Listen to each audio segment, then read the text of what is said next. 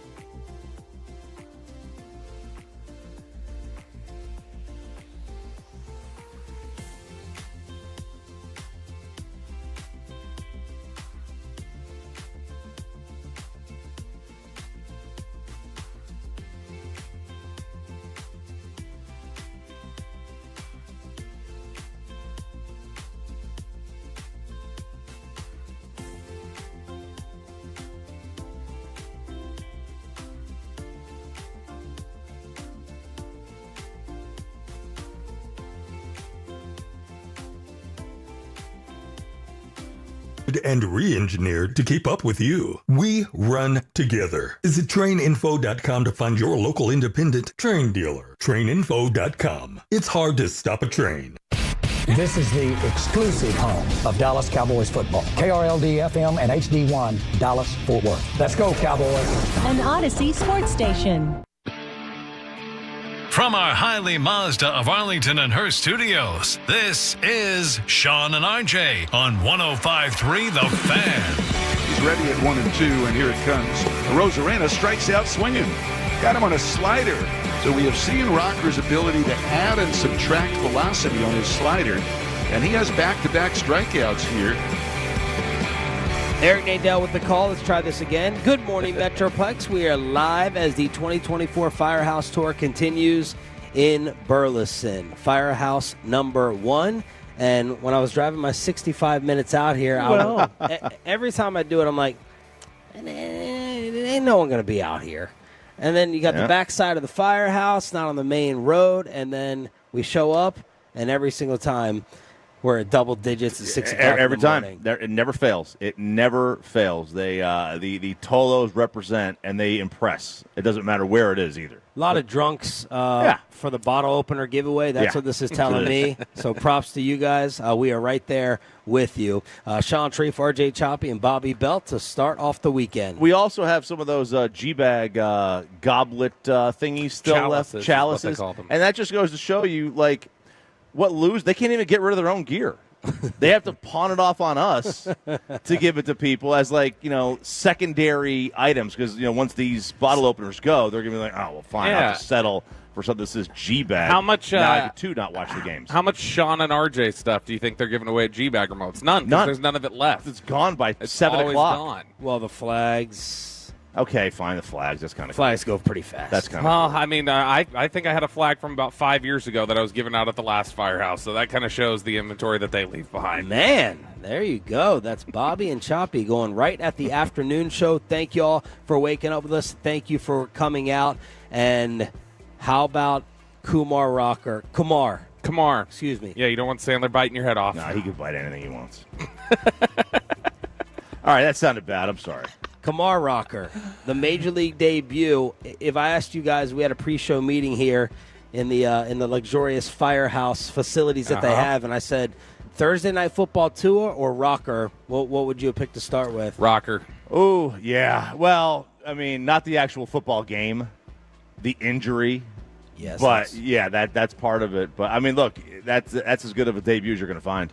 Yo, that was fun. He's nasty. Like, I mean, he is so filthy. The slider is disgusting. The rise on the fastball, like he's going to be, if he's, I don't want to get too excited. The last time I got this excited watching somebody make their debut pitching was Neftali, which was 15 years ago when he came out and was throwing 102 against Oakland. That was the last time that I felt this excited about somebody. But it's, he gets out there, throws 74 pitches, and strikes out 7. He looked really, really good. Yeah, that's the what I'll tell you. One of the things I love is today's baseball. They're all cookie cutter, and he's got a different wind up, right? He still comes over the top with the hands. Not a lot of guys do that anymore. It's very slow. It's very Kurt Schilling. I just like seeing different things. You don't even see that anymore. Now these guys are just here, down, up, and then go. I don't want to anger Jared Sandler or anybody else by saying something wrong potentially, but when you watch his delivery with his arm, you can say it. When you watch his delivery with his arm, don't you see I see how maybe he tore his UCL? Oh, shut up! It's so violent. It's so violent. 4 innings, 1 run, 3 hits, 7 strikeouts, 2 walks, 17 whiffs. Jared with the extra notes. His 17 swings and misses, the most by a Rangers pitcher making his debut, breaking A.J. Alexi's mark. Oh, wow. Of 11 in 2021. He had 13 of the 17 total whiffs on the slider. Only John Gray has produced more slider whiffs in a single outing by a Ranger in the StatCast era, and his slider whiffs, the most ever by a Ranger in the first 4 innings pitched of an outing. That thing bit. Yeah, it did. It absolutely did. And the one to Arozarena, it looked like it was Randy's getting that swing off like he thinks this is a hanger, and that thing just had the bottom drop out. Like the 17 swings and misses, it just shows the electric stuff. You'll have a lot of guys out there that just don't get swings and misses. Like Jordan Montgomery, for example. He's not a big swing and miss guy, right? There's a lot of pitchers out there. But Rocker is. And that's the thing that's going to keep him 2 things. One, I mean, it may elevate his pitch count because he's a high strikeout guy. 74 pitches through 4 innings is high. That'll improve. You would hope, because you want to be able to have him go deeper in the game. Well, that also happened because that was a scary start. Mm-hmm. I'm all hyped up. I'm getting ready just to talk about that. It worked out perfect with the timing for Thursday Night Football with halftime. Yeah. And then he gives up 2 singles to start. Yeah. Very first pitch, next batter gets on, gets out of the trouble, gets out of the jam. So the pitch count was up because some guys were getting on, not just trying to get to the strikeout, but they hit on this on the TV broadcast. Bassett was fortunate enough to be on it. Dave Raymond immediately talked about his breathing, and that is an indirect or direct comparison to Jack Leiter. It was awesome seeing his parents in the stands go to those shots of his dad. Like, you're just sitting there living out that dream of your son whiffing all these major leaguers in his debut, but he was calm, and he was cool, and he was poised. It was the type of breathing that Joe Mazzulla likes to track and see what makes a difference for guys. When he got the guys on second and third right on starts, like, okay, how quickly could this go sideways? Like, is this going to break him? And it doesn't. He bounces right back, gets the 2 strikeouts, then he gets the line out to end the inning. And from then on out, it seemed like he was calm, and that he never let it overwhelm him. And that is the juxtaposition that you naturally make a little bit, is to what Jack Leiter's done when he stood out there, and he's not been able to recover from those sort of moments typically. My only nitpick, this is just talking about Cowboys offense second half while beating down the Cleveland Browns. I was like, all right, what's the fastball going to get up to? I saw him living at 97. Did y'all notice what the high was for the night, or with the outing, or how high can he get? Or will he get? I was like, all right, let's see a 101 pop in here. But that, again, is a very, very nitpicky thing. I mean, for a starter, living at 97, yeah. I mean, that's pretty good. Yeah. I was just looking for the superhuman explosion because, I mean, he's a hoss. Dude, he's massive.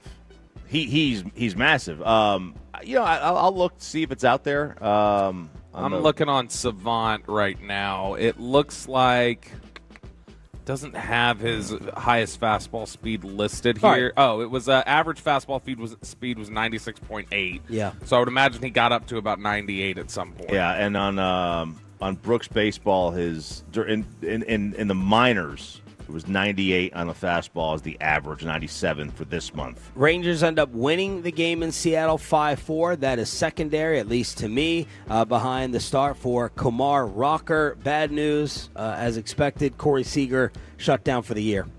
Yeah, Corey Seager getting shut down for the year. It's, as exciting as it is that you get the Kumar Rocker start, and then tonight is DeGrom, and it feels like this is about as exciting a weekend as you can have left for this season with the Rangers. Getting the news about Corey Seager having another sports hernia surgery, this time on the other side from the one that he had earlier in the year, that signals to me like, all right, this is kind of the white flag a little bit of just kind of season's up here.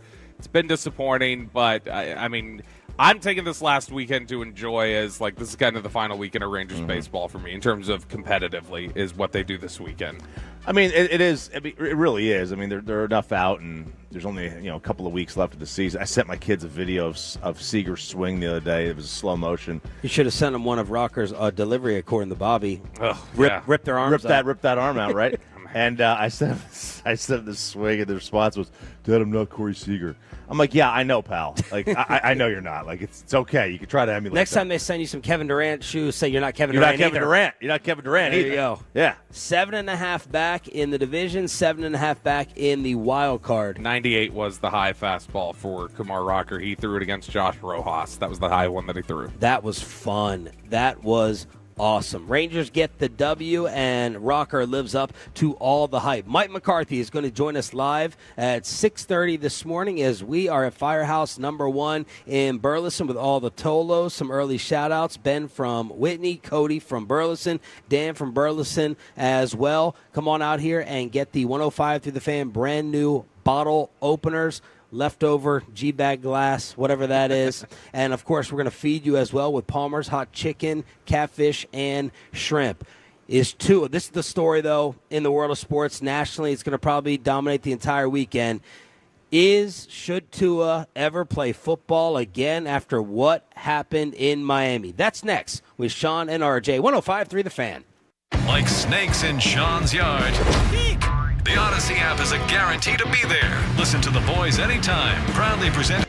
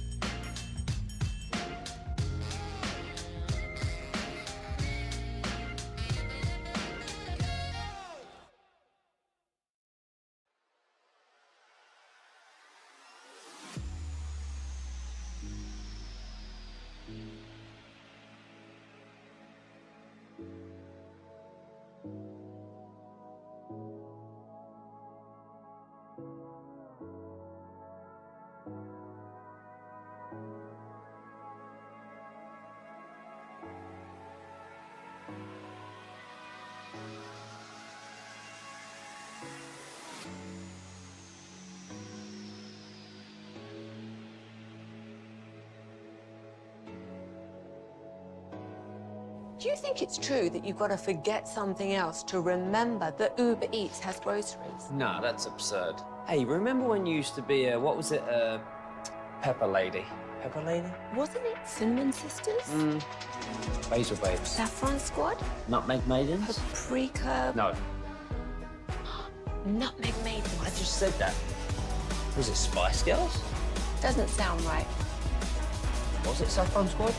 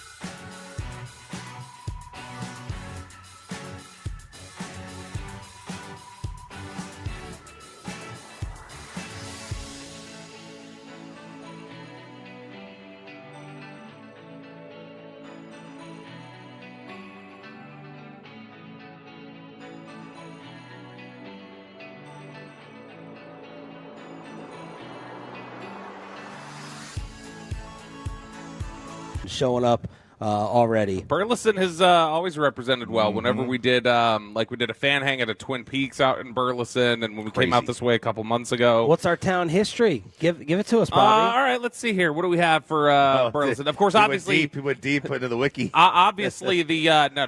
Did you pay your $4 to Wikipedia? No, I did not. Has anybody ever done that? What, paid $4 to a That's like, not. It's nobody's a donation. Nobody's ever donated. It's a donation to keep it around. Yeah, but has anyone done it? I'm sure somebody Have you? must have. No, Okay. I never would. Yeah. Famous Never residents, obviously, Never Kelly would. Clarkson. Like I said, anybody who wanted to find Burleson, you just find the Kelly Clarkson aura on the western sky and follow it all the way That's to what you would Burleson. do. Absolutely. Hidden wine country, so the Lost Oak There's Winery. not any aura left after the Ozempic. Oh, my God. Hidden wine country. That's not an insult. The She obviously was epic or something. She's like a twig. The Lost Oak Winery in Burleson is considered a hidden gem, offering wine tastings, live music, and events. Burleson was named after Rufus C. Burleson, the president of Baylor University at the time of the town's founding in 1881. There's not enough Rufuses anymore. I think we need to bring that name I back. know. Rufus is a good name. It's a lost name. That's it really the Rufus. is. Rufus. And Burleson has a unique connection to dinosaurs. Did you know this? Yeah. Did you know that this is dinosaur country right here? Dinosaur Valley State Park, known for its well-preserved dinosaur tracks, is less than an hour away, making it a popular day trip destination for residents of Burleson. Bring your kid. Bring your kid to it. There's like fossils and It's pretty cool, everything. actually. Yeah. Oh, that's awesome. All right, so thank you for having us out. The Firehouse, thanks to the Tolos who are rolling out early this morning. We got 105 through the fan, brand new bottle openers. We got GBag glassware as well, and Mike McCarthy coming up at 6:30. So Tua suffers another concussion. Started him in fantasy like a dumbass. Unfortunately, I was thinking about that as he was trying to. I'm like, give me some garbage numbers because they were getting crushed. Yeah. And he runs into Damar Hamlin when it looks like he could have slid or avoided what happened. He actually got up limping, and I was like, all right, maybe that's a lower body injury because it was not like a helmet-to-helmet, typical ugly, obvious concussion hit, but his neck kind of got caught up in Damar's body. Another concussion, Tua gone for the game. Yeah, and now they've got like the 10-day break, right? It's the mini bye because it was a Thursday night game, so they have a little bit of an extended break before their next game. So that gives him a little bit more time if he's going to play at all. But like this is just we've reached a point where it's this guy like is so prone to concussions, and he did the same. Not as bad as in Cincy where he had like it was called fencing where you lose control of your hands. So people last night were saying they kind of saw something. I didn't see anything with his hands. He did he made a fist. He was like kind of like flexing them down a little bit. Yeah, I don't know if that was I don't know if that wasn't as bad. I don't know if that was a neurological reaction like it was the year before, or that was more just he was kind of rolling over and kind of like in pain or shocked. Like I don't know if that was the same sort of response, but he can't lead with his head. I don't know what it takes for him to realize like you got to slide or you got to go to. He led with his head, lowered it into Damar Hamlin's chest. Yeah, and that's that's something that he has to do. Like he can't do that. He needs to know he can't do that. But like that's so secondary for him. Like it's just a question of like, dude, what do they do? He's got to honestly like I'm at the point where it's like you can't put him back on the field. Like the NFL's got to reach a point for themselves where they're like, he's too much of a risk. He's too much of a liability. Like we can't have him get another concussion, have something really bad happen on the field. Can the NFL step in on that? I don't know. I mean, like what they would probably do is they would probably pressure Miami and not playing them, right? So they would officially do it because I don't know if they can. But like, remember last time this happened when they put him back out there in the middle of that Cincinnati game. He had the concussion. They put him back out. And then he did with his hands, right? Because he got up and he was like kind of like, stumbling around. People were calling for McDaniel's job at that point. Like that was like I think that was year one for him. Yeah, and they were already calling for his job. They put him back out. Yeah, and then they kind of like sketchiness over the truth. Like, oh, it wasn't really a concussion. Stinger hurt Stinger. One of the doctors got fired over that as well for letting him go back out there. What is the New York area code? There's a lot of them. 212. 212. We got the issue of 212 because they just gave him 4 for 212. Oh, very good. That's what you did there. Yeah. That's good. That is the big issue there. 212 they just gave him. And we didn't talk about this enough. Like, what happens the first time? Yeah. What happens when he gets his next concussion? It would be stupid to be like, oh, he's just never going to get a concussion again. And we didn't really talk about that when we were deciding whether to pay him. What tier is he on? How different from Dak? What does it mean for Dak's money? They were looking at it just from a performance standpoint. And last year he was fine. He was good. And I don't believe he got hurt at all last year. He gained weight last year. Right. Took the karate classes, the slide or whatever. Then he wanted to be more nimble to make some playmaking plays with his feet. And here we are. Who do you think, it's obviously for very different reasons, who do you think stresses out the NFL more, Deshaun Watson or Tua? Tua. Oh. Tua.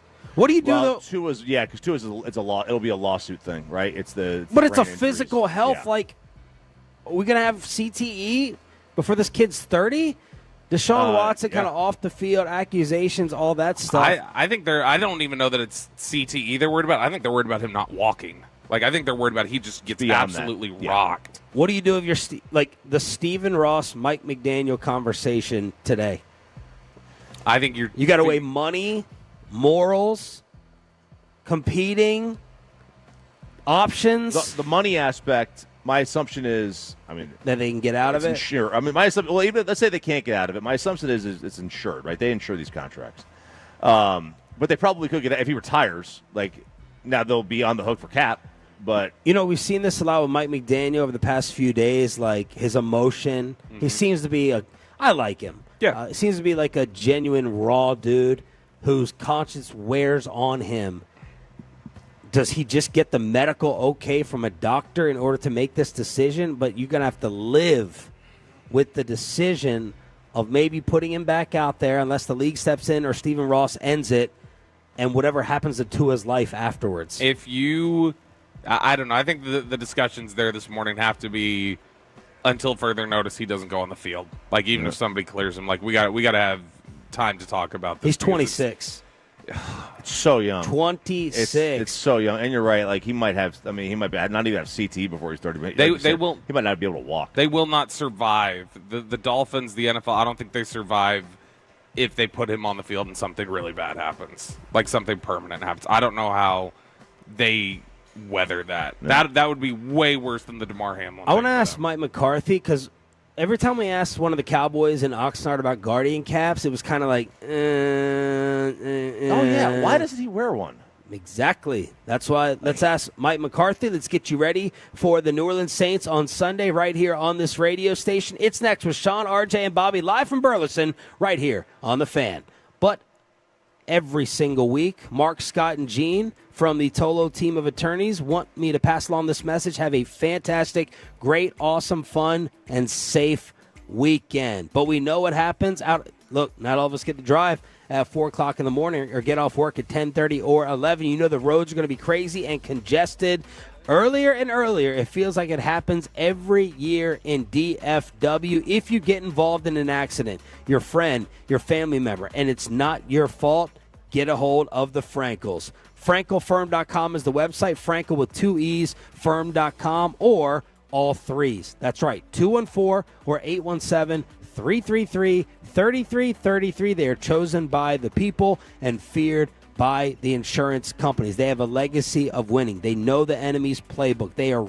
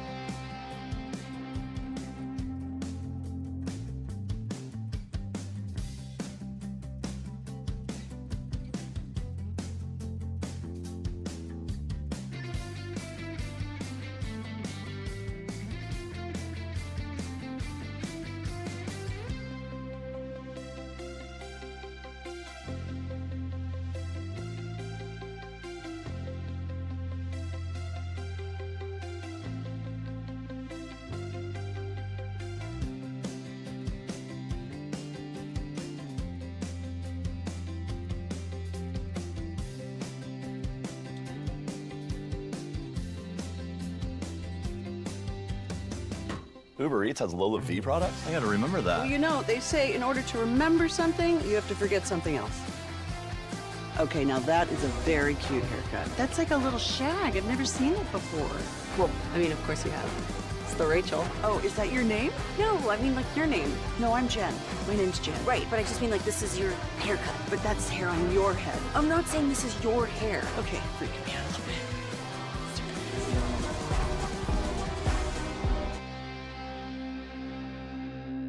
And sell the old one later on your timeline. No showings, no double moves. Plus, Orchard helps you sell for more with price boosting upgrades at no upfront cost. Buy before you sell and get top dollar with Orchard. Visit orchard.com for your free home valuation. That's orchard.com. Look alive, Dallas. The Crown Royal Big Rig is heading your way Sunday, September 15th outside AT&T Stadium, where you can pack a purple bag for charity and the chance to win tickets to Super Bowl 59. Visit crownroyal.com for rules and more info. Please drink responsibly.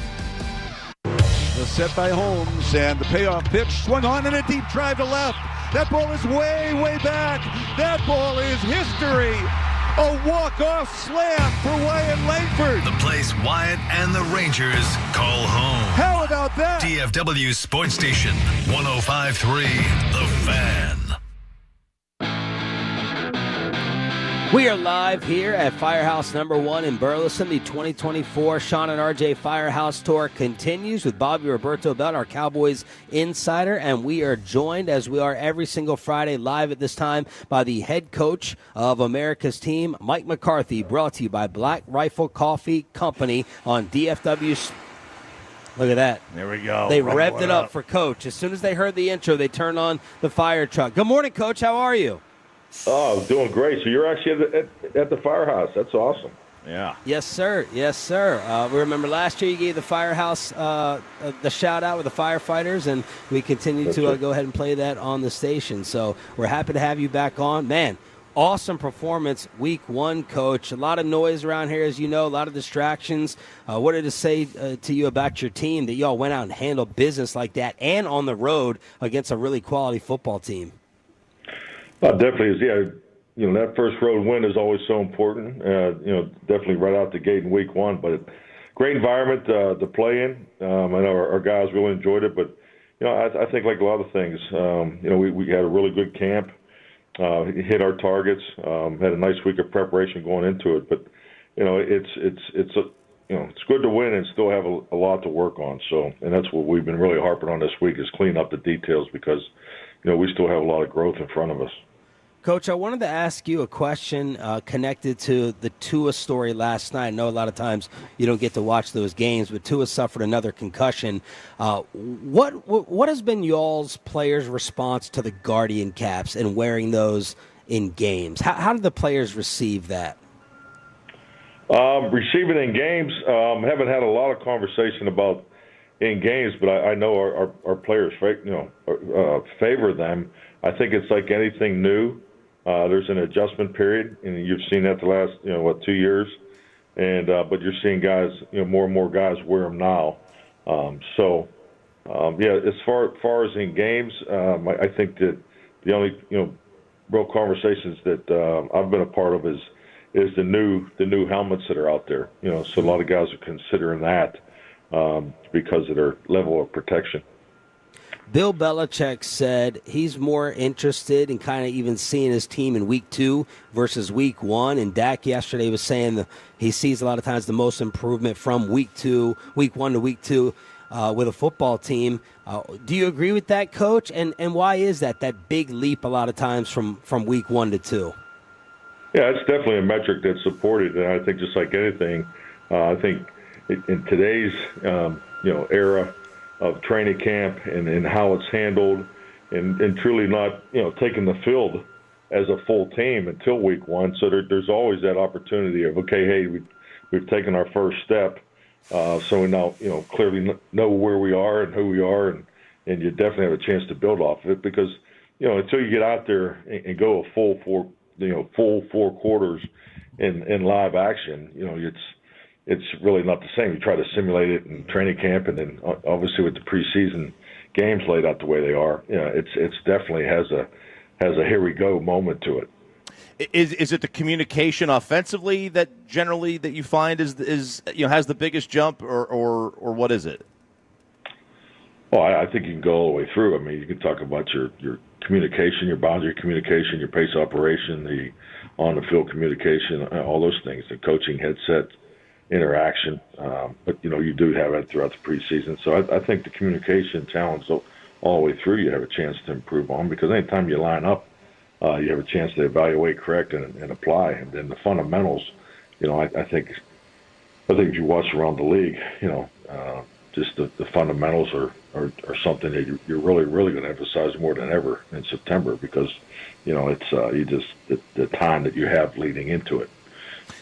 Coach, you talked to, there's been a lot of discussion during the offseason about the running game and what that would look like and how the carry breakdown would look like. How do you feel like you guys handled that in week one? And is that similar to the way you would like that workload to look moving forward, or do you anticipate some tweaks? Well, I think the biggest thing in week one was the run attempts in the second half. I think it would have painted a better picture of what the plan was throughout the game. But I thought the first half we were rotating the way I envisioned it. I would have liked to get Deuce more opportunities. But then this week's a different game plan. There's different things you're emphasizing, both schematically and personnel wise, and then and we'll see how this sorts out. Mike McCarthy joined us here, 105 through the Fan. So when you're up in a game like you were in the second half last week. And their offense clearly was not able to get anything going for the most part throughout that game. Does you change how you call the game kind of based on what the other team's offense is doing, and is that kind of what happened in the second half? Because the offense did stall out a little bit. Well, our challenge on the offense was the fight. We had 5 third downs, obviously with Turks returned, so we had less series, in the second half. But our biggest correction was the 5 third downs. I mean, 3 of them were, plays that we felt were clearly in position to execute. We just, whether it was the mechanics of the protection or it was something that we could do better fundamentally. So that was the biggest thing for us offensively, because I definitely would have liked to get another score there in the third quarter and to really put the game out of reach even further. But and I think, like anything, you see it all the time. If you don't take that opportunity there, when you have someone on the ropes, then their offense can try to scrape and fight back, get in the game, and and they had some long series against our defense there when we were playing more of a I don't like the word prevent, but more of a shell defense. Cowboys head coach Mike McCarthy joining us here on 105 through the Fan. Coach, there was a lot of discussion, obviously, about the 2 young offensive linemen heading into this game, Cooper Beebe and Tyler Guyton. How did they grade out for you, and what would you like to see them continue to improve upon this week? Well, I think the biggest thing is just, get ready for the challenge that's in front of them. I think just like anything, now that they've played, their videos on film, you're playing another a very good defensive line, defensive front. This is a very experienced front, but they play differently, from a technical standpoint. So they're both going to be really challenged this week, and I just want to see them build off what they accomplished last week. Coach, there's obviously been a lot of discussion about the New Orleans situation and all the weather that they've been dealing with the, the hurricane making landfall. You spent a lot of time there in New Orleans, in that city. Just kind of your thoughts for them and that community this week as they prepare for a football game. Oh, definitely. I mean, in my thoughts and prayers, I think any time you have a chance to be part of a community and, you deal with the hurricane situation there. I mean, it affects everybody. So, at home and at work. But hopefully everybody pulls through cleanly. But yeah, it's definitely a challenge.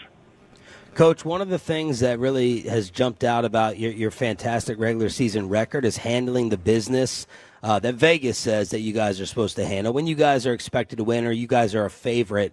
And a lot of times, that doesn't happen in the NFL. Just look at week 1 again. What is your secret sauce to getting guys up for games that maybe are not as hype? Because Michael Lombardi told us anyone can get up for the playoff games, but how do you get your guys to handle business and get up for maybe the games that everyone thinks you're supposed to win, which you guys have done a great job of over the years?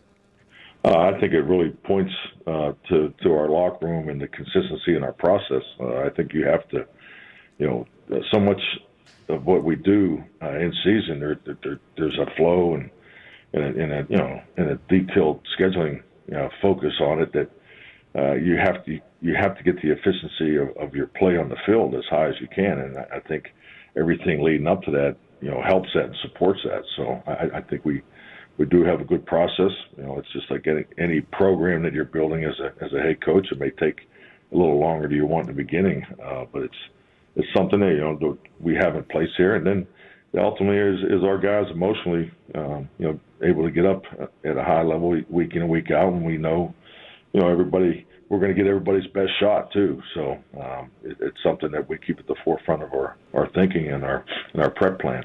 You could argue that the Saints had the most impressive win in Week 1. What jumped off the tape in their game against Carolina? Really good football team, all the way through.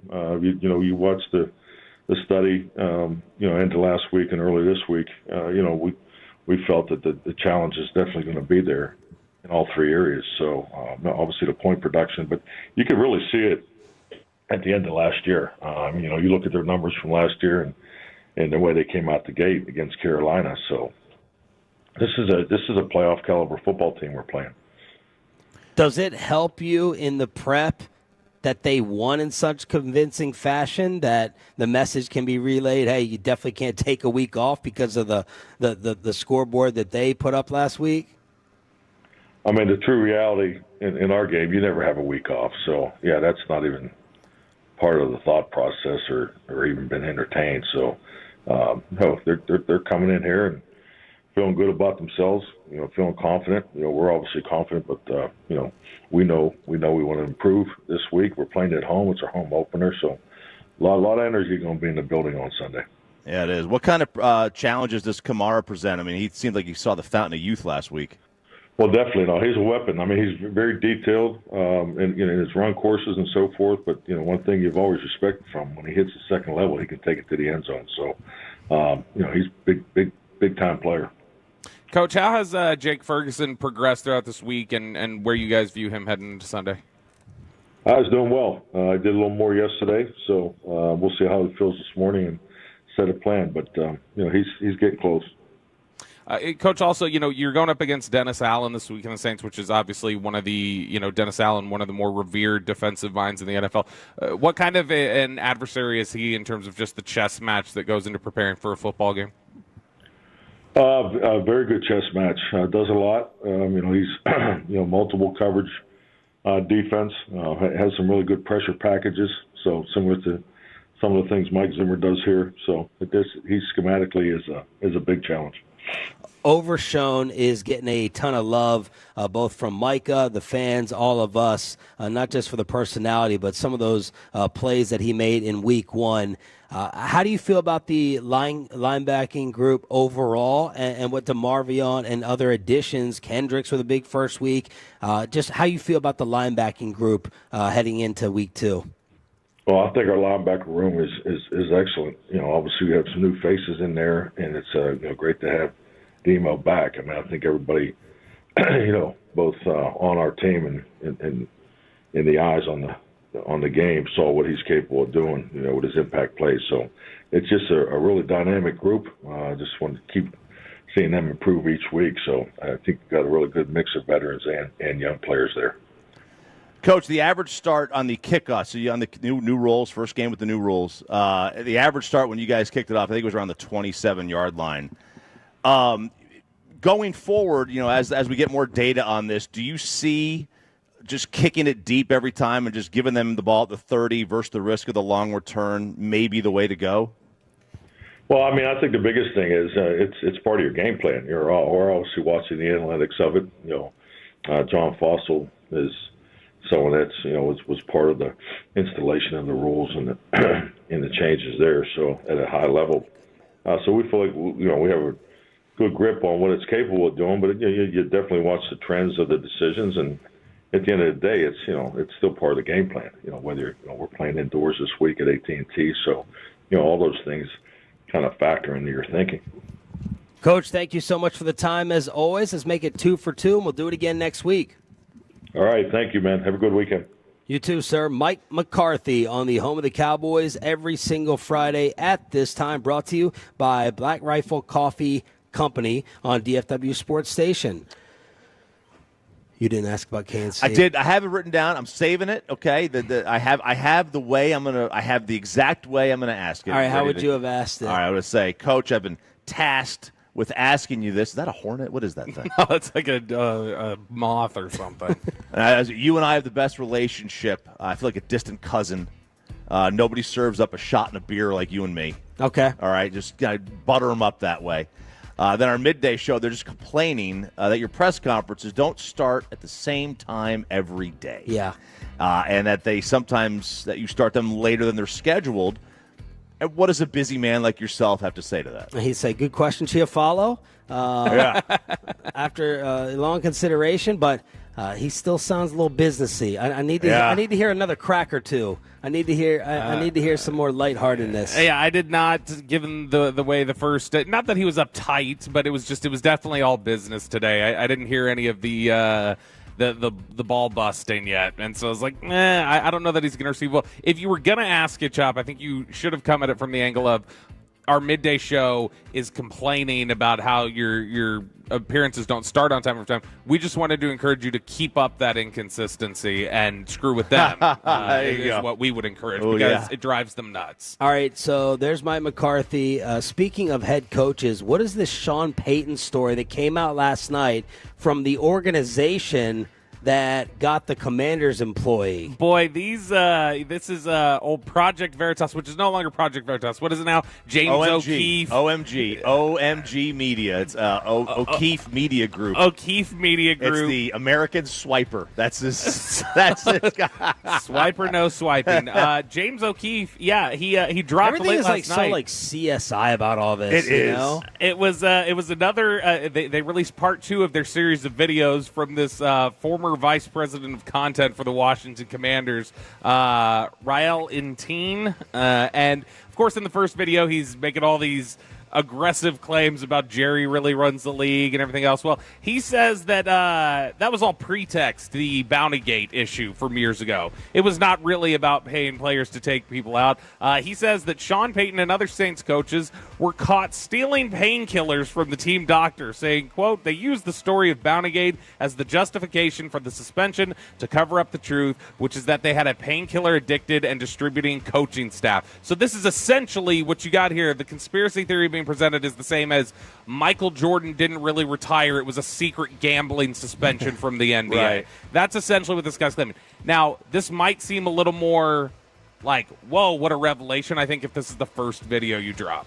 But after he said a lot of other stuff in the first video that was like, this dude's clearly just kind of throwing some stuff against the wall, that I'm less likely to believe that this is real inside information that he's sharing. You know, you'd have to convince me that Bountygate was better than distributing pain pills. I mean, better in terms of from the foot, like one's illegal. Stealing painkillers would be illegal. Right, that's the illegal one. Yeah. Bountygate not illegal. You're not going to go to jail. Bountygate's worse for the league. Correct. Yeah, it's a football crime. It's like the football crime versus the actual. Yeah. Like the pain pills, distributing them, stealing them, giving them to people without being a doctor. You can't do that. Yeah. So maybe but Bountygate's worse for the league, unless the NFL will be worried about some like lawsuit, losing their ability to even have pain pills on property.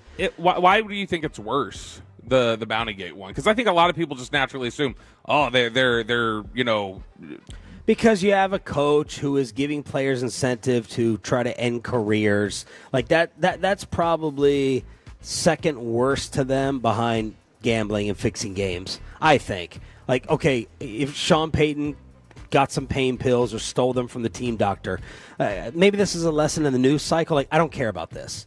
I don't care. It's like I feel like they're trying to grasp on and suck every single ounce. If this maybe even came from a different guy, not the same Commanders dude, maybe I look at it different. It's so long ago. I don't believe that the league would say, let's create Bountygate to cover up Sean Payton and his staff needing pills.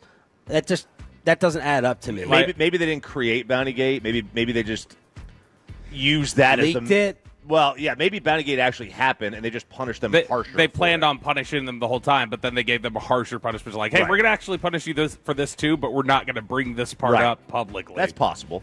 But I don't really care about this. Yeah, and I think this is not going to have any legs either. I'm trying to think, what year was that? What year was Bountygate? Was that 11? 07? It was post-Super Bowl, wasn't it? Well, that's what he was punished for it. Yeah, but I don't know what had happened. 11-ish or whatever. I'm trying to think what was the climate back then for stuff like concussions and long-term health of players. If it was, there have been a lot of different questions at different points in the league's history of just like, are you abusing painkillers with these players and jeopardizing their health long-term? So I'm trying to think of what the climate would have been for that at that moment. Greg was there because it was Greg Williams, right? He was there 09 to 11. So 11 is when it Super Bowl year till. And then Rob Ryan, I guess, took over. Shannon Sharpe is safe at ESPN. Not on your computer, safe, but safe at ESPN, according to TMZ. He is not going to be fired, disciplined, punished for the video that came out. Which he shouldn't have been. Is that Should Paul Pierce have been fired? For other reasons, probably, like him not being very good. But not for that. No, but they canned him for his IG Live video. Yes. It was inappropriate. That they said. But his was also on purpose. Like, he knew, like, hey, I know I'm putting this out there. Shannon Sharpe's being like, he turned a phone around, accidentally had some. It's a mistake. Right. And did Paul do anything illegal? I don't know. Was there drugs involved? I don't know. Was there the marijuana? To me, it was like, were they prostitutes? I don't know. Prostitutes. That's illegal. Sorry for the young Tolo out there. I don't know. I don't know if they found there was drugs involved with that. But no, he didn't do anything. I think they might have been smoking weed. Yeah, Disney. I don't know where. And look, I don't think anything should happen. I didn't think anything was going to happen. I'm just asking the Paul Pierce comparison. Yeah, I mean, like Shannon, like he said, nobody was harmed during this. She may have needed an ice pack, but nobody was harmed. Paul Pierce clearly. I guess the difference to me is Paul Pierce represented ESPN in what he did. Like, he was still, like, he's viewed as like, you're representing ESPN and going out here and doing what you're doing. You're actively reflecting, this is my public image. Whereas Shannon's was not wanting to reflect anything. So I can't believe this website sent me this, but Bobby, you'll love it because you were trying to figure out what Michelle it was. And it's not who you thought it was. I think it is. I'll tell you why it's not. That later. Bet Online sent me odds on the Michelles. It's not a Hornet, Choppy. I know. Your girl's out here. Don't act like a wuss. You got to act tough in front of her. I'm just looking at it. Who was the Michelle in Shannon Sharpe's video? Like, is in this his custom vid? Is this defamation? Like, can you sue for this? The odds are Michelle Beadle, 3-1. Used to be on ESPN. Now does that show with Chandler Parsons. No. Michelle Jenner, Michelle Kwan, Michelle Evans, Michelle Kwan, Michelle Keegan, Michelle Ruff, Michelle Bundy. I don't know these people. Sounded rough. Michelle Burke, Michelle Rodriguez, Michelle Branch, Michelle Williams. Who else is on here? Michelle Obama. Probably not. Michelle Pfeiffer. Michelle Pfeiffer. Michelle Obama's 150-1 odds. Why do I not see? Where's Michelle Tafoya? Why isn't she on this list? Jeez, Bobby. Just go to her social media. That'll give you that may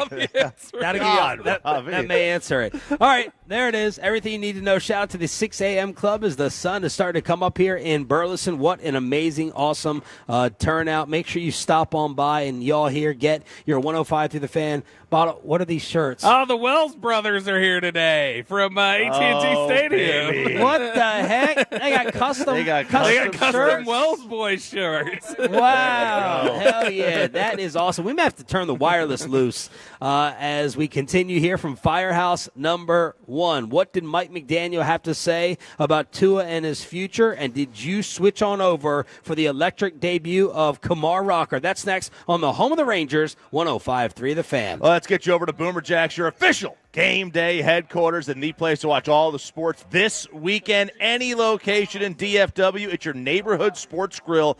Best deals in town, happy hour all day, every day, and half-price wings on Monday, Tuesday, and Wednesday. But how about this?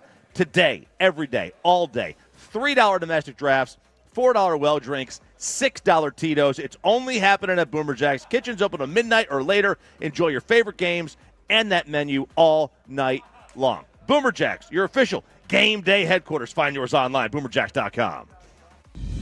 How about some commercial-free Shan and RJ? And now that's some quality breakfast for your brain. It's our commercial-free Expressway, mornings at 7:20, right here on The Fan and our Odyssey app, presented by Comerica. This Odyssey Sports Minute is...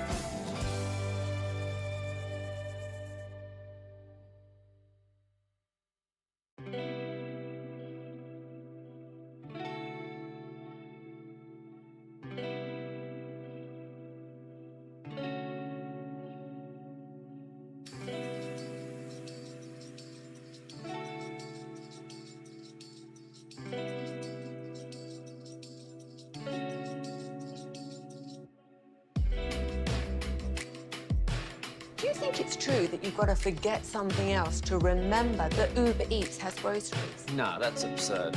Hey, remember when you used to be a, what was it, Pepper Lady? Pepper Lady? Wasn't it Cinnamon Sisters? Basil Babies. Saffron Squad? Nutmeg Maidens? Paprika? No. Nutmeg Maidens. I just said that. Was it Spice Girls? Doesn't sound right. What's it, Saffron Squad?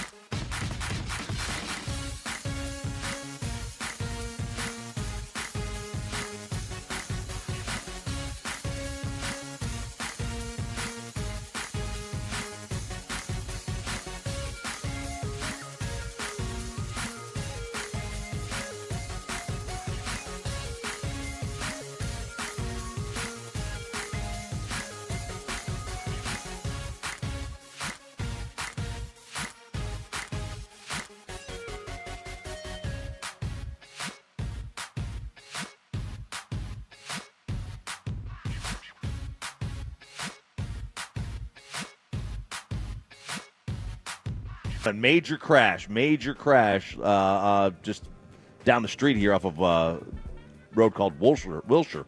And, yes, they hustled out. They hustled. Kumar Rocker, electric last night, even maybe stealing the show in DFW from Thursday Night Football. As he went out, he was composed, and he was electric. 4 innings, 3 hits, 1 run, 2 walks, 7 strikeouts, and here was Rocker after he blew away many of the Mariners.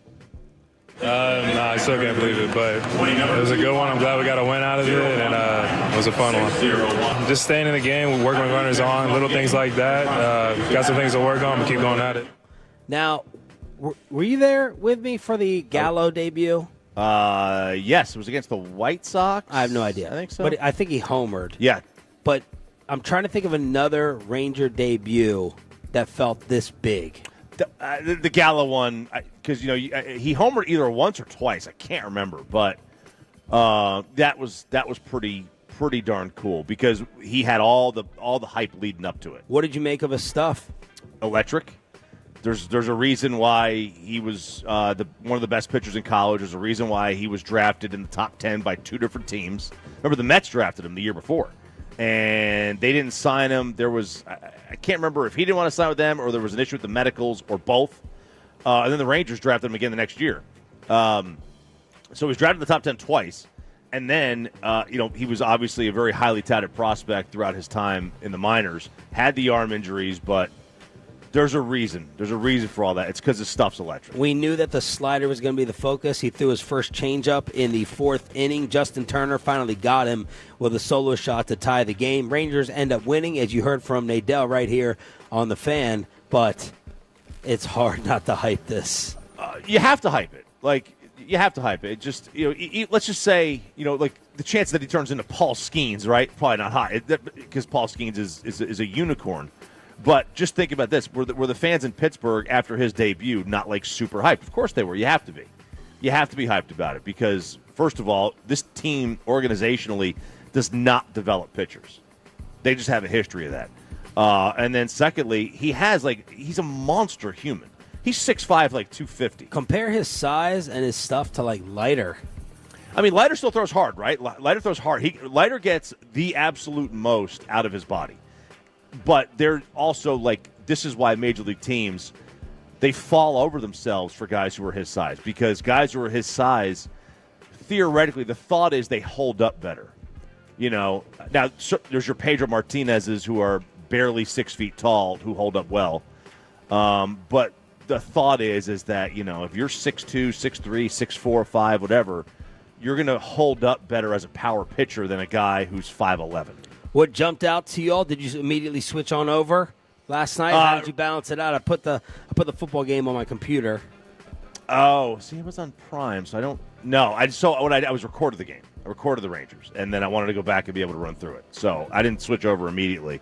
I recorded it, and I did switch over back. All right, let's turn Bobby Belt loose here amongst the Tolos. I want to get everyone on air for taking the time to come out here. Take it away, Bob. Yes, I'm out here in the field. Going to get name, location, and we're going to figure out what they're picking for the game on Sunday. So name, where you're from, and who you're picking in the Cowboys game. Cardio J from Mansfield, and of course I'll see Eric out there at the pregame, but Cowboys, of course. Hey, so ask him, without getting too graphic, Ocho Cinco said that Jay could have helped Shannon Sharp. Does he agree? I have no idea. Good. Okay. Good. All right, let's circle around here. Over here, name, where you're from, and your pick. Dawn from Weatherford, Texas. Pick's going to be Cowboys, obviously, but it's going to be a tight game.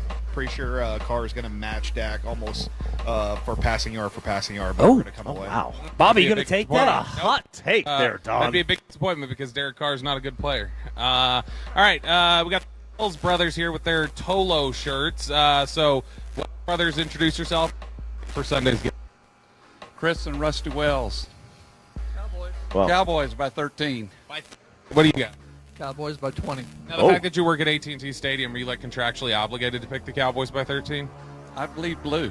Oh, that's so touching. But I'm not asking you because you're going to talk about the Oklahoma State Cowboys. Name, where you're from? I'm William. And what's your pick for the Cowboys game? 14. Oh my gosh, we're predicting blowouts here. 14. Name, wow. where you're from? Thomas from Burleson. And what's your pick for the Cowboys game? By 3. Ooh, close one. Okay. Name, where you're from? Tyler from Burleson. Cowboys game? Oh, Cowboys, 35-14, baby. All right. Look at that. A lot of confidence here. Name, where you're from? Gabe from Burleson. I got the Cowboys by 3. Ooh, right, nice shirt, baby. I have the same one. We got Look the at that. Cowboys. Bobby, you know what that shirt is? That's from a great movie. Yeah, it's from an all-time great movie from a great actor, Kevin Costner. No, he yes. is a trash See, actor. he knows. He knows. No, great actor. All right, the best actor is no longer here. Go ahead. Jaime from Fort Worth, and I also got the Cowboys by 3. All Man! Right, Tate, step over here. I don't want to get too close and get feedback from the speaker. So this has been ahead. a bad audio segment. Yeah, it's Ruben's Fort Worth. I got Cowboys by 13. Just a rout. Cowboys by 13. And then over here, what do we got? West Funky Town. I got Cowboys by 10. Cowboys by 10, okay. And then we got Jackson here. Jackson, what's your where are you from? USA. USA. That's right, baby. USA. How old are you, Jackson? 5. You're wearing a Longhorn shirt. You got the Cowboys winning this weekend? Yeah. Yeah. Who was the bigger disappointment, Shaka Smart or Charlie Strong? Shaka. Yeah. Yeah, Shaka was awesome. All right, and where are you from? This is Fred from Fort Worth, Texas. And you're Jackson's dad. What's your pick for the game here? Oh, Cowboys by 99, baby. 99. What route? Yeah, it's unanimous. Cowboys win this game. So, Choppy, what I said to McCarthy, though, they handle games and win the games that they're supposed to win. Always. They've been doing this for 20 years. They've been doing that for 20 years where it doesn't matter who the coach is, from Wade to Jason to Mike. When they're a favorite at home against a team that is average or worse, they run that team. Like this was not even a question for me on how to bet this game. It's inside the 7, right? It was a 6.5-point spread. It's inside the as a favorite, your two best odds that you're going to find are 2.5 and 6.5. That's what you want, right? Because they're inside those numbers. It was a no doubter. Like that, as soon as I saw it, I'm like, I'm jumping on this, and I'm stunned that it hasn't moved. Let's go around the rest of the NFL. Choppy, we got Jamar Chase's money. We got Kyler Murray with Marvin Harrison Jr. Kirk Cousins saying the ankle is not a problem and a big major issue. Where do you want to start around the league? Let's start with Kyler Murray. Okay, now Kyler Murray said that it was a very interesting question. This is kind of a media watchdog situation here. because he was talking about playing the position when you have a top flight receiver and finding ways to get the ball to him in big spots. And it's. I don't think it's on the cut sheet, That's Choppy. right. Look at it's all right. I said it, but it's okay. So what he said is, as a quarterback, you go through your reads. Sometimes the ball goes to him, but that's not my job. I have a sense and a feel for guys that don't get the ball and when they are getting the ball, but I leave that up to Drew, as the OC. He tells me, don't worry about that type of stuff. Just keep playing your game. Get the ball where the ball's supposed to go. And the media keeps saying, Kyler's saying it's not my job to get the ball to a player. Yeah, no, it's not. You guys are completely taking this out of context. It's not his job to get him the ball. It's his job to complete a pass. It's his job to go through the progressions that are set by the coach. It's his job to find the open man, score points, win games. It's not his job to get the ball to one person.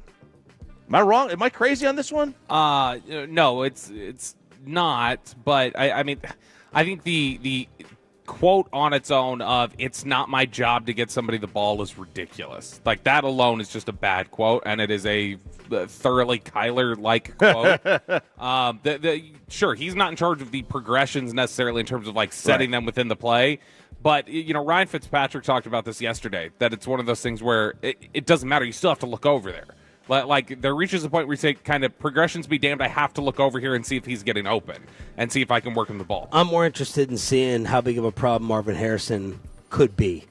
You heard some whispers. Was it Fanatics or some drama? Yeah. We know about his pops kind of behind the scenes, and then he's already talking after week one. Yeah, and he's somebody who I've totally forgot about him too. Yeah, he has been completely dwarfed by Malik Neighbors at this point in terms of like the hype, and Malik Neighbors supposed to be a little banged up. And Marvin Harrison, yesterday I heard GBag talking about it, where Eric was like, I was watching some of this, and he just didn't look like he was.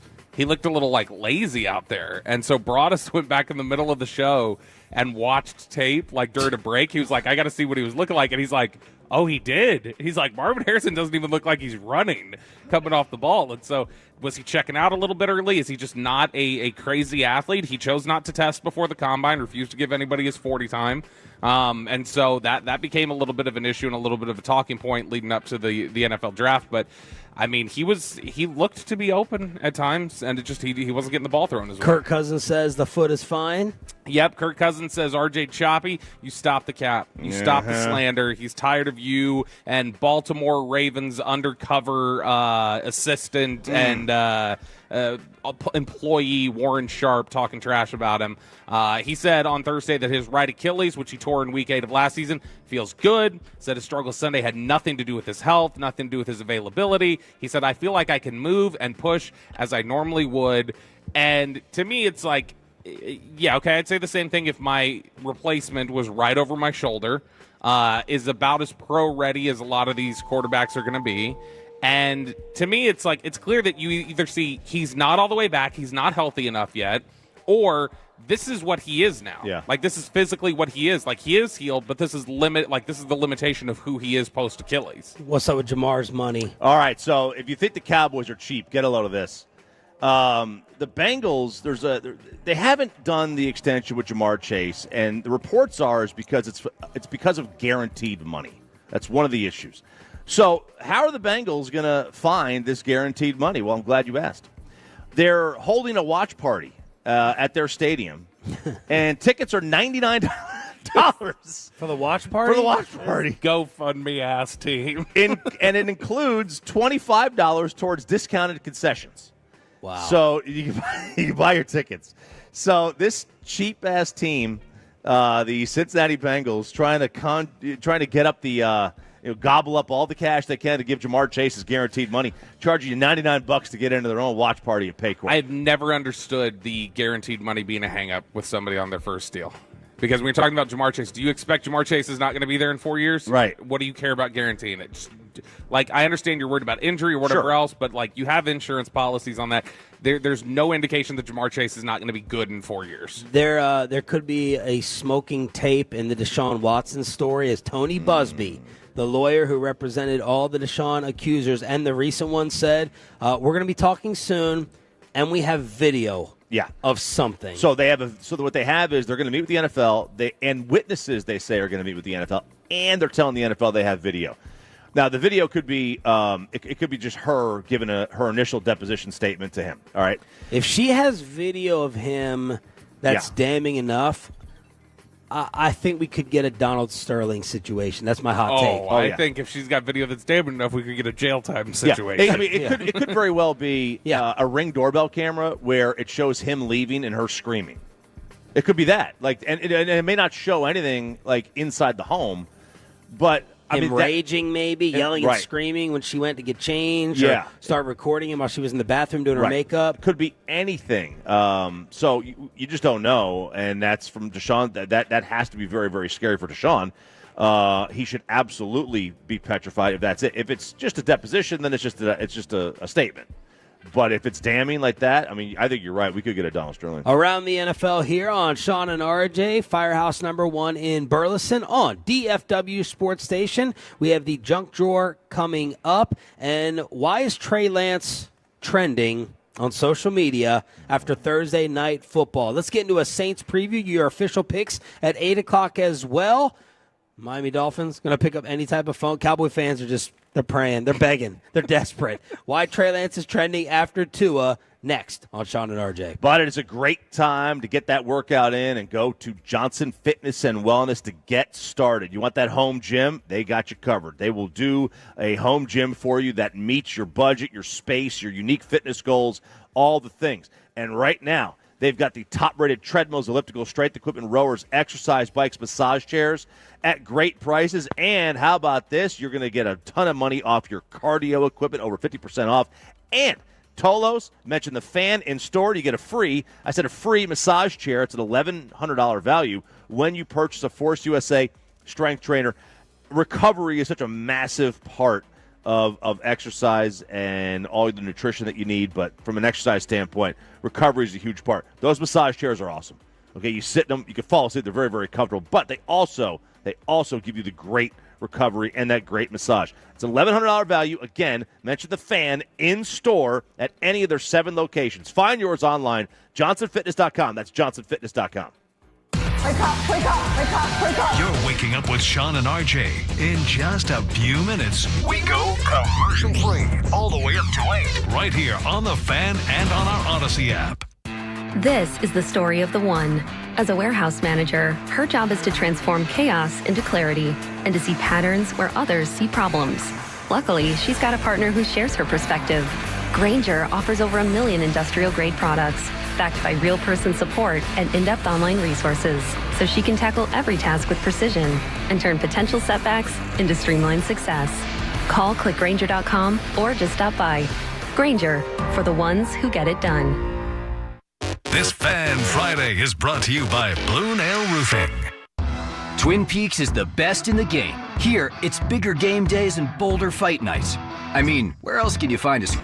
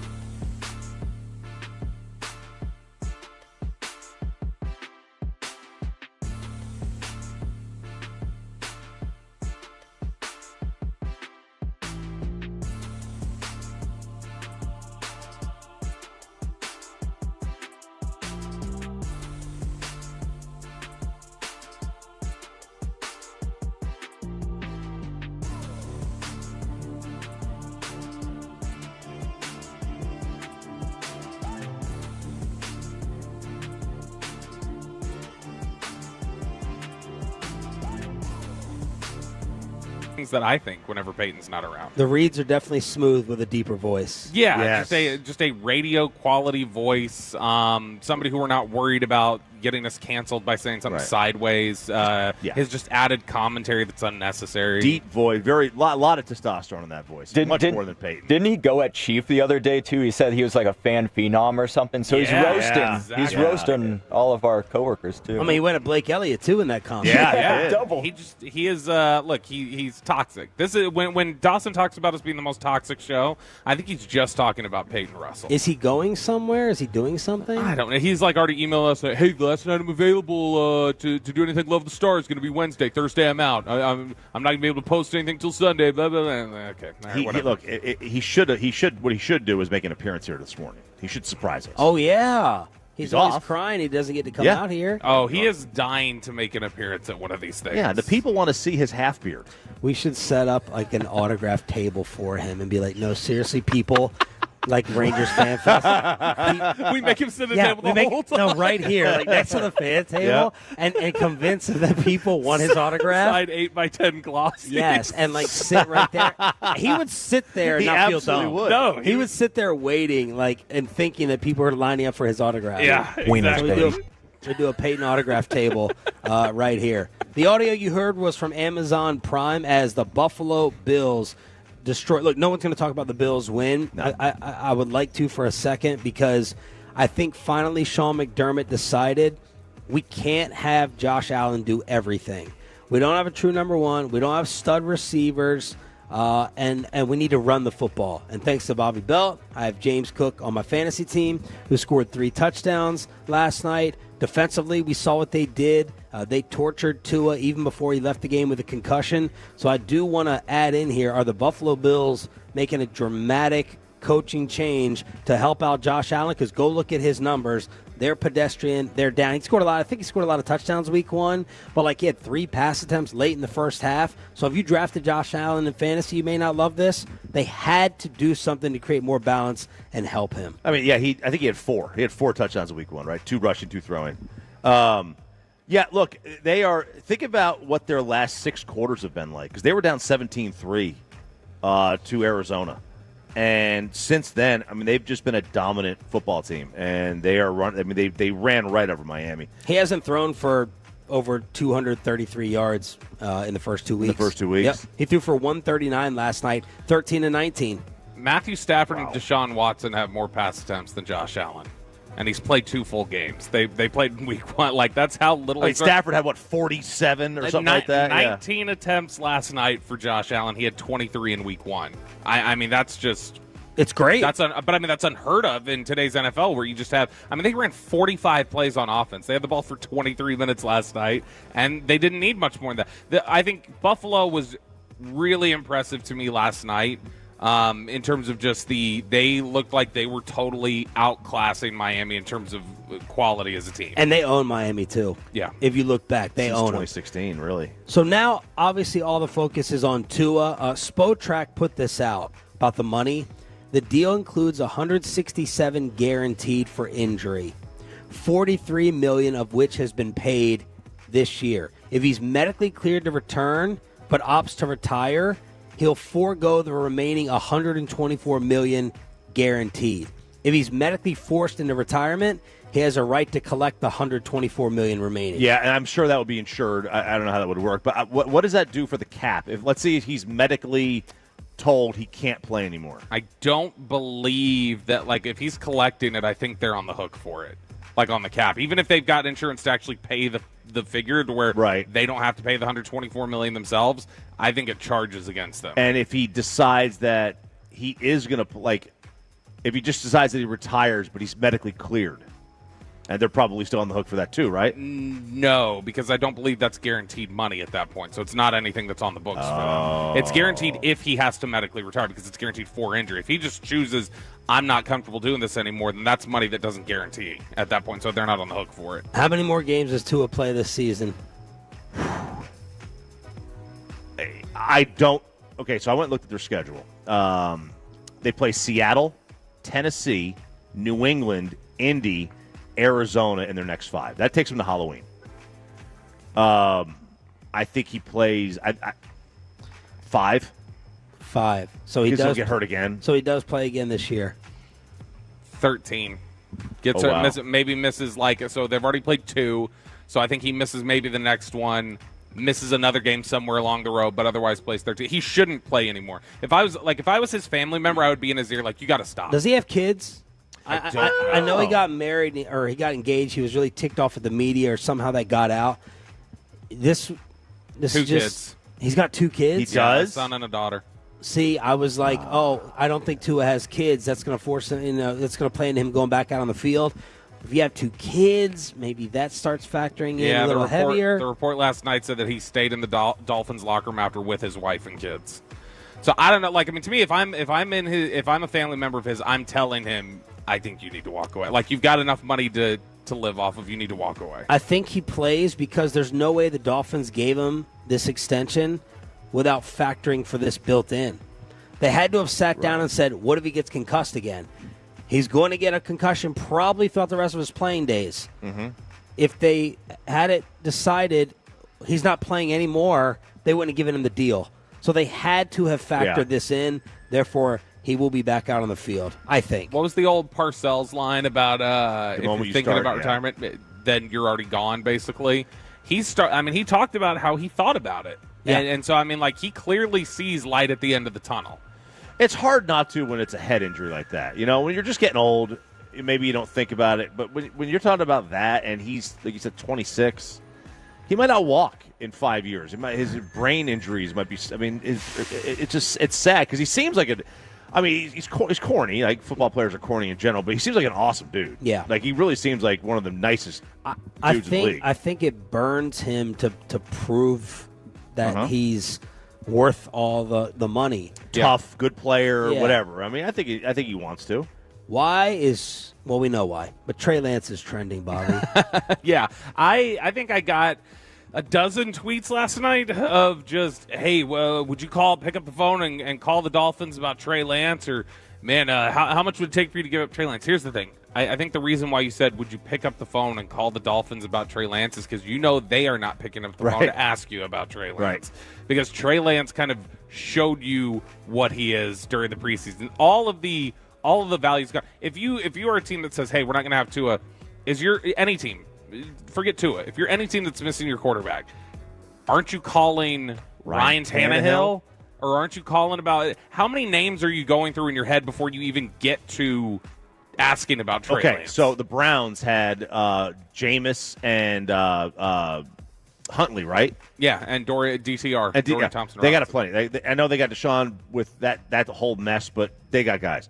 You're going to call Josh Dobbs, I'm sure. You'll call C.J. Beathard. If you were Miami, would you call Dallas about Trey Lance or about Cooper Rush? I'd call about Cooper Rush. Especially given what they've done with Tua, a guy who is not necessarily the strongest arm, but is accurate and for that system. I would say, oh no, the guy who would fit better than what Mike McDaniel wants to do would be Cooper Rush. Like you said, Tannehill. Call the Rams about Jimmy Garoppolo before you call about Trey Lance. But that arm was on display trying to throw away to the sideline. Couldn't get it. I know. Couldn't get it where he wanted for the pick six. That was bad. That was very bad. It's a weak arm. It's all about timing. It's about accuracy, which Cooper Rush could fit in there. Yep. He could win you games, I'm sure, with Miami. I would absolutely call about Cooper Rush before I would Trey Lance. Trey Lance to me is the phone call you make when, similar to the one Dallas did, where it's like, we need a lotto ticket. Like, we got our guy, we think, and we're in all likelihood going to work this deal out, but we need somebody who's going to be our lotto ticket. Just the point you mentioned about timing and inaccuracy. The first interception, like that, it just bounced off the guy's shoulder pad. He wouldn't even look at the ball. Well, that wasn't. Yeah, that was the receiver's fault. Right? It was a but perfect throw. Perfect throw. But that's the thing about timing with him. Like, he has to. His arm's not great, so he has to throw it a little earlier than normal. Yeah. All right. So we're facing Derek Carr coming up this weekend, and apparently someone on TV was so adamant about making a Derek Carr point, he was going to do it through an earthquake yesterday on FS1. As soon as we crap on Peyton, as soon as we give Chris Strong his prop. Yeah, there it is. There it is. You got me. All right, This is James Jones. This is James Jones. Shady's on here. Acho is on here. Chase Daniel is on here. But this so is one competent person. And that James was Jones. Yeah, who's the James Jones is okay. I guess James Jones and Chase Daniel. Acho and Shady are too effing morons. So this is Bob. This is James Jones, and he is not going to be denied this take on Derek Carr during the middle of the 5.1. I was with Derek Carr as a rookie, and we started 0-10, right? And Derek Carr had offensive coordinator, head coach, year after year after year. But you know what we seen when we turned the tape on with Derek Carr? Oh, shoot. Earthquake. You know what we seen? Hold on, James, it's earthquake. It is rocking. Are we good? Talking about Baker Mayfield. We good. Lost my life. TV shaking and all that. Lights are shaking. Yeah, look. All right, go ahead. 5.0 earthquake. Yeah. But y'all just It's still witnessed going us on, navigate in real time. That's why the cameras are shaking. Oh, my gosh. Cameras are still shaking. James talking about Baker Mayfield. We about to lose our lives. This is crazy, man. That's Acho's fault. He had this topic. We should be praying first. But Derek Carr had Baker Mayfield like that. Derek Carr had the same situations that Baker Mayfield had. And you know what we've seen with Derek Carr? A really good football player. He was not going to be. He was going to get that point out. And that was an earthquake. 5.1. Oh, it's shit. Like, you see the cameras. And is there a worse place you can imagine being than like a TV studio with those lights and everything hanging up? That is the last place I would want to be during an earthquake. This is the 5th earthquake that was between a 3.5 and a 5.7 on the Richter scale that they've had in L.A. since July 21st. We were there when they had one on the 29th. Now, we didn't feel it because it was more on the east side of L.A., not in where we were, but that's the 5th one they've had. It's in 2 months. What sports point are you willing to just power through an earthquake to make? Because to me, obviously, if I'm making a point about Dak and somebody's pissed me off enough, I'm going to keep talking. I don't know. It's probably something Manning related to me. Yeah. Something like Tennessee. I'm powering through that thing. Nico, baby. Yeah. I am a believer. Speaking about Derek Carr, how much of a mirage was that week one? So Derek Carr, I went back. I was watching things because I was anticipating looking and seeing. Okay, this is something where Carolina's really awful, or Derek Carr has not. Basically, that it was going to be smoke and mirrors, and that we're going to look at it and say this is stuff that Dallas is going to be able to counter. I do think that Clint Kubiak deserves a ton of credit for bringing a system in that is going to play into the strengths of Derek Carr and kind of create an offensive system around that. But Derek Carr deserves a lot of credit for. He made a lot of really good throws. And I don't know if this is just he's found comfort in the system that they're doing, or if it's just about, hey, this leans into a lot of his abilities, and so he's going to have success with it. But that first touchdown he threw in that game against Carolina was a dot. Like, he put that right on the money. And if this is going to take advantage and kind of leverage his skill set, it doesn't look like it's just leaning into it and playing into his skill set. This feels like Derek Carr is leveling up that skill set. Like, he's throwing with a confidence, knowing that this is a system that's created for me, because he was confident going through his reads, going through his progressions, getting to the guy that he's supposed to get to. I do feel like one of the things I wanted to ask McCarthy, and we got out of it too quick, and he probably wouldn't have given us like a super clear answer on it, was when he talked about Dennis Allen running a lot of the different schemes that Mike Zimmer does, that what kind of an advantage did that potentially give you when you're talking about Dak? Okay, Dak practices against this with Zimmer. Or Derek Carr. Derek Carr practices against this with Dennis Allen, so he's got a good beat on what a lot of these coverage concepts are going to be like. But I do think that I don't think it was just as simple as Carolina's bad. I think New Orleans might be better than we thought they were at the start of the year. Derek he's one of two things. Like Drama queen. No, that's part of it. Hallmark Carr. Yep. He loves Dallas, man. He named his child Dallas. Oh, really? Yeah, he did. His son's name is Dallas. Wow. Like, he's a good player, but that's the ceiling. But he's also the worst quarterback in the league, because you don't want Derek Carr, because Derek Carr is going to win you 9 games. And he's just going to be good enough to not be able to get a really good player in the draft. Like, that's, you know what I mean? Like, he puts you in that middle that you don't want to be in. He's fine. Is he the baseline quarterback in the NFL? I think people yes. talked about Cousins that way, and I've always thought that was unfair. But is it Carr? Is Carr like, this is the baseline for like totally league average quarterback? Anybody above Derek Carr is probably good. Anybody below him is not.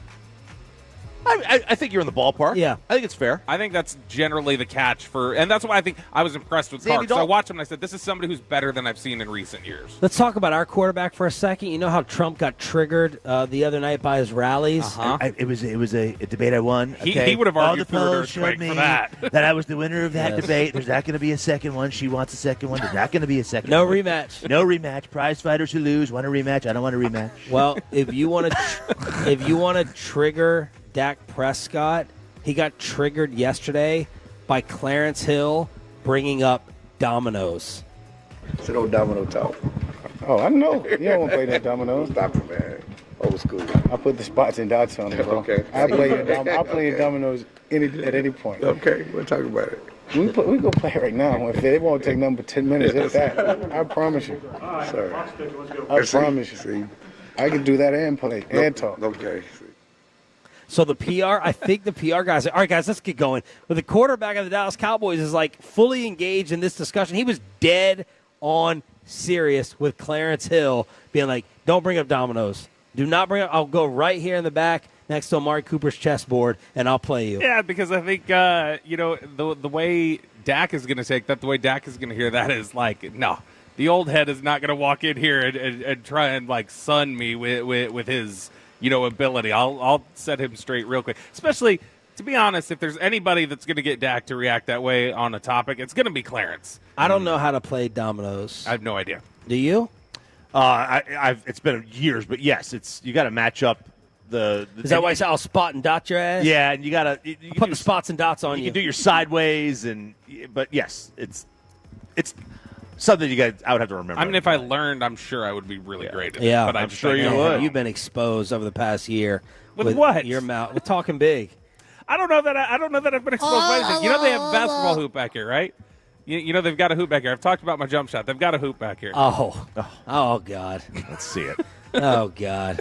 I'm undefeated here at the station. Splashing. In a horse. You probably shoot like Brooks Koepka did. They have regulation-sized basketballs here, Sean, right? It's not the ones from the house. They got WNBA balls. Brooks looks like he had never played basketball before. He looks like he played baseball and football, but it's never almost like basketball. you don't need to be an athlete to be good at golf. I'm glad you took that little shot at me because I have the first story in the junk drawer.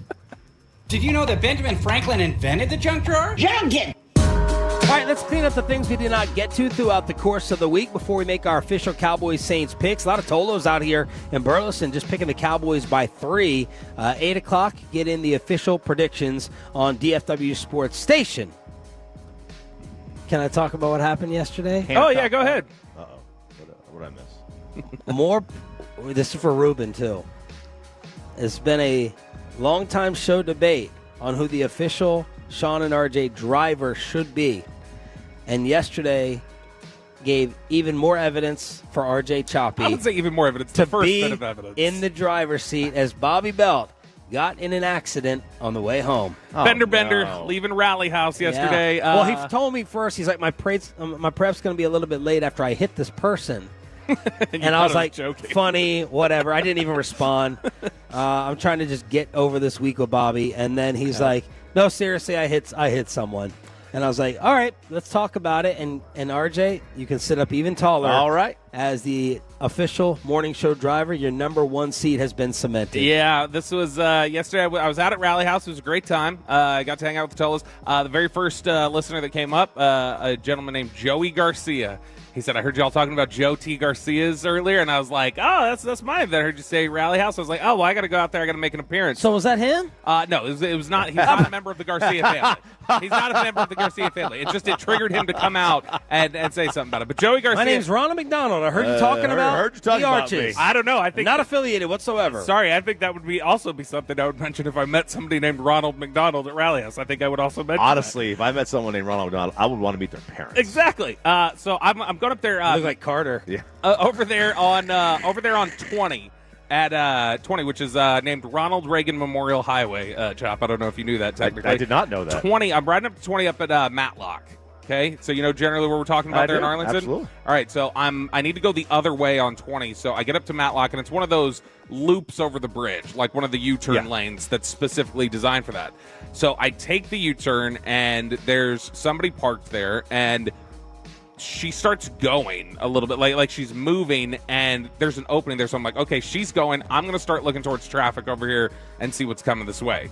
So I'm keeping an eye on this. I see that it's open, and so I'm like, okay, I've got a window here to go. And so I start going. I turn around, and she had not gone, and I went right into the back of her. And we pulled off to the side of the road. It was my fault. I was being too eager. And I didn't verify that she had actually gone. But we pulled off to the side, and my car definitely took the worst of it. It was not. It was something where the Explorer? No, it was the Altima. And so I thought I drove the Explorer here this morning, but I had actually, when I first saw it, I was like, okay, it's just scratched, and that's all it looked like. It looked like both of our cars were scratched. They weren't even really dented. And so $3,000 scratch to get that fixed. Too. No, I got it's not hail damage. I got home and I told Kristen, I was Crooks like, out there. I told Kristen, I said, car's outside. I told her about what happened, and she's like, all right, I'm gonna go take a look at it. And she goes outside and she comes back in and she's got a smirk on her face of just like, and that already kind of triggered me a little bit. And I was like, what? And whose makeup were you bending down to pick up? whose makeup were you bending down to pick up in the car? Why is there a photo of someone's insurance in our car? Whose insurance is that? Whose insurance? Why do you have a woman's insurance in our car? Is that blood or lipstick? So I said, what? And she said, the bumper's falling off. I was like, yeah, okay, you're exaggerating. So I get up and I look out there. Nope, sure enough, it's like apparently over the course of driving, I guess it had the wind. come off a little bit. It was not like dangling off, but it's definitely disconnected. So I was looking up last night. Apparently on the Altima, front bumper replacement might be about $1,000, which is not great, but it's not as bad as like replacing the back bumper. So how fast were you going? I mean, it was just enough to like start getting going and turn around and brake. Because those bumpers, I think they're called like 5-mile-an-hour bumpers or something like that. Like it's not I'd probably gotten up to trying to beat it. I probably got up to like 10 pretty quick. Okay. And so, would you like to say anything about it? I mean, it's more of an I told you so. You know, it's one of those things I don't have to say anything because, I when was the last accident you got into? It's been 13 years, almost the day. Because you know why? Because you drive like you're driving Miss Daisy. Oh, really? You are Morgan Freeman in the vehicle. Really? Yep. Okay. Sounds like y'all need to race out here. Right now, you want to go? Let's go. I don't have my Maxima. You can probably beat him in I have the if I had the Maxima, I'll race anyone. Not anyone, but. Do you know what he does, by the way? I just found this out a couple weeks ago. I'm driving in. He turns into our parking garage from the middle lane. Turns in our. He stays in the middle lane and turns. And I'm like, "What are you doing?" He's like, "There's a pothole over there. I hit it once, so I never drive in that lane." All right, Ruben. Good for Sarah on the passenger side. That's right into her. Well, I make sure that no one's. It's 5 a.m. No one's coming. No one's coming. All right, Ruben. I was right behind you. I knew you were there. You're in the car with us in these mornings, so you got to pick who you want to drive: Bobby, Choppy, and why. I want Choppy. Yeah. You're going to get in the car. During the next break, you're going to get in the car with me. We're going to take a lap, and we're going to come back. This is not driver's ed. I'm going to show him. Why? Why Choppy? He's more aware what's going on, and he's very good at multitasking. To be honest, on these trips, you can say texting and driving. You can say that. No, because we vibe off each other. We do vibe. Especially on the road trips. I am the designated DJ when it comes to the car. Yeah, and so. That's why. And in honor of that, I want to hold up this shirt that Tolo Jason Smith brought out here and made for us. This is our morning show slogan, Sorry About Bobby. Yeah. He heard us say it one day, and he went made these shirts. I didn't even notice he had the new Shan RJ Twitch logo on the back. Yeah, he does more T-shirts for us than Spittle does, who owns a company. So Sorry About Bobby, the new morning show shirt. I love it. Thank you, Jason Smith. Appreciate you. I'm not even kidding. You're getting in the car with me. When I am accident-free of my own doing since the year 2000. So, other people have hit me before. They've hit me. Yeah. But you're an awful driver who can't get us anywhere in a decent amount of time. So that's fine. You know what? I don't care for that. All right, Junk Drawer continuing here on DFW Sports Station. How about the Bon Jovi story? This is really, really cool. So there was surveillance footage on this bridge in Nashville. And he was filming a music video, I think. Yeah, he was down in Nashville. I mean, he's got some country stuff that he's been doing in the latter part of his career. He's no longer John Bon Jovi doing stuff. But so there was a woman who was on the other side of the railing on this bridge over the Tennessee River, and he is spotted walking closer to her, and then he talks her off the ledge. Wow. with the help of somebody else that was there also. And, they see like there's an embrace afterwards or hugging. That's a cool thing. Very, very cool story to see that, I can only imagine that the moment you choose to get on the other side of the ledge, there happens to be Bon Jovi right behind you. Bon Jovi saved my life today. Yeah, like what are the odds? What are the odds? Not very Literally living on a prayer. Oh, gosh. Well done. Thank you. Well done. That was the whole setup just for that. All right. I found a story yesterday from the New York Times, which was a little bit concerning for me.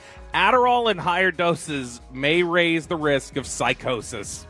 And so I was like, I guess I don't technically know what the definition of psychosis is. And so I do. I'm looking at it. I decided to look it up. What is it? Psychosis? I don't know.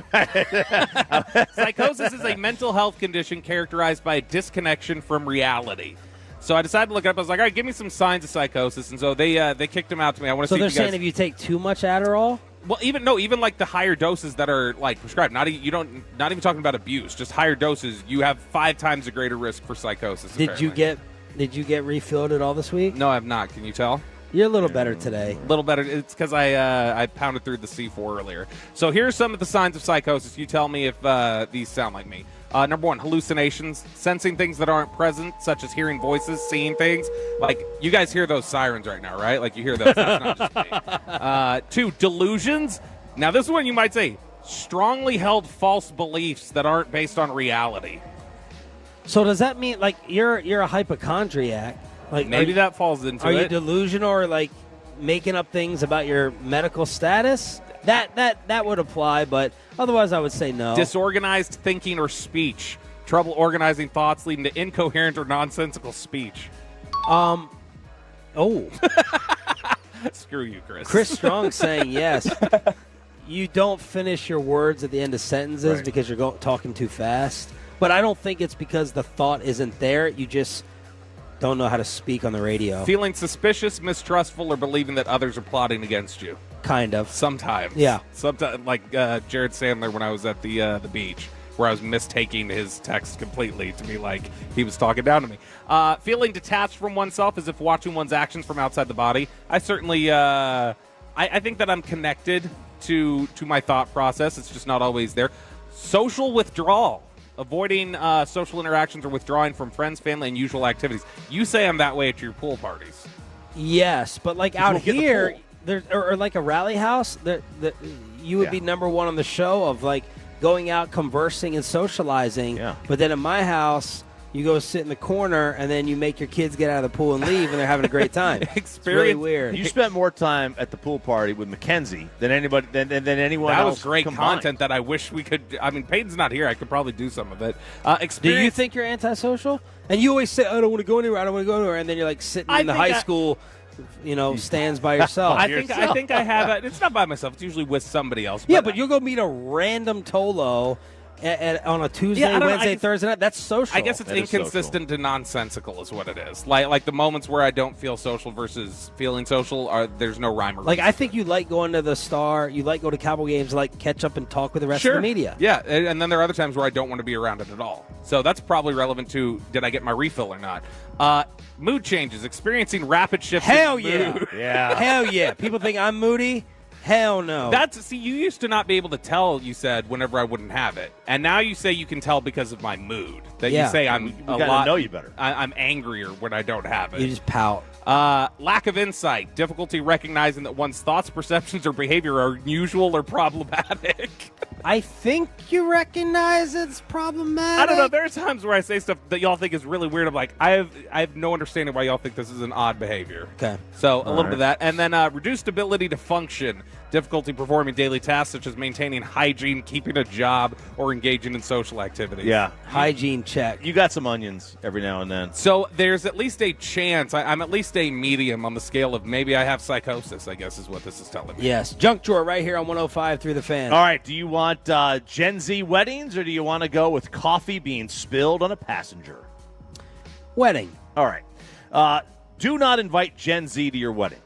72% of Gen Zers say they do not give gifts for attending a wedding, despite the average wedding cost in 2024 costing $26,000. Wow. Ooh, I did not spend anywhere near that on my wedding. When are y'all getting married, by the way, Sarah? I don't know. I asked you that yesterday.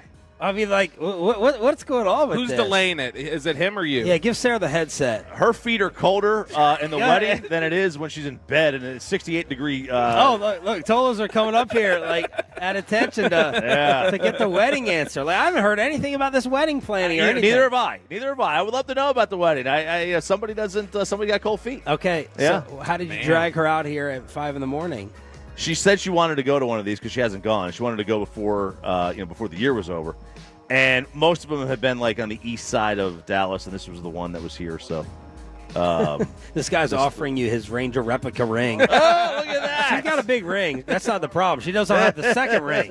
She don't have the other ring. The other ring, the rubber one. So the rubber one. We were we were looking at like honeymoon spots. It was yesterday or the day before. So it's next spring. We don't have a date. Next spring. And guess what? Next spring's going to turn into the spring after that. Because somebody drags their feet. I'm not going to name names. Yeah. But it's that one. Okay. Wow. Yeah. Would you like to analyze this? No, I think I'd like him to say more about it. Just keep going. But anyway, what's y'all's protocol for this? Like for wedding gifts? I feel bad. I felt bad. I don't care anymore. But if you have, my wedding was in Maryland because my parents were there, so I would have had people like not give me gifts because they flew out. If they fly out, yeah. You don't fly out and you feel bad and you turn me down twice. Broadus and some other people. You go ahead and give me my gift if you're not going to come. If you're going to fly out there and make those accommodations, no gift. I did both. I gave you a gift. Yeah. It was a year late. late. Me a gift 2 years. It was 2 years late. It's 2 years late. You gave me the gift on Sarah's wedding timeline. Yeah. Like 3 years late. I gave it to you. I definitely did and not. I don't like that tequila either.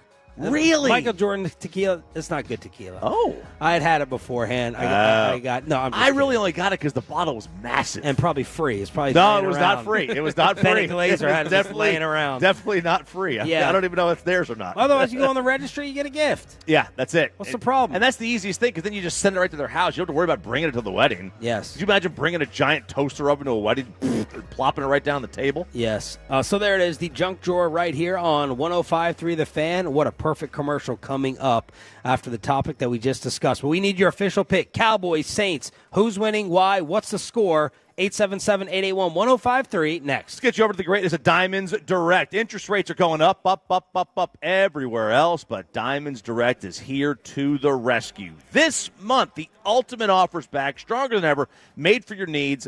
They help you get the perfect wedding gift, the perfect jewelry gift, 0% interest. So you get 5 years, 0% financing on any Diamonds Direct purchase. Again, 5 years, 0 interest, 0% financing on any purchase. Both locations of Diamonds Direct. Nothing is held back. Rings, earrings, pendants, bracelets, colored gemstone jewelry, certified diamonds, exquisite designer collections. But act fast, y'all, because the offer ends September 30th. For details and more, visit DiamondsDirect.com. Spread your payments over 5 years with 0 interest on approved credit. And tell them Shan and RJ this weekend sent you to Diamonds Direct. The boys welcome New Orleans this week. Our fan coverage starts at 9 Sunday morning with the Cavenders kickoff at noon on your official home of America's team, 105.3 The Fan. We chapter your favorite segments and even bring you the entire Shan and RJ show. Thank you. It's all there for you on our Odyssey app, presented by Comerica. This Odyssey Sports Minute is sponsored by Bosch Power Tools. What hard workers deserve. This is Boomer Esiason with an Odyssey Sports Minute. It's only week 2 in the NFL, folks, but the pressure will be especially high for coaches Zach Slow Start Taylor, Rob will get this fixed Saleh, and Antonio in-game decisions Pierce. Quarterbacks feeling extra high heat on Sunday include Kirk Cousins, Will Levis, Daniel Jones, and Deshaun Watson. Cousins and Levis need to clean up their acts. Jones and Watson, well, they need to reinvent them. I'm Boomer Esiason. It's Wrangler season out there. Warmer days, cooler nights. Open roads, endless horizons. And you need to be ready in jeans made for the unpredictable. Wrangler, for the ride of life. Shop our newest styles today at Wrangler.com. Doorbuster deals are...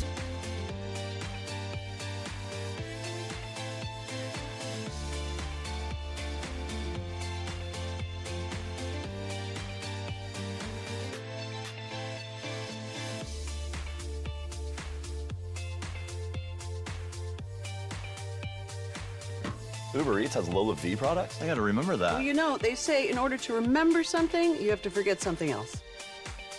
Okay, now that is a very cute haircut. That's like a little shag. I've never seen that before. Well, I mean, of course you have. It's the Rachel. Oh, is that your name? No, I mean, like, your name. No, I'm Jen. My name's Jen. Right, but I just mean, like, this is your haircut. But that's hair on your head. I'm not saying this is your hair. Okay, freaking me out a little bit.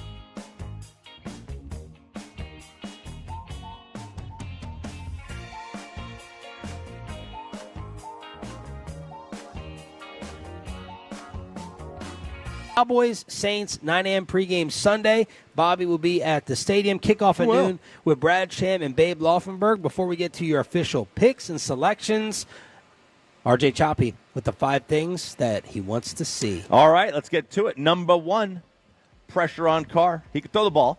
You sit back, you give him time, he can make those throws, but you got to make him look like Deshaun Watson. You know, make him run all over the place. Throw the ball away. That's what you got to make him do. Number 2, Bones, we love you. Stop trying to outsmart the room. Kick it deep. Please, just kick the ball deep. The average Cowboy defensive starting field position after a kickoff this past week was the 27-yard line. 3 yards ain't worth the risk. Just kick it deep. Don't let any of the return people get a shot at it, and let them start at the 30. You agree with that? No. I think wherever they have an advantage, I also think they're trying to test some things out. I think they're trying to see what was their coverage like. I think that what they're going to try to do is they're going to try to squib out of the end zone. And with Aubrey, I think they have the ability to do it. Squib it out of the end zone. And if they can do that, then they pick up significant yardage. Yeah, then you pick up 10 yards. But so it's got to land from the 20, inside the 20. It has to land inside the 20 and then go into the end zone. And that's where they down it. It is difficult. It is really difficult for a lot of these guys to catch it on the bounce. That's one of the things that they think that it's going to be because if you field it, you have to return it. You have to return it. So if you field it and you bobble it, you got to start running it out. Right. And so I think they feel like they've got the advantage there. Yeah, I wonder what they're going to do, and we'll know more as the year goes on how teams handle it. Number 3, set over shown free. If he has to cover Kamara, do it. If he has to rush the passer, do it. There's like maybe 3 guys in the field that can outrun him. Just let him go. 4, another 4 per touch for Zeke. I have no idea where the hell that came from, the 4 yards of carry. And it was really more than that until the very, very end. But, and look, and 4 is not tremendous. 4 is like the new 3. I mean, the amount of guys that were over 5 last week. But compared to my expectations, 4 yards of carry feels like 6 or 7. For that dude. And then finally, a better second half. Whatever they did on the offense in the first half, in the second half of the first game, just do the opposite. Just do the opposite the entire game. You cannot have that. You got to have a better second half if you want to win this game. All right, Bob, prediction and why? So I've been going back and forth a little bit on this because of the idea of what I do think Dennis Allen is a good defensive coordinator. I do think that he's going to come up with some stuff that will frustrate Dak. He's done it before. Dak has had his struggles, with Dennis Allen defenses at times. And so that's one of the things that I'm trying to weigh here is how talented they've been defensively in recent years and schematically, the way that they can kind of challenge things. The other thing that's always in my head about the Cowboys when they're at home is the fact that it's been essentially a 40-point average per game there for them with Dak over the last 5 years when they're at AT&T Stadium. They always – I think it's just under half the games that Dak started at AT&T over the last 5 years, they've scored at least 38. And so they put up points there. So I'm gonna fall down somewhere a little bit in the middle. I'm going to say Cowboys win this game 34-20. 34-20. You went 2 for 2, I believe, with the opener. You said you didn't understand why the point spread was so low. And I think you hit the over as well. So you went 2 for 2. So let's try to make it 4 for 4. All right. So I, too, do not understand this spread. I don't understand it at all. 46.5? No, just the spread. Okay, the spread. I don't understand the spread in this one. Which is what, 6.5? 6.5. I think it should be much, much higher than that. I have the Cowboys winning this one 42-17. Woo! The Saints are going to be an okay team. They're going to wind up winning 8, 9, 10 games, somewhere in that meaty area, right? They'll be fine. They're just not on the level of the Cowboys. Like Bobby said, this team plays downhill bully ball when they play at home, unless it's a playoff game. But in the regular season, this is what they do. They just roll up on teams. They beat a Rams team last year, and they destroyed them. And that Rams team went on a run and played really good football down the stretch. They're just better than the Saints, and they're going to win big. I agree. Take the Cowboys with the points, 32-16. That would put it like barely over the 46.5. And it has a chance to be a typical bully game. I agree. It could be even more of a runaway. Could be. Is Derek Carr going to be like money, or is he going to have his pick sixes and his sack fumbles? Yeah, that's if you were to lose this game to New Orleans, would that cause you to question Dallas, or would that cause you to say, given what they did in Week 1, does that make you think New Orleans might be better? I mean, it depends how they lose it. Is Dak turning it over, pump blocks, freak plays, tipped touchdowns for that get ricocheted? It depends. I am concerned about. Do they come in here and handle the Cowboys? If Alvin Kamara comes in, runs down their throat, I'm like, okay, same old run defense. The number one offensive line in Week 1, if you look at, they had the metrics out there the other day. They took Sports Info Solutions as 40% of the grade, PFF as another 40% of the grade, and then the other 20% was the ESPN pass block and run block win rate. Because generally I think they view the pass block and run block win rate as a little more flawed potentially than just a grade of how well did they play, like Sports Info Solutions or PFF. So when you take that cumulatively, by far the number one offensive line in the league last week was New Orleans. And so I think that when you look at if the Saints are able to come in here, have success in the trenches, and then Kamara and Jamal Williams, two really physical runners, are able to kind of get to the second level and start doling out punishment, that would be the way that I could see Dallas struggling in this game. So in those evaluations, Info Solutions, all that stuff. Yeah. Do they take into how do they factor in the opponent? Because I think we're going to find out that Carolina might be a JV team. Sports Info Solutions, I don't know what they do. PFF does not take into account opponent when just grading the play. When they grade, did you do your job? Right. Absolutely. For sure. And so I don't think I don't believe Sports Info Solutions does either. I think it's just a flat grade of how much success did you have doing your job, executing your job. Okay. KMC had on a good guest yesterday to preview the game. Be nice if Bobby could get us one of those once in a while, since he was hired to do that in part. Well, okay. I control acts of God. Well, you didn't. What was week one? Who'd you get for week one? You can get Ian Rappaport, but you can't get Joe Schmo. Sorry, I won't get Ian Rappaport anymore. Yeah, well, maybe I'll get RJ Ochoa to do it. The hire we should have made, except for Brad Sham's opinion. Oh, God. So they were talking about pre-snap improvement. Seth Wall, Ruben loves my digs. At least I make my digs for Ruben. Yeah, well, he's mad because he just almost died in the car with me a few minutes ago. Yeah. Whoa. Yeah, you didn't know that? So Sarah just told me. They went in the car. He took him for a ride to show him he's a good driver. Like he's Rain Man. And I did. Maybe I do have psychosis. Maybe I do have psychosis. Turn your mic on. You do. You have psychosis. What did you just do? I don't even know. I have no idea what just happened. He wanted to prove a point that he's a better driver than Choppy. So how did you do that? I just drove really fast and did a U-turn into traffic. What did he do? So he literally just went down the street and just did a U-turn. A really tight U-turn into oncoming Was traffic. it fast, like reckless? It was cute. Right, it was no. It was I don't want any of that because you literally gasped and went, "Whoa, bro!" And No, that's a lie. That's yes, you did. That's false accusations. You took him in your car in a commercial break? Yes. Yeah. He's insane. He's What is the dumbest prove it bet that you have lost? All right, I'm gonna do it. I'm gonna show you.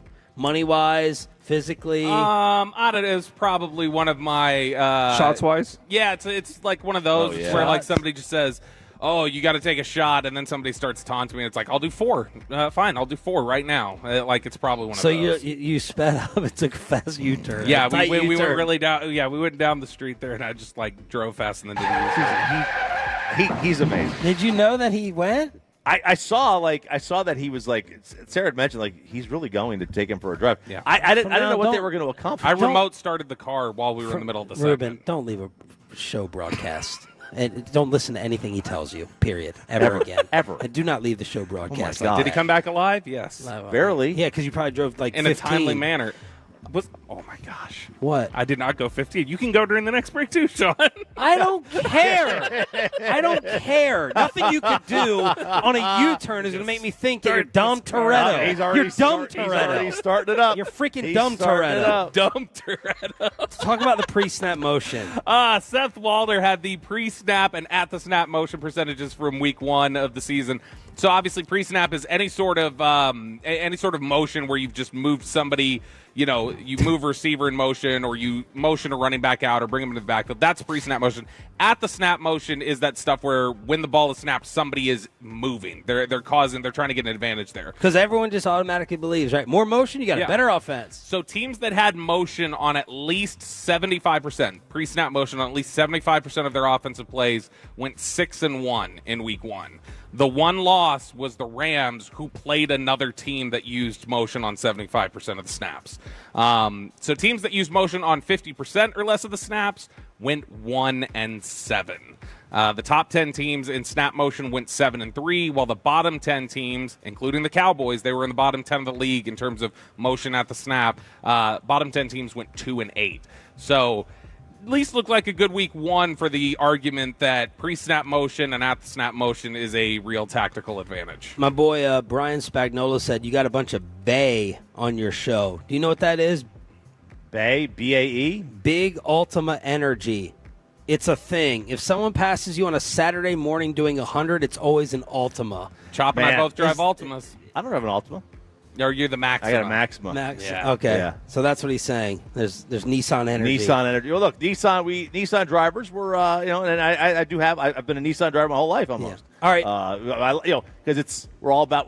The only thing I need is those lights underneath the car. Do you think he's a great driver? So far, you've been together a number of years. A number of years. I was yes. asking So far, your fiance. Are you going to go with the break? You going to go in the break with Sean? Is she a good driver? When I let her drive, she's fine. Yeah. Do you think that you're a good driver? Okay. She thinks she's. I a have good no driver. personality in the passenger seat, though. I have to drive. I don't know what to do with my hands. Yeah. Toxic masculinity. That's Can't right. let a female drive. That's right. I'll let Amanda drive whenever she's willing and able. So I'm going to keep this going. It doesn't have the best projection for the Cowboys season, but I love the song so much. We're going to bring it back every week until the Cowboys lose. RJ Choppy. Oh, baby. Getting you ready for the Saints with an RJ Choppy production. All right, Cowboy fans, it's 2024. This is the year. No more waiting, no more losing, no more disappointments. Here we go. Dak has been under fire since Green Bay whooped that ass here. Woo. And they had us falling for it all, and just like in past years. Well, Dak's got a strong arm, but he just fell apart. We waited for this long, we're dumping the whole heart. Mike is in danger, Jerry went all in. Lamb aside, but Dak is still waiting. First round Cowboys, hope you finally don't let us down, boys. Let us know when we be going down next in a playoff game. Zeke will go for 2.9. Gotta say, gosh dang, first round losses bringing us pain. Holding doomsday on the D-line, cause it's Micah's time. And these fools ain't got him outside. First round Cowboys, yeah. First round Cowboys. Not one take, 6 or 7, but it'll do. Like 5. Hey, the bass in that. Yeah. I can tell you adjusted my wife's new treble and bass perfectly, and you did it in that song. Because I was like, Bobby, is it 6 or 8? Do I turn it all the way up? And he gave me the numbers perfectly for the sound system, and I heard it in that song. It's the bass is fantastic in that song. You'll have to hear it live, though. We're not going to be able to play that back. So. Let's talk about the greatness of Kumar Rocker and what he did last night. Then Mike McCarthy here on Shan and RJ.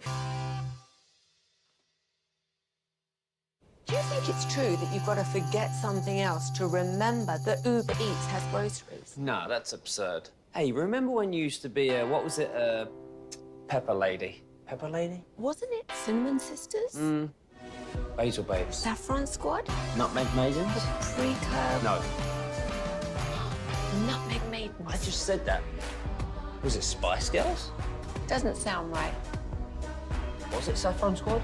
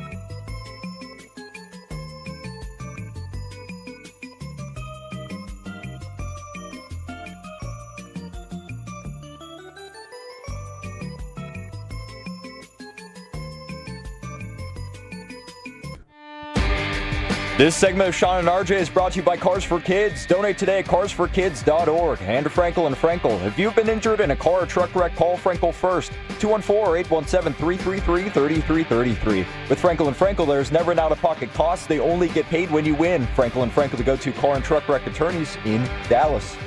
He's ready at 1-2, and here it comes. Rosarena strikes out swinging.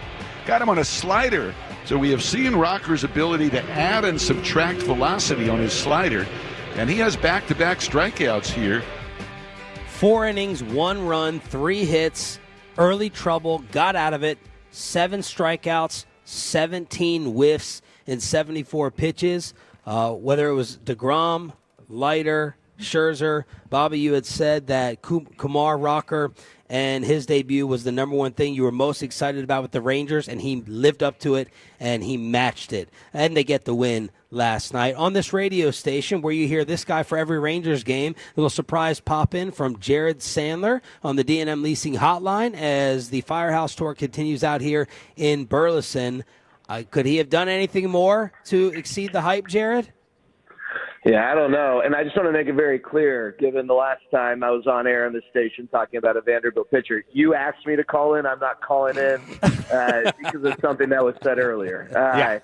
He was pretty darn good. I don't know if, the word got out to everyone that, hey, he's not going to go 6-7 innings. They're going to try and control his innings and his pitches. So I saw a couple people on Twitter, throwing their hands up like, why'd you take him out? But that was always a part of the plan. He's coming off of Tommy John surgery. They're not going to unnecessarily push him. And, he gave up a home run to Justin Turner 1 pitch after. It looked like he struck him out. He didn't get a call on a pitch that appeared to be in the zone. That's going to happen, right? That run still counts. It's not like you're going to appeal that or anything. But all that to say, it was pretty darn impressive for a first Major League start. And you read the stat about swings and misses. That's kind of an underlying stat that helps demonstrate a level of dominance, and he certainly had that, especially with his slider.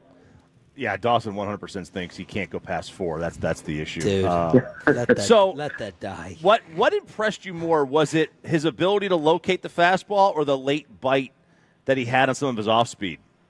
Yeah, I think, honestly, RJ, what impressed me, first of all, was in the first inning, gives up 2 C&I singles. Neither ball was hit more than 78 miles an hour off the bat, and then Julio Rodriguez steals second. So here in his Major League debut, three pitches in, there are 2 guys on base. I think 2 pitches later, there were runners at second and third and nobody out, and he's facing an all-star in Cal Raleigh, and he strikes out the next guy, and then gets a fly out and gets out of it unscathed. I think the poise and the composure is really impressive. And then I think, specific to your question, I just think the slider and his ability to throw that pitch in the zone and out of the zone, and to some degree, he threw it with a couple different shapes, right? It wasn't the exact same pitch every single time.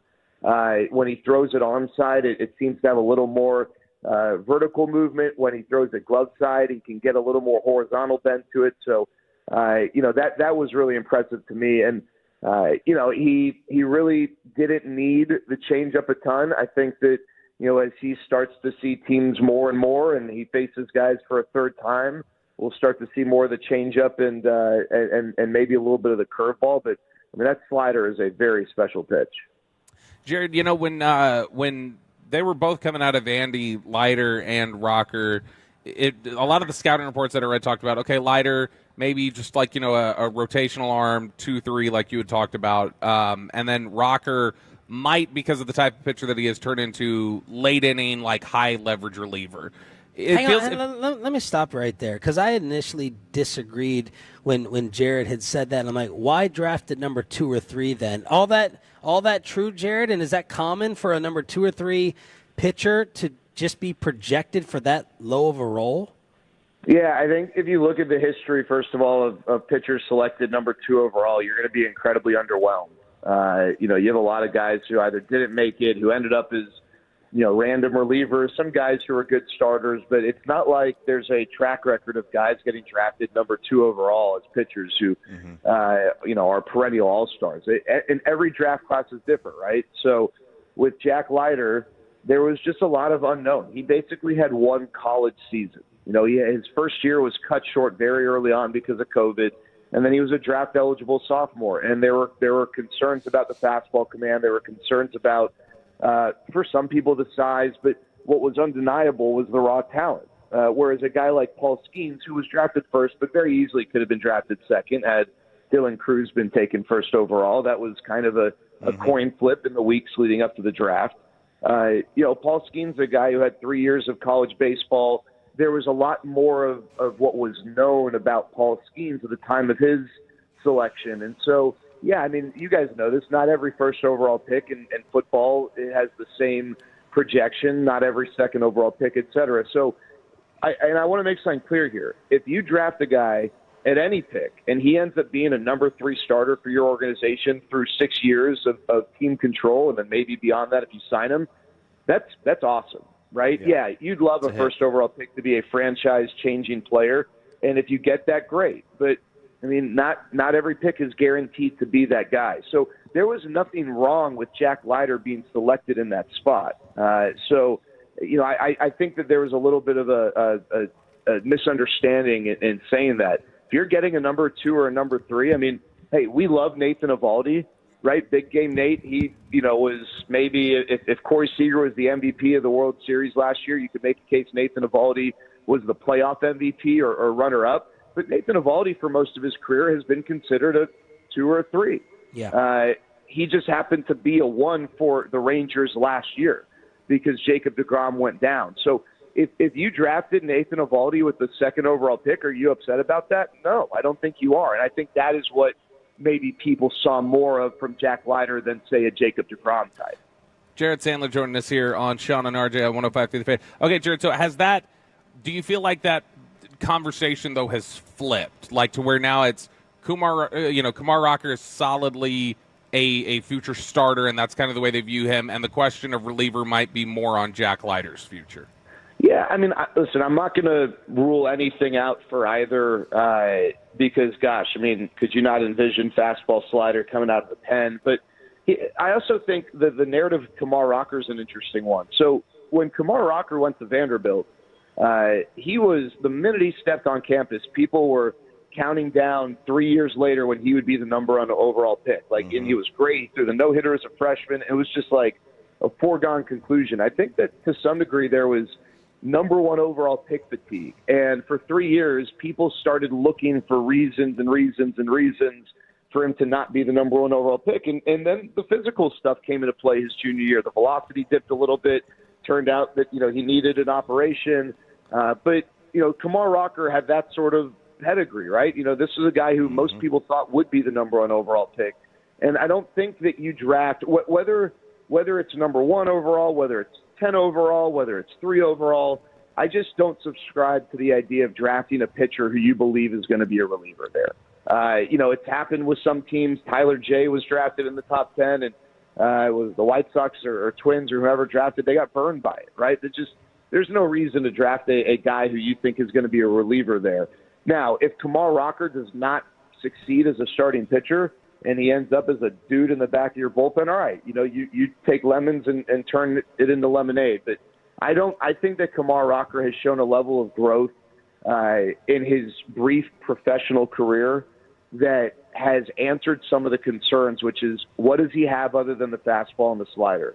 And is that velocity going to be what we need it to be? And he's had the shoulder thing and then Tommy John and bam. I mean, he's out there throwing 97 with a nasty biting slider. So is it still a possibility? Yes. But I don't see it right now. I think there are a lot of people in the Rangers organization who think that he could headline a rotation for years to come. And with Jack Leiter, I think that people in the organization still feel like he's a starter. Now, he is going to go back to the bullpen this turn through the rotation, but he is still going to get bulk innings, and then the Rangers will see whether they flip him and put him back in the rotation. They just have too many starters right now, and they feel like they owe it to Max Scherzer to give him 3 starts to end the year.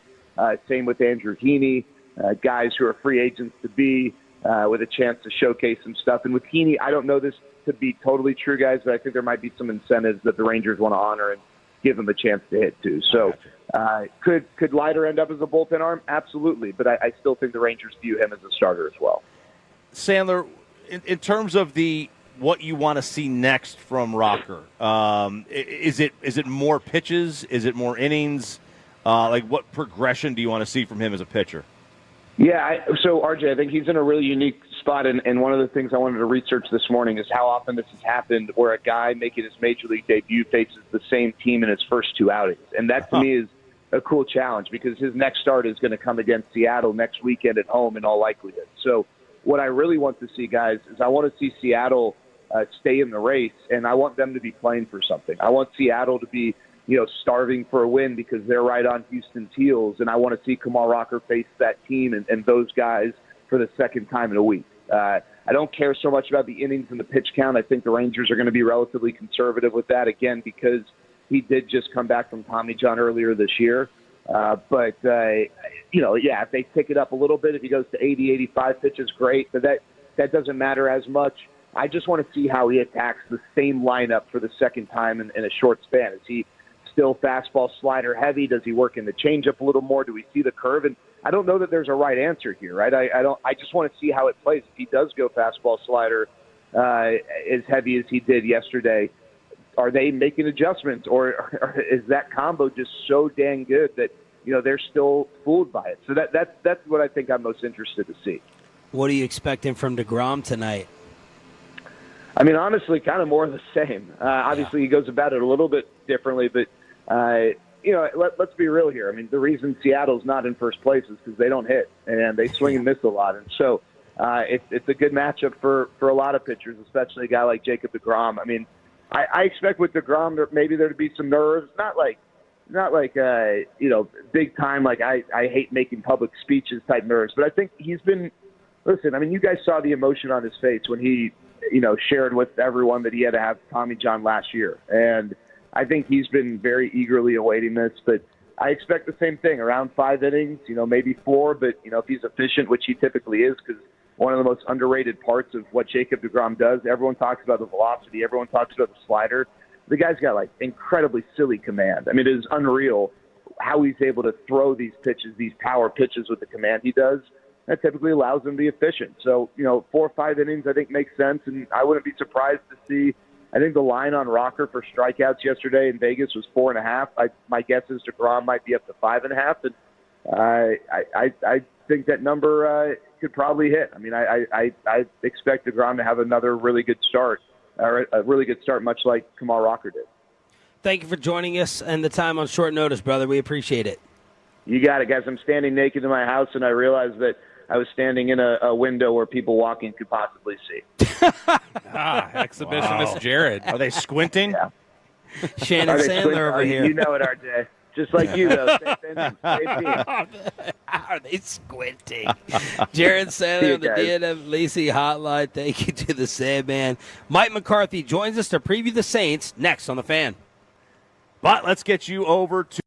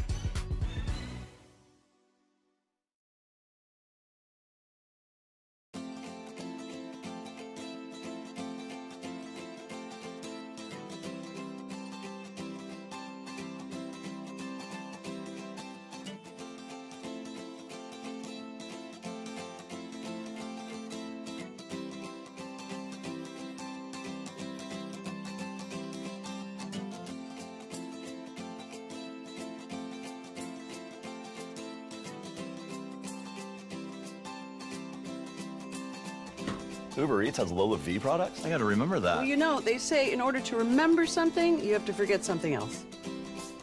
Okay, now that is a very cute haircut. That's like a little shag. I've never seen it before. Well, I mean, of course you have. It's the Rachel. Oh, is that your name? No, I mean like your name. No, I'm Jen. My name's Jen. Right, but I just mean like this is your haircut. But that's hair on your head. I'm not saying this is your hair. Okay, freaking me out a little bit.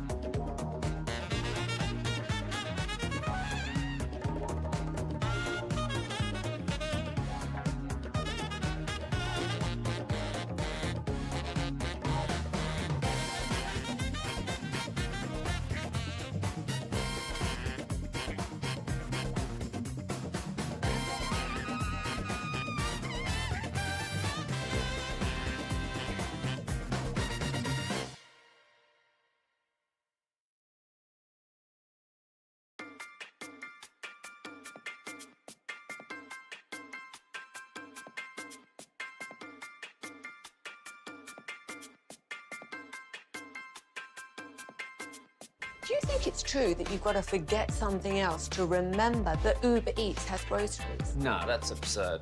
Hey, remember when you used to be a, what was it, Pepper Lady? Pepper Lady? Wasn't it Cinnamon Sisters? Basil Babes. Saffron Squad? Nutmeg Maidens? Paprika? No. Nutmeg Maidens. I just said that. Was it Spice Girls? doesn't sound right. Was it Saffron Squad?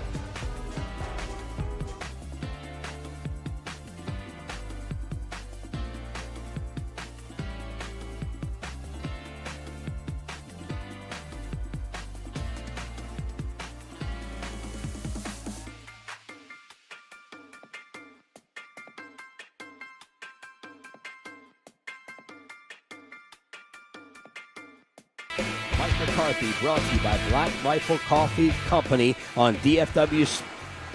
Look at that. There we go. They revved it up for Coach. As soon as they heard the intro, they turned on the fire truck. Good morning, Coach. How are you? Oh, doing great. So you're actually at the firehouse. That's awesome. Yeah. Yes, sir. Yes, sir. We remember last year you gave the firehouse the shout-out with the firefighters, and we continue to go ahead and play that on the station. So we're happy to have you back on. Man, awesome performance week one, Coach. A lot of noise around here, as you know, a lot of distractions. What did it say to you about your team that y'all went out and handled business like that and on the road against a really quality football team? Definitely is, yeah. You know, that first road win is always so important. Definitely right out the gate in week one. But great environment to play in. I know our guys really enjoyed it. But, I think like a lot of things, we had a really good camp.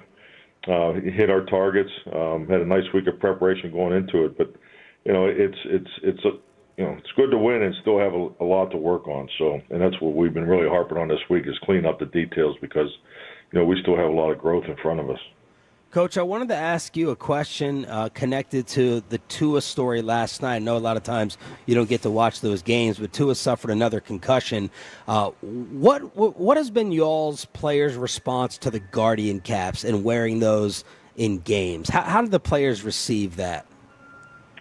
Receiving in games, haven't had a lot of conversation about in games, but I know our players favor them. I think it's like anything new.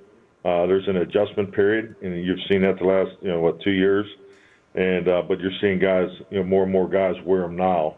As far as in games, I think that the only real conversations that I've been a part of is the new helmets that are out there. So a lot of guys are considering that because of their level of protection.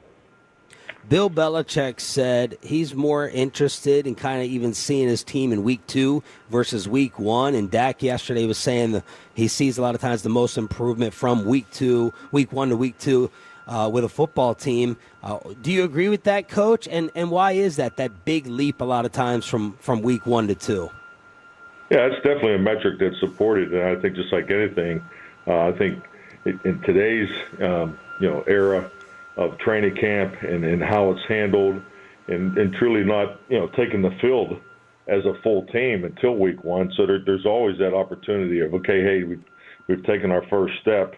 So we now, clearly know where we are and who we are. And you definitely have a chance to build off of it because, until you get out there and go a full 4 quarters in live action, it's really not the same. You try to simulate it in training camp, and then obviously with the preseason games laid out the way they are, it's definitely has a here we go moment to it. Is it the communication offensively that generally that you find is has the biggest jump, or what is it? Well, I think you can go all the way through. I mean, you can talk about your communication, your boundary communication, your pace operation, the on the field communication, all those things, the coaching headset interaction, but you do have it throughout the preseason. So I think the communication challenge all the way through you have a chance to improve on because anytime you line up, you have a chance to evaluate, correct, and apply. And then the fundamentals, I think if you watch around the league, just the fundamentals are something that you're really going to emphasize more than ever in September because it's the time that you have leading into it.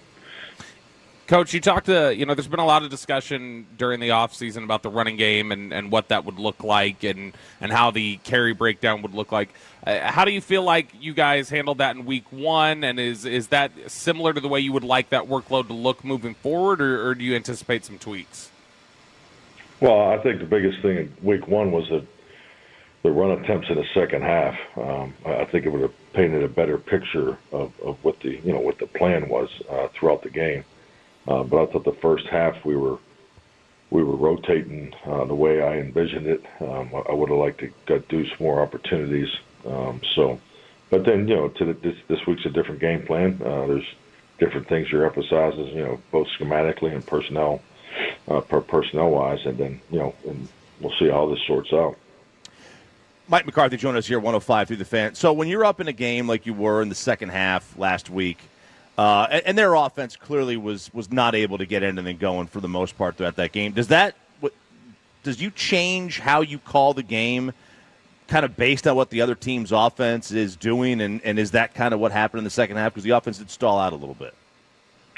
Well, our challenge on offense was the fight. We had 5 third downs, obviously with Turks returns, so we had less series, in the second half. But our biggest correction was the 5 third downs. I mean, 3 of them were, plays that we felt we were clearly in position to execute. We just, whether it was the mechanics of the protection or it was something that we could do better fundamentally. So that was the biggest thing for us offensively, because I definitely would have liked to got another score there in the third quarter and to really put the game out of reach even further. But I think like anything, you see it all the time. If you don't take that opportunity there when you have someone on the ropes, then their offense can try to scrape and fight back and get in the game. And and they had some long series against our defense there when we were playing more of a I don't like the word prevent, but more of a shell defense. Cowboys head coach Mike McCarthy joining us here on 105 through the Fan. Coach, there's a lot of discussion, obviously, about the 2 young offensive linemen heading into this game, Cooper Beebe and Tyler Guyton. How did they grade out for you, and what would you like to see them continue to improve upon this week? Well, I think the biggest thing is just, get ready for the challenge that's in front of them. I think just like anything, now that they've played, their videos on film, you're playing another, a very good defensive line, defensive front. This is a very experienced front, but they play differently, from a technical standpoint. So they're both going to be really challenged this week, and I just want to see them build off what they accomplished last week. Coach, there's obviously been a lot of discussion about the New Orleans situation and all the weather that they've been dealing with the, the hurricane making landfall. You spent a lot of time there in New Orleans, in that city. Just kind of your thoughts for them and that community this week as they prepare for a football game. Oh, definitely. I mean, in my thoughts and prayers, I think any time you have a chance to be part of a community and, you deal with the hurricane situation there. I mean, it affects everybody. So, at home and at work. But hopefully everybody pulls through cleanly. But yeah, it's definitely a challenge. Coach, one of the things that really has jumped out about your fantastic regular season record is handling the business that Vegas says that you guys are supposed to handle when you guys are expected to win or you guys are a favorite. And a lot of times, that doesn't happen in the NFL. Just look at week 1 again. What is your secret sauce to getting guys up for games that maybe are not as hype? Because Michael Lombardi told us anyone can get up for the playoff games, but how do you get your guys to handle business and get up for maybe the games that everyone thinks you're supposed to win, which you guys have done a great job of over the years? I think it really points to our locker room and the consistency in our process. I think you have to, so much of what we do in season, there's a flow and a detailed scheduling focus on it that you have to get the efficiency of your play on the field as high as you can, and I think everything leading up to that helps that and supports that. So I think we do have a good process. It's just like any program that you're building as a head coach. It may take a little longer than you want in the beginning, but it's something that we have in place here. And then ultimately is our guys emotionally able to get up at a high level week in and week out, and we know everybody. We're going to get everybody's best shot too. So it's something that we keep at the forefront of our thinking and our prep plan. You could argue that the Saints had the most impressive win in week 1. What jumped off the tape in their game against Carolina? Really good football team, all the way through. You watch the study, into last week and early this week. we felt that the challenge is definitely going to be there in all three areas. So obviously the point production, but you could really see it at the end of last year. You look at their numbers from last year and the way they came out the gate against Carolina. So this is a playoff caliber football team we're playing. Does it help you in the prep that they won in such convincing fashion that the message can be relayed, hey, you definitely can't take a week off because of the scoreboard that they put up last week?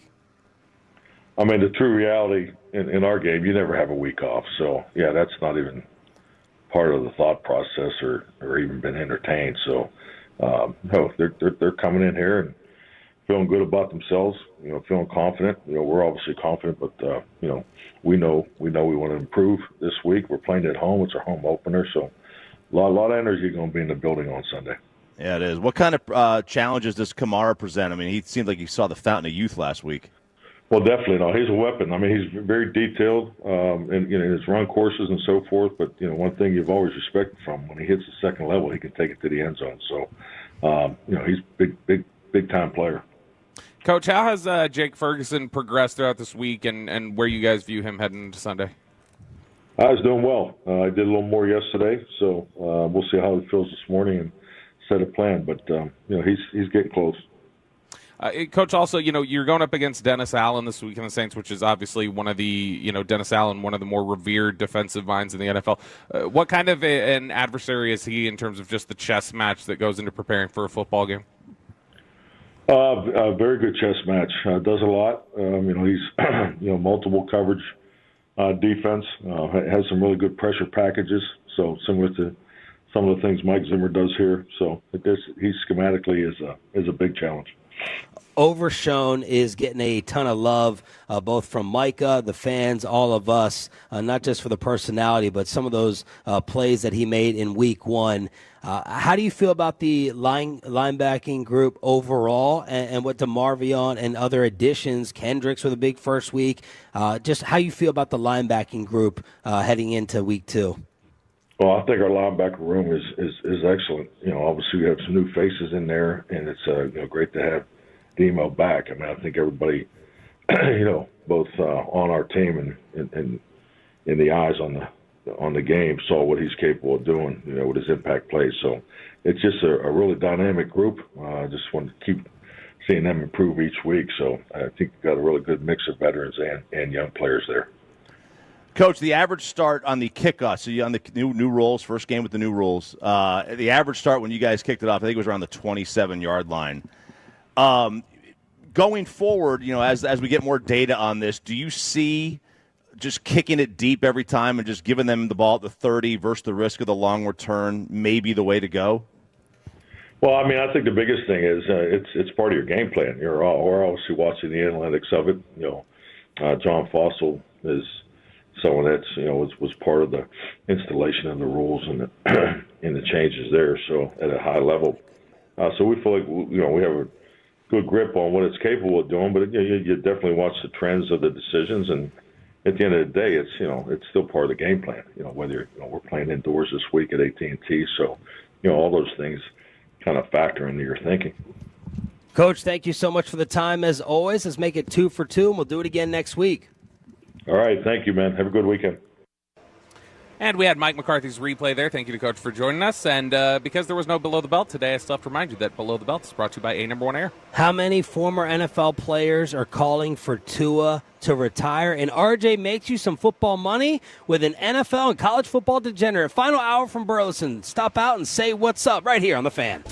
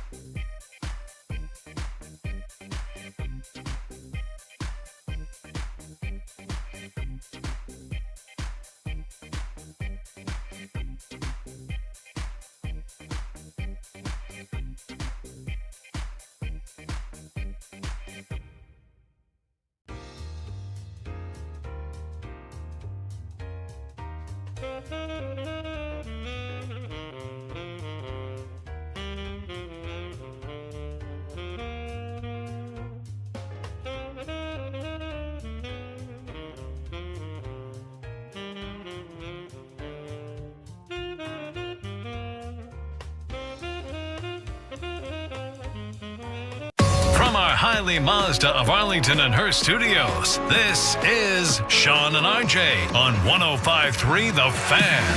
Was down by 21 points, 4th and 4. Pressure. Tua steps up. He's going to run for the first down and takes a shot at the 6-yard line. Hamlin hit him and Tua down. Al Michaels with the call last night on Amazon. Final hour, Firehouse number 1.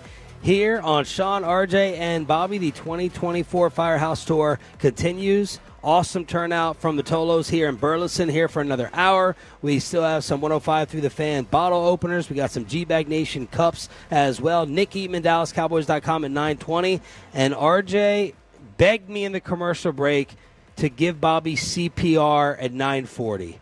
9:40, he wants to push crosstalk to the side. RJ Choppy executes CPR. I'm going to learn how to do it, man. I just can't wait to, just give compressions and just put that tourniquet thingy all over Bobby and just you ready to take tighten it. Oh, I'm ready to take it. Yeah, I'm ready to take it. Well, there you go, 9:40. Get on the fan cam, Twitch, and YouTube. We're going to find out if he has a heart. We're going to find out if he has a heart. I think you're going to find out just how high my heartbeat is, and then you're going to become concerned. Shout-outs to, so far, my favorite Tolo out here, Mary Ann in Burleson, walked right up to Bobby and said, "You've ruined the morning show." Oh, look at that, Mary Ann. That was fantastic. Derek, Randy, and Juan brought us back some Cowboys. He went to Cleveland for the Browns game. Yeah. Represented by he couldn't wear the Cowboys colors because his daughter got the tickets and they were in the Browns corporate area. So he wore a Longhorn shirt because Texas, Michigan. Yeah. They hate the Wolverines so much. They bought him 3 beers randomly throughout the day. Oh, that's great. Randomly throughout the day because he had on the Longhorn colors, said, "Screw them, Ohio State, here's some free beers." So Juan brought us back a Cowboy Cleveland thing I know you'll appreciate. Yes, I do love this. They call it T-Sun up there, that school up north. They don't refer to it as Michigan. Oh, they're T-Sun, and then we get called T-Sips. That's right. The Longhorn Absolutely. fans. Yes. All right, so all of us agree that Tua plays again, even after last night, the 3rd concussion. At first, I was like, this is a lower body injury. He was limping off. And the hit did not look that bad. How crazy is it? I guess Al Michaels, I know one thing he was catching heat for yesterday, which I'm not going to get into, but the other thing was about Damar Hamlin saying, how crazy is it that Damar Hamlin was involved on the other side? I thought the exact same thing. I said the exact same thing. So I didn't find anything wrong with that. But Damar Hamlin delivered the shot to knock Tua out, and RG3 and others, Des Bryant on social media. Another concussion puts him at 3 officially and countless other scares. Think of the person, not just the player. Shannon Sharp, really hope he's okay, but seriously got to think about shutting it down. I hate saying it. Concussions are getting worse for him. He's a young man with his entire life ahead of him. Dez, that's it. NFL, go ahead and do the right thing. Tua has had entirely way too many concussions, needs to retire for his longevity and his health. And then Tony Gonzalez, he's one of the best humans on the planet. Richard Sherman chiming in. Having sat down with my family, sat down with my wife, having those conversations, it would be hard for me to walk away from this game with how old I am. And with my son, it's my health, my body. I feel like this is what's best for me. So I guess the question is, should the NFL step in here? Can they step in? And what do you do if you're Roger Goodell? You can put pressure on the Dolphins. I don't think there's any recourse they can take that says you have to sit him. Right. But, I mean, they can obviously put some heat on them and pressure them into doing that. And honestly, it's one of those things where, like Sean, you just said it, and this is the way a lot of people talk about it. The shot delivered by Damar Hamlin. It's it was the shot delivered by Tua. Tua cannot control, the play style is just, it's too reckless for the injuries that he has. And if he's not going to learn, then I would think the Dolphins and the NFL would talk to him and say, if you are not going to play under control, if you are not going to take measures to protect yourself, we cannot be have this liability on our hands, and we're just going to have to step in and say you're done. Yeah, look, I mean, it's they're in obviously a tricky spot because they have a quarterback that they like and they paid him, and from a football standpoint, they want him to play. From a human standpoint, I don't know anybody in that organization who would be honestly sitting there saying, "Man, we can't wait to get this guy back on the field again," because this is the reality of what happens when Tua plays the sport. But RG3 and Shannon Sharp and Dez, they can say all they want. They've had their career. It's easy for them when they've had their career to say, "Hey, shut it down." Yep. They would not want somebody tell them to shut it down. Yeah. It's easy for an athlete to say that. Athletes don't. They usually stay out of each other's pockets. And it's okay. Are they saying the right thing? What they're saying is not wrong, but it would be very disingenuous to say that, hey, they would be thinking the same thing if they were Tua. They wouldn't. They want to win. They want to play. That's what their body is designed to do. They're football players. Tua's a football player. He's going to want to play. Ryan Tannehill is trending. Yeah. I know Cowboy fans have Trey Lance trending, throwing out a hope and a prayer that Miami picks up the phone. Tannehill would make a lot of sense. Mac Jones, people are like, go get him from Jacksonville. The most absurd thing I saw during the break a second ago. Do you know what the suggestion was from one individual on Twitter, Chop? They said, go trade Miami Trey Lance for Jalen Wright.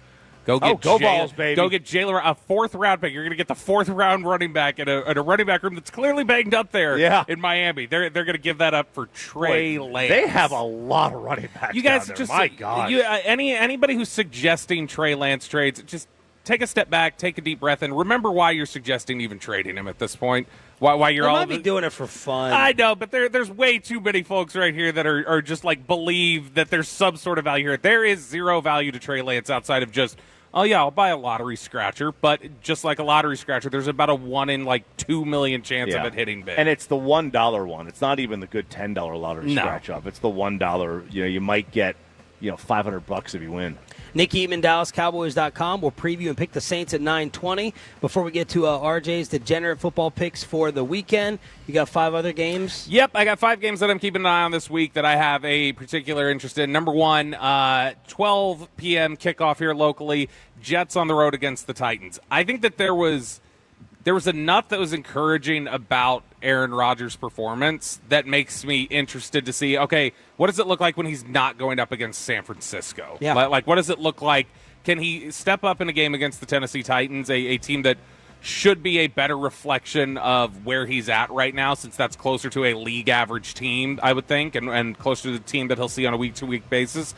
So I am interested to see what does it look like when Aaron Rodgers is back out there on the field this week against the Titans. Next one, Bengals and the Chiefs. This is obviously a big game this weekend, mainly because I think that, like we had talked about, the Bengals are in a really tough position if they're not able to win this game, just for the way their schedule sets up and the way things look ahead. Bears-Texans is one. There was so much hype around Caleb Williams and the Bill Belichick kind of throwing cold water on the whole thing, where he's like, I didn't even think he was that good in the preseason when you guys were giving him all this hype. Yeah. I want to see, how does he respond to the first game, what kind of film study do, and just the juxtaposition of, here's somebody who last year in C.J. Stroud showed you the ability to come in and immediately make a difference. Like, going up against him, having that game against the Texans, I think is big. Falcons and Eagles, I want to see how much Kirk Cousins does look limited. We obviously had the statement earlier from Kirk Cousins where he said, I'm completely fine. Okay, well, let's see with an Eagles defense that likes to blitz, likes to try and get after the quarterback a little bit. Let's see if he feels comfortable standing back there, and how quickly Atlanta, who clearly is going for it this year, like they are loaded up trying to go for it. At what point did they say, okay, we can't have like an 0-2, 0-3 start. It's time to switch to Penix. Do they have the stones to be able to make that sort of a call? And then the other game that I'm interested in seeing this week is actually one that would have had zero interest to me before last week, and now I'm kind of curious to see after seeing what Gerard Mayo did in Week 1 against the Bengals. I want to see what the Patriots do in the second week. Because if they legitimately, here's the thing, if they put together another strong performance and show we can scrap it out, they're playing the Seahawks this week, who are, I think, around a 500 team. They can show another strong performance there against the Seahawks, and we do see issues with the Jets, and then questions about the Dolphins and Tua and his availability, like the Patriots at least start becoming a discussion of like, okay, if they can put this together, are they in wild card contention? Ugh. No. Ugly. So ugly.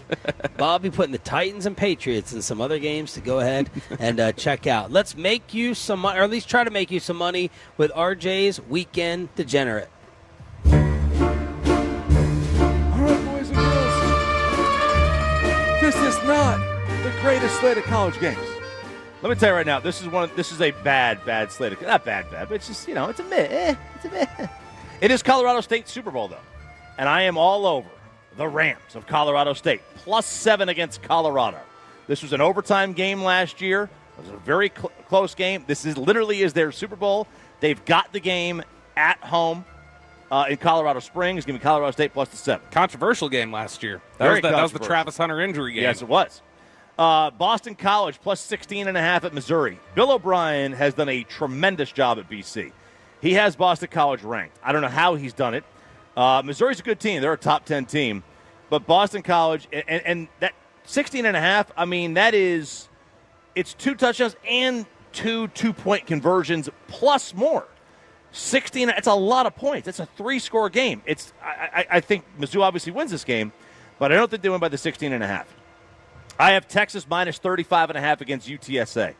Going into the year, I thought UTSA was going to be good. They got destroyed by Texas State. Texas is arguably the best team in the country. Who was your game before that? Boston College, Missouri. Okay.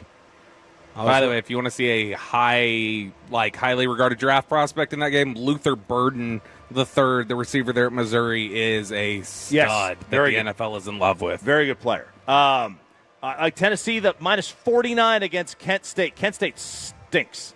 Tennessee's going to put up 60 points. I would take the over in this one at 62 as well. NFL. Baltimore -8.5 against Vegas. If you could still get it at 8.5. All right, if you could still get it. Devontae Adams saying Lamar Jackson is the best ball carrier regardless of position in the history of the NFL. Yeah, I mean, I don't know why you need to say regardless of position. The guy's clearly a running back. But that's not an insult. You're not. No, it's definitely not an insult. I'm saying, is that a crazy statement? Best ball carrier regardless of position. I mean, yeah. I don't know if Jim Brown played. Very. Lamar's a better. Didn't pay him $50 million to throw the football. That's obvious. That's irrelevant. That's irrelevant. I'm saying you paid him $50 million because he is that. That's irrelevant. We're just asking. We're asking who is the most electric ball carrier in NFL history, and can Lamar be in the conversation? Barry, Lamar, Vic are the ones that come to my mind. Chargers -5.5 at Carolina. It's another one I don't get. So everything I just said. I'm glad they come to your mind, though. Yeah, thanks. It's another one I don't get. Chargers -5.5 at Carolina. It should be way higher than that. Carolina is a JV team. Take the Cowboys. I think it's at 6 now. You can find it at 6. If you can find it at 6, go all in. I got it at 6.5, but I think it's at 6 now. San Fran -5 at Minnesota. Another one I don't get. Listen, I hate taking favorites in the NFL. It's bad business. It's bad business. I think this is easily a favorite pick, though. Absolutely. San Fran -5. And then the Rams +1 in Arizona. I know they're banged up. I don't believe Arizona's as good as L.A. L.A. has to win this game. They ain't going 0-2. They go 0-2, they're screwed. Rams +1. RJ Choppy with the Football Degenerate selections here on 105.3 The Fan. We got college football tomorrow, though, right? 11 o'clock, Alabama, Wisconsin, right here on The Fan. 10:30 will be the coverage starting. And that's another one. That's a big spread. I think it's like a 16-point spread. Choppy gives CPR in the fan cam at 9:40 from here at Burleson Firehouse #1. Nick Eatman previews and picks to see if the Cowboys can go 2-0 next on Shan and RJ.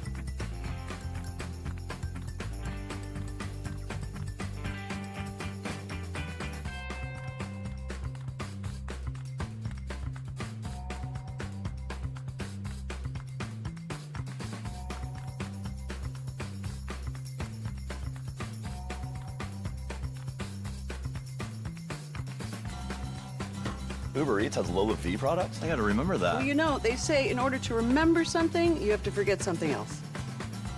Okay, now that is a very cute haircut. That's like a little shag. I've never seen it before. Well, I mean, of course you have. It's the Rachel. Oh, is that your name? No, I mean, like your name. No, I'm Jen. My name's Jen. Right, but I just mean like this is your haircut. But that's hair on your head. I'm not saying this is your hair. Okay, freaking me out a little bit.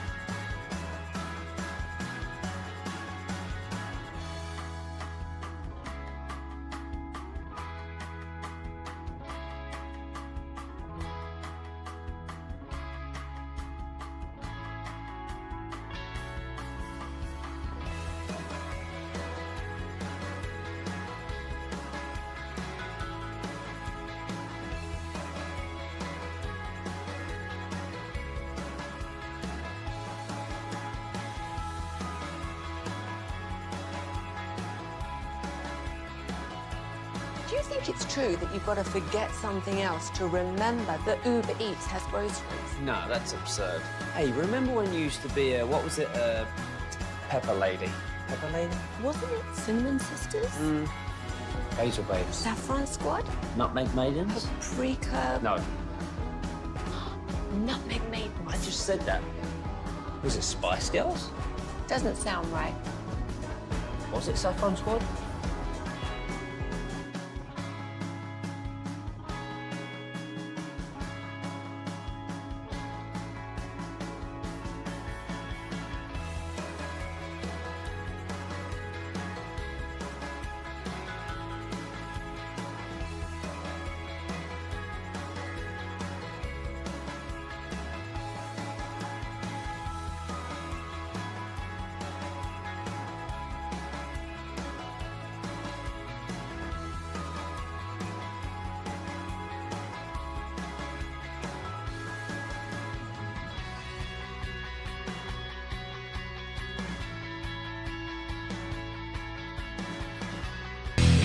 This segment of Shan RJ is brought to you by Frankel & Frankel. If you have been injured in a car or truck wreck, call Frankel first, 214-817-3333. With Frankel & Frankel, there's never an out-of-pocket cost. They only get paid when you win. Frankel & Frankel, the go-to car and truck wreck attorneys in Dallas.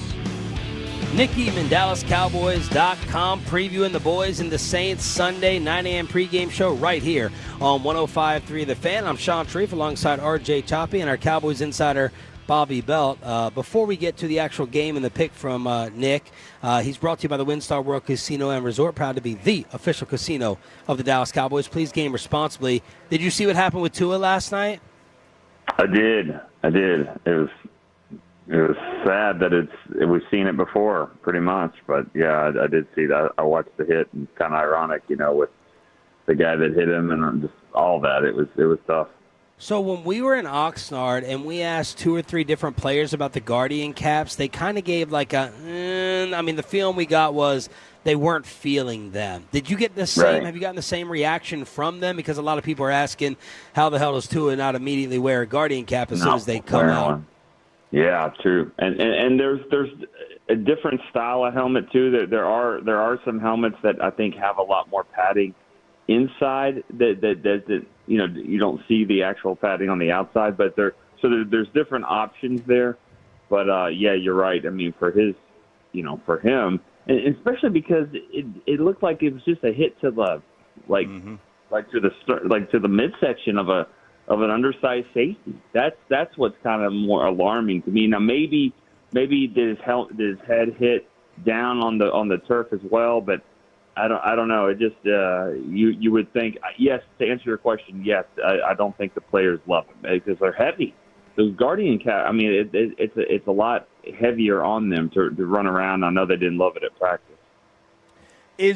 Have we ever had the league step in on a player before, injury-wise, and say you can't play? No, not publicly. I mean, maybe some. Calling the owner saying, hey, this needs to happen. But I have not ever heard that. And that seems like that would be a slippery slope to start that. Because, what about the Chargers backup linebacker? Again, I'm just making up a guy. Is it because it's a high profile quarterback? Because, is his head more important than others? I mean, are we stepping in and monitoring everyone? I don't know. That seems like a tough situation. Maybe it's just bad luck. I really don't know, but it's scary when you see a quarterback like that, especially how much money they invest in these guys, and for that to happen. Nick Eatman from DallasCowboys.com joining us here on 105.3 The Fan. Nick, what is the biggest concern for you against the Saints this weekend? What's the thing that you're looking at and saying, that's the one area where the Saints might really be able to hurt Dallas? I just think the matchup with Kamara and do they have that figured out? Is he going to be someone that just hurts them up and down the field and they can't? It would have to be a turnover situation too, like turnovers early in the game. You're behind the 8 ball a little bit, and then the Saints are playing the way they want to play, and you're having to kind of do catch up. That would be my thought there. I think the Cowboys are a better team, but that doesn't always mean anything. If you get turnovers and short fields and things like that, and I could just see a situation where it doesn't start off well. Noon game doesn't start well. The Saints fans are rowdy. They got there at 10:30. They're ready to go, chanting and all that stuff. It sounds like they're trash talking Dak already. His Saints fans. I don't know if you saw that interview where they were, already getting after him a little bit. So it'll be that kind of environment. And I think if it doesn't start well, then the Saints have a chance to kind of play the style that they want to play. It was Saints fans doing it? I think. Well, he's from Louisiana, so he's got family that are Saints fans. He said he never was a Saints fan growing up, but some of his family and friends in that area are, and they're saying "Who Dat," and he writes "Who Dak," and all that kind of stuff. If you're a family or friend, and one of your family or friends plays in the professionals, you got to change allegiances. Oh, that's just a rule. Really? So you're gonna root for the Crimson Tide if one of your family members goes? And you're gonna say if my kid goes to Alabama, Rammer Jammer Yellowhammer. Okay, absolutely. I'll burn all my volunteer gear. My kid, I'm not going to burn it. Okay, but for 4 years it'll go in the closet. I could say this: I have a senior in high school thinking about going to Oklahoma, and I'll just say this: we'll go. And we'll support. But if Arkansas is playing that weekend, I'm sorry. I'll wear the red, but it's not going to be the one you want. Now, hang on. If you had a son going to Oklahoma to play football, you saying the same thing? Well, it's easy when she's on the volleyball team, field hockey team. Listen, I just watched him play flag football yesterday. He's not going to Oklahoma. He had a good practice, man. He had a good practice, but he's still a line from Rudy. I mean, he's the all-time center. Okay, I'm just. But he snapped that thing really good. Good for him. Good practice. Nick Eatman from DallasCowboys.com joined us here on 105 through the Fan. Okay, Nick. So when you look at we mentioned the running game, how that's something that you've got a concern with. Do we overblow the line or the thought process of Clint Kubiak coming from this San Francisco system, and that San Francisco system, boy, they're just able to carry the secret sauce into this game against Dallas? Does that give you any pause, or is it no, this is just more about Kamara and what they have in terms of with their offensive line rather than any sort of special sauce from a scheme? Josh McDaniels, that's the first thing I could think of when you said that, because he would always leave Tom Brady and go somewhere else and not do well at all, and so a lot of those guys. So when I think of that, I think of taking schemes. It sounds good if you're going to take Trent Williams and Deebo Samuel and McCaffrey and all those. So I don't think of it as just the same. Now I'm not saying that guys can't bring a scheme and it can't be effective, but I think the 49ers have had the Cowboys number because they've had better players and they've been more physical and they've risen to the challenge when the Cowboys haven't.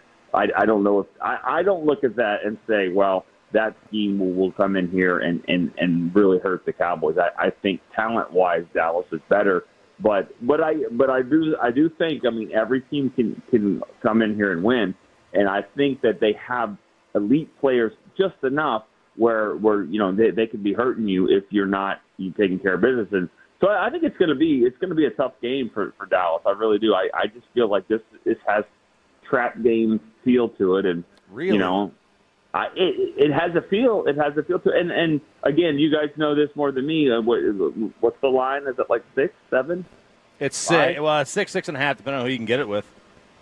That to me says this could be a game where yes, the Cowboys should win, but the Saints should keep it close for a while, and that's kind of the game that I expect. I do expect this to go into the late third quarter and fourth quarter, and the Cowboys are going to have to try to put this away.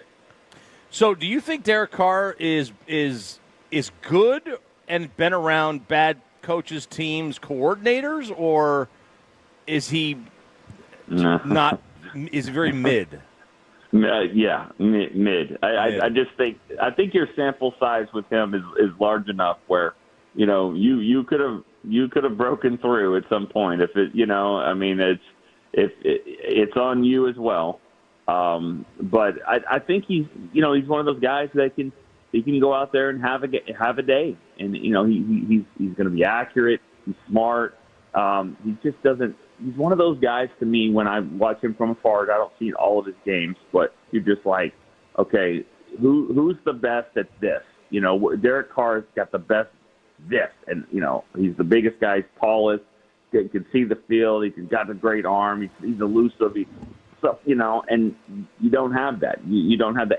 And rightfully so, you could say that argument about Dak, probably of what is what is Dak the best in the NFL at quarterback at this? And that's not the case. But I think with Carr, it's down in the he's probably about average in just about all the traits that you're looking for.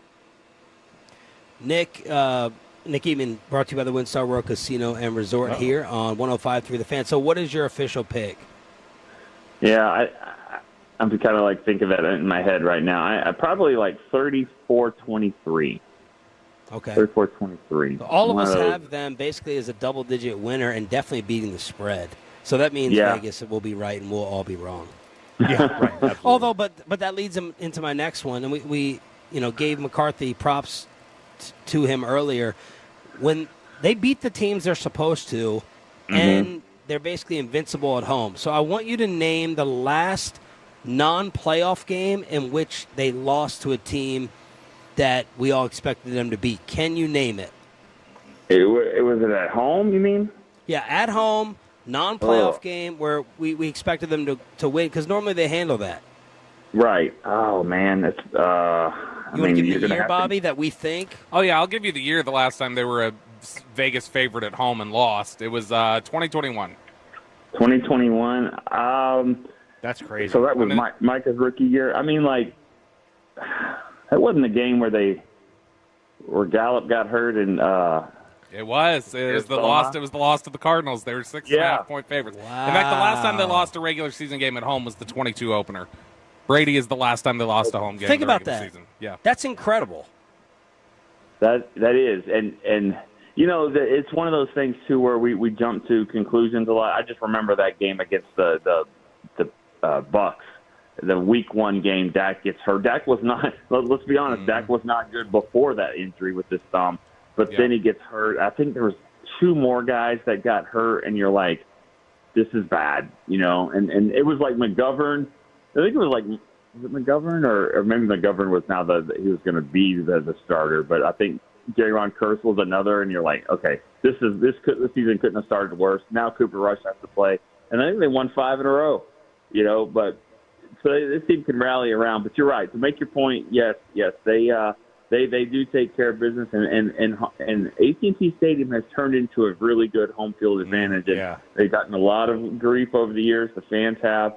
But, and it's been games like this, these noon games kind of start, it's an early start. But I think they'll be excited to see this team. And the Saints fans, this is like bowl games. Like, the fans will bring out the other fans, and that's kind of what happens on I'm not going to say it's neutral site, but there will be enough loud, rowdy fans there that will kind of, pump up the crowd and the intensity. I think it'll be a good game, good atmosphere. So is this going to be like jambalaya in the Cowboys press box? Something? What's our halftime meal? Bobby will not be eating this at all because it'll be seafood and spices.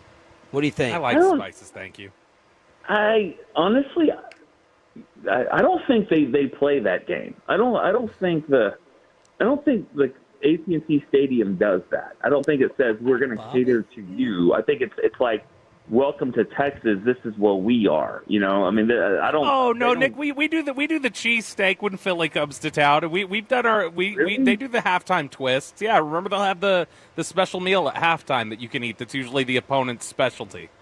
I thought it was nachos. I thought it was like nachos and like that's the bar. If you look to the side of the car, you've been missing out, Nick. Nick probably don't eat with the poor people.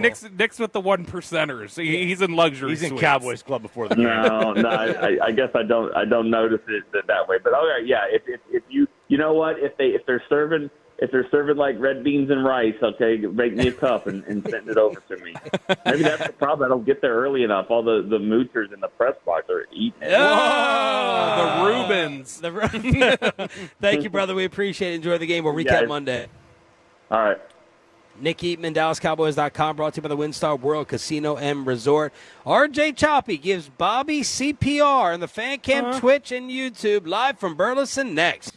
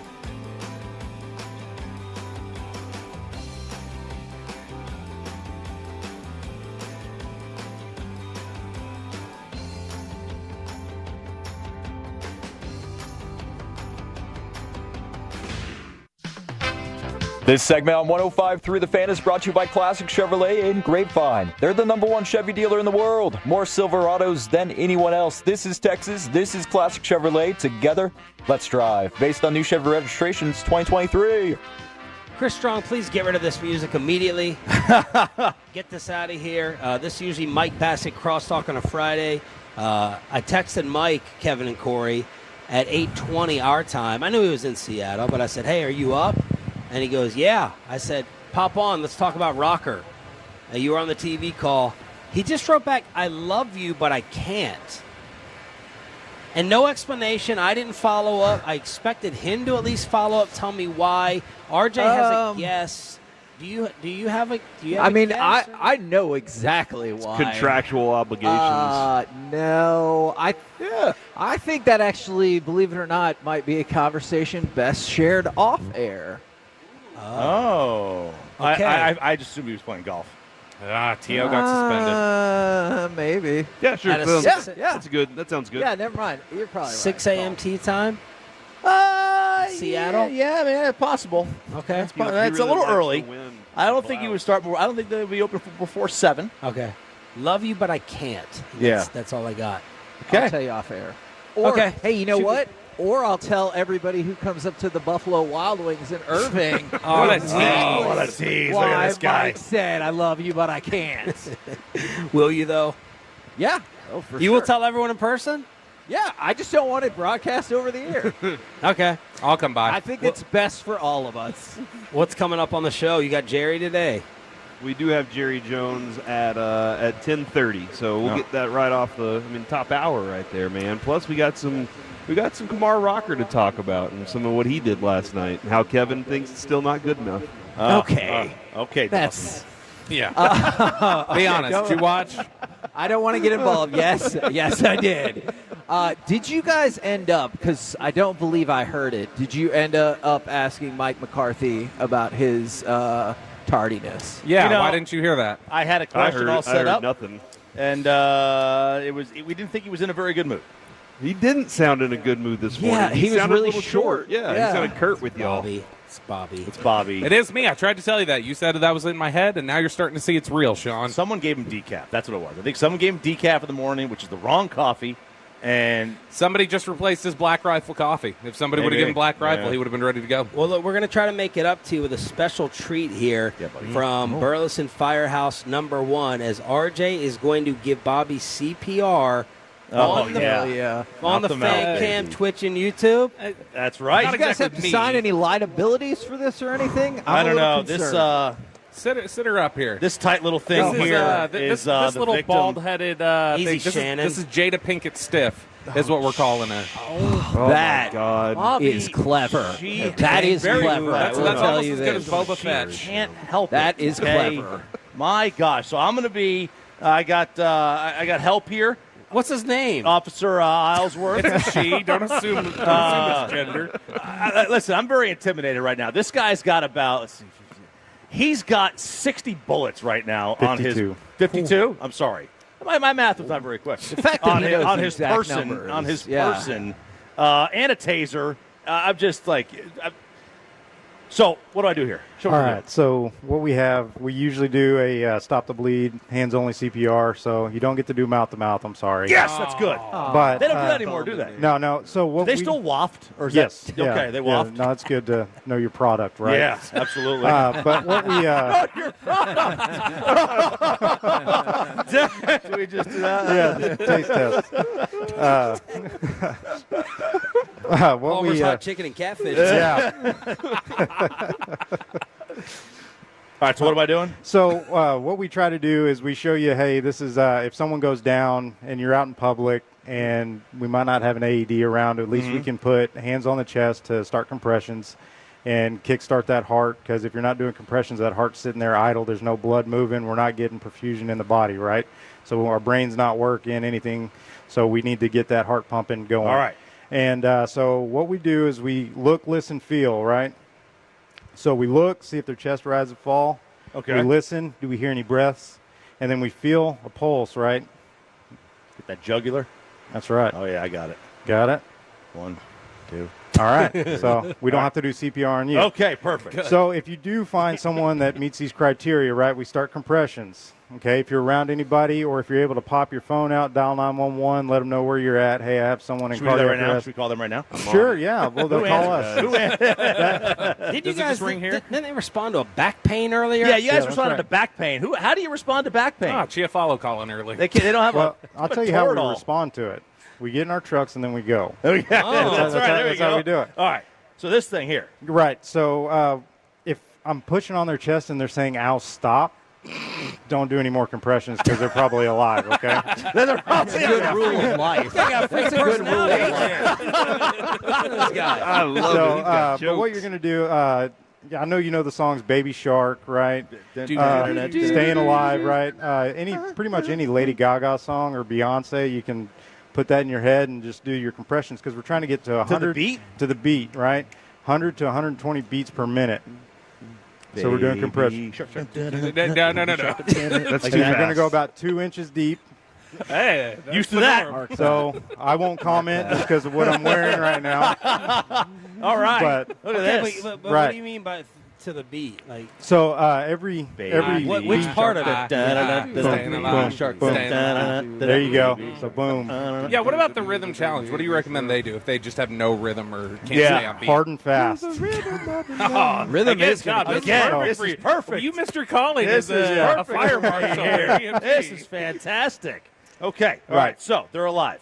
All right, they're alive, and then hopefully by then our crews are here. You We'll just, take like, over tip to them over ALS like that, let them Well, vomit? If they do that, yes. Okay. Yeah. So if you pull them out of the water, hey, it's not going to be like the TV shows where they're it doesn't bubble up. If they're doing that, then hey, they're probably going to be a recovery, not a save, right? Okay. All right. But once you flip them over, if they vomit, anything like that, but really just kind of wait for EMS to get there because we'll be doing other interventions, IVs, all that stuff. Okay. Shock them if we need to. But if you do have an AED, get it, put it on them, and it'll analyze the rhythm for you. And it'll say, hey, shock or no shock advised. And then it also has in the AEDs like a metronome to keep you in beat. So you're not sitting there thinking, well, I don't know any Lady Gaga songs, right? What if you like? Do you have people on Spotify like they're pulling up? Yeah. Pulling up their Spotify. Pull up my Spotify list. This is my CPR playlist. But what we do, I have a metronome on my phone. When I was on the box, Choppy, we would shut do up. that. That's all right. No, I said it's not all right. We're doing a radio show. We're 14 people. Can't Now, what do talk. we got here? All right, so that is a tourniquet. That is a cat tourniquet. So if you Here, Bobby. get shot or if you have a huge laceration or you got a Chinese spare rib sticking out of your leg. Shoot me real quick. Okay. Yeah. Which side? Is it normal to have a spare rib sticking out of your rib?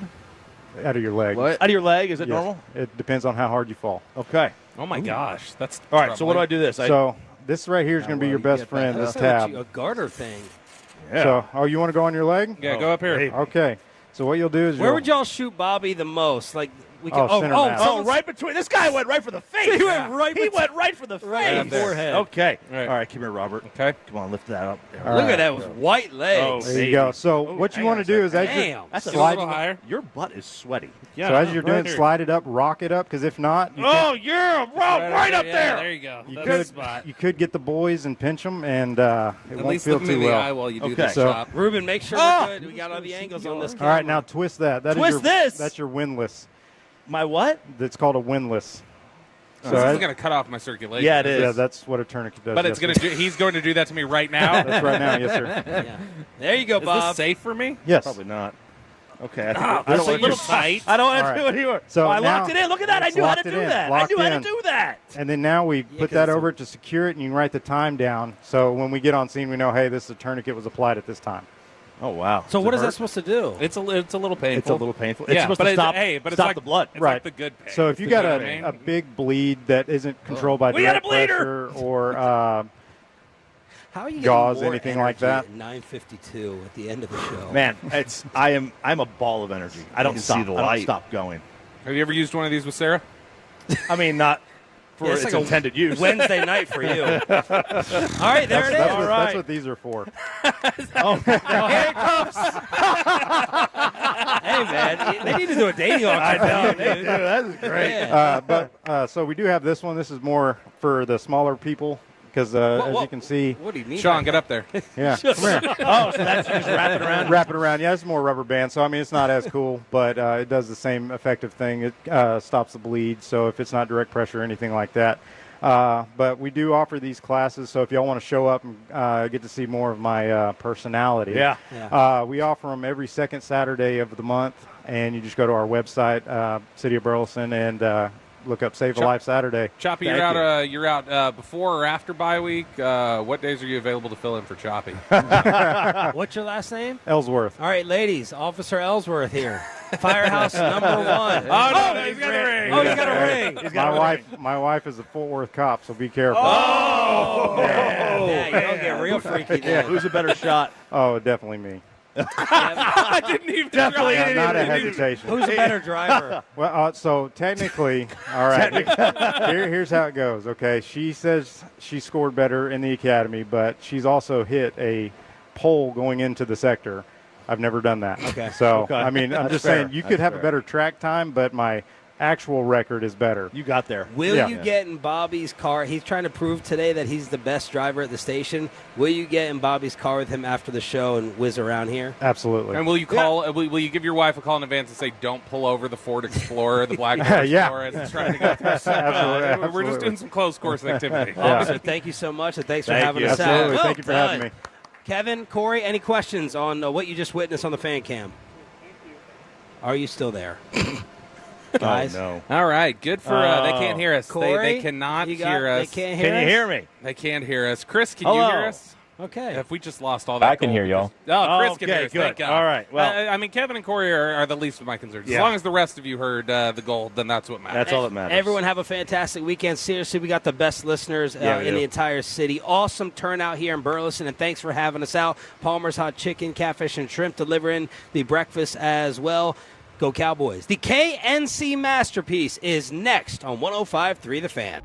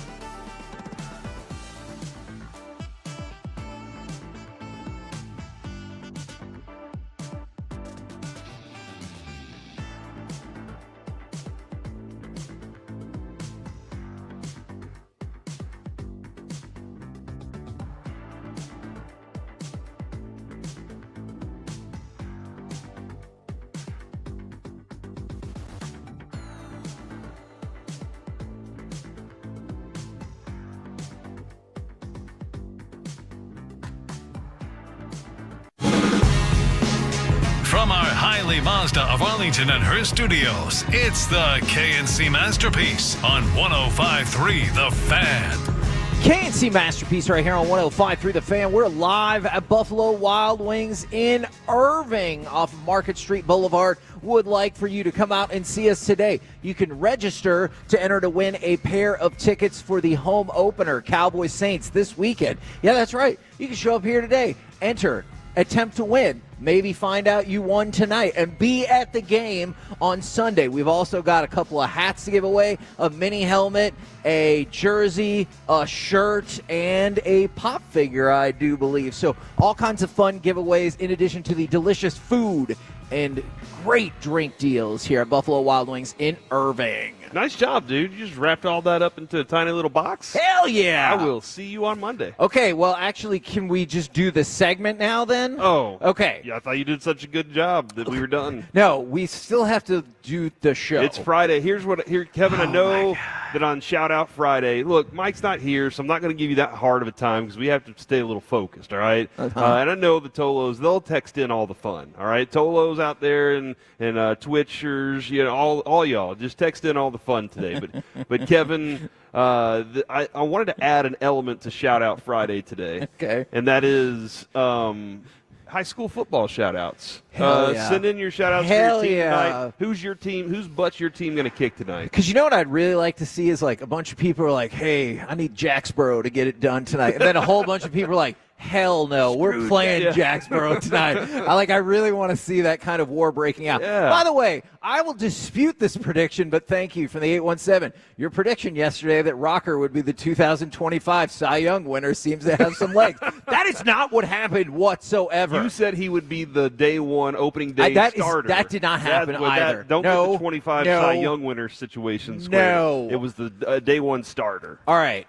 Now I know better to ask this question. Guys, I'm not going to ask you if you're ready. It just is time for NFL overreaction or reality. NFL overreaction or reality, the Cowboys will win at least 4 of their first 5 games. Oh, man, that's interesting. Because It is true that the schedule gets a little bit tougher after that, and you've already told me don't believe in Derek Carr, and Alec told me yesterday don't believe in the Saints. So I'm chalking this up to a victory. So my question is going to be, can they win? Will they win?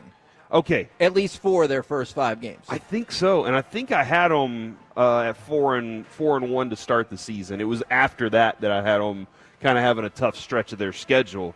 But Kevin, I think they can do it. I think the Saints are a team that you're like, okay, they are middle of the pack, and you are supposed to be a good team. Sure. If they're a middle of the pack team, and you are one of the tops, one of the close to being the elite teams, then you should win this game pretty handily. It shouldn't be like a 14-point win, but it should be, I'd give them 7. You said could. I need you to say will. Okay, right, sure. They will win at least 4 or 5. Yeah, I think they can. No! There's a difference. What do you mean? Say will. That's the question. I think will. they're capable of doing it, and therefore they will. God. Like I don't understand. Like that. Yeah, I think they're capable of doing it, and therefore they will because I think they can take the Saints down. The Ravens is going to be a fun game. And by the way, I just did find out. I know we're giving away Cowboys Saints tickets. Miller Lite is doing that today. I'm told that next Tuesday you're going to want to make sure you're listening because is it not next Tuesday? Is that the right date? I don't Are you know, sure man. It's not Wednesday? Let me go look at the email real quick, Kevin. Tuesday on the Fan. Okay. It says on my email right here, but I don't know how dates work. So, we got some tickets for Cowboys Ravens. So that'll be next week, though. But hey, man, look, is 9/18 Wednesday? Yeah. Then what our boss said Tuesday. So Don't worry about it, man. It's all working. That's out. confusing. Yes, One of they those can. days. Yes, they can win. Tuesday or Wednesday. They can win 4 out of their 5 to open the season, Kevin.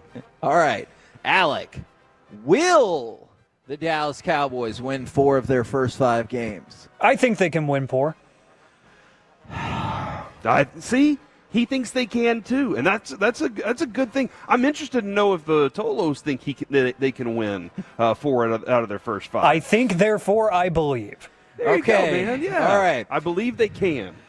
We are at 1200 Marketplace Boulevard today, and the high school football shout-outs Nice. are already rolling in. From the 4-6-9, let's go Red Oak, beat Cedar Hill. And then, for the 8-1-7. I thought Kevin said Rocker would strike out all the batters. No, that did not happen. That definitely did not happen. Got close to it, though. From the 940, shout out to the Paradise football team. That is where all of my in-laws live. So Paradise Panthers, let's go. Yeah, man. Somebody said they can pretend to be Mike.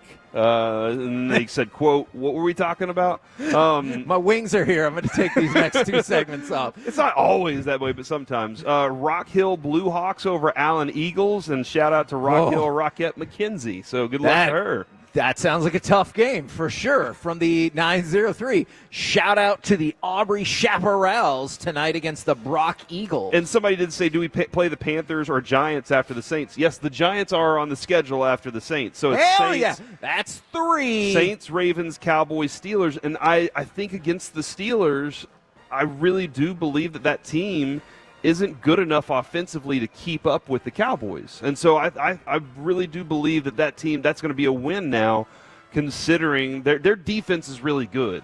But the Cowboys won't. Their offense can be substantial enough to defeat the Pittsburgh Steelers. I just want to point out the fan texters are on one today.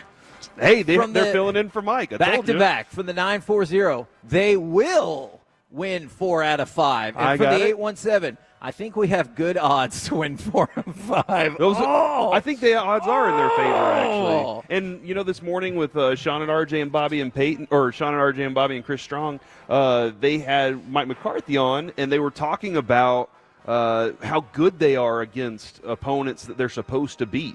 And the Cowboys are really good against the opponents that they're favored in Vegas. And then do you guys want to get serious real quick? This is an amazing shout-out from the 903. Thank you to KNC and Mike, even though he's not here right now, for all of the laughs and fun. I'm in recovery. 3 months clean after the passing of my mother. I turned to drugs for relief a while back, but found out it'd just be a placeholder, and I've come out a better person. Thank you for making life fun during the entire work week. You guys are incredible. That is an incredible achievement by you, first of all. Like, to be able to start to turn your life around like that, knowing every day is going to be a challenge, but every day is a new opportunity to get even better. That's awesome. 3 months in, that is a lengthy period of time, and thank you for the awesome shout out. That is very, very nice. I do have a question. How's your body feeling? Just text it back to me. I want to know. Okay. I want to know that feeling, because I feel like there's a lot of energy that comes from that. Shout out to the Joshua Owls, Kevin. Okay, that's a team that you can shout out there as well. And let's go Brewer Bears. Let's try to score at least once against the league. Okay, guys, come on. Hey.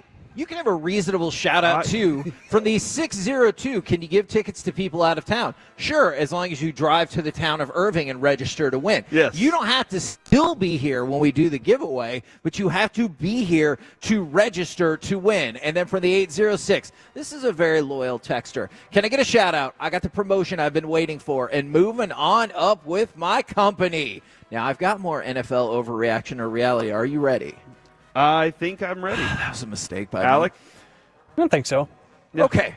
Lamar Jackson, overreaction or reality, is already the greatest rushing QB of all time. Now, he doesn't have the record yet for most yards. Is that Vic? That is Vic. He's 730 yards behind. It feels inevitable that he'll get it. But I'm going to say, the hell with the stats. You saw the players. Overreaction or reality, Lamar Jackson is the greatest rushing quarterback of all time. Devontae Adams is one of the best receivers of this time, right? True.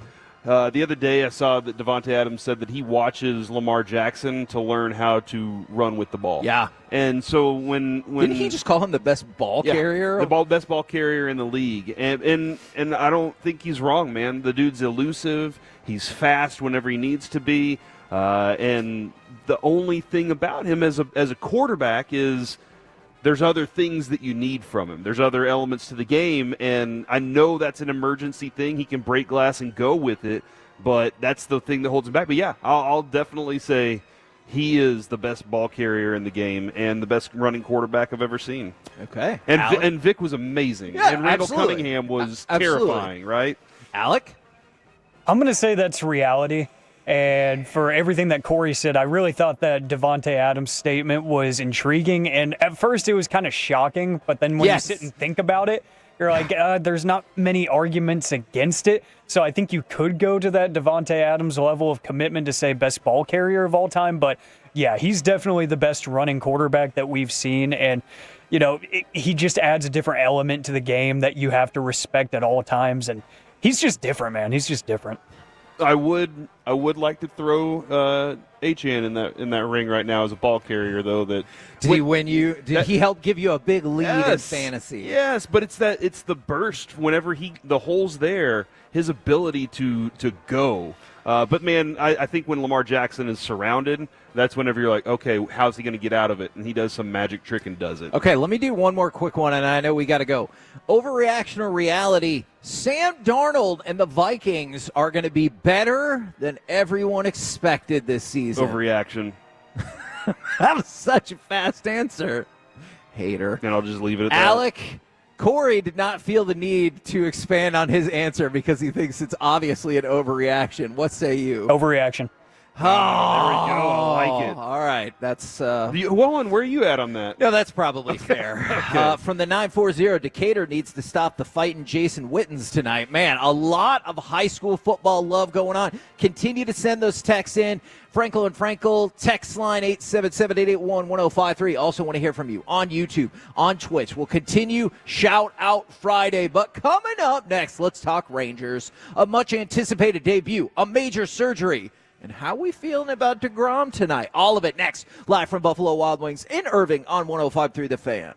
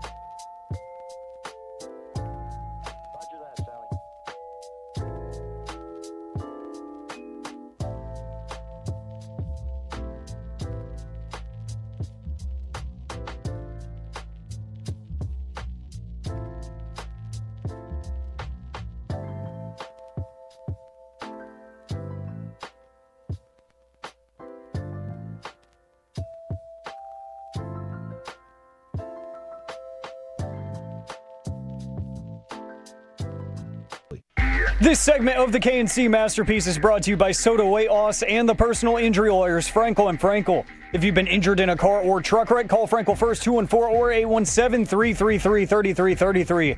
With Frankel and Frankel, there's never an out-of-pocket cost. They only get paid when you win. Frankel and Frankel, the go-to car and truck wreck attorneys in Dallas. He's ready at 1-2, and here it comes. Rosarena strikes out swinging. Got him on a slider, which was pretty much in the middle of the zone at 85 miles an hour. So we have seen Rocker's ability to add and subtract velocity on his slider, and he has back-to-back strikeouts here. KNC Masterpiece back here on 105 through the Fan. We're live at Buffalo Wild Wings in Irving, and I know football's happening. We're going to talk to Jerry Jones in about 15 minutes, but the Rangers get a come-from-behind victory last night, which is great. I get the sense that more people cared about the beginning of the game than the end of the game, as Kumar Rocker, 4 innings, 7 strikeouts, and it felt very encouraging. Just if you glance at social media, in addition to watching the game, it felt very encouraging. I will say, yeah, watching was the most encouraging part. He looks the part of a starter. He looks the part. Like, this is the first time I've ever seen one of those guys walk out there. I think the last time I saw something that I felt this confident about was Matt Harrison. Okay. You remember the outing he had, and then Nolan's out there clapping for him and everything, and like there's that moment. This is the first time I've felt this way about a starter since that was coming up from the system. Because even Jack Leiter, you were excited, but it just didn't look polished. Yeah. And and I can't say Cody Bradford looked polished when he came up. Last night, Rocker looked like he was ready to contend with Paul Skeens on some things when it comes to strikeouts. Okay, and I know Boch didn't say this directly, and I apologize if it seems like I'm putting words in his mouth. It just felt like the way he described it when we were like, hey, does the end of the season need to be good for him to like really have that rotation spot? And he was like, yeah, he's looked really good. And like just the way he described it made it feel like he's like, hey, I can't say this yet, but he's in, dude. Yeah. You know he's in. I know he's in. And so yesterday was a great example of that. I was hoping we could get to see him pitch that 5th inning, but I understand Boch also told us, like, hey. Pitches. Exactly. And so he was at 74, so I understand why they didn't go ahead and roll him out for the 5th inning. But I thought it was an incredibly strong start to the season. You did this morning. Big season. And you did this morning. You're very critical of the amount of pitches that he threw. And you said 74 in 4 innings. And I was like, man, it didn't feel like 74 pitches. It didn't feel that many because the innings didn't drag on. And it felt like he was getting out of innings pretty quickly. Yeah, and sure. he could do it on his own, and that was a positive thing. And I know no one's going to be Nolan, but that was one of the things with Nolan is you got a high volume of strikeouts, but at times you could get a high volume of walks. I'm not going to say 2 walks is a high volume, but 2 walks in 4 innings. You're just going to need to refine that as you go along. But a lot to like. I think I was just disappointed from a selfish perspective is Boch said maybe he can go 5, and I was like, he's pitching well. I want to see 5. But then when I saw that pitch count, I was like, yeah, I got it. I understand why they can't do that. Now, to go along with that, are you more intrigued next by the big league re-debut for this season of DeGrom tonight or the Seager surgery, which, we tried to set folks up for that a couple of weeks ago without directly saying. Boch couldn't directly say what it was, but he's going to get surgery for another sports hernia. It should be fine in terms of being ready for next season, but obviously we already knew he wasn't going to play this year. Play again this year. Okay, I'll rank this for you real quick, Kevin. I'm most excited for the fact that this show was the first show to tell you about Rocker when he was in college. True. Still. Actually, I want to give credit to you. You are the person who told me about Kumar Rocker. Like, you go, hey, there's a kid at Vanderbilt. Yeah. And I was like, it was at a time, too, when he wasn't even draft eligible that year. It was like a year or 2 before that. And he goes, I'm telling you, this kid is going to be something. And I was like, yeah, okay. I'll get right around to breaking down Vanderbilt film in 2 years. And then as Jared said this morning, from there on, everybody tried to find reasons for him not to be the number 1 overall pick. You were just like, okay, we got to pick at him. You saw why he's that good last night. Number 2, I will say, is DeGrom because he will be playing. Look, man, I told you last year, with Max Scherzer, I spent so much time throughout his career not watching his games, just knowing he was a great pitcher, and I didn't get to see enough of him. With DeGrom, I want to see every pitch of his career as a Ranger. I want to, this is the dude that, when he's healthy, the best pitcher. Bar none. He is the best. You see it whenever you see his stuff. And so I want to watch that kind of greatness because I don't know how much longer I'll have it, for one. And then with true. And then with Corey Seager at 3, man, that's frustrating and it hurts. And we know he was dealing with that after the World Series last year. It could have been during the World Series, I believe, or in the playoffs is when that first one happened. And then we knew he had to have the surgery in the offseason. He was trying to battle through it a little bit. Hopefully you don't go through that for 25. What did he want this year? He wanted to come back as soon as possible to help defend the title. Yeah. And he didn't need to do that. Maybe he rushed it, and maybe his body got a little hurt because of it. But we appreciate why he did Absolutely, it, right? man. I'm going to be there opening day for the defending champs. I absolutely appreciate that. By the way, a lot of great shout-outs and still high school football references going on. Let's go North Crowley tonight. They already beat Lancaster and DeSoto. We've got Denton Geyer tonight. And then a lot of people who are maybe more reasonable. From the 817, shout out to Burleson.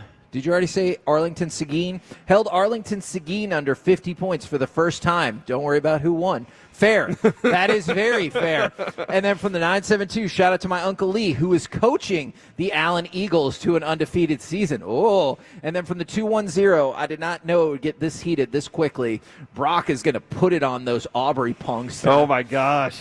Hey, dude, you should know that. We covered high school sports around here for a long time. And there was a time in my life, like when I was in high school, that I felt that same way. But when we covered it for the paper, especially the crossovers in Plano, and then the Plano Allen, and then the crossover with the Flower Mound with Marcus and with Louisville, you would get that kind of really intense, caring or hatred at times on a weekly basis. Oh, I'm seeing it now with my son. My oldest, he's at Plano, and whenever West or East comes up, man, he's saying words that I'm like, you're not allowed to say those words in this house.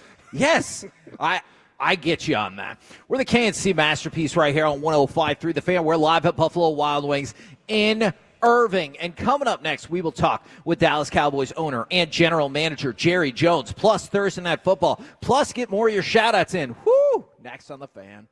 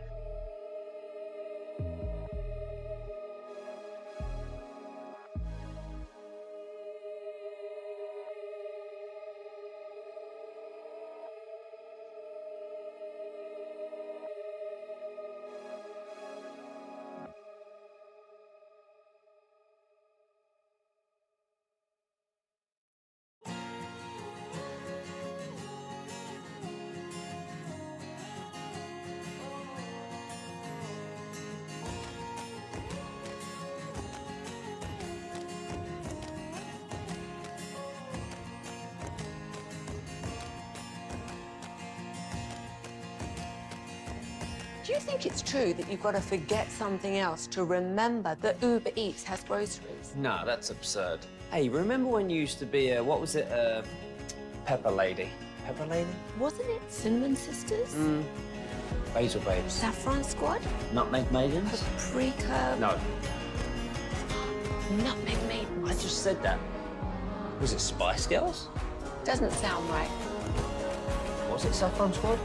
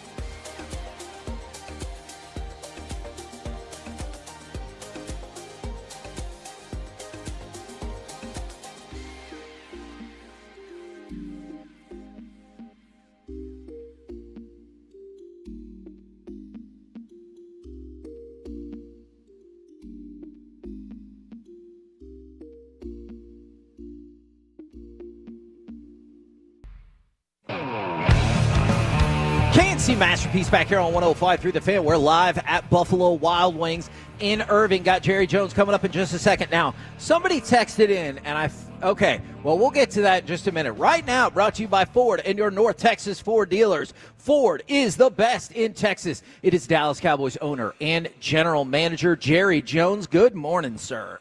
Good morning, guys. Kevin, Corey, and boy, it's great to be on. It's really I didn't know how we'd be feeling when we got into this second game. I had hoped we'd be feeling good and positive about our team, and I certainly feel that way. So it's real good to be talking to you.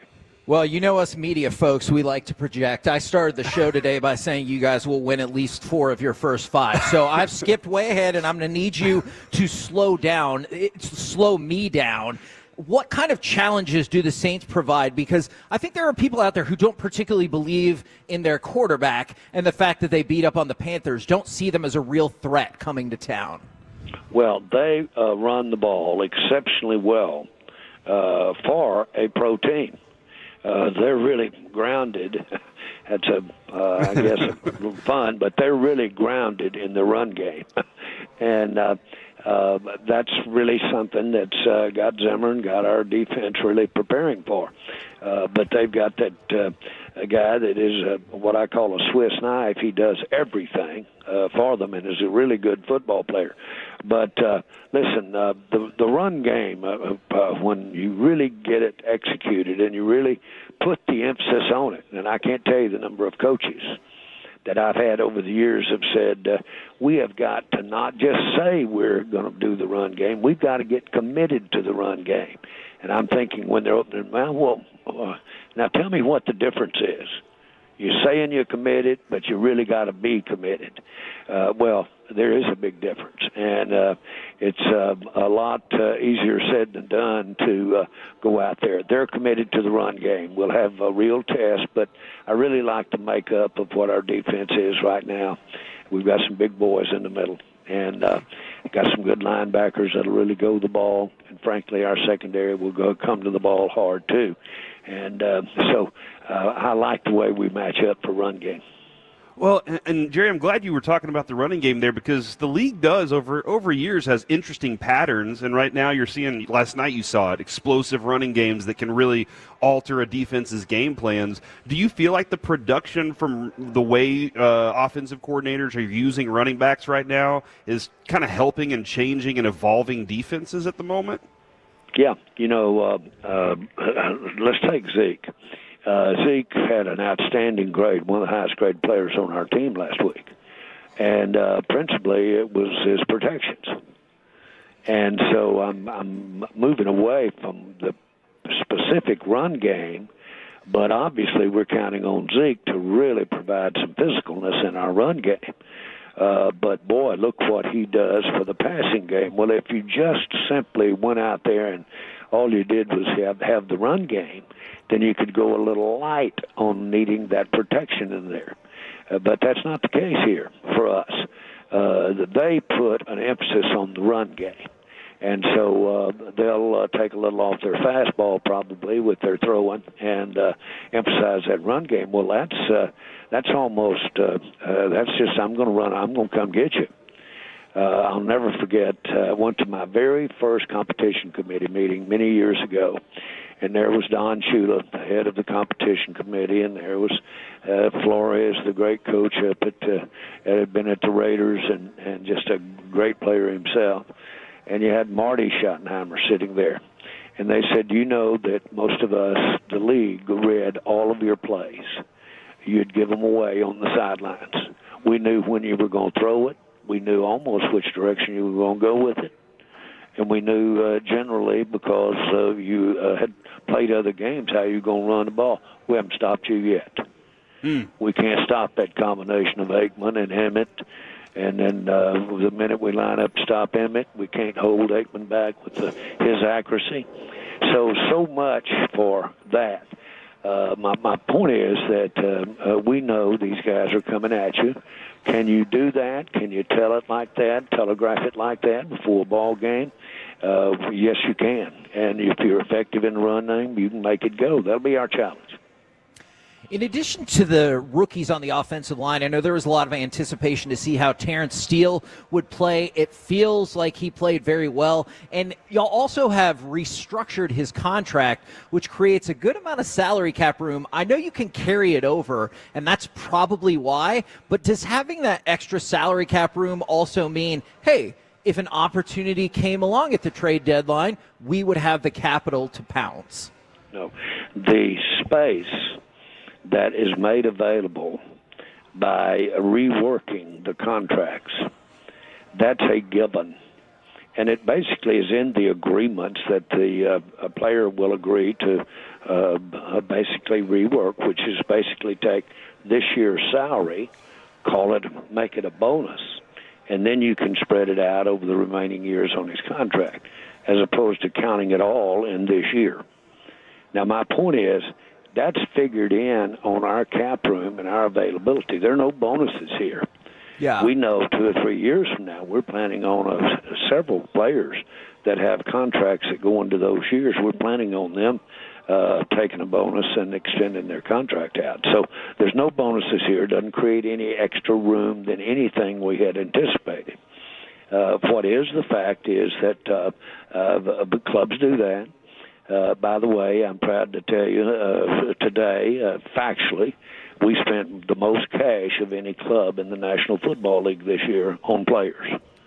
We're the number one cash spender on players.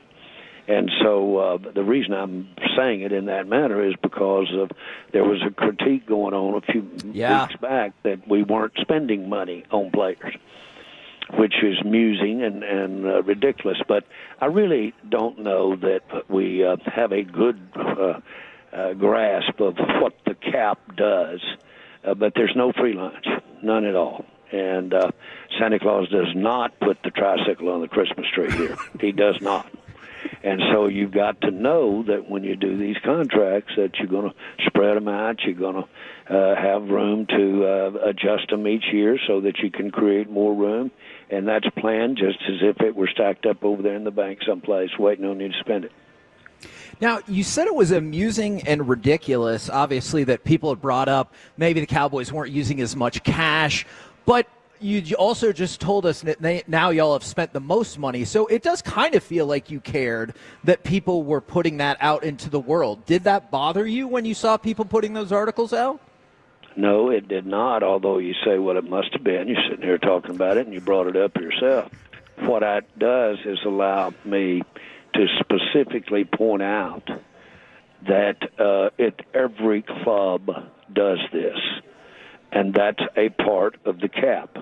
We could have a all-cash cap, but we decided years ago to create the ability to take some salary, make it a bonus, and spread that salary out over a lot of years. That's the ultimate maneuver that everyone uses, and so that's what catches up with you. And but it really does not catch up with you. It's just money that you spent that you got to account for this year that you spent in years past to have a better team. And we've been, other than Kansas City, we've been the winningest team, I think, over the last 4 years in the NFL. And we've done that spending money on the supporting cast that we've got around our key players. And obviously we want to keep doing that. But everybody has to make that adjustment. What you have to do, you really do, if you're going to have 3 or 4 outstanding, top, high-paid players, you've got to have some good young players that are in the first years of their agreement. And those guys have got to come in, and they can't be sitting on the sideline. They've got to be playing. Jerry, all the best teams in sports, heck, I think all the best businesses seem to do the same thing. They bury their opponent when they're down. And Zach Martin said the team needs to jump on the kill shot when it's there. And Dak even said there was a lot of meat left on the bone. In your time, what traits or mentality do the teams that do that share? Well, first of all, I'd like to be able to say that you can build that in the ethos of the club. In other words, go out there and let's get them down for about 3 touchdowns in the first 8 minutes. Mm-hmm. We seem to play a lot better when we have a lead. Yeah. By the way, that's nothing new. I would say, I dare say all players, all teams play better, especially as you get into situations where the time on the clock's running on down and you're able to control the ball by running plays. I was reading what Bill Belichick said about us and talk about how we were able to run the ball and were able to keep it and use up clock. That's all key. What we've got to improve on is how do we, when those games are not going in our favor early, how do we get out there and get hit in the nose and then turn around and get down a couple of touchdowns, which should not be substantive in the NFL? That's two scores. You ought to, if you have the type of team you want to have, you ought to be able to get that back. My point is that playing from behind or playing without the advantage of a big lead, that's a different ball game, and you've got to play it differently. Yeah, and I'm glad you kind of mentioned that too, Jerry. In your time, you've also had a lot of different voices that you value their opinion. And you just mentioned Belichick's what he was saying about you guys. You got to have a lot of respect for his opinion? Of course we do.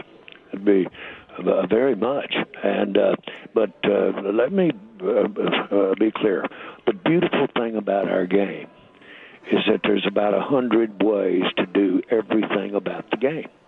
There's nothing that's righter than other ways. Now, if you match it up with your personnel, if you match that up, coaches will always say, well, main thing I do in coaching is I maximize my personnel.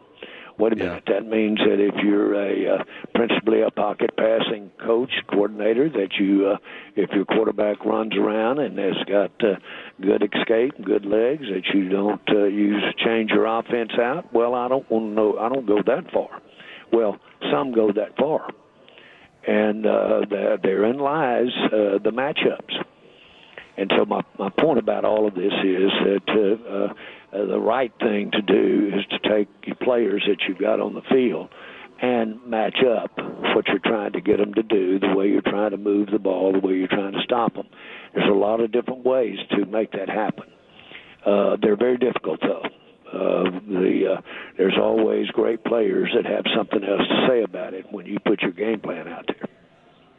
Talk with Jerry Jones right here on 105.3 The Fan. Now, the other day, John Bon Jovi was on a podcast with Julian Edelman, and he said that Bill Parcells connected you two years and years ago when he was investing in the Arena Football League, and he said that you put your salesmanship hat on and try to convince him to buy a little part in the Cowboys. Is he just having some fun, or did you want to bring Bon Jovi on as like a minority owner? John's a wonderful friend, really a wonderful friend, and I admire him in many, many ways. I can't tell you, he's obviously a great entertainer, but he's taken that skill, and he's also done wonderful things with it as far as building his business, building what he's about. And one of the things we have in common is his interest and how much he loves the idea of the NFL. John was very involved in trying to buy the Buffalo Bills. And, of course, at that time, I certainly was in his corner as far as putting together the people, putting together the financing in any way, not as a partnership, but in any way there. I've always thought John was so hands-on that I knew that if he got involved, he was really going to be involved. And but thank goodness he doesn't have to have ownership. I love to have him at any ball games, to have him be interested in what we're doing. But he's a great friend, and he was a big part. My daughter Charlotte got married this spring, and he was such an important part of her wedding. And Charlotte and her family went to John's son's wedding, and so they're good friends. Oh, very neat. Now, I know you guys all work together as owners. Do you consider Robert Kraft to be a friend? Oh, I do. Yes, I do, very much. And I think that over the years, and it's probably been more years than I can even count, but over the years it's been fun working with him. And I remember when he first came into the league, and he basically was just like I was when I first came into the league, and I'm so impressed with the job that he's done at New England on and off the field. So, yeah, I'm a real friend of his. And I thought so, which was, I was a little surprised. I don't know if you read the article from Don Van Natta Jr., who loves to write about you and the Cowboys, that Robert Kraft had told friends that he was, quote, angered and confused by you getting into the Hall of Fame when the team hadn't been to an NFC title game in a couple of decades. Have you read that article, and do you have any thoughts on that statement?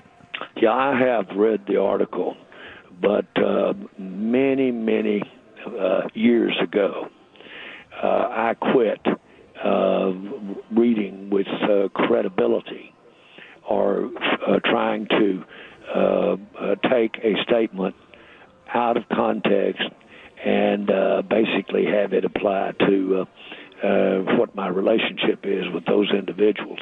You can't do that.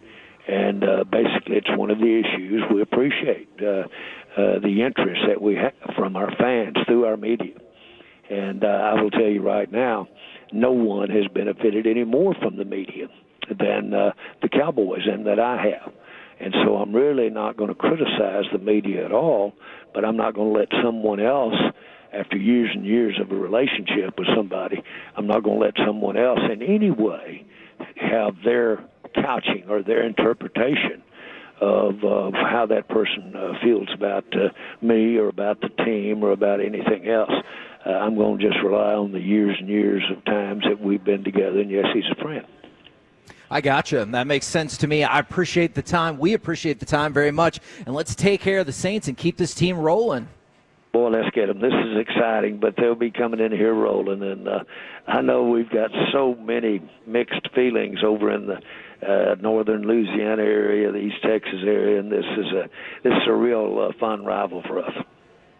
Thank you very much, good sir. Thanks, guys. Bye-bye. There you go, ladies and gentlemen. Jerry Jones right here on 105.3 The Fan. Man, I was really fascinated by actually several of his answers, but the last one I've heard people say before, like, it's hard for me to interpret living in that level of the public sphere where, like, every single thing you do gets broken down. And I get what he's saying. He's like, no, that's fine.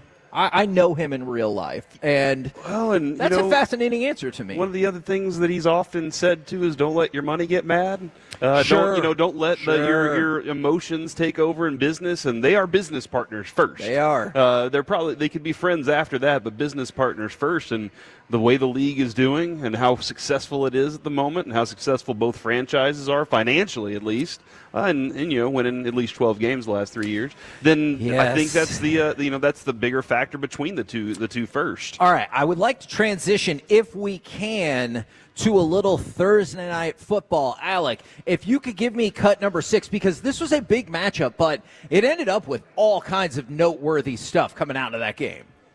Tua, pressured, look out, forced to throw it, and it's going to be picked off along the sideline. Ingram, untouched. So Tua under pressure trying to throw it away, not far enough. And another run back for a score.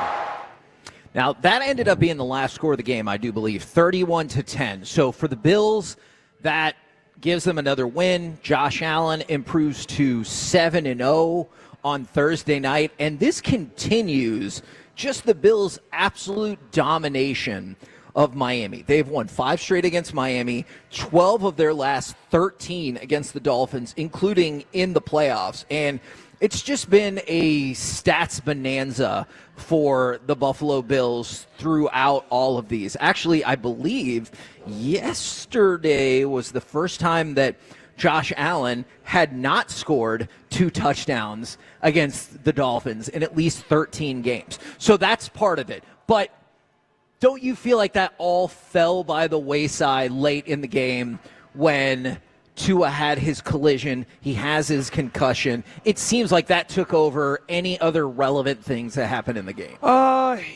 Yeah, I guess that did definitely take over the idea of what that game ultimately was going to be.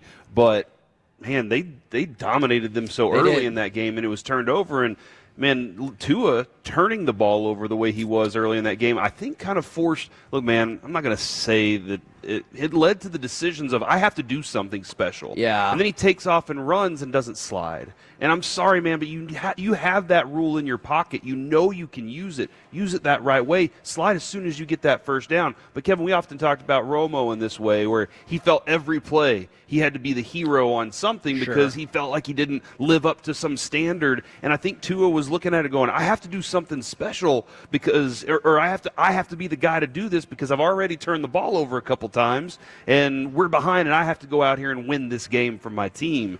Man, that being said, though, early in that game, and it was over, kind of like last week with the Cowboys, it was over early because the Buffalo Bills came out and played dominant defense. They did. And the Miami Dolphins defense didn't have a clue what they were doing whenever James Cook got the ball. And James Cook says, see you later. And so, like, that was one of those games where the Dolphins looked sloppy and out of order and Buffalo looked focused and ready to go. I hope this makes sense because it is still an NFL player and an NFL hit. And I'm sure that is devastating almost every single time.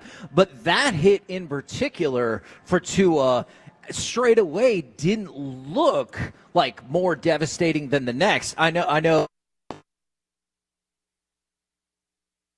Obviously, with the way his body reacted, that, oh crap, this is troublesome. And you saw both Bills Dolphins players waving to the sideline, and at least a couple of Dolphins players eventually really getting into the sideline to be like, let's go. Like, he's seriously hurt. It's just a reminder, I guess, sometimes that, you never know what the hit's going to be. Because, if I just would have watched that, if I would have known the outcome, I would have been like, okay, I probably would have slid, but he's trying to get the extra yard. And that would have been the end of my thought. But unfortunately, it's left him with another concussion. I know people are calling for him to retire. I'll just say personally, I don't think that's going to happen, despite people having the opinions that he should. A couple thoughts on that, Kevin, is, somebody mentioned earlier in the day, they were like, well, didn't Troy Aikman retire because of concussions?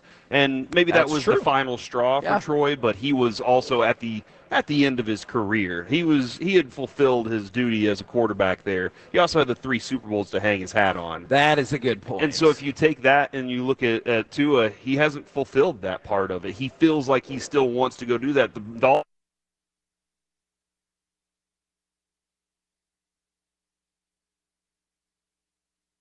Commercial-free K&C. Delicious. Spend your lunchtime commercial-free. Afternoons beginning at 12:20 on 105.3 The Fan and the Odyssey app. Presented by Comerica.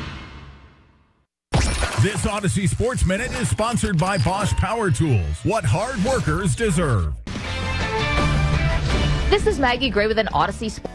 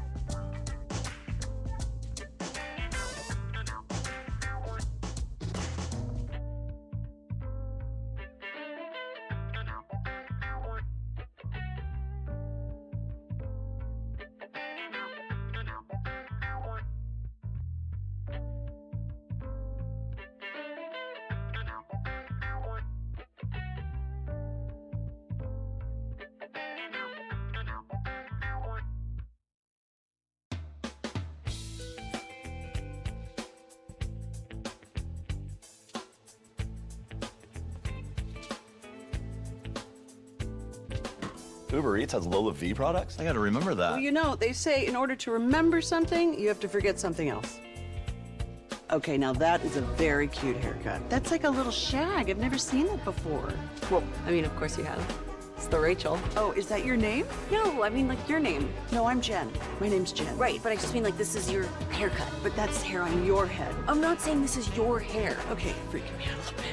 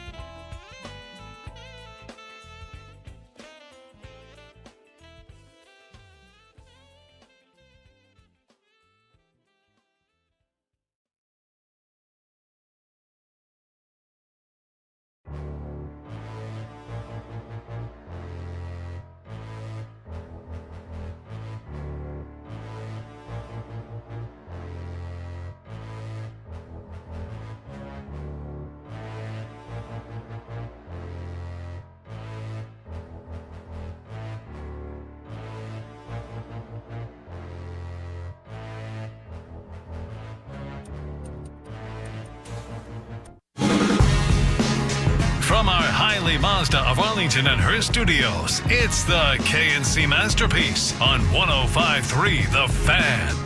KNC Masterpiece right here on 105.3 The Fan. We're live at Buffalo Wild Wings in Irving on a Shout-Out Friday. Now, I know a lot of these shout-outs have taken on the high school football persuasion from the 469. Shout-out to South Oak Cliff. I'm driving 2 hours to watch them play Longview. They better win for my gas money. Now, I like that sort of fiscal responsibility, but then right after that, from the 903, shout out to the Longview Lobos, beat South Oak Cliff. So that is the rivalry that is developing on the fan text. And the other thing I love from the 817, remember the person who talked about how they're 3 months sober. Shout out to that guy, man. That's so hard to do. I love to hear that. Congrats to that man, and I know his mom is proud. I love that the Tolos and the Twolos get excited for other successes of people listening to this station. Right now, Let's talk to our Dallas Cowboys insider, Mickey Spagnola. Good morning, sir. Good morning. What's going on? Now, I don't think we've talked about him a whole lot this week, but I was curious your first impressions or first game impressions of Overshown, because as we established, I probably got too hyped up for him, but then Micah Parsons said maybe he can be an all-pro, and then I got even more hyped up. I know it's just one game, but what did you think about Overshown's play? No, I think it merited any hype you think you might have felt. I think he played awfully well. If you think that was the first game he played since Texas's bowl game, the 2022 season, I mean, think about it. The guy, you don't just roll out of bed and get 9 tackles, right? Get a sack, a couple quarterback hits, tackles for losses, and play the number of snaps he played, because they were in so much nickel defense with the 3 wide receiver set the Browns were playing.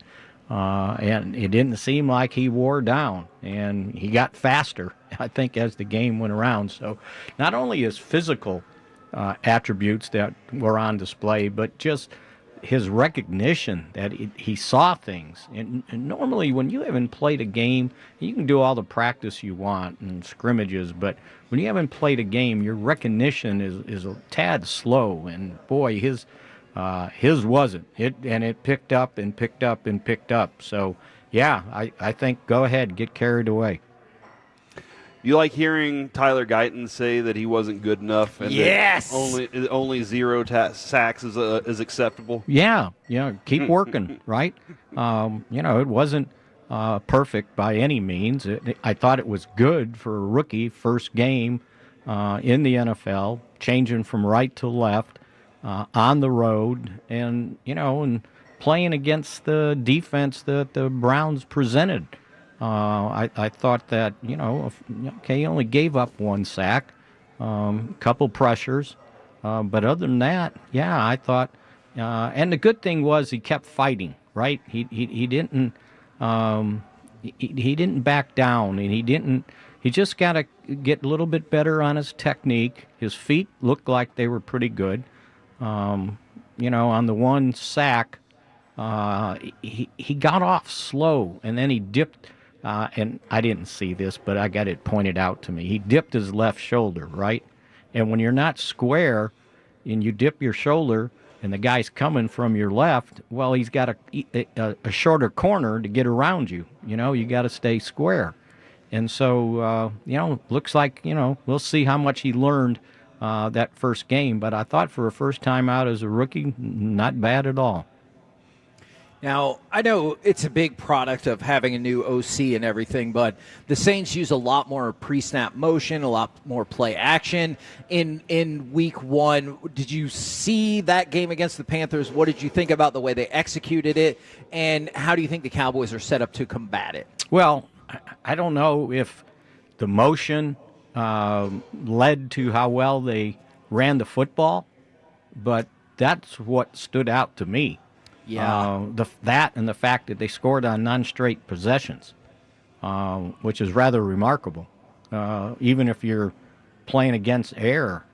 But yeah, and it's like, it's no secret when Micah Parsons said, of Alvin Kamara, he's the main focus, and they were dominant in the run game. So if the motion caused that, well, okay, you better get ready for it. But they got to prove that they've improved against the run.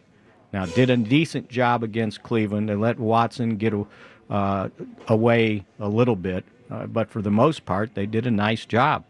But again, this is going to be a real test, as Jerry said, and we'll find out a little bit more if they've solved that problem, stopping the run against really good teams. Now, most of their problems last year stopping the run was on the road.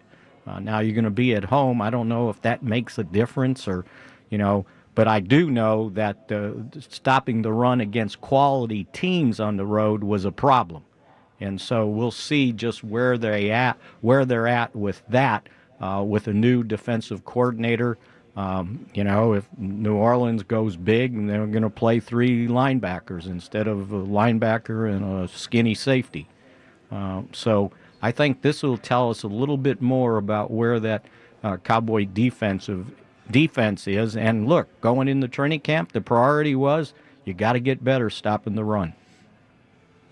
And they worked really hard on that for sure. On the other side of it, how many attempts is Mike McCarthy comfortable with for CeeDee Lamb to be a running back or to get those jet sweeps? Because that's a part of their offense that is productive and can be used often. I also, though, know that Deebo Samuel's had lots of injuries from trying to be a physical running back at times as well. Yeah, I don't know that CD is going to try to be physical like Deebo because he kind of overdoes it, right? With the physicalness. But I think it's part of their running game, and I think it needs to be. You got to use his speed, got to use Brandon Cook's speed, and keep teams honest from crashing on the edges. And that's the best way to do it. And, I don't know if he says, well, we can't give him more than 3 carries or whatever, 4 carries. I think it's just kind of the feel of the game and how you're calling it. But I think between, Lamb, Cooks, and Turpin, I think you got to use that speed and make people respect it.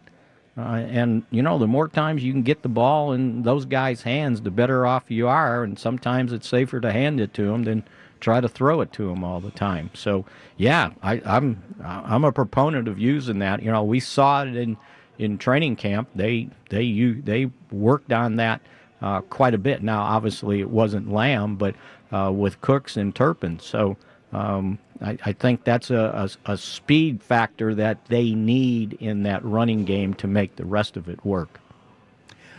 I know this is only his second year in the Cowboys, but Brandon Cooks is a veteran of the league going into his 150th regular season game. You were just talking about him. Do you get the sense that he has a leadership role on this team or anything like that? Oh, absolutely. Go ask any of the wide receivers. He's one of those guys that doesn't mind sharing his knowledge with guys. It's like he's pretty comfortable in his own skin. So it's not like he's sitting there with high anxiety. Well, if I tell these guys this and this, they might take my job, right? I think he knows who he is. I think he doesn't mind sharing. And those guys listen, not only football stuff, but life stuff and how to prepare yourself for games, how to prepare yourself in the off season. He's just a really grounded guy. If you ever get a chance to talk to him, he doesn't say, how do I put it, like fluff things. Usually when he says something, it's very intentional. And I enjoy talking to him. I just think it's great. And, last year, if you look at it, he took a little while to kind of move into this offense. I think it was something like 17 catches the first 7 or 8 games, and then the end of the season, he had 30-some. And so it took a while. I talked to Dak about it, and Dak said, we got CD, and we're getting him the ball, and, I hadn't really worked that much with Brandon. He goes, but as you saw, the more we worked together, the more we got him the football. And we saw it in training camp. Without CD there, boy, he was given the defense fits, and not just the Cowboys defense, the Rams defense too in those scrimmages. So they have a much better connection at this point now than they had last year at this time.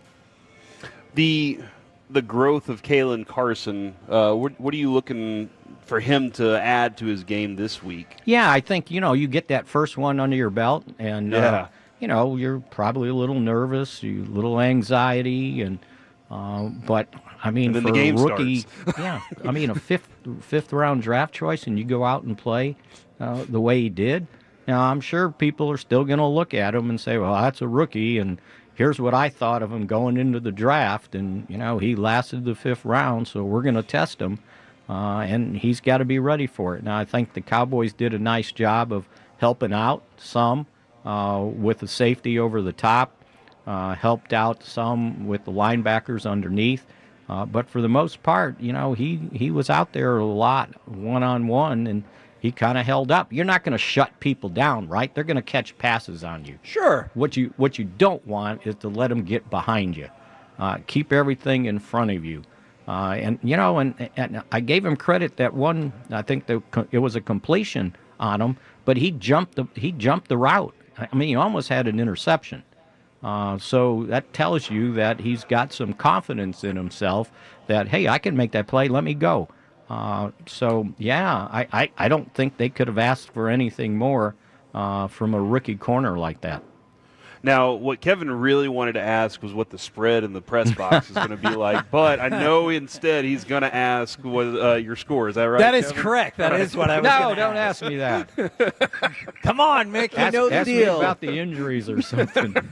Give us. He's like, I got a information on prediction. that. Look, if we do this long enough, Mickey, one of these days we're going to come back on Monday and be like, "Sir, you nailed it right down to the exact point." I believe that one of these in days, my heart. Yeah. I think the last time I did that was 1991, okay? Well, we're due then, just like the Cowboys are due. No, overdue, right? To get, yeah, absolutely. Sometimes one's got to land in your lap, right? Fair. I think the Cowboys win might have been a little bit better over a quality, or what we thought was a quality opponent than what the Saints were. But still, they did things that are very hard to do. Run for 180 yards, score on non-straight possessions, score 47 points in the league. I don't care who you're playing, but I still think the Cowboys have a better team overall. And so when I put it in my computer brain and it spit out Cowboys 28, Saints 17. That's a good score right there. I like it. Over under, I think, is 46.5. So Oh, don't tell Mickey about that. He doesn't want to know that. I want All to know. right, Mick. Have you made your picks? I'm right there with you, Mick. That's the number I'll throw out there. Oh, okay. 40-0. Yeah. No, I think 28 to 17 40-0. Okay. makes a lot of sense. I might have been more in the 27 to 20 range, but I About think, a 6.5 point yeah, spread. I think we're about in the same general area. Thank you very much, good sir. We'll catch up with you again on Monday. Sounds good. Good to be with you guys. Absolutely. We're the KNC Masterpiece right here on 105.3 The Fan. It is a shout-out Friday, and I let one person down, and so we're going to try to make up for it, okay? All right. From the 682, did Kevin not keep up with Mike's tradition of bringing cards to give away at the Buffalo Wild Wings? Fair. I did not. This is a different thing. I'm going to try to make it up. You've been to RJ Dukes in McKinney. I have. All right. Great supporter of Peace-a-thon. In fact, he won the sit-in with one of our shows. That's right. Was hoping to do it this week. Scheduling just kind of fell apart. But I am going to go out there tomorrow to RJ Dukes in McKinney. They're doing their trade day all day. So there's going to be all kinds of fun specials, free stuff, big sales, but bring stuff that you want to trade. We're talking about that all the time. I know your kiddos talk about that all the My time. kids have gone out there plenty of times, too. And I'll be out there from 3 to 6. We'll be doing some rips live, and hope you come out and see us. A lot of good deals. Doing drugs No, live? not rip a bong, rip a pack. What? That's what he was getting at. If you saw his face, that's what he was getting He said at. we're gonna be doing I can't some rips control live. what I was happens like- around the shop, but in the shop, we'll just be ripping packs. And it's a great business that we like to support because he's so kind to us around Peace-a-thon time. Stop. I heard that, Alec. We're the KNC Masterpiece right here on 105.3 The Fan. Coming up next, Joe Buck, DeMar DeRozan, and this Twins prospect. Do any of these folks deserve Forgiveness Friday? Do you? 877-881-1053. We'll do it next. Live from Buffalo Wild Wings in Irving on 105.3 The Fan.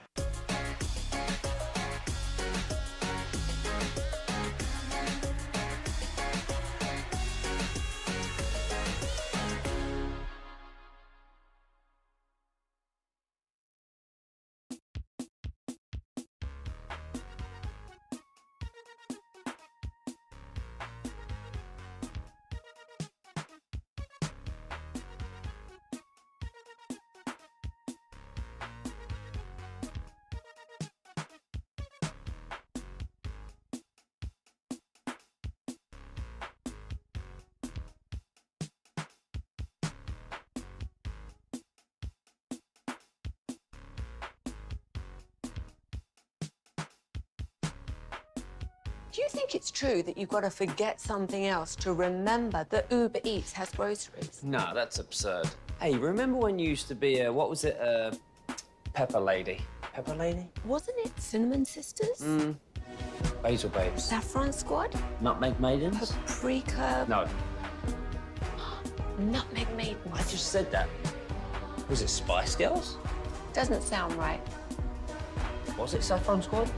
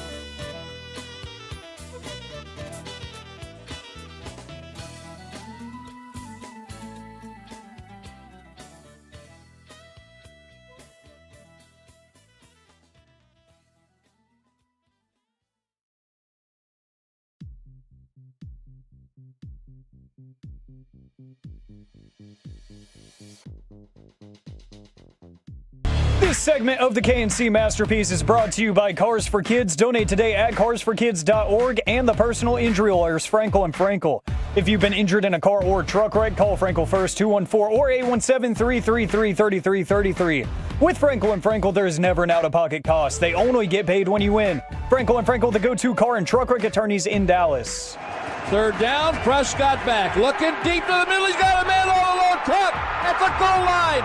It's Cooks for the Cowboys' first touchdown of the year. Brandon Cooks. KNC Masterpiece right here on 105.3 The Fan. We're live at Buffalo Wild Wings in Irving. But I would encourage folks to come on out. We still got a jersey to give away, a pop, a mini helmet, a couple of hats, and you can register to win Cowboys Saints tickets right here at Buffalo Wild Wings in Irving. Now, Kevin, I also. Oh, did you get that back? I just got another Mike Bassick autographed card to give away. So during one of the breaks, I will somebody that wants this card. Again, he was the number 8 prospect at the time because they did it in alphabetical order. All right, there you go. I'm giving it away to this fella right here. Oh, man. There you go. You should still come out here anyway because we're doing other we got plenty giveaways. of, yeah. There you go. He's actually from Duncanville, so there you go. Now, we're doing a lot of high school shout-outs today, but you can feel free to send in Shout-Out Friday for whatever you like. Giant matchup tonight between Salina and Gunter. Didn't say who they're rooting for, though. And then from the 469, they're rooting right there for Plano East tonight. Excellent, excellent, excellent. Go Panthers. And for the record, I see multiple people. I'll bring my fancy bong, Kevin. I'm doing rips right now, too.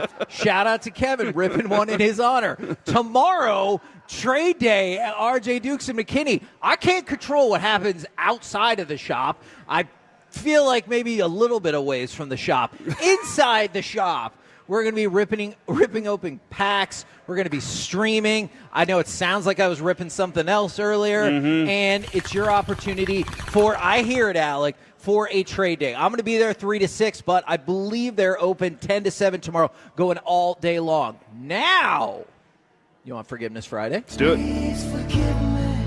877-881-1053. I think I may need forgiveness from the 817 and perhaps a job.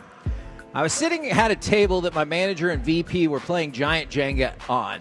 The game got down to like the very last move. My VP was about to lose because she had nothing else to move. Then I accidentally moved slightly, and the table shifted, and the Jenga fell over. Oh, They man. laughed and said they weren't mad. However, where did y'all say you got cronuts from? Because I might need to go get some. Yeah, I texted them back. Oh, no. I've already texted them back, and it's the Plano location. It's called Morning Donuts. But there's plenty of other options out there. You just got to find the right donut shop. One of our Tolos brought in some fantastic cronuts last week. Tremendous. From the 214. Can I get a shout out? I still work with idiots and haven't even cracked open a Miller yet. Good for you. That's called growth. From the 254, shout out to Alec. Alec, Reggie's departure left a big pair of shoes to fill, and you've done an admirable job. 100% an asset to the KNC Masterpiece. I would like to co-sign that. Corey said he will not co-sign. Yeah, I was just saying, I feel like there's still some space in those shoes. Yeah. But you know what? I think he was like a size 12, so, that's a little bit of room. I need to, triple sock it, I gotcha. Dude, triple sock. My son, he was like, I need new cleats. And I'm like, you're going to have to go with triple socks on this one, buddy. In football. So, yeah, man, the triple sock's a good way to go. Now, does the amazingly named Derek Bender deserve forgiveness? He is I guess he was, a Twins minor leaguer. He got released because he was tipping pitches during the playoffs to the other team. Oh, no. And he was telling the batters, right, as the catcher. He was telling them what the pitch was going to be because, quote, supposedly he said, I wanted the season to be over. What? And he just wanted it Yes. to end, so he was like, forget it. I'm just going to Correct. give away trade secrets. Now, you could argue that's why the Twins released him. Another one might argue that it was because he was hitting 200 with an OPS of 606. But the point is, he got released. Does he need forgiveness, or are you like, your punishment was you got released for being a moron? now you can have forgiveness. I don't know if I could ever forgive that, and here's why. Oh. If you're a pitcher and you find out that dude was tipping pitches, Andrew Heaney is potentially still in the Rangers rotation to meet incentives. Yes. They didn't pull him out because there's Sure. a potential that he has some incentives Sure. that he could meet.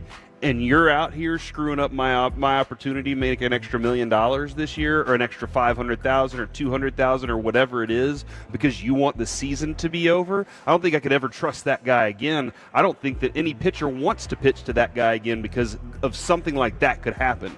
I wouldn't. If I'm a player in the league, we're looking at that guy going, nope, get him out of here. I don't want him back.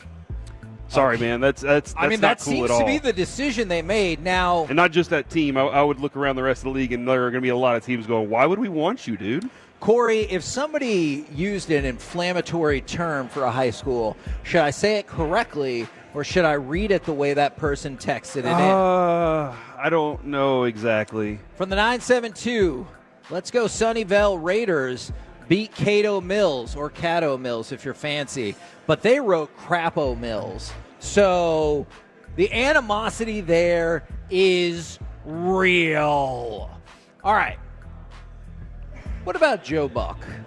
What about Joe Buck? Does Joe Buck deserve forgiveness for the hair plug situation? No, not Fernando for the hair Tatis? plug situation.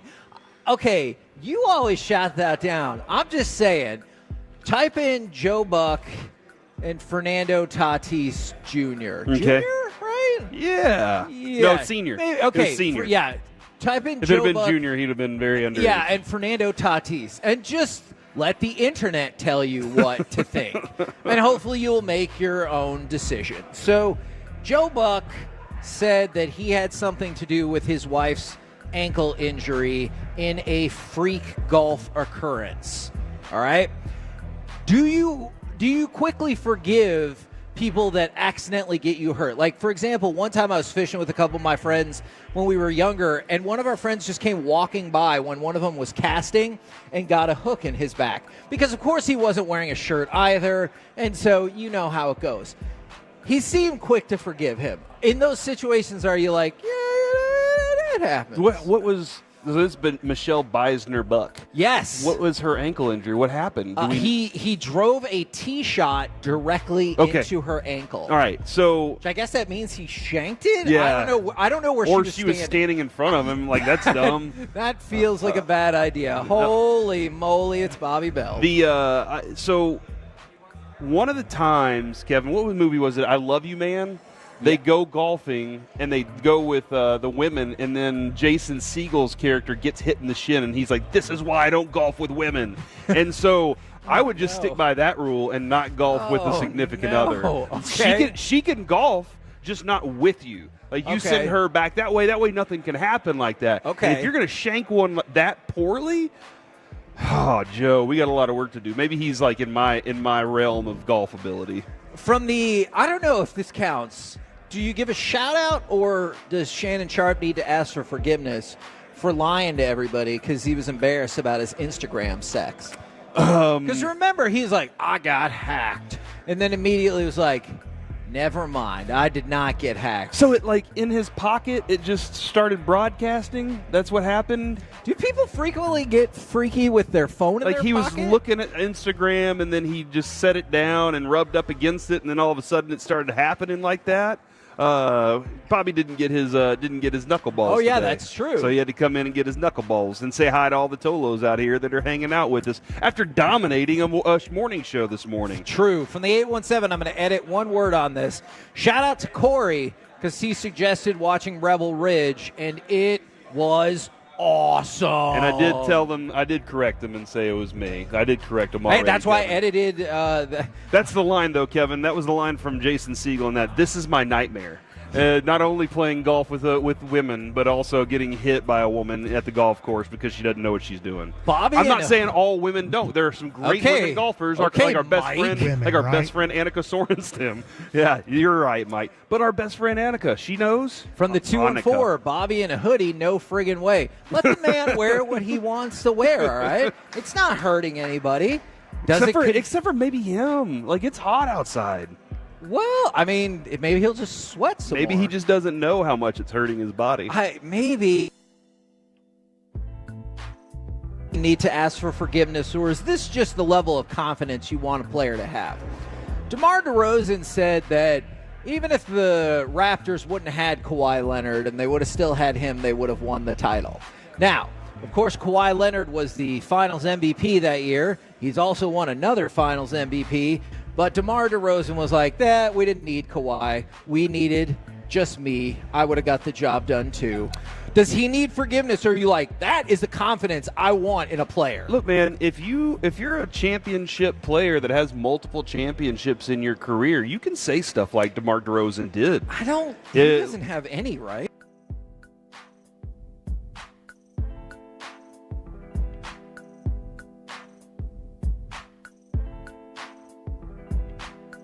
Coming up Monday morning on Shan and RJ are the boys.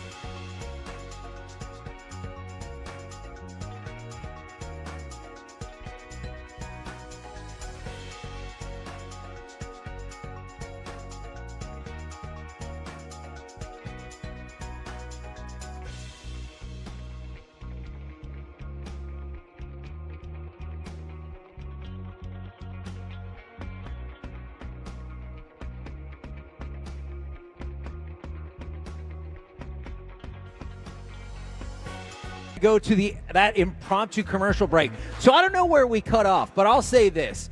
From the 682. Is that the equipment you spilled the water on yesterday? That was different equipment yesterday. I was concerned about that. This question just hit my brain. Dak bet on himself for a couple of years and finally got the bag. Does Pete Rose deserve forgiveness for betting on himself now, or is that a different kind of betting? And that's why I said I think that person has been ripping packs this morning. That is a stoner question that I actually really like. It's a real question, though, still. I know, like how do they build all the roads? That's a real question. Yeah. But you guys always make fun of me for that. Have you ever noticed that Rango has a belly button? Man, isn't that wild?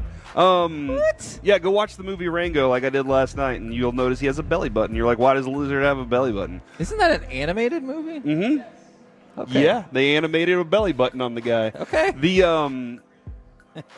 With Pete Rose, man, I guess it's just the way that you have to continue on with this, even though they know that betting has happened in sports all over. The NFL suspends them for a little bit.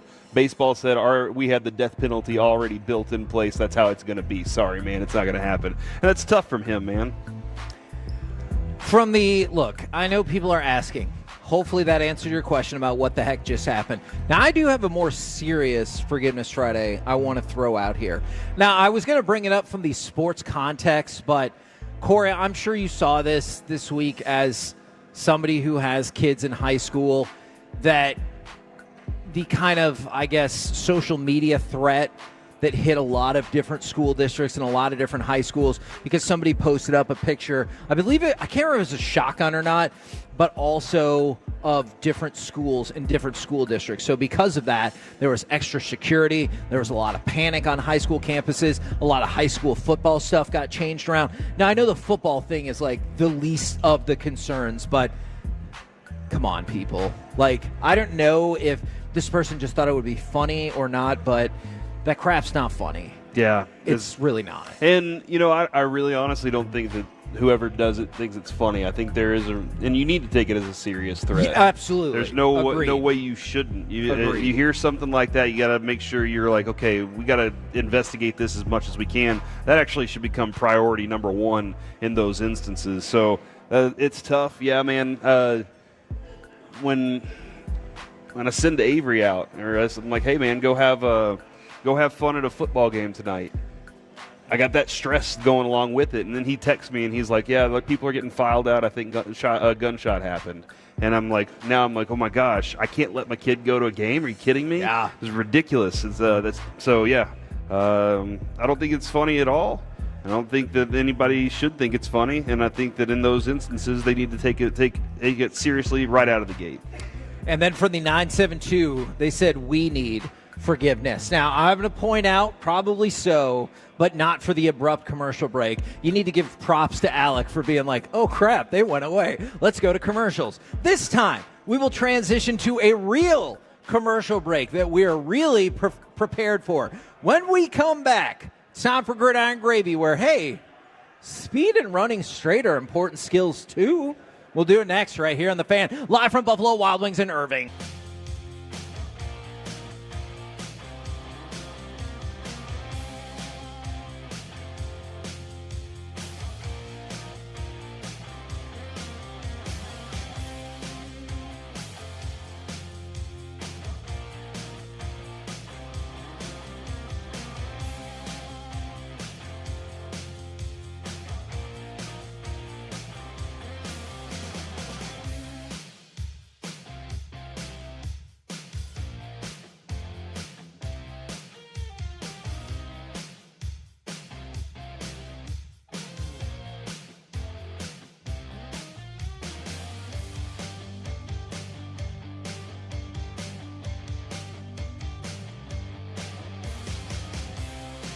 Uber Eats has Lola V products? I gotta remember that. Well, they say in order to remember something, you have to forget something else. Okay, now that is a very cute haircut. That's like a little shag. I've never seen it before. Well, I mean, of course you have. It's the Rachel. Oh, is that your name? No, I mean, like, your name. No, I'm Jen. My name's Jen. Right, but I just mean, like, this is your haircut. But that's hair on your head. I'm not saying this is your hair. Okay, freaking me out a little bit.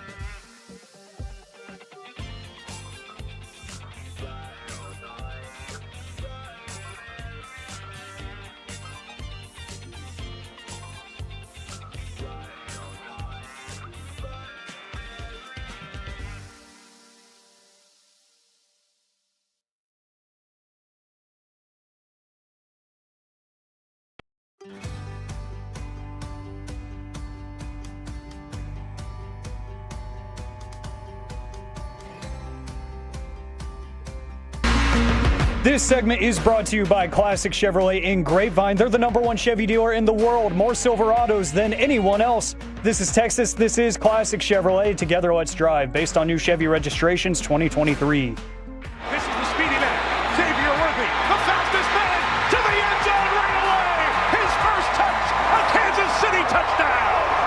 Oh, man. KNC Masterpiece right here on 105.3 The Fan. We're live at Buffalo Wild Wings in Irving. Bobby Bell has swung by. He is very popular, though, so I don't know if he'll end up staying here. But right now, what say we go around the entire NFL and dip into some gridiron gravy? Here we go.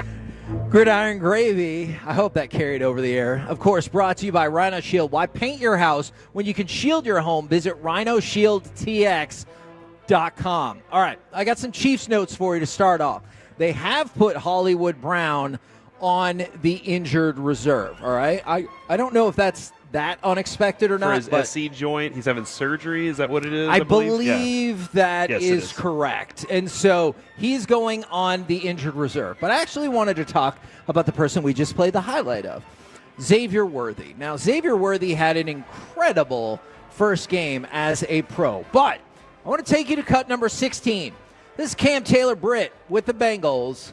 His thoughts about Xavier Worthy. What does Xavier Worthy bring to this KC offense that you guys need to be prepared for? That's about it. He can run straight. Run jet sweeps and just run straight. He can't do too much else, so that's about it. Feel like you put your hands on him. He's only 100-something pounds. So if you put hands on him, you'll stop the speed. So basically get hands on him. Hey. Sounded a little like Will McClay. I can Just the see way that like a his little voice bit. sounded. Running straight is important. Yes. Okay? Yeah. I don't know why he's going to discount that. So he's saying A jet sweep usually has a curve to it. Lightweight kid that you can push out Yes. of his route, Pretty get his much. timing off and everything. And you know what? Until he proves otherwise, we discussed this last week with Mike going into that game. Will they be able to do that? And even Bobby said the same thing. You have to show them that they have to respect it. And so everything that Xavier Worthy and Andy Reid and Patrick Mahomes work on together each week, they have to show teams that that speed is more than just a threat, that it's a reality that you have to deal with. And straight line is going to be a good way. If he can beat guys while he's trying to be physical at the line too and get there, and that could be a big difference for him. I still do think he's a little light for that, but man, you go up against light cornerbacks sometimes. These opportunities are going to be big for him because that offense has so much more than just him.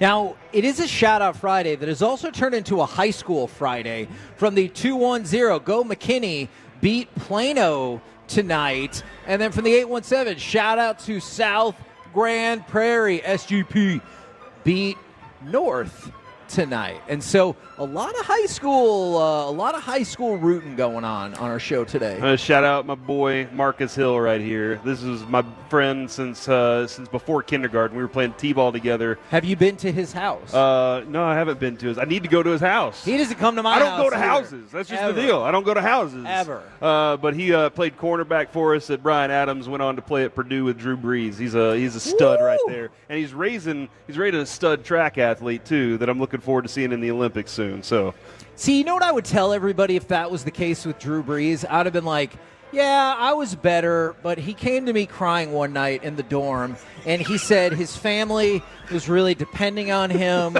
to make this a pro career. He gave this heartbreaking story, and I was like, all right, man, you can take over. And then the rest is history.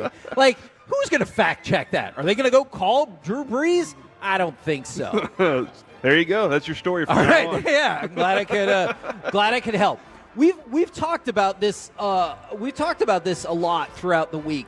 The NFL combined for 6,026 passing yards in Week 1. I know on the surface it's like, whoa, that's a lot, but not really. That's the lowest for the opening weekend since 2000. But to go along with that, NFL quarterbacks ran for 787 yards and 8 touchdowns, the most of any opening weekend in NFL history. So we talked a lot about the potential reasons for the drop in air passing yards. I don't mean just total passing yards. I mean amount of time the ball is in the air.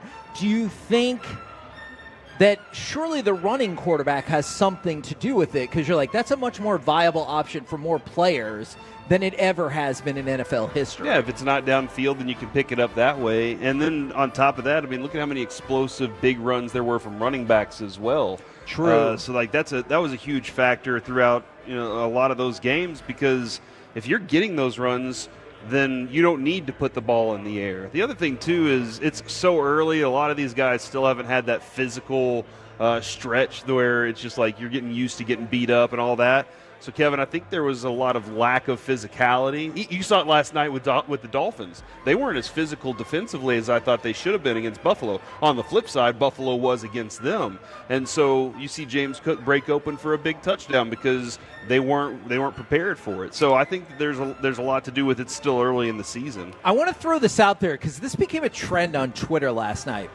Guys have a fantasy football emergency. Who's the backup for Tua, and what does that mean for Tyreek Hill? Does his value go down? So the person who came in last night is Skylar Thompson, but you saw who was trending because of this last night on Twitter, right? It was Trey Lance. Oh, really? So Trey Lance, everyone was like, Trey Lance for a third. Who says no? And I'd be like, heck yeah, I would do that. So Trey Lance's name started circulating last night that maybe thinking the Dolphins would make for him. I'm not reporting that is going to happen. I'm just saying it was trending on Twitter. What's the number that you think that Jerry would say okay and pull the trigger on that for? Anything less than a fifth?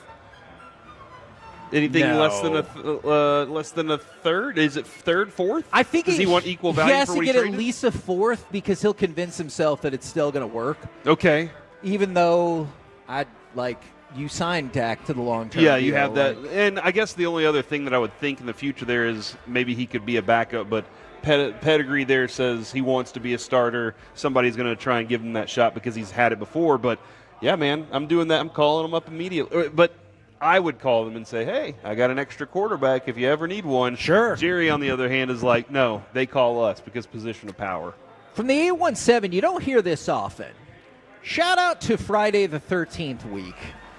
I was born on Friday the 13th, 31 years ago. Got to see my baby in an ultrasound for the first time yesterday and got a job offer I've been waiting for 2 months. It's a good luck week for me. There you go. I like that. I can understand that, but did I ever tell you, this is tough for me to talk about. I had a bunch of friends who went to a camp. It was actually called Camp Crystal Lake, and they were really good friends of mine, and they just got brutally murdered one Friday the 13th.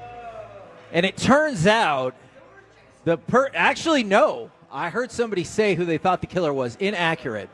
The killer, well, there was this kid named Jason who also used to go to the camp. He drowned one year, and so it was actually his mom who went on the murderous spree, killing all of these people. I know a lot of people assume it was Jason. Maybe that happened later. I don't know. Of course, my friends we would never go back to that camp because all those people got killed there. Why would you possibly go back to that camp? But all I know is that Jason's mom killed them, and it's tough to talk about. I appreciate you giving me this space. The moment you said this is tough to talk about, Kevin, is when I knew this was a false story. And because I know you so well. Because even when my dad died or the miscarriages, I didn't say this You're is like, tough for me to talk about this. Yeah, no. Okay, but this part Jamie Lee Curtis is your friend, huh? No, that was not Jamie Lee Curtis. She's in a lot of scary movies. She was not in Friday the 13th, though Kevin Bacon was. She was in whatever. Halloween. She was in Halloween. They're the same thing, right? And I think Fright Night and a whole bunch of other things. This is a true story. When I bought this part is true. When I bought my first house, I swear this part is true. I swear this part is true. You're lying. When I bought my first, I'm not. This time I'm not. When I bought my very first house, the subdivision it was in was called Crystal Lake. So not moving there. Nothing bad ever happened except for when the tornado came through. But I'm not going to blame that on any sort of Friday the 13th evil magic or anything like that. From the 214, Corey, can you shout out my stepdaughter Alexia and her boyfriend Anthony? Their baby Jaden is turning 1 tomorrow. Tolo Steven. See, that's a nice shout out. But I was really hoping it was going to be another reenactment of a classic horror movie. I hate Kevin so much. The 469. That was the place where you and Johnny Depp, Jason, right? No, Johnny Depp was in Nightmare on Elm Street. That's a different thing. All right. It's your life, man. It's now or never. All right, back to Gridiron Gravy. That's my fault. So Dak Prescott needs 342 yards to get to 30,000 career passing yards. Only 7 other players have done it in that quick of a time. So I'm going to give you the list, and you tell me how impressive this list is, okay? Okay. Kurt Warner. All right. Matthew Stafford. Okay. Aaron Rodgers. All Super Bowl champions Dan so far. Marino. All right. Well. Peyton Manning. Uh-huh. Jared Goff and Kirk Cousins. Oh, man. It kind of Really had loses to kill some that with steam Kirk. towards the end there. It's an impressive list, though, man. Kirk It Cousins really has is. had some good seasons. I don't think he's a good quarterback, but he's had some good seasons. So Dak is on the cusp of joining that group. And I realize Patrick Mahomes is going to be in that group, and I realize that the NFL has changed a lot with the lax rules in terms of defense on passing and everything like that. But that still seems like a pretty darn cool accomplishment. Yeah, that is pretty cool. And look, man, I wrote a piece a long time ago when Dak took over. People got mad at that and article. said that Dak Prescott would break all the Cowboys records. And you saw last week in the graphics that they were like, look, this is how close he is to having all the Cowboys records. And so here he is continuing to do it, and he's got a lot more time here in Dallas as now he has that big contract and something he has to live up to. He's going to continue to rack those up, but you can see that one thing that he wants to do the most. I have to admit, I didn't actually know this was a thing until T. Higgins said something about it. Do you think there's any chance T. Higgins is faking his injury? Look, it would make sense. Wow. Right? Because he's on a franchise tag. He doesn't have a big contract. And he's trying to get Jamar Chase is trying to get paid right now, too. I mean, I could see it, but I'm not going to go out there and claim it. And I would be very – I think that would be probably bettors and fantasy football fans that are making that accusation on him. I could see that. And that stinks whenever you're a player that's like, look, there's nothing I can do about a soft tissue injury. I can't until it's healed and I get back out there. So he was out of practice again yesterday. The prevailing wisdom is he's going to miss the game against the Bengals, though I don't think that is official just yet. And he's the one who said – he was telling Ben Baby about this, our friend of the show. I just don't understand why fans think I'm faking an injury for me to get an extension for a contract. The deadline is over. That's a good point. He can't even negotiate right now. But he doesn't have to. But he doesn't have to play under the tag. He doesn't have to play under the tag, right? Yeah. If he's hurt. I mean, remember Dak hurt his ankle. It's just a cramp. It was a cramp, but like yeah. I'm not going to make that accusation, but I can see where people are coming from. We're the KNC Masterpiece right here on 105 through the Fan. We're live from Buffalo Wild Wings in Irving. Continue to send in your shout-outs, but also coming up next, Cowboys win because, Cowboys lose because. Let's do it next right here on the Fan. You've made us number one.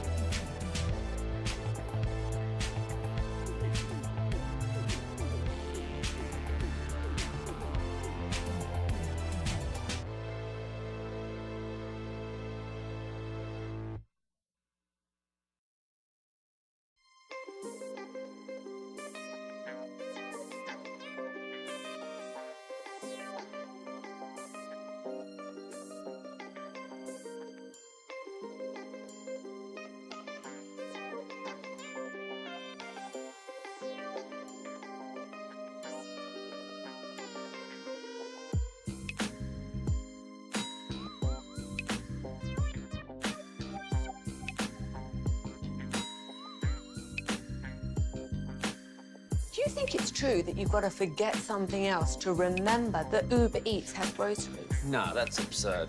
Hey, remember when you used to be what was it, Pepper Lady? Pepper Lady? Wasn't it Cinnamon Sisters? Basil Babes. Saffron Squad? Nutmeg Maidens? Paprika? No. Nutmeg Maidens? I just said that. Was it Spice Girls? Doesn't sound right. Was it Saffron Squad?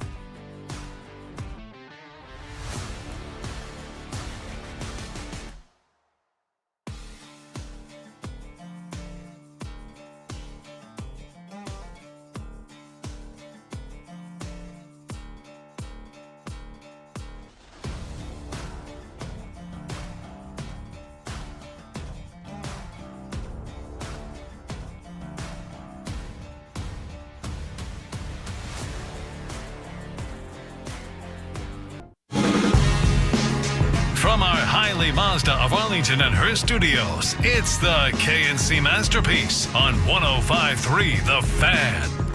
KNC Masterpiece right here on 105.3 The Fan. We are live from Buffalo Wild Wings in Irving. If you want to come out and see us, Corey has been doing giveaways in the break, but also I need to do more. I mean, you can always do more. Yeah, I do need to do more. Definitely of those. never let your friends go to Camp Crystal Lake.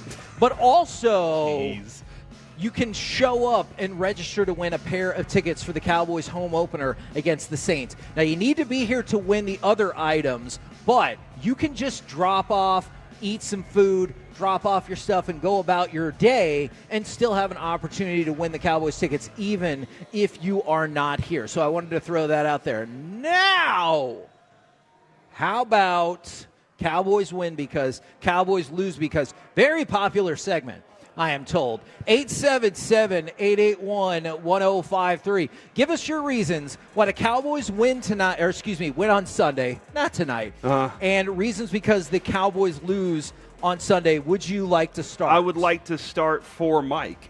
Okay. Here's Mike's answer for Cowboys win, Cowboys lose this week. Kevin, I bet you didn't know he sent me this answer. The Cowboys lose because the other team is better. The Cowboys win because they are the better team. So that is Mike's answer for Cowboys win, Cowboys lose. That sounds about right.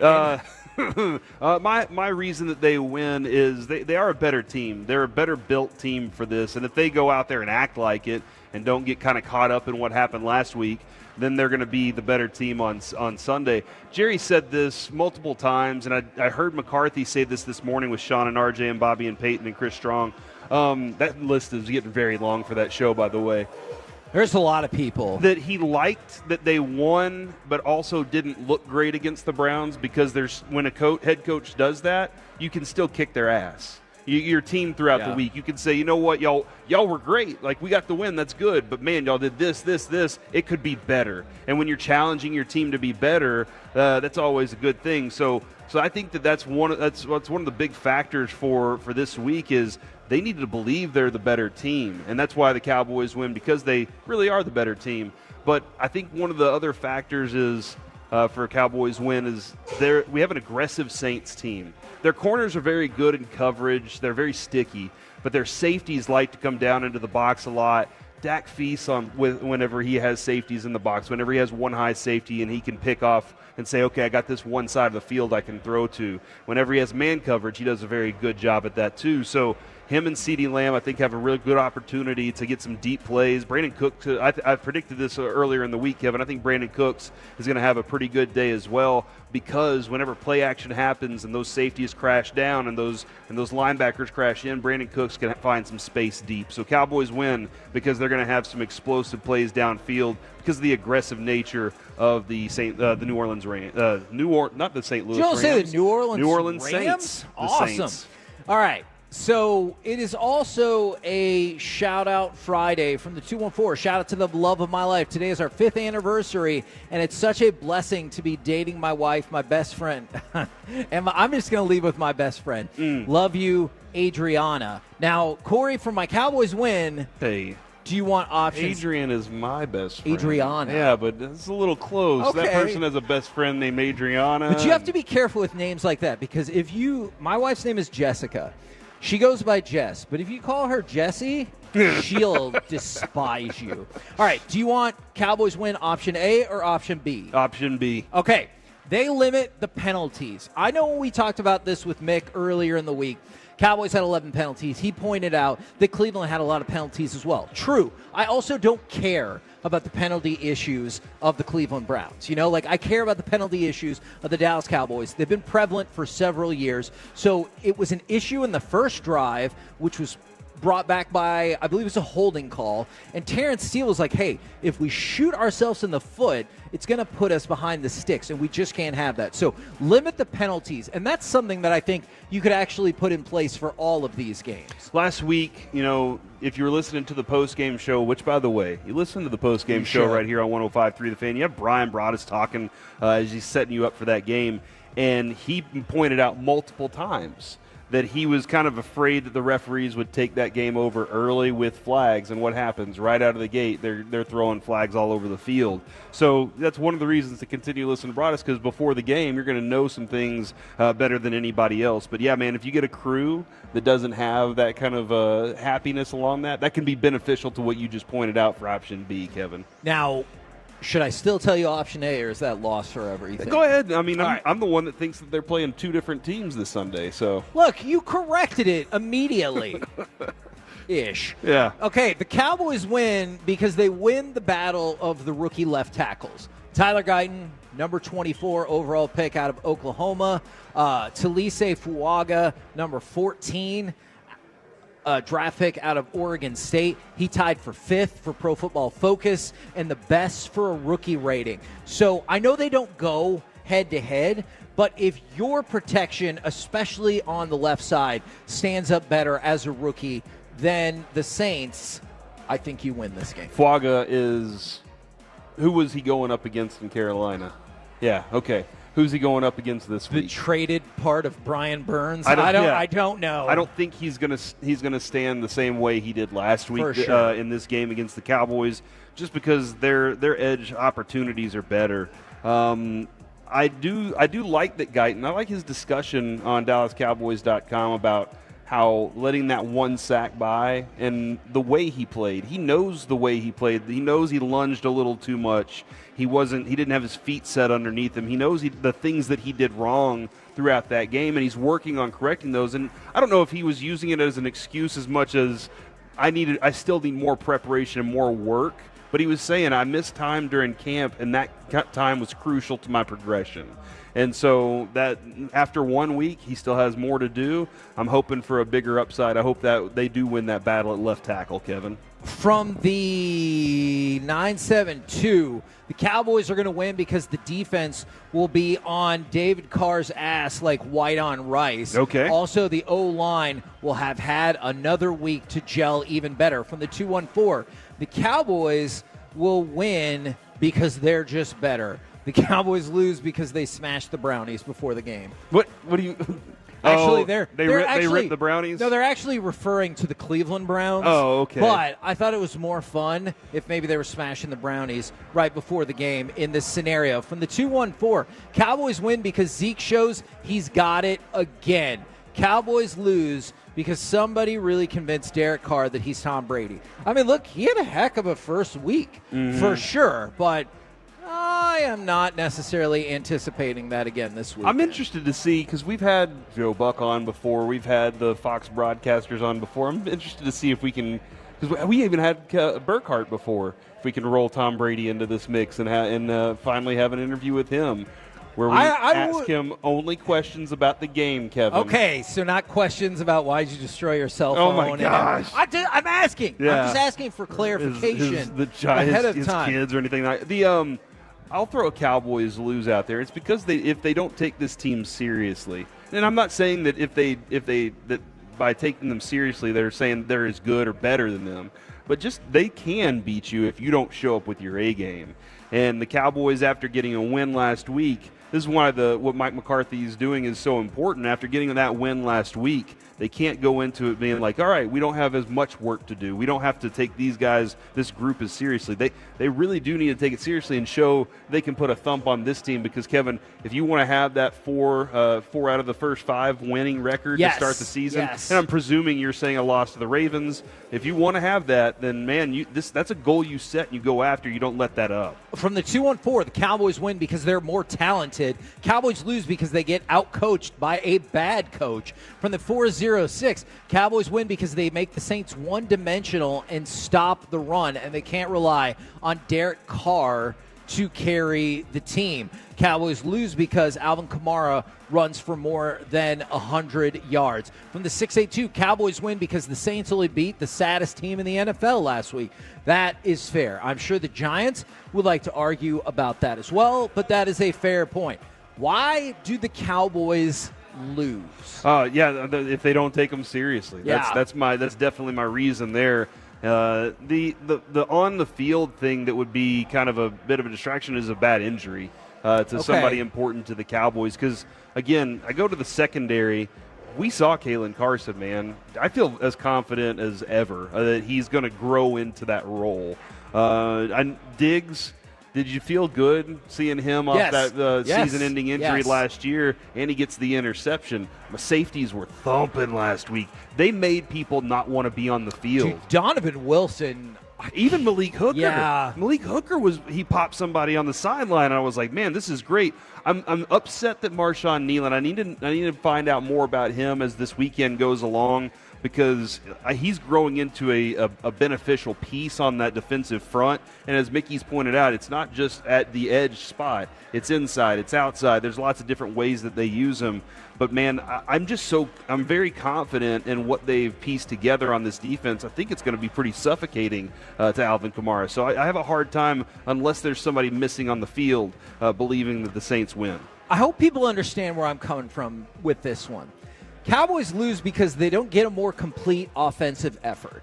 Now, I know the argument's going to be the game was essentially over. The offense probably eased up. You brought up earlier, Dak even said, hey, we'll have some meat on the bone out there. But if you... And that's when you need to step on. Yes, absolutely. If you look at the second half, Dak completed 5 of 11 pass attempts for 23 yards, and the Cowboys went 0 for 5 on third down. Now, could that have been a product of we're going to ease up the offense because we think the game's over? Sure. Did Cleveland make adjustments? I suppose that is possible as well. So I would like to see a more complete offensive effort from the Cowboys. And I think if you don't get that, then there's an opportunity that you lose this game. From the 4-6-9, Cowboys win because Cowboy would beat a Saint in a mascot matchup. Okay. Unfortunately, no, I think this is one of the ones where you're going to lose, right? Because even if the Cowboys shot the person who is a living Saint, then they feel like they're immediately going to go to heaven and advantage the Saint. But they're dead. But they get a halo. So therefore, they can't keep playing. Oh. The game. You think they're playing the game? You've never seen Angels in the outfield? But that's it. Checkmate. From the they're playing in Dallas. They're not playing in New Orleans. Those Angels in the outfield didn't follow them, did they? I think those were only home games. That is the thing I do not remember about that movie. Did they only show up for home games? Think they That's did. a great question. When they went on the road, they were on their own. From the 817, shout out to me. I finally made it to Buffalo Wild Wings for B-Dubs. Oh, that thanks. is awesome. Thank you, everybody who's been out here with us at the Irving location and coming out to all of our Buffalo Wild Wings appearances. From the 972, Cowboys win because Butter Aubrey is perfect. How much of a luxury is it to have that dude? Absolutely. I want the game to be 34-0. I want them to line up at straight up midfield. I don't care if it's first down or not. You snap the ball back there. You give him an opportunity to kick a 68-yard field goal because I want to see it. I realize how in a 7-6 game or something like that, maybe that's not the direction that you're going to go. I want to see him get an opportunity to kick the record-breaking field goal. Me too, man. And I hope McCarthy is like, I think he's aware of it. I hope he's aware enough to be like, you know what, let's go ahead and try this. Especially if Brandon Aubrey's like, I would like that opportunity. Yes. And he doesn't seem to be shying away from anything whenever it's time. Didn't he look like in that game that he was going to the sideline kind of like, hey, why didn't you just give me the shot to finish this thing? I could do it. He kind of had that look on his face. From the 4-6-9, I don't know if you'll allow this, Corey. Cowboys win because, man, those rookies really pick it up. And the Cowboys lose because, F that, we're not losing. Yeah. Is that an acceptable win because, lose because? You know, there have been times I've been extremely confident, and I'm not, like, walking around. Last year we were way too confident against the Arizona Cardinals. And then the Cardinals had a really good game plan that caught the Cowboys on their heels. And I think the Cowboys thought they were going into that thing with a very light game plan that they could just steamroll the Cardinals. I don't look at it the same way because I think they're a good opponent. I just think they're a middle-of-the-pack team, and you should be separate from a middle-of-the-pack team like that. It is also a shout-out Friday right here on the Fan from the 973. Shout-out to my sister Michelle. Happy day and congrats on your wedding. You are appreciated from Shelly. Go Cowboys. I believe, because it's Chelly. Do you think I should go Shelly or Shelly? Shelly? Yeah. Shelly? Not Shelly? Shelly? Yeah. Shelly? Yeah. Shellyo? Chelio? Stop it. I don't know, man. I don't know how letters work sometimes. We're the KNC Masterpiece. We're live from Buffalo Wild Wings in Irving. Coming up next, we changed this yesterday. It's time for the Combo Platter Karaoke. Give us a sports opinion, and then what is your go-to karaoke song? And does Corey have the guts to let anybody here at the Buffalo Wild Wings jump on headset and sing that song? Yeah, I don't know if we should. We'll find out next right here on The Fan. Are you ready for some commercial-free KNC Masterpiece? Yes, of course. It's happening.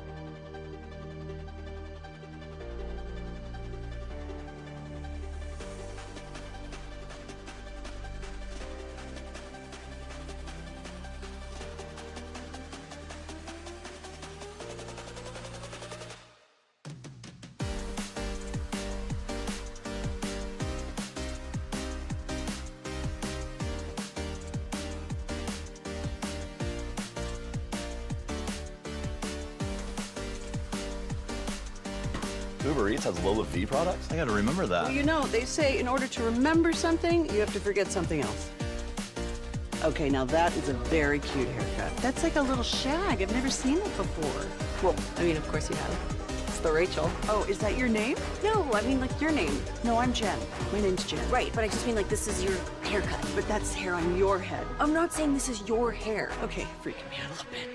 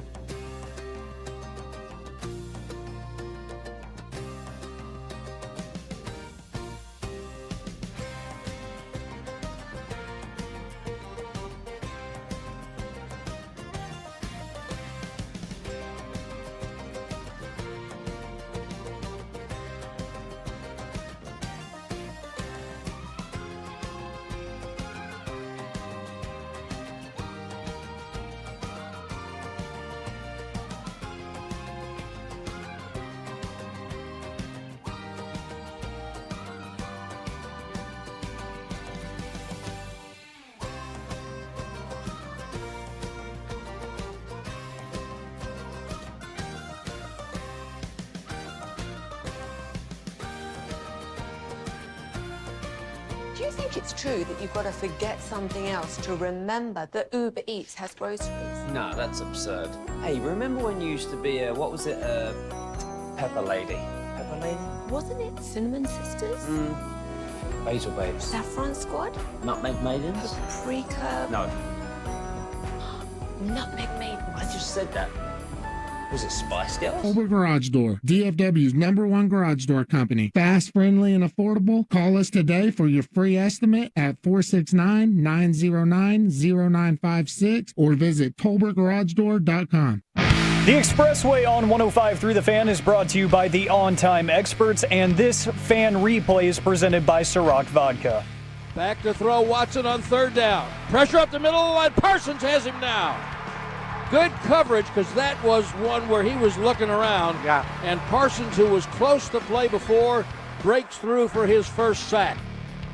We're the KNC Masterpiece right here on 105 through the Fan, live from Buffalo Wild Wings in Irving. As we move into the Expressway, you still have time to swing on by. We've got giveaways that are happening during the show, and then you can enter to win that pair of Cowboys Saints tickets for the home opener. Now, I want to read this text so it prepares people for what's going to play out in this segment, okay?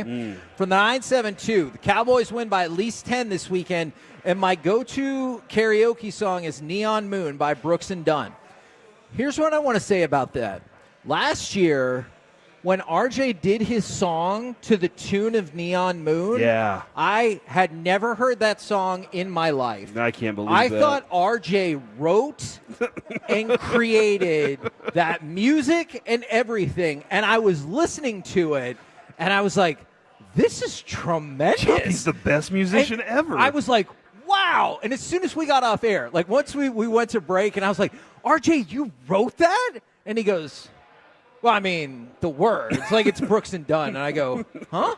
I'd never heard that song in my life. So I just want people to keep that in mind as this segment plays out, because I'll have an admission to make for you at some point in this segment. Kevin, the thing about that song is, like, that's a song from my childhood. I used to listen when 105.3, back when I was a kid, was Young Country. Yes. I would stay up and listen. Goes down. Yeah, I would listen to Stubby Doak's Top 8 at 8. And that song would be featured frequently back then. But then it made another big comeback about 5 years ago on TikTok. All these people were dancing to it and everything. So it made another comeback after that. I am fascinated that you've been that secluded from the world that you weren't able to hear that song until Choppy sang it. So I'm going to lead this one off. I know usually I don't lead it off, but I'm going to go ahead and lead this one off because I'll make an admission that I think you're going to think is ridiculous. All right. All right. So my sports opinion is I think the Cowboys will cover the spread and win by at least a touchdown this weekend. My go-to karaoke is that 6 or 7? Is it when you say 7, touchdown? 7? Okay, all right. 7, yeah. I always build in the assumed extra point. Gotcha. That is fair. Now, for the karaoke thing, I have never done solo karaoke. Now, I've gotten drug up on the stage before to like, hey, we're going to sing this or we're going to sing that. I have never gone up and done a karaoke song all by myself. Okay, so you're saying now's the time. So you're saying you want to pick a song, or Alec can pick any song, and we can get you the lyrics up, and you can sing in front of all these people right now. If this was back at the studio and I didn't have to see anyone's face, then yes. And I could just look at all the texts and be like, that's the worst piece of ass I've ever heard. It's the fact that I can see all these people right in front of me that makes me say, yeah, just turn around and look at the wall. Okay. Yeah, that's a good solid one right there. That's a good idea, but you're not helping me out. Now, I do know this for a fact, though. You have a dream of going on America's Got Talent and singing Under Pressure. So, in my dream, my band makes it all the way to the finals of America's Got Talent, and we sing Under Pressure by Freddie Mercury and David Bowie, and I start to sing on top of the America's Got Talent judges table, and at the very end it says, "This is ourselves," and then I do a flip off the table and land, and then go, "Under Pressure," and everyone's like, ah. and they just go crazy. Now, this is not realistic for a lot of different reasons, but that is a dream of mine. I think it would be awesome if you were standing on that table, and I would very scarcely watch it, but I think this is real, and you did the splits during the middle of it as you were singing a note, and you hit the gold button yourself that automatically pushed you with through. my hand? Yeah, you just with my splits parts. This is what I'm going to say, with my splits parts. Okay, that's from the 214. Sports opinion. Dak and the Cowboys get it done this year and win the Super Bowl. Oh, my gosh. I love it. Go-to karaoke song, Can We Talk by Tevin Campbell. Now, follow-up question on the go-to karaoke song. Is it a song, because I heard you sing The Dance by Garth Brooks. Thought it was delightful. Do you go for a song that you know you can sing well, or do you like to go up in a song and you're like, I'm here to party, and I'm going to have fun with this song? All right, then. Sports opinion, Kevin. I will lay my sports opinion out. Kumar Rocker could win Rookie of the Year before the season's over. All right? Yeah, he could be so dominant that he could do it. All right, I'm going to make a guarantee. Kumar Rocker can throw 3 no-hitters in his last 3 starts, and he will not win Rookie of the Year. You know how I feel. Well, actually, this AL class is weak. Maybe opinions he could can't be win. wrong because they're just opinions. Yeah. But I mean, he might. Here's my sports opinion. He's going to be my favorite ace of the Rangers ever. I've loved Nolan Ryan, but I think this guy is going to go out there. He looks the part, the way he throws, the way his body language, the way he looks up at the hitter, everything about it says ace, and the stuff is right there too. He's got, I saw a couple people wrongly call it a curveball last night. It used to be a curveball. He calls it a slider. It's just different shapes of a slider. The slurve. He has a real sharp slider that'll go left, but then he has one that'll go straight down, and that's the one you saw last night multiple times that made people look foolish. And so I think Rocker's just got that. And so to answer your question, I've sung Life by the Drop. I've sung Amarillo by Morning. I've sung a few different songs. But the one that always gets people going, and I learned this whenever I was bartending in Uptown, a guy went up on the stage, and he did this, and the entire patio went insane, is this song right here. Oh, yeah. The slow songs just don't get it.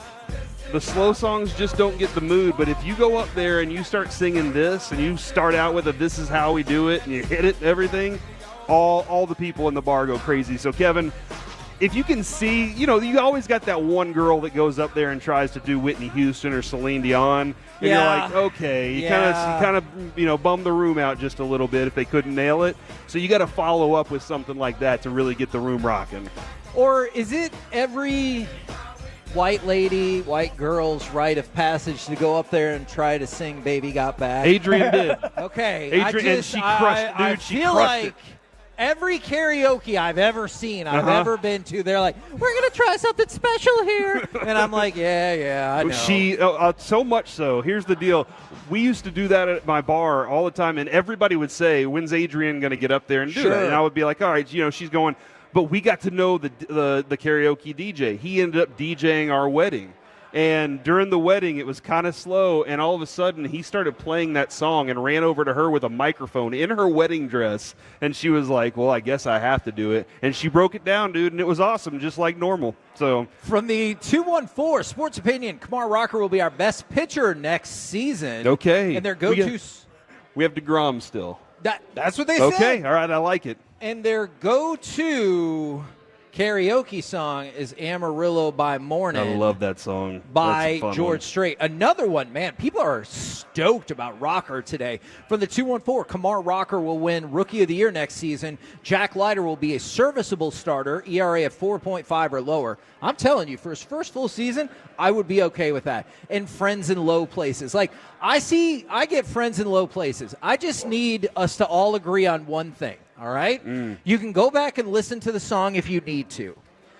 But there's a line in there where he says, I toasted you, or I said, honey, we may be through, but you'll never hear me. Supposedly, he says complain. Yeah, he says complain. No, he doesn't. Go back and listen to that song. He says, I toasted you, honey, we may be through, but you'll never hear me complue. Now, I know it's supposed to be complain. Go back. He does not say complue. Yes, he does. Listen to that Alec, song. I need you to go find. Okay. Hear me complue. And that's what it is. He doesn't ever curve it off and get the end of that word in there. I don't know about that. I challenge you Okay. to play that on air. All I right. know it. From the 469, Aerosmith's "Dream On" is for anyone thinking Dak will be in the Super Bowl. So they kind of combine that one right there. And then I saw one here. Rocker will win the Cy Young this year and shake that funky music, white boy. He's not going to win the Cy Young this year. All right, I'll up it. He could throw 3 perfect games, and he still won't win the Cy Young at the end of this year. In a row? Yes, this year. I'd give it because to him. he's just now starting. That's not fair. From the 763 Sports Opinion, the Vikings will make the playoffs. In your face, overreaction or reality from before. And their go-to song is Forgot About Dre. I like that one. I do. From the 469, Luka wins the MVP and gets second team all defense. If that happens, you're going to be the 1 or 2 seed in the West. Absolutely. And Juicy by Biggie is their go-to karaoke song. Who laughed when they said Luka's going to win second team all defense? I laughed with you, though. Come on. Hey, I'm just telling you what they're hoping. That might have been Mike. I don't know. That could have been Mike. That being said, though, if he did get second team all defense, that would be status for him to be an MVP. Like, that would be a thing if he added that kind of defense to his game. If he can win second team defense, I will agree that he will go down as one of the top 5 to 10 players in the history of basketball. And I did see somebody bring up, you're the only person. Actually, man, I don't know if I should be offended by this or not. Oh. From the 469, Kevin, you're the only white person I know that's never heard of the song Neon Moon. I will point out, I told my wife I had never heard that song. She was stunned that I had never heard that song. I had no idea how popular it was. I knew Brooks and Dunn from that episode of The King of the Hill that they were on. I was not particularly familiar with their music other than I knew it was country music. Oh, my gosh. If it's not George Strait or Garth Brooks, I don't have like a super deep knowledge of country music. Do you need me to give you a list of musics that you need to go and and catch up on? Because I know you'll go back and rewatch 1998 WrestleMania for a third time. So instead of that, would you listen to a playlist? I will tell you this. I don't know if this will get any credibility back. I have been to the Grand Ole Opry. Look at that. Or the Ryman. Mm-hmm. I think they changed the name of it. But I've been there. Oh, good. Congrats. And did you listen to any music while you were there? No. Okay. All right. We so just you went on a place. tour during the day. I'm sorry. I feel like I let you down. I really thought. Go see a show there. That'd be awesome. I thought that was going to be a winning thing right there. All right. Alec, do you have a sports opinion and your go-to karaoke song? The sports opinion is tough because I was going to say that Kumar Rocker is just How do like we always find ourselves that the sports opinion is tough? That should be the easiest part. It feels like the low-hanging fruit to talk about Kumar Rocker because I've talked about he was my sports opinion for the combo platter maybe like 3 weeks ago. So I don't want to go back to that. But you know what? My sports opinion, Kevin, because we kind of dumped on them yesterday, the New Orleans Saints suck. That's going to be my sports opinion. Wow! After 1 week, I do not believe in them. I'm sorry. I love their play caller on offense. I love Clint Kubiak. I think he will be the next head coach of that team, and for good reason. Right now, they are stuck with an awful head coach. Their quarterback is mostly overrated. He's okay, but he's not going to win you games when they matter. I think that their defense is solid but overrated. And I think that they're not getting any younger in some of their key positions, like on defense. A lot of their guys are getting older. I mean, Marshawn Lattimore, who can't stay healthy now, they were thinking about cutting him in the offseason, and now they still want to regard him, at least their fan base wants to regard him as one of the best corners in the NFL. But they were thinking about him being a salary dump. So I don't really understand where, the team is good, but half of our players suck. That doesn't really make sense to me, guys. So that's my sports opinion for today. And your karaoke song? It's tough because I love karaoke, and I do it pretty often. And I have a Rolodex of songs. But I will say that any song by this man, including this song... I will do any of his work because he's great. And I know that it is completely against... Can you hear me? Yes, I can hear you. Can you guys hear me? This is how we do it. I guess you guys cannot hear me, can you? It's Friday night. Oh. Hello? Okay, so I'm just going to take over here because I would say that Blinding Lights by The Weeknd is a good opener. It's a good tone setter because, Corey was talking about, Kevin was talking about, you can't really go up there and start off slow. So I think when you start off a little bit quicker, a little bit more upbeat, that's when you can ease into those things and you can have a little bit more fun with the range and with some slower songs, I guess, is where you can kind of have a little bit more fun there. So I'm going to try bringing these guys back into the conversation. Are you guys with me? I don't think so. So I'm looking at the clock and I'm gonna call an audible here. I'm looking at the clock and I see on the show sheet it says it's about time for a little bit of this. What does this button do? Please, please, do not push the button. You have no idea what it... Alec, you be quiet. Alec, that was awful. 1 for Alec, 0 for Peyton. Don't you dare touch that dial. Don't you dare touch it, guys. Are you with me? Hello, guys. They are not there, so we are just going to run this thing solo. For now, it is time for AM on the FM. We are in the middle of the expressway. Thanks for hanging out with us here on 105.3 The Fan on the KNC Masterpiece. And we start off with a question of the day that we're going to get to here in just a moment. And hopefully the guys will be able to rejoin us. I've got you guys on in my right ear, so if you can't hear me, just yell at me and we'll bring it back into the conversation. But we are going to start with the question of the day, 877-881-1053, to get involved in the conversation on the Frankel and Frankel Injury Attorneys text line, because today is International Chocolate Day, according to the world calendar. So I want to know, 877-881-1053, what is your favorite chocolate candy? Because it's one of the delicacies of the world that we will get to here in just a moment. And as a bit of a stall tactic to get some of those answers and hopefully get reconnected with the guys, I do have a piece of sound that I want to get to here. This is everybody's favorite podcast, The Edge with Micah Parsons. He was joined by one of his defensive teammates, Trayvon Diggs. And they were talking about Dak Prescott's extension, and they want a little bit of a gift. And Dak mentioned how some of his guys were joking with him about their wrist sizes for a watch. And they just kept that conversation going. But, yo, Dak was talking about wrist size. Did he tell you about? Did you get sized up? I need to go put mine in, man. Need a new Christmas gift. Man, F Christmas. I need a just because gift. Like, what the hell? Like, we giving our watches? What you need, a Rolly, an AP? He good for a Richard Mille. Oh, Richard Mille, get him for a Richard Mille. I just want something simple. Just give me a little plain Jane gold Rolly. I don't need, you know me, I don't like all that extra splash, you know what I'm saying?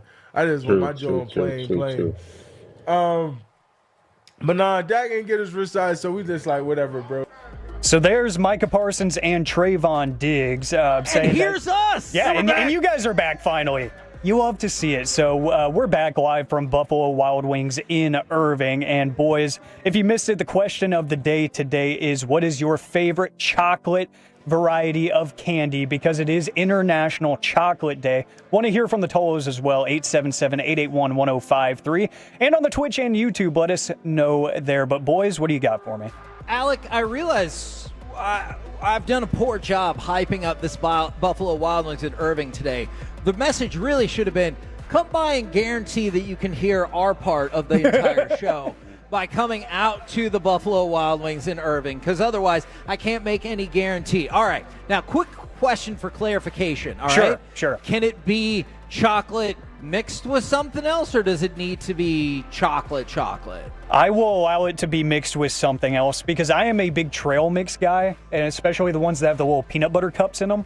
I Okay. love those. So I'll accept it. I'll accept it. I'm going to go with the Reese's peanut butter eggs that they put out at Easter. They are far superior to the regular Reese's peanut butter cups, and they are freaking delicious.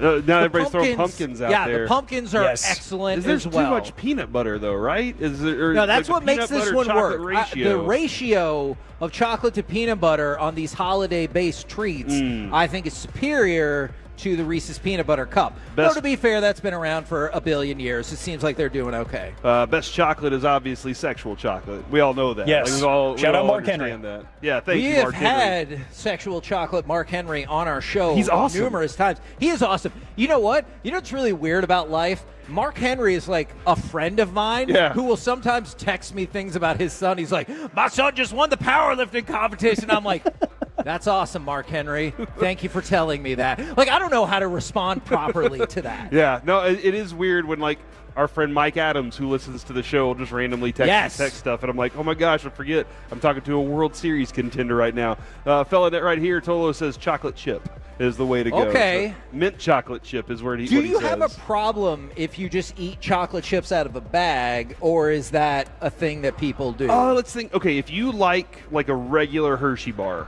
and a regular Hershey bar is $2, and you get a bag of chocolate chips for $1, then you're better off, right? Like, you just saved money and got pretty much the same thing. So I don't think that's a True. problem. I don't know where that bag of chocolate chips for $1 is. I don't either. I'm just saying, but if the value works. That's a good point. For me, it's either the Ghirardelli chocolate with caramel or the Lindt. I don't know. Lindt, not Lindor. Lindt. L-I-N-D-T. Like from the dryer? No, not like Lindt from your dryer or your belly I got to button. clean mine out. Oh, yeah, your belly button or your dryer? No, my dryer. Maybe both. Okay, gotcha. Yeah, because that's hazardous and could cause a fire. But yeah, the Lindt chocolate with caramel in the middle is my favorite. I honestly don't know if I've ever had any of those. Like, I'm looking at Do the you like picture caramel? on your computer. I do. Okay, then what I'll do, Kevin, is I'll pick up a bag, and you can have a few of those, and maybe Okay. Noah would like a few. Maybe Jess would like a few. Yeah. I don't know how it works. Yeah, so here's what Noah does. Even if he hasn't had any yet, we've obviously taught him some different sign language for when he was still learning how to talk.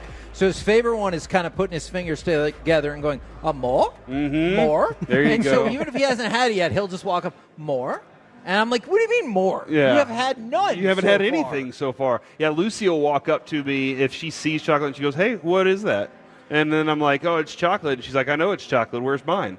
And then, like, later on in the day, she'll just walk up to me and be like, chocolate? Let me ask you a serious question. Go get it. Alec, this is my question of the day for you. Okay.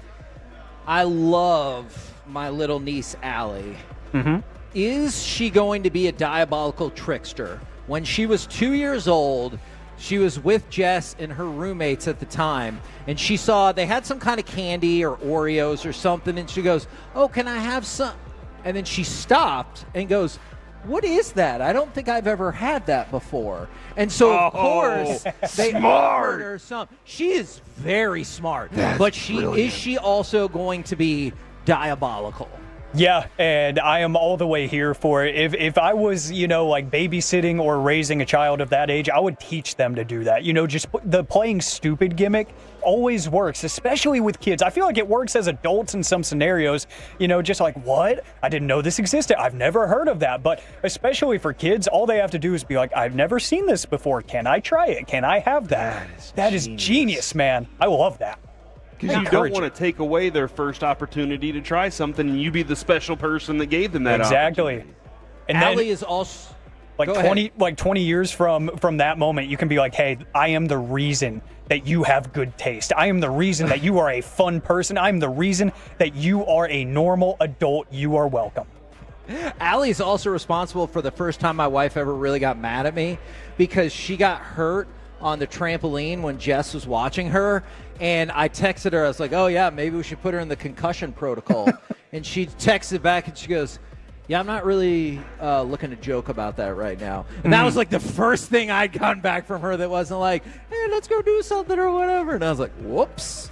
Hey, I don't know that we've discussed this yet. Have you seen that Alec kicked us off so he could do AM on the FM? Probably so. It was a hijack. Makes a lot of sense. I cannot confirm We that. always knew it. Have you seen the Chris Young news? The Rangers GM Chris Young. is on a flight to Japan to see is it Roki Sasaki? He's on a flight to Japan to go watch him. We're going to put in a bid post, maybe? And I think this is interesting because it kind of does bring up the question of Chris Young's contract this offseason and whether or not he's going to fulfill that with Ray Davis, or if he's just one of those guys that it doesn't matter. He's going to continue to work and do his thing right up until somebody tells him to go away. So, but that is very interesting that he's on a plane checking that out. So good luck to Chris Young, and hopefully we get some good news. Talent is a 24/7, 365 job, and some people actually mean that. There you go. There you go. I respect it, and I am excited to see if that actually pans out in any result where he does not end up as a Dodger, does Sasaki, because that feels like the obvious destination feels unfair there. at this point. Yeah, they are pretty much the, elite Japanese talent pipeline to Major League Baseball now. And I hate it because I want a shot at some of these guys. And Sasaki, if you haven't seen him, just look up some highlights on YouTube, Tolos. I promise. I did my homework on him probably 6 months ago whenever he started to really pop up in headlines. And he is a fun watch. And he's really young, too. Really, really young. So he's got a long time to develop. That would be really fun to see him in a Rangers uniform. But back to the Frankel and Frankel Injury Attorneys text line. Best chocolate from the 903 is peanut M&Ms. I'm a big proponent of those as well. From the 817. How do you feel about regular M&Ms? I like them, but I prefer the mini ones that come in the tube. Those are, I think the ratio is better there. I think the proportions are better. So if it's in the tube, elite. If it's just regular M&Ms, they're all right. They are just okay. I'm a huge fan of peanut M&Ms, Kevin. That's the way I go. Yeah, with M&Ms. You always see me at the airport. Yeah, when we go on our flights, I always get a bag of peanut M&Ms. I think it's spoiled me for regular M&Ms. You know what I'm saying, Alec? Sure. I'm like, I'm sure when the M&M came out, it was a revelation. But once peanut M&Ms came out, I was changed the world. Yeah. It healed the world, and I do enjoy some M&Ms, but the peanut M&Ms are definitely the best. The pretzel ones are really good too. Get that little bit of saltiness. Dude, I recently fell into those somehow, and I was like, these are addictive. These could definitely be an addictive product if you let it be, for sure. Let's see, from the 817, Hershey's with almonds. I would not be opposed to that. I don't think I've tried them, but I would not be opposed to that because I do like dark chocolate almonds. Those are good. That is a good combination. Sorry, Alec. I was just really excited about that combination. That is a good combination. Do you remember when you were a kid, and I still see it to this day, those chocolate bars, they're like $1 or 50 cents or whatever, that you would have to sell as a kid for like a bike or something at school? Yes, I know. World's finest. Yeah, your fundraiser. Yes. Why are those so good? I saw Tovash text in and say that those were in his top 3. They are so good for no reason. They are. When they says world's finest, I was like, they might be right about this. This is really good chocolate. And that's why they make it like that, because they're like, hey, we need your kids to sell them, or you can buy them all yourself. Really, we don't care. As long as that box comes back full of cash, we're good. Let's see. I do want to give a couple of shout-outs here on the Frankel and Frankel Injury Attorneys text line to myself because I see from the 469 Alec is solo and showing everybody, especially Peyton, that he is him, and that is true. Not everybody, just Peyton. He needed to be reminded. Hey, we have a chance to keep Peyton. He's on the morning show now, and you're here, so I'm just saying. So, 6:40 on Thursdays. How about a whole week of 12:40? I enjoy that a little bit more. And then from the 817, let's add more of it. Let's do more of that, Kevin. Okay, I think that's a good decision. Yeah, we'll find a place. Hey, tell Kyle Yeomans he's bumped. We're gonna no more AM on the FM. No more C block. Hey, I will take it. I like the C block though. I like Corey's corner. We're not getting rid of that. We're just bumping Kyle Yeomans for today. Let's see. From the 817, this is Sean Sharif texting in. Alec Medford, big chocolate guy. I see what you did there. What do you think about this from the 601? It's the Andes mints, specifically the ones that you get at Olive Garden. Yes! I don't know if there's a difference in when you buy them at the store versus when Olive Garden's like, hey, thanks for eating our mediocre food. Here's some Andes mints that they just taste better. Is it the little rectangle one? Yes. Okay. Dude, those are amazing. Yeah, you're right.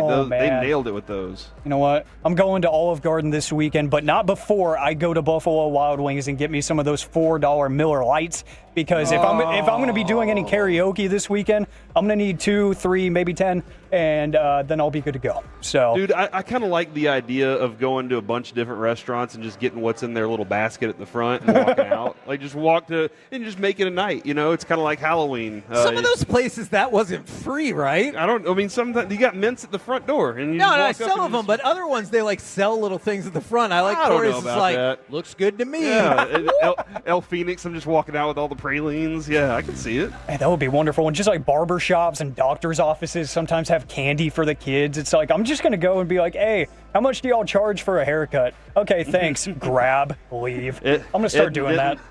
Ed and Denton said, damn you guys, I just had to go to the break room and got a Hershey bar and peanut butter cups. I'm sorry. Look, it's better than the alternative where sometimes we've talked about gross stuff at lunch and people are, come on, dude. Just At wait for least it's 1:30. like, yeah. Oh, great. Oh, no. We're the KNC Masterpiece right here on 105 through the Fan. We're live from Buffalo Wild Wings in Irving, and we'll get you set even more so for Cowboys Saints. Coming up with the C Block with Corey Majors and Kyle Yeomans. The boy. Was it Saffron Squad?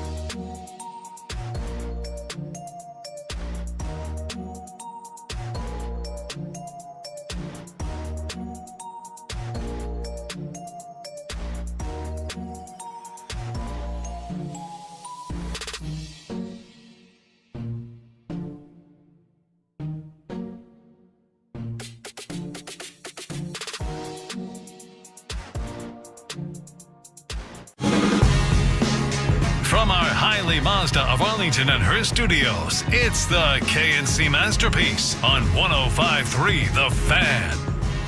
Actually, big voice man, we're live at Buffalo Wild Wings in Irving. Thanks to everyone who's come out here to join us today. You still got time to come out here, see the end of the show, register to win Cowboys tickets, get those delicious wings and those drink specials. It is also a shout-out Friday from the 903. Shout-out to Corey for sharing his parental moment this week. And shout-out to Eric Chiafalo for bouncing back from his little misstep last Sunday in the pregame show. Outstanding shout-out right there. Now, it's time for the C Block starring Corey Majors and his special guest. Yeah, and I'm just over here watching highlights of Kumar Rocker's outing last night. I just can't stop. All right, let's talk with our friend Kyle Yeomans from DallasCowboys.com. Kyle, how's it going today, man? It's great, guys. I'm curious, though. You talked about Eric Chiafalo's misstep in the pregame show. What happened? I haven't even heard anything it was glorious. It was glorious. We'll see if Alec can find that audio, but the Cliff's Notes version of it, he was talking to Erin Andrews, and she had interviewed Dak, and he's like, oh, great, are we going to see that on the pregame? And she's like, yeah, it was on the pregame several hours ago. Uh-huh, and he also called her Andrew. Yeah, he goes, hey, Andrew. And so it was just a whole big thing. But he recovered this week, so everything's worked out for him. Good for him. Your thoughts on Eric Chiafalo, Kyle? He's one of my favorites. Mean Green alum. We went to college together. We had a lot of times that we could not talk about on the air together on Fry Street and a bunch of different occasions with Wolchuk too. I mean, we go a long way back. So he's a brother to me. So that's probably a bottom 5 person in the business that I would want to have those types of missteps around. And Erin Andrews, just because one, she's so well respected among everybody, but also like she's kind of a savage. Like she will not let you live it down by any stretch of the imagination. Well, Kyle, with that in mind, Alec has found the audio. And we want to just go ahead. We want to go ahead and play it for you and our listening audience out there. It's Erin Andrews, ladies and gentlemen. Andrew, happy game day to you. I guess besides CD there on that cut, we can now include Dak, right? We actually thought Dak was going to sign that contract the day after our interview. We did it, I think, on a Tuesday, and we thought that's when it was going to happen. But regardless, for him and his sweet little family, so glad it got done, and happy for Cowboys fans too. Yes, absolutely. So is that something we can expect today on the Fox pregame show? You're sitting down with Dak? Well, it already happened. The Fox pregame show, yeah. Well, okay. It happened at noon. Okay, fair enough. Fair enough. I was thinking before the Cowboys kickoff, but that's my apologies. No worries. So you weren't watching, but that's okay. It went well. It went great. Yikes. I love it. So he starts out by, hey, Andrew. And the moment, too, where it got a little further into it and Broadus goes, no, man, you stepped into it, and just let it keep going. I love when a teammate throws their teammate under the bus like that. It's always fun. So that's the moment right there, Kyle.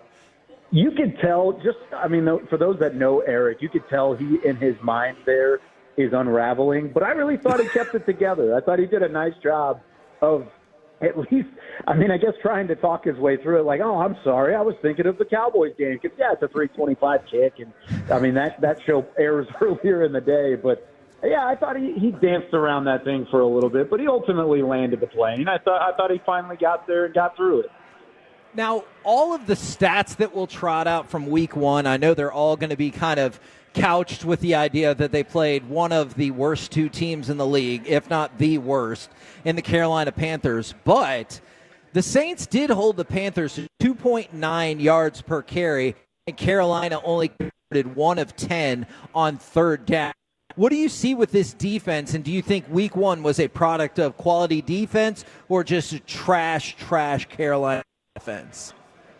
Well, I think it can be a little bit of both. I don't think Carolina is very good, and, of course, the Cowboys will see them later in the year. So, of course, they'll be tested by that point, and we'll see exactly how Carolina evolves. But the Saints, when it comes to their team, they've been playing really good football before even week one of 2024. You date back to the final 5 games of last season. They're 5-1 up to that point, including the win last week against Carolina. And Derek Carr's been playing well. This defense has been playing well. Alvin Kamara has been turning back the clock a little bit as well. I think New Orleans is heading in the right direction as a team, and you can see that momentum build. So it kind of reminds me of some of the games for the Cowboys in 2021 because you remember 2020, of course, you had Dak Prescott's injury. You had a bunch of things go wrong defensively, and finally you found a bit of rhythm down the stretch, and you kind of carried that momentum into 2021 where that team was young. They were meshing with some of their veterans, and they had some talent kind of scattered throughout. And of course, Dan Quinn taking over as defensive coordinator helped in 2021. That's kind of what I see with New Orleans. They have talent. They have this core group of players. Some guys banged up on the defensive side. I know Marshawn Lattimore is dealing with a little bit of an injury going into the week, but I do think they have enough pieces to where you can look at that 47-10 beatdown of Carolina and take parts of it and say that's just New Orleans being a good football team as opposed to Carolina just not being very good.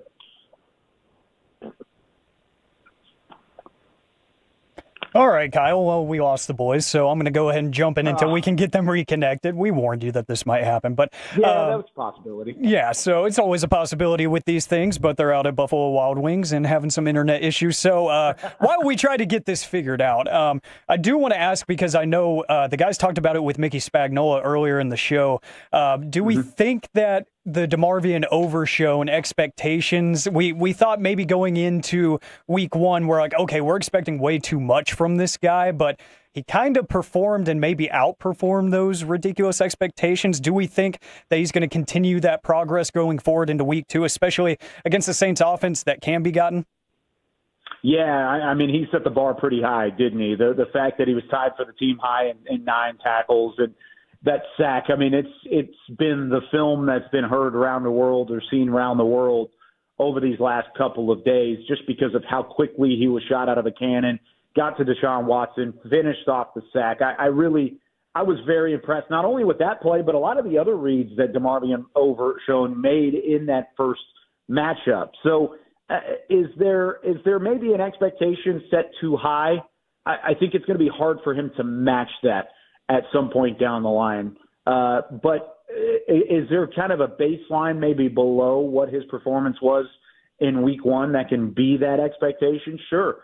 Because just a reminder for those out there who probably have already heard it 100 times this week, but this is basically his rookie season. Sure, he's been in the meetings and he's been around an NFL franchise long enough to be here 2 years and say, hey, I was a third-round pick for a reason. This is a team that believed in me, even with a different defensive coordinator, but this is his first year in this system. This is his first year actually playing meaningful snaps in the regular season. So there will be a bit of a learning curve. Now, did we see the learning curve in week one? Absolutely not. He was tremendous.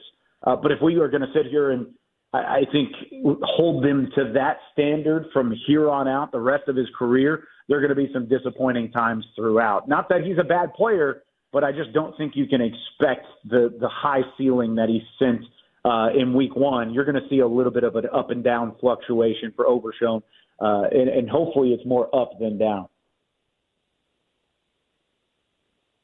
It's Kyle Yeomans at DallasCowboys.com with us. Gavin Dawson, Brian brought us here in studio, along with the great Alec Medford there at Master Control. We got you. Can you hear me? Yeah, I got you guys. How you doing? Hopping in. Hey, yes. Well, we're doing great. It's so good to hear your voice talking Cowboys here on a Football Friday. Kyle, I'll tell you what I've been burning on, man. It's the Cowboys need a running game, and I'm trying to fire up the troops here to start beating the drum early for a trade for a running back. Like the Niners got McCaffrey, the Eagles 6 or 7 years ago they went and got LeGarrette Blount and Jay Ajayi. And no disrespect to Zeke or Dalvin Cook, I think all those guys have a legitimate spot on an NFL roster, but I need to see some juice here in this run game, and it's been a minute. Yeah, I think that's the one knock that I have, and maybe the biggest hole for this Cowboys team right now, because we saw in week one, their number one problem from 2023 was stopping the run. I feel pretty good with a small sample size from what we've seen stopping the run defensively. But going into the year, when you look at Zeke and where he is at his career, Rico Dowdle, maybe he was that one guy that can provide a spark. And I think I've said this on the station a couple times. I just haven't seen it yet from the ground game, and I want to see it. I want to see them take a step forward. There are still bits and pieces of this offense that can use Zeke and use Rico Dowdle to their benefit. Pass protection. I thought Zeke was tremendous, again, whenever it came to protecting Dak Prescott. Rico Dowdle, I think his ability as a change of pace back is underrated and something that I think the Cowboys can utilize as well whenever they do get that number one guy. So are they talking to people? I don't know. Maybe this early on, it's too early to tell. Could they use a home run threat and a true number one back? I would love to see that. I really would. Because I think both guys, like you said, are NFL caliber tailbacks with Zeke and Dowdle. But are they NFL caliber starters at this point where they are in their career? I certainly haven't seen it yet. I would love to be wrong, but right now that's just the reality whenever it comes to the ground game. Hey, Kyle, can we get your thoughts on the breaking Rangers news that the Rangers have signed GM Chris Young to a multi-year extension and also given him the title President of Baseball Operations? Wow.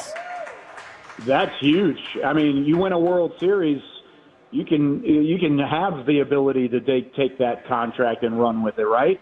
That's awesome. I mean, you guys know I'm a big Rangers fan. I grew up a big Rangers fan, so having them finally reach the mountaintop, I know this year hasn't been perfect, but I don't think all of that falls on Chris Young. I love that move. That's exciting, and the first time I'm hearing of it, and I'm glad that that's the case and that they're able to promote him and lock him up long term. Hey, whenever you're able to hear us on air, we break news for you. All right, so that's the deal that we'll try to get done. I feel like I'm interviewing with the entire station of 105.3 The Fan at one point. Can somebody we've already heard Chiafalo in this segment, so can somebody find Wolchuk? Because Bronson and Gavin are back in the studio, Alex out there. I mean, somebody call up Shan and RJ. Let's get them back on the horn. I know they're probably done with their day by this point. I mean, I feel like the entire station's here trying to help things out. This is like your car wash. Mm-hmm. So what's your prediction for Cowboys Saints? What are we thinking? What are we feeling? Yeah, a lot of people think this is an opportunity for Dallas to put up some points because of maybe the undisciplined secondary. They believe the Saints are going to bring the blitz because they blitzed more than any other team in the NFL in Week 1. I think that was more so a byproduct of the game plan against Carolina as opposed to what they would want to do against Dak Prescott, who's been very, very good against the blitz throughout his career. So I don't think they'll hit 40 points, but I think 30 is certainly possible again for Dallas. And I'm going to say 34, couple field goals from Brandon Aubrey in there, 34-24 final score. Dallas gets the win over New Orleans. All right, I like it. Covering the spread. Thank you very much, Kyle. Thanks for your flexibility in that segment. Really appreciate it. Yeah, guys, you guys did a great job. Keep rolling with it, and I'll talk to you again next week. There you go. Kyle Yeomans right here on 105.3 The Fan from DallasCowboys.com. All right, coming up next, let's talk more about Chris Young getting the extension, plus we'll give you some Masterpiece of the Week, and maybe you'll hear more from GBag and Alec. Who's to say at this point? We'll do so next, live from Buffalo Wild Wings in Irving on 105.3 The Fan.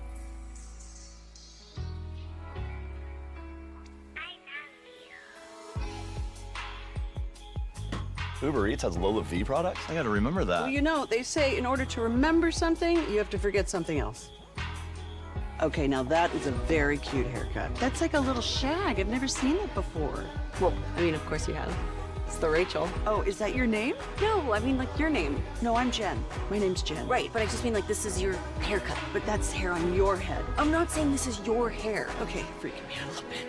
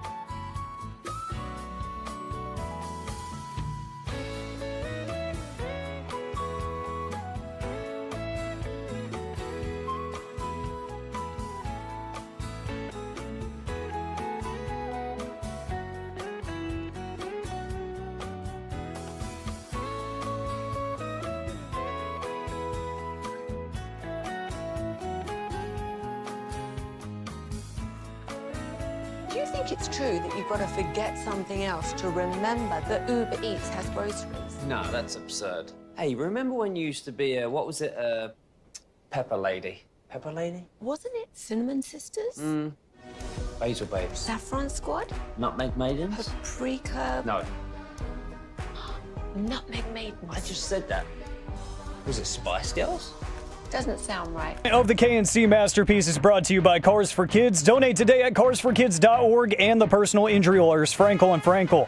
If you've been injured in a car or truck wreck, call Frankel first, 214 or 817-333-3333. With Frankel and Frankel, there is never an out-of-pocket cost. They only get paid when you win. Frankel and Frankel are the go-to car and truck wreck attorneys in Dallas. And here's the pitch. He struck him out looking. Got a fastball over at 97, knee-high on the inside corner. A beauty, and Raleigh is out. It brings up a Rosarena. KNC Masterpiece back here on 105.3 The Fan. We're live from Buffalo Wild Wings in Irving on a Shout-Out Friday. And honestly, I want to shout out all of y'all who've been out here at the Buffalo Wild Wings, everybody who's listening, terrestrial radio, on Twitch, on YouTube. I know at times we have not made it easy on you today. So thank you very much. Yeah, no, yes, because of the great content. From the 817, CY just got a multi-year contract extension. Not true. About 15 minutes ago, he got the contract extension, which we broke already right here on 105.3 The Fan. Did you just pull a Kamala? Yeah, that's right. That's why I want you to turn it on, leave it on. Not because I have ideas, but I have concepts of plans. Yeah. Yeah, no, I get okay? it. But the Rangers have signed Chris Young to a multi-year extension, as we broke in the last segment. Also, per Kennedy Landry, Chris Young has added the title of President of Baseball Operations, which John Daniels previously held. Now, some people might not think that's the biggest thing in the world, but that is a thing that the previous person had both titles. Now, Chris Young picks up both titles. I thought it was probably encouraging that he was flying out to Japan to do scouting, and so now we get the news. The deal is done. Huge shout out to Chris Young and the Rangers. Also, shout out to Gavin Dawson for bam, being there. I'm ready to ask a question when the signal dies. He's always been a hero of the station. Awesome. You know, he was a hero when we were a night show, and he'd come on our show and just talk with us and talk about how much he loves the show, and he's always been there for us. Even that time where he was out in public and somebody tried to get him FCC violated, and he talked them down. It was a brilliant moment in radio right there. I've always admired that. Kevin, with Chris Young, if you have any questions about why, I mean, the World Series obviously stands out, but just look at what this roster turned into over the time. Not just whenever he became GM, because that could have been like just the door finally opening wide up and him getting an opportunity, and Ray Davis saying, look, I'm willing to spend. But even before that, as he was the assistant GM to John Daniels, you could see he was bringing baseball players in, not just numbers that he saw on a spreadsheet. He was bringing in dudes that are real legitimate baseball players. Then he brings in Bruce Bochy, a legitimate baseball manager, a guy that knows the game. For the longest time, this was a frustration for me as a Rangers fan. John Daniels was like, I want somebody I can control. And while we loved Ron Washington got his job and never had managerial experience. And then Bannister, and then Chris Woodward. Those guys didn't have it because John Daniels knew he could control the roster and the lineup and all those things. All I need you to do is coach a team. Well, Chris Young said, I'm going to go in here with a smart and brilliant baseball mind and build a team together. And now this season stunk. This season was really, really bad. Fair. Unless they go 14-0 the rest of the way. I still honestly don't think that they make it, that. That's fine. But this season was bad, but there's no doubt in my mind Chris Young is stewing for another opportunity to turn this thing back around into a champion again. Who do you think is madder right now, Chris Young about this season or us? Chris Young about the season. I'm there. Don't know. I'm there, but Chris. Not about the season. Dude, do you remember? Ours is for a different reason. Chris Young, though, like you've seen him get mad over like cold coffee. That is true. He gets really furious. He has a fiery temper, which is probably what leads him to be so good at his job as well. I believe it. Here's what I'll tell you from yesterday's win. Josh Young, 2019 first-round pick, hit a home run. Wyatt Langford, 2023 first-round pick, hit a double in the three-run eighth. And then Kumar Rocker, 2022 first-round pick, had 7 strikeouts in 4 innings. And Jack Leiter's up on his way to doing some. Yes. I think Jack Leiter's going to be a reasonably good piece for you at some way, shape, or form. And I know this is a big if, and we always say, it's tough to build around this, but it's the injuries with Josh Young and Rocker and Evan Carter that make you concerned. Because otherwise, if you're like, oh, what young players do you have ready to roll? And you're like, we got Kumar Rocker, Jack Leiter, Wyatt Langford, Josh Young, and Evan Carter. That sounds like holy crap. But that's if we're projecting them all out at their best. And I really hope we get to see something near their best for their Rangers career. Because if so, that's your Dean Palmer, Pudge, Juan Gonzalez group, and let's roll. From the 214, shout out to the Morning News for breaking details on the new contract, not KNC. It was probably David Moore they're talking about, Kevin. Just kidding. Thought I should trigger Kevin. It's been a tough day. No need to. He was like about to break his laptop there. I can see it in his face. No need. Oh, what are you saying right now? No, What's man. the headphones? Yeah, and this is something that Mike's been talking about a lot too lately, because he was like, Ray Davis is going to have to convince Chris Young. I mean, based on the trajectory, what's going on here, he's going to have to do some important things here. Why would Chris Young, why does he want to come back? And so to have him there, to have him back is a very special thing, man. Now, I wanted to throw this out there because people might have been curious about this yesterday. From the 432, you're going to love this one, Corey. Shout out to me and my fiancé. I texted y'all yesterday about my proposal in misunderstanding of odds. She said yes. Yeah, there we go. Congratulations. That is outstanding. Now you have to invite Kevin to the wedding if it's during the week. Mm-hmm. Yeah, I mean, there's a good chance that I would. There's a good chance that I would go to the wedding. I like going to weddings, especially I've been to Tolo weddings before. Mm-hmm, I know that. Now, real quick, can I ask this question? I know usually we do this segment here. I had to kind of crunch it before Masterpiece of the Week. What football games are you most looking forward to this weekend? Because obviously I have a corporate responsibility to tell you that pregame for Alabama and Wisconsin starts at 10:30 with the game kicking off at 11 o'clock right here on the Fan. I do like that game. I'm also intrigued by Boston College and Missouri, but this is not the strongest college slate. I'm much more intrigued by the NFL slate this weekend. So you're not all in on UT, UTSA? I'm not. Look, I'm here for good Roadrunners upset, but that feels very, very unlikely. Distant, yeah. Hey, look, if they lose by less than 21 points, I'll be like, good on you. Kevin, I was just looking at that a moment ago because the whole 3 o'clock slate actually is interesting to me, maybe except for the Steelers and Broncos. The only reason I'd be interested in that really is just to see if Bo Nix got any better than he was last week.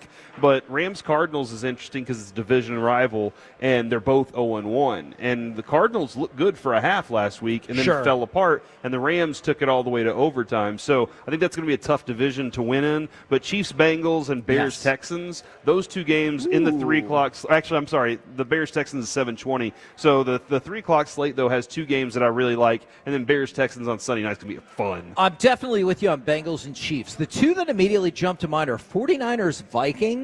I'm really intrigued to just kind of see, where are the Vikings? You know what I'm saying? I just kind of want to see where they sit in the hierarchy. If the real Niners show up, then you're going to see. Yeah, which is fine. Or maybe they're like, hey, look, we want to make Sam Darnold look like it was a good trade. Maybe we just back off him a little bit so the Vikings feel good about it. What an interesting philosophy that would be. And then also to go with it, Giants and Commanders.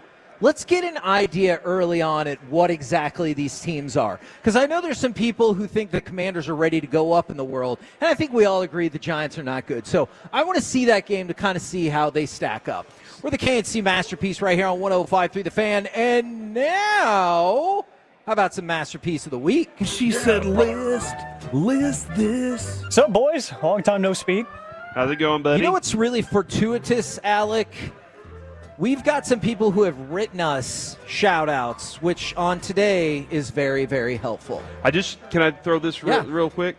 We did just see this, and Atolo just texted in, no Fuaga or Lattimore at practice. You know, the Lattimore one is really interesting because yesterday when we were talking with Mr. Jackson from New Orleans, he seemed very confident, and Marshawn Lattimore seemed very confident that he was going to play. But if you take him and Fuaga out of the equation, then I don't want them to be hurt, but if they don't play, then yes, please. Yeah, and Fuaga's back tightness at a tackle position. Yikes. So there you go.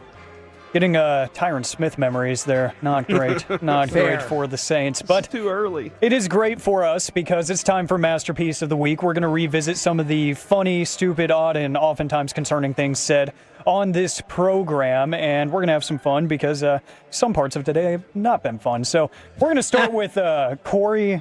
He's basically mimicking every time I walk in a grocery store. Do I get some of the money from that corn?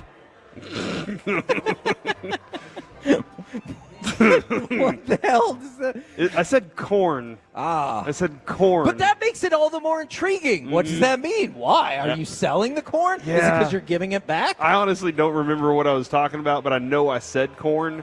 But yeah, man, like when I make corn at the house, when I smoke the corn, man, everybody loves it. So maybe that's the option. Maybe it's whenever I'm raising my cornfield in Nebraska. I don't know. I love your corn, Corey. Corn's important to the American economy. It is. Corn hub. And especially when you're trying to make mazes in the form of Caitlin That's Clark. right. That's right. That's right. yes. Yes. There you go. I'm making money from that corn. Let's see, Kevin, you said this? Because it'll be so hard that you can just smash the window in. Oh, jeez, dude. That was about the beef jerky, not my ding dong. I know that's what you're insinuating with that clip. It's like, oh, that's what he meant. It's I like, didn't say anything. I I'm just so played it. aroused I can break into this car. That's not what I was saying at all. Dang it. He walked you to the water and you did it yourself. I need to stop responding to these because whenever I defend myself, I get in way more trouble. But that being said, you did point out that it was hard meat that broke the window. Look. I already told you the embarrassing part of that story. When I worked at the car wash and the doors got locked and somebody said we're going to open it with a Slim Jim, I thought they were going to get an actual, meat product Slim Jim to open the door. Isn't that enough for y'all? No, it's never enough, Kevin. We always need more content here. You know how it goes. Corey, you said this. It felt like somebody else's hand. You know your hands. Mm-hmm. And does it sound like he had a nervous little quiver there when he said hand? Play it back one more time. Play it back one more time because he's nervous. It felt like somebody else's hand. Okay. He did quiver at the end. I talk that way sometimes, but that's Shiloh Sanders talking about it when he broke his hand. Yes. That it felt like somebody else's, not that he was doing the stranger. Okay. Well, what does that mean? It's from a movie called Whipped. Just check it out. Oh, I know what it means. Kevin, you talked about this. I don't know if it was with a stranger or not. You know what else I do watch, though, when you brought up the neck attack? Okay. I can defend this. I can defend this, but I'm probably going to say something stupid. Probably. Gavin Dawson mentioned on our crosstalk, if giraffes fought. Oh, yeah. It was one day during the show, somebody texted in, bro, have you ever watched these giraffes fight with their necks? It's crazy. And I just thought he was just randomly stringing words together. And so I looked up giraffe neck attack videos. I was just entranced the entire commercial break. Those giraffes go hard. So, yeah, if you've never seen it, Alec, the giraffes, the way they fight, they'll stand next to each other and then, wrap their necks around each other and hit each other with their own necks. But they are fast if you've ever seen them run before. I've seen them run, but I haven't seen them neck attack. That sounds like awesome. a Pokemon move or I'm something. serious. I don't know. Watch that video. You can get on It's YouTube and just be incredible. lost in that all day. Oh, we got a nice commercial break coming up here in about 5 minutes. I'll have to check it out. Mickey Spagnola said this. Well, he just doesn't have the body to make the quick moves in there. Well, because Mozzie, he was talking about Mozzie. Man, I do think Mickey listens to Masterpiece of the Week. He's always trying. The Let me check more I down hear on him real quick. talk, yeah. He is always trying. He's always listening. That's he's always giving me content too, and he wins a lot too whenever we pick on him. He does. And it's for good reason. He knows, he understands the assignment. I can appreciate someone who knows the vibe of a program and they just slide right in. It's Very great. fair. It's Yeah. perfect. Corey, you and I both said something, and I'm not proud of it. Too long. It's going to be too much. There's too much length and height to go with there. Yeah, there's a lot of length going on there, and not a lot going on back here. Was that about spinning on your head? Spinning on your I think head. tall That's people right. can't spin on their head as well because the balance of it, the structure of it. It's like, the longer you ever make those with the markers where you make the tower with markers? Yes. The longer that gets, the more it's likely to fall over. But whenever you have a shorter one, then you can balance that for hours. How many markers do you think Alec is in this scenario? Then, how many markers are you, and how many markers is Alec? Alec is, I think he is 14 markers. Okay, and how many markers are you? I am 19 markers. Okay. Huh. How many apples tall am I? That's the question of the day for whenever AM on the FM comes back. Corey again mimicking whenever I'm getting a sandwich made and I forget the name of a topping. There's another one not named mayo. I don't know why I enjoyed that Why are so you much. laughing about this? You're laughing way too hard. The way that Alec set this up. Hold on. I'm going to try this with a couple of different scenarios. Alec, can you have that queued up and ready to go? Hey, excuse me, sir. What's that one condiment? I can't think of the name of it. There's another one not named mayo. Yeah. Sure. I understand that. So, is it ketchup? I forget. Help me out.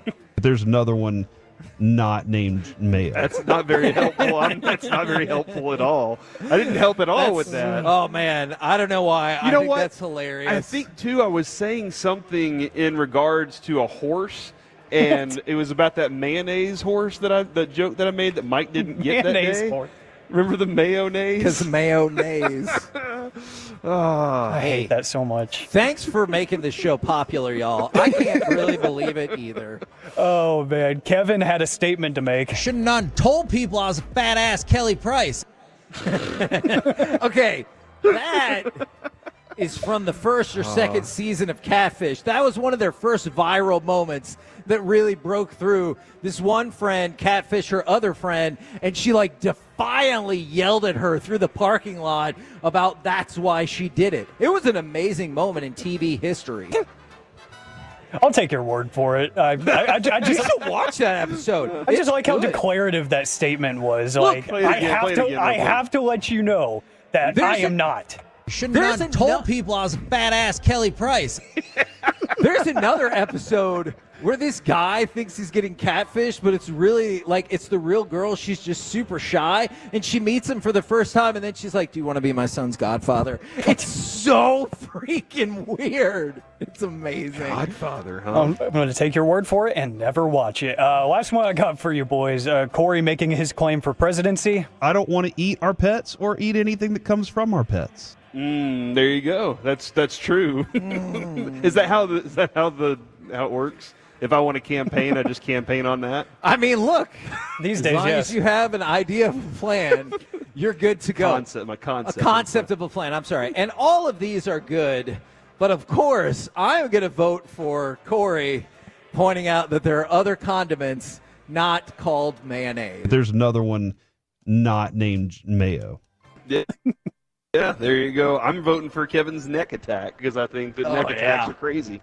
You know what else I do watch, though, when you brought up the neck attack? Oh, no. Did we lose it?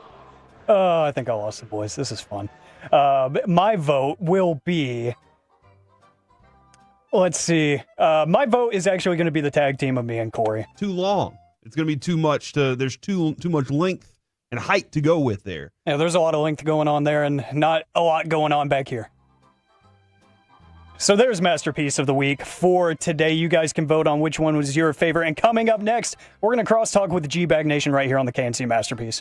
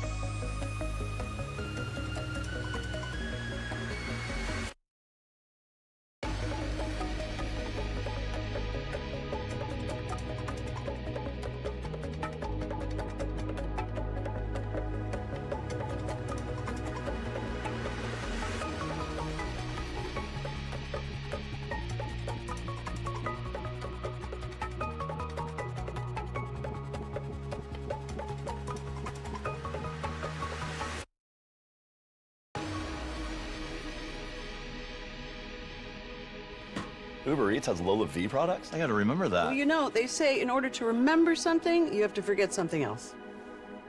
Okay, now that is a very cute haircut. That's like a little shag. I've never seen that before.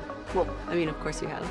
It's the Rachel. Oh, is that your name? No, I mean, like, your name. No, I'm Jen. My name's Jen. Right, but I just mean, like, this is your haircut. But that's hair on your head. I'm not saying this is your hair. Okay, freaking me out a little bit.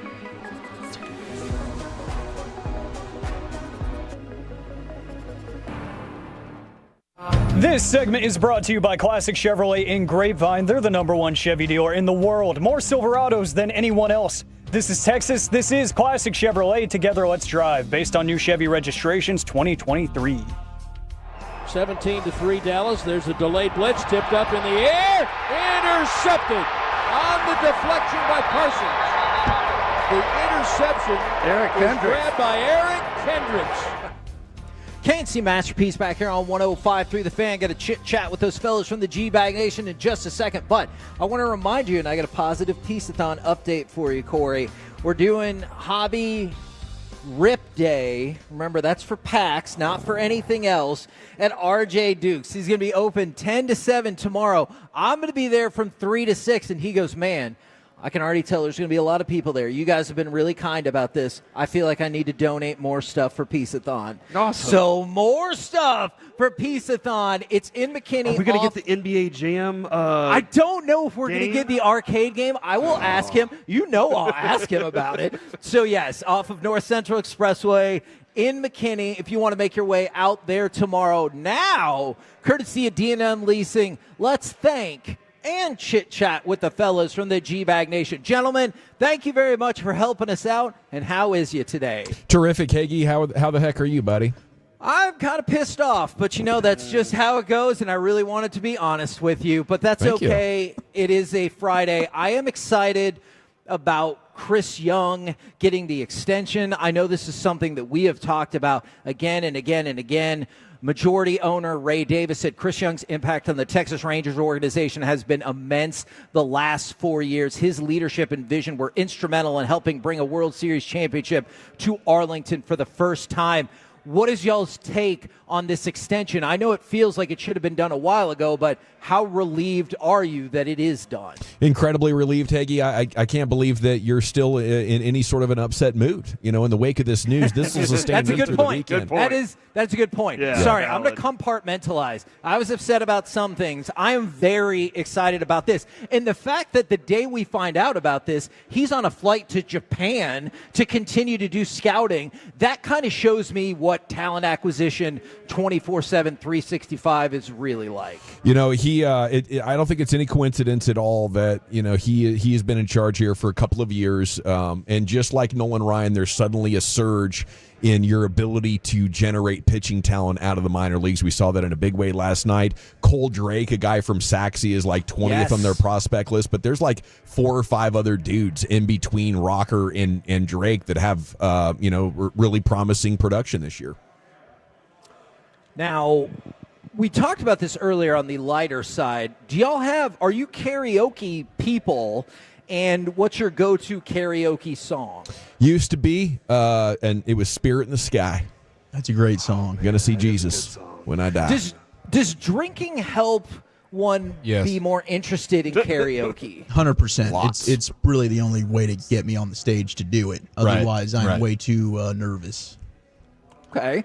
Chiafalo, Wolchuk, what's y'all's go-to karaoke jam?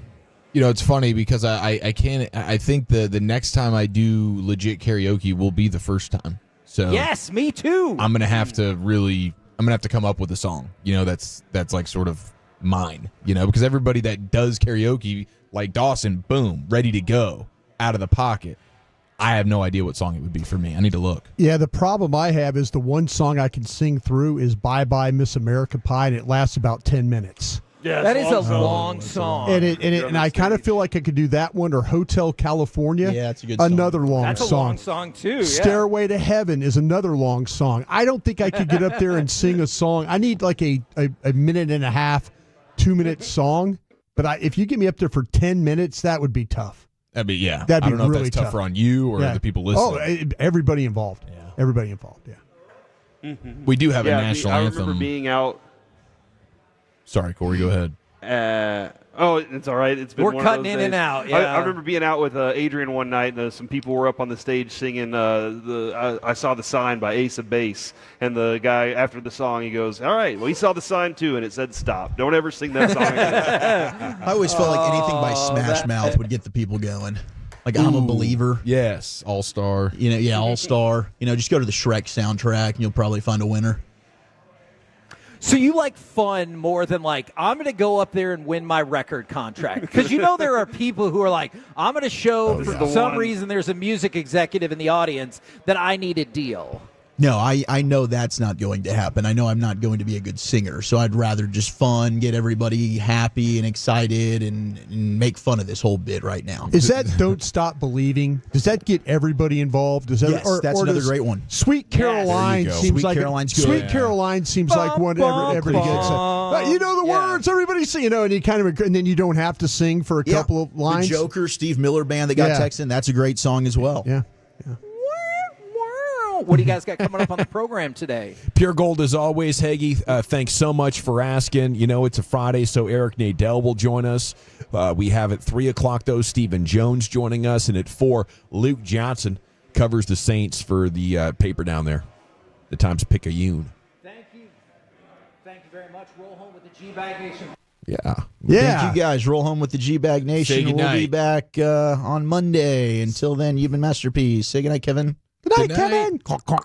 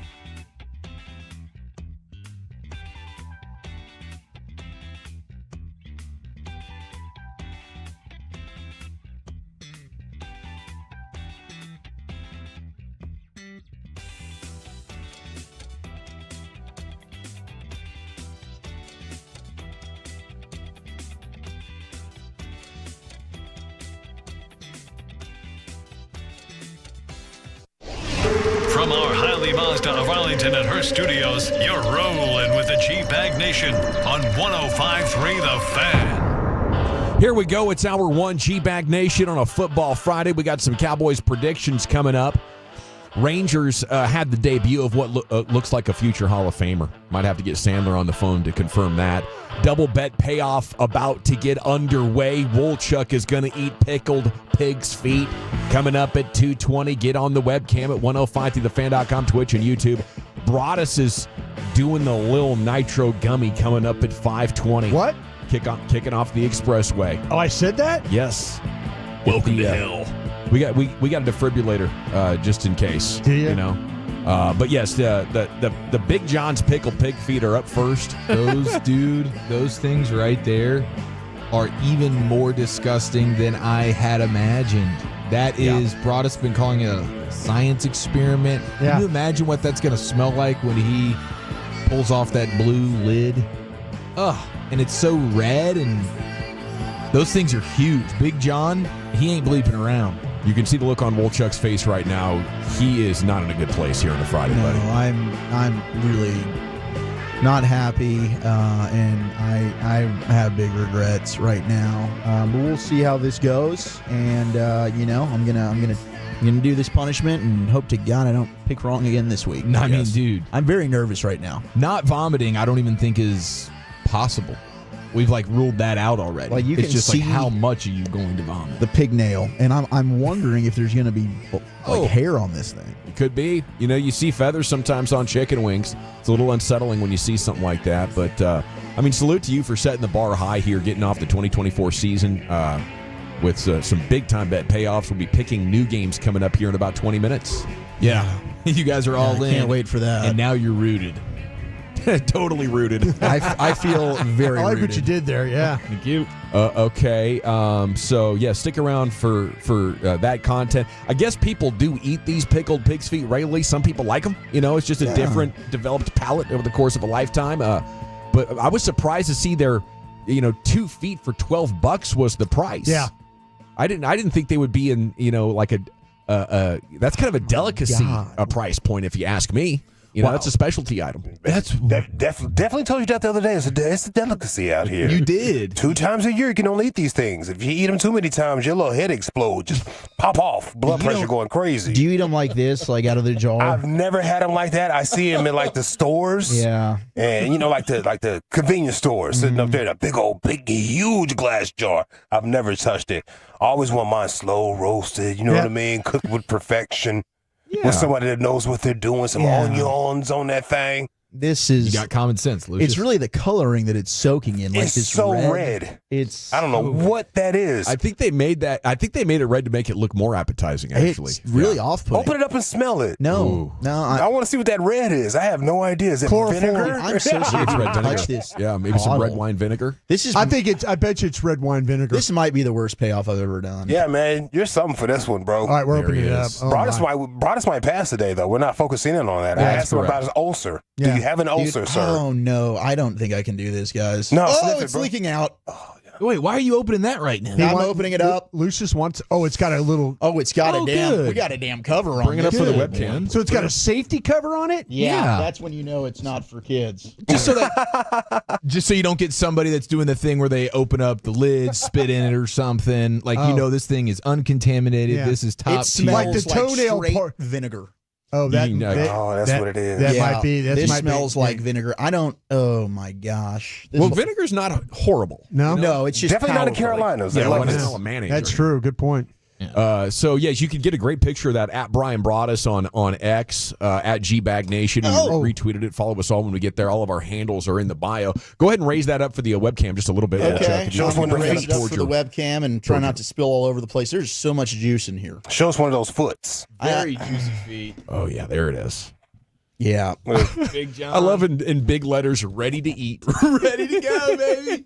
Which one of those Ryan? It honestly smells like salt and vinegar chips. Give that a wash. Oh, that's good. Okay. The smell's not terrible, but the look of this looks disgusting. Yeah, that's definitely disgusting. This looks I think that's like pretty congealed awful. fat Should I on the wait to grill. take this out of here? Or should I take it out Oh yeah, now? you probably want to take that out in the break room kitchen there. Okay, we're gonna wait. Yeah, because this Yeah. could be spilling all over very important items here. I mean, it's a biohazard. Nobody wants that. That weird gunky stuff around the rim is interesting to me. Yeah, this is going to be You lovely. think that's like pig fat? It's probably. I think so. Yeah. It's nutrients. Yeah. It's like go bleach yourself. That's a good point right there, boy. So you're gonna do one of those? I saw on X. You feel like if you I'm can going get to one try down, and do one if I can. I mean, I'll do. Well, what if he can't? Let's talk about that, because I know after eating the first bite of the steak, I thought I was done for.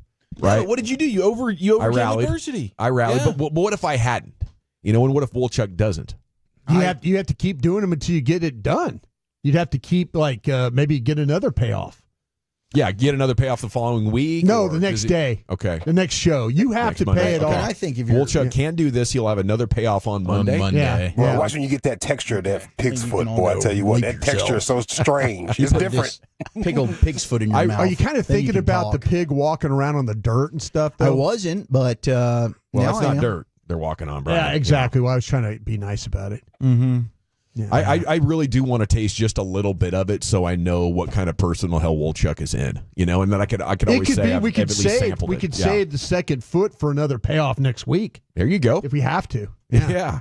Maybe, who knows? Maybe Who knows? somebody else wants to do it. Yeah, I am Jewish, 903. This is very un-Jewish of me. I do not keep kosher, and I'm very sorry to all the rabbis listening. Yeah. Wow. So this feels like a double payoff situation. Yeah. Yeah, I mean, He's I shouldn't be betraying doing his this. This is a lineage. big no-no for me, but it's not very kosher. And What happens when you believe in the Bengals, man? I tried to tell you last week. I'm just Believe this man every of the time. people here, doing what I need to do. Okay, I'm going with 27-20 Cowboys. The bet payoffs will get underway in 15 minutes. Make sure you don't miss 520, Brian, and the hottest gummy bear in the world. This thing is, toxic. I think we might get our YouTube stream taken down for self-harm. That's what you're looking at here. I could be tempted to pick the Saints if this game was in New Orleans. Ultimately, they just don't have the personnel on defense after listening to Brian's breakdown yesterday in Krusty's Corner. It's brought me back to earth a little bit, but I do think this Saints team is on the rise. And there's a lot of good going on here, so I don't think this is going to be an easy laugher. I'm intrigued to see how the Cowboys will handle the Saints' motion on offense.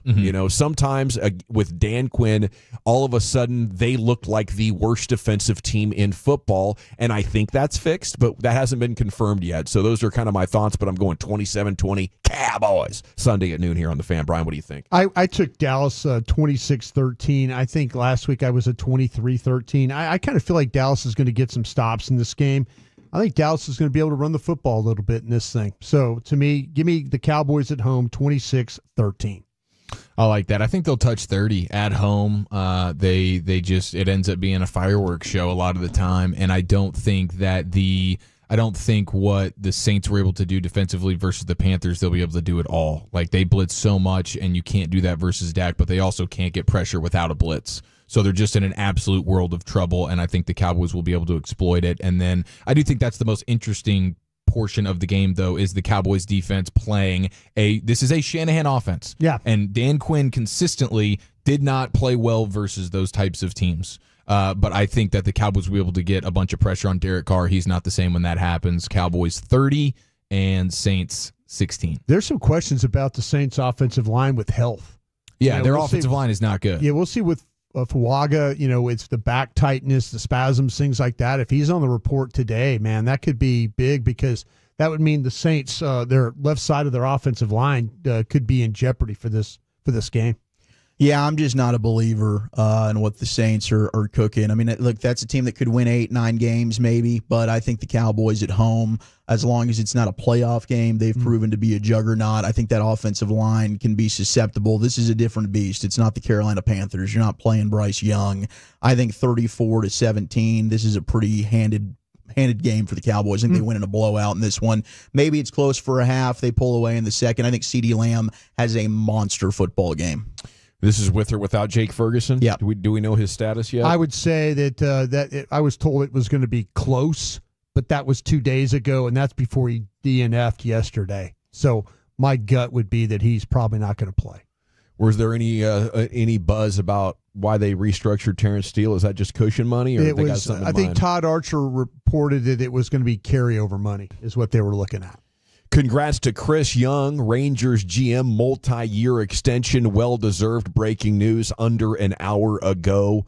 Would have been insane to have him go into the offseason unsettled. I think you'd have had a minor revolt on your hands from the fan base if the guy wins you a World Series, hometown guy, and you can't find a way to keep him the following year. I think the most discouraging thing would have been that it likely would have been a sign that Rangers aren't going to spend enough to have CY interested. Right. So this is good all the way around. Yeah, that was my initial thoughts were like, I know CY is as competitive as it gets. He does not want to be in a situation where you're not going to be able to win. So if he was getting that vibe from Ray Davis, like, hey, we're satisfied with one championship, I could see CY, despite his love for this town and this baseball team and this organization, that's a man with a buttload of options. So the fact that he remains, that tells me, okay, then we are going to be on a trying to win and not trying to penny pinch trajectory. Yeah, man. I mean, the idea of multiple championships, I think, is a realistic one, especially with what Kumar Rocker was able to do last night. Just an outstanding debut. Some people say with better umpiring, he would have had 8 strikeouts and no runs allowed. True. Got into trouble immediately there in the first, but ends up getting 2 strikeouts and then the fly out to end it. 2 on in the third. He got out of it with a strikeout that put him at 5 in the first 3 innings. Just ridiculous, right? 7 Ks, 1 run allowed on the dong by Turner.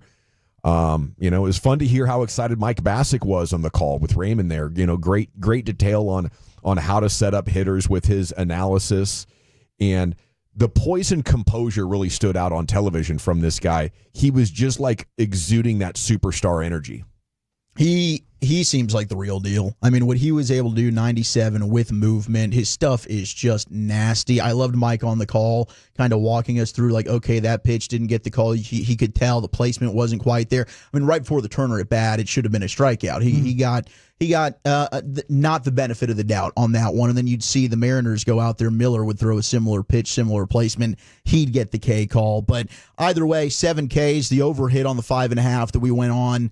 So we got Brisket Sandos in our future at some point. Absolutely, you do. But Rocker. You couldn't have asked for a better start, in my opinion. If he had have ended up going shutout through 5, he goes out for an extra inning, then cool. But I thought he looked damn good. I was pumped to watch him, and he is, I think, must watch for the future. And tonight we get DeGrom, and that's very exciting. I think the Rangers are putting together some quality momentum just with the rotation to get you excited for next year, where I think they're going to be right back in the World Series hunt. That's what Bruce Bochy teams do. And to be able to get Chris Young done, I mean, this thing could have fallen apart. Does Bruce Bochy stick around if CY is not here? I don't know the answer to that. I don't know that you're able to re-sign a Nathan Eovaldi if you want to bring him back if Chris Young's not here. I think that is a commitment from ownership that they had to make, and thank God that they did. Rocker had 21 sliders last night, 13 swings and misses on those. Wow. It's nasty, dude. I saw like a side-by-side of with the fastball, the pitching tunnel, and it's just like it's the same thing, and then it's just like it splits. And as a hitter, the look on their faces, dude, they were just like dejected. Yes. So, I mean, that's exciting. I don't know when you're talking about superstar type of talent if that translates to next year immediately. But as far as how you can get started and be heading in that direction, I think he's on his way. The only concern is, the couple of injuries that he's picked up here over the last couple of years, and that's why he's, starting his big league career at age 24, not, 21 or 22 or whatever it would have been. But that was awesome. And, DeGrom tonight, Malley, Rocker, you could be looking at a really, really special rotation next year and, maybe the opportunity to win with pitching, leading with pitching for the first time in maybe franchise history. Is this the worst hard luck day you've ever had on the radio, Brian? I mean, the brisket sandwiches is nothing to sneeze at. I think those go like $22 a pop when you get them. I got 7 gigs, 8 gigs. Yeah, but the little nitro gummy on top of that. Yeah, I'm good. Can we get you a beer or anything? I bought Stella's for everybody. I got you a non-alcoholic one in there too. I'm surprised you haven't started sipping on those now, both of you guys. Honestly, you know what? I just can't move. It should have been a trans. What's our thing called? Transformer Day. Transfusion Day. Yeah. It should have been a transfusion day. Okay, it's going to be a surgery day for Corey Seager, hernia surgery. By the way, officially out for the year. It's a bummer. Sounds uncomfortable. I wish it could be mine instead of his, Okay, here we go with congrats to the Dallas Wings' new all-time leading scorer, Arike Ogunbowale. Shoot ya, took her 6 seasons to eclipse the previous franchise record. Back when they were the Detroit Shock, Deanna Nolan had the record. Took her 9 years, though. Wings really kind of struggling as a team, we're at the bottom though. of the table, aren't we? They lost 99-67. Yeah, I think we're near the bottom of the table. In the history game. They just need a good draft pick, We've had a few, haven't we? Yeah, they have some good players. We have multiple high picks. I think Sabali. We need Will McClay to step in, and maybe they there. end up getting the number 1 overall pick, and Paige Beckers ends up being a Dallas Wing. Oh wow, that could be a lot of fun. There we go. That's a party. Chad McQueen, the actor and semi-pro car racer, has passed at the age of 63. This is the agitator who convinced Johnny to beat up Daniel LaRusso on Halloween night. This is Chad McQueen, son of Steve McQueen. Okay, so you got a Karate Kid tie-in there, but also Steve McQueen's kid passed away? Yes. Suffered a near-fatal crash while practicing for the Daytona International Speedway's Rolex 24 event back in 2006. I thought you'd appreciate that tie-in. Yeah, this was like a celebrity gentleman driver. Yeah, that's the event I go to. The Rolex 24 is when you sit up all night, and we actually were winning that thing at one point. It's a very prestigious race, but man, so that's IMSA wreck. Okay, man. Yeah. He's the kid that yells, "Get him a body bag!" Yeah. Okay. And that was perhaps. He said sometimes acting talent skips a generation. So you had Steve McQueen dominating both as a driver and as an actor. His dad was a good driver. Couldn't quite fill Dad's shoes, but he was a proper legend in his own right, in my mind. Yeah, he nailed that line. He did. I mean, crushed it. It lives in it's immortal in my mind. That line was built for him. Alrighty, it is the GBag Nation. We're off and running. On the other side, the bet payoffs will begin. Unbelievable as Woolchuck is going to eat pickled pig's feet right here. Coming up at 5:20, Broadus takes on the hottest gummy bear in the world, the Little Nitro. You can watch us all 105 through thefan.com, Twitch, and YouTube. And we're back with you here in the GBag Nation.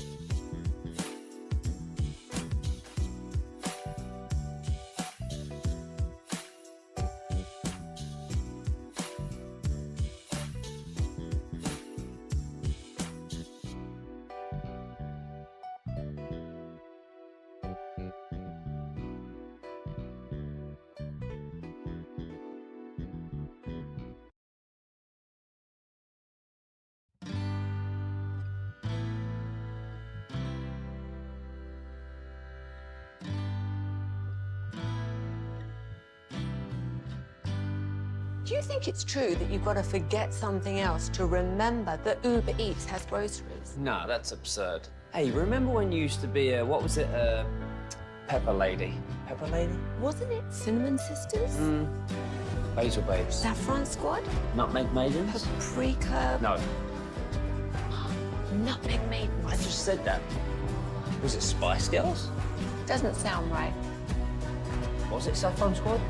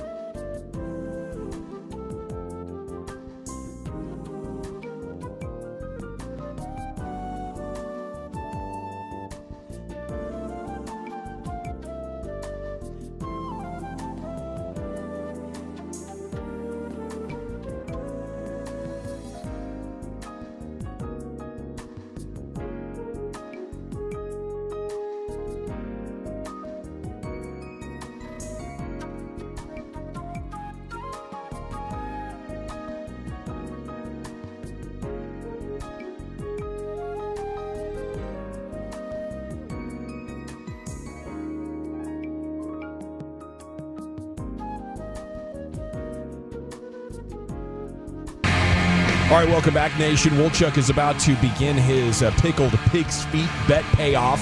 Just did a little interview with him. I'm going to try to get this posted to the at GBag Nation X account. Let me see if I got that on my phone. I'm going to post it to at Gavin Doss, a little interview with Wolchuk here, and a close-up video of these pickled pig's feet for your delight and to Wolchuk's disgust. Segment is brought to you by Cars for Kids. Donate today, carsforkids.org. It's brought to you by the Frankels. Life is unpredictable. Accidents happen. If you're hurt in an accident due to somebody's negligence, call the Frankels for a free consultation. 214 or 817-333-3333. Jump online to frankelfirm.com. So they're cooked? Yeah. Cooked they're and ready to cooked. eat. They're it's a very rubbery feeling. Do you think it's like chicken? They say everything tastes like chicken, right?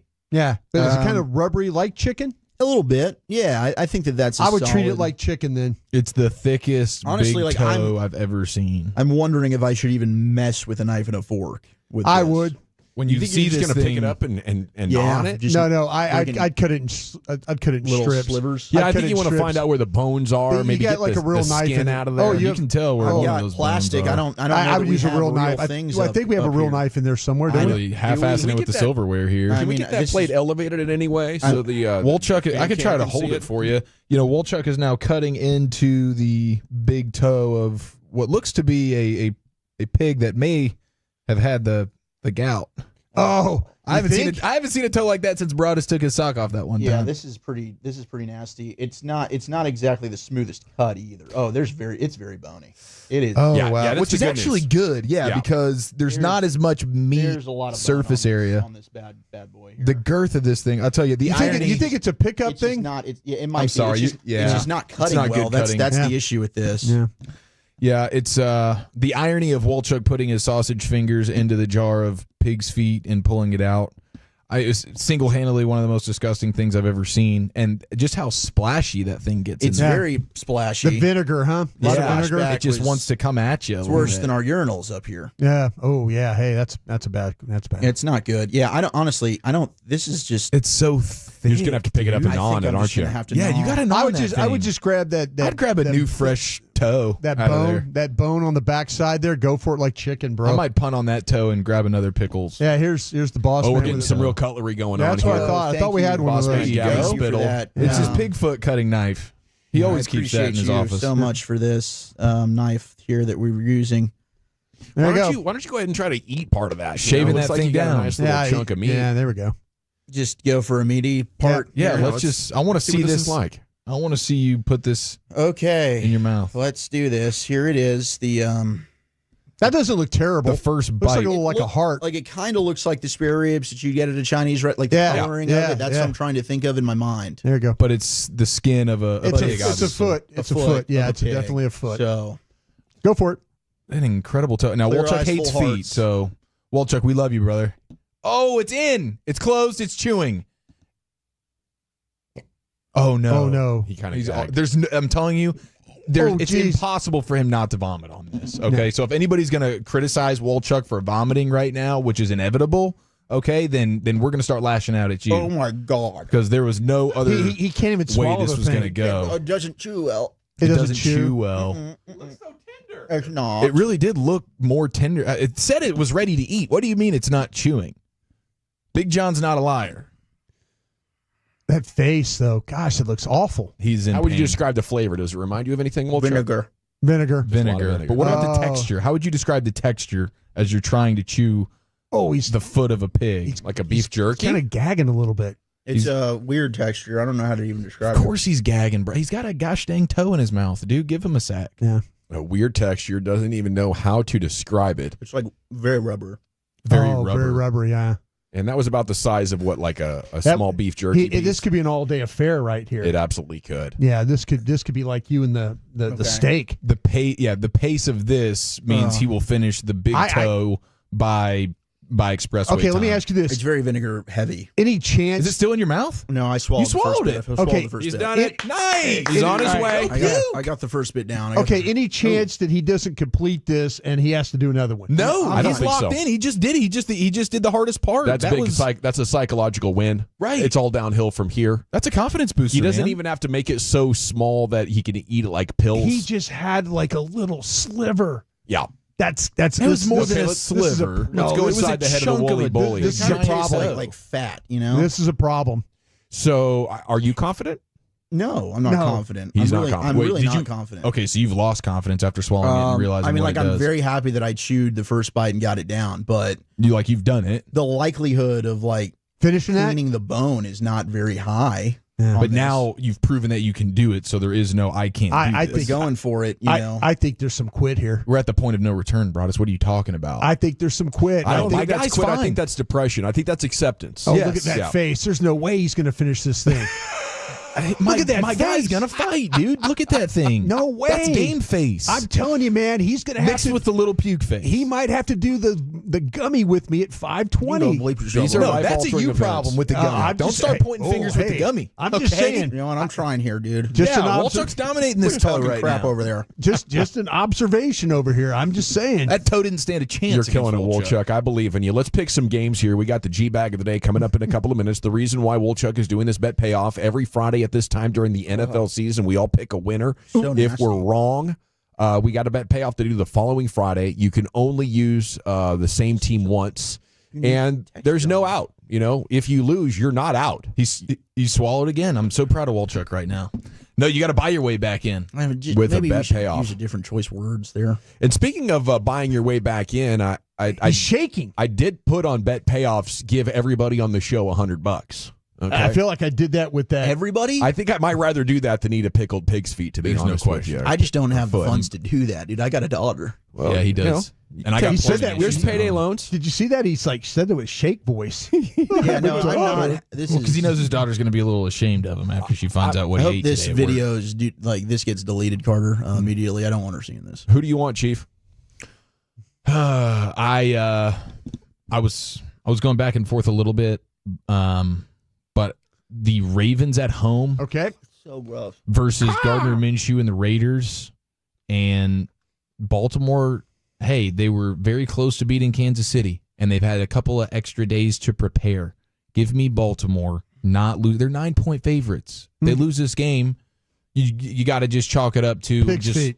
I'm not doing that. I see the face. I see what Wolchuk's going through right now. It's awful. Brian, who do you like? I'm taking Philadelphia on Monday night against Atlanta. There you Good go. pick. Yeah. Okay. I want to go with Houston. I was watching quite a bit of that game last week when they opened up against the Colts, and they just seemed a little bit unpolished. They seemed a little loosey goosey on a lot of things. I'm gonna do what Chief did. I'm gonna go with the Ravens against the Raiders. I like a West Coast team going east. Yeah, exactly. If you got the better team on the East Coast, it's a lock. Wolchuk, who are you picking? Who are you picking? I think I'm gonna take Wink. The Hogs? I'm gonna take the Chargers at the Panthers. Oh, that's another L. It's time now for the G-Bag of the day. Into the Pimp Cup we go. That's another. Here's Lucius.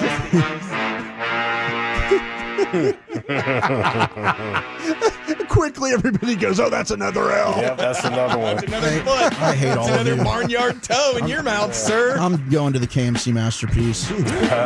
Hey, man, by the way, you're the first person I've ever seen use a knife and a fork to eat their pig feet. It's amazing. Lucius, how's the best way? Smoked? Now I feel like a P word. Lucius. Smoked is really good. Smoked is really good. Southern style, whatever that is. Yeah. That's amazing. With some hog maws, pig feet and hog maws together on some rice with black eyed peas and some greens on the side. Cornbread, all buttery. Oh, buttery?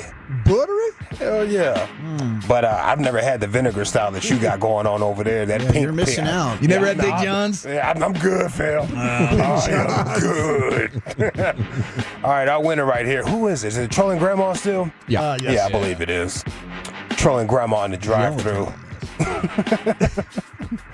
That texture is something different on some pig feet. Even the ones that you like, that texture is like, wow, okay, that's different. I don't know how to describe it. So I can't. Yeah, no, you can't.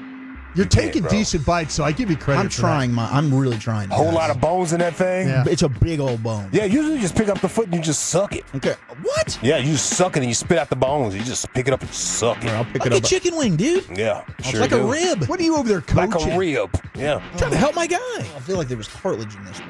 Yeah. Yeah, there's some cartilage. That's Probably good was. for you. That's the thing about toes. Need to you go know? fill into Might be a toenail. Yeah. What did Rex? Who was that? Which one of those Ryans got caught looking at was the Rex. feet? That was Yeah, Rex. right. You Yeah, gotta say right. what. You gotta hold it up and say what Rex was saying. Oh yeah, good job, appreciate it. He Thank was you doing very some like much. weird role playing What with his wife at a you rest just stop. got your feet out here at the park? That's just amazing.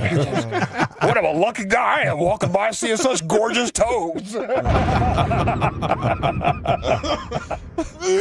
All right, yeah, trolling Grandma in the In-N-Out drive-through line. Grandma was on the driver's side, of course, so she has to take the order, and grandchild said, I want a mix. What?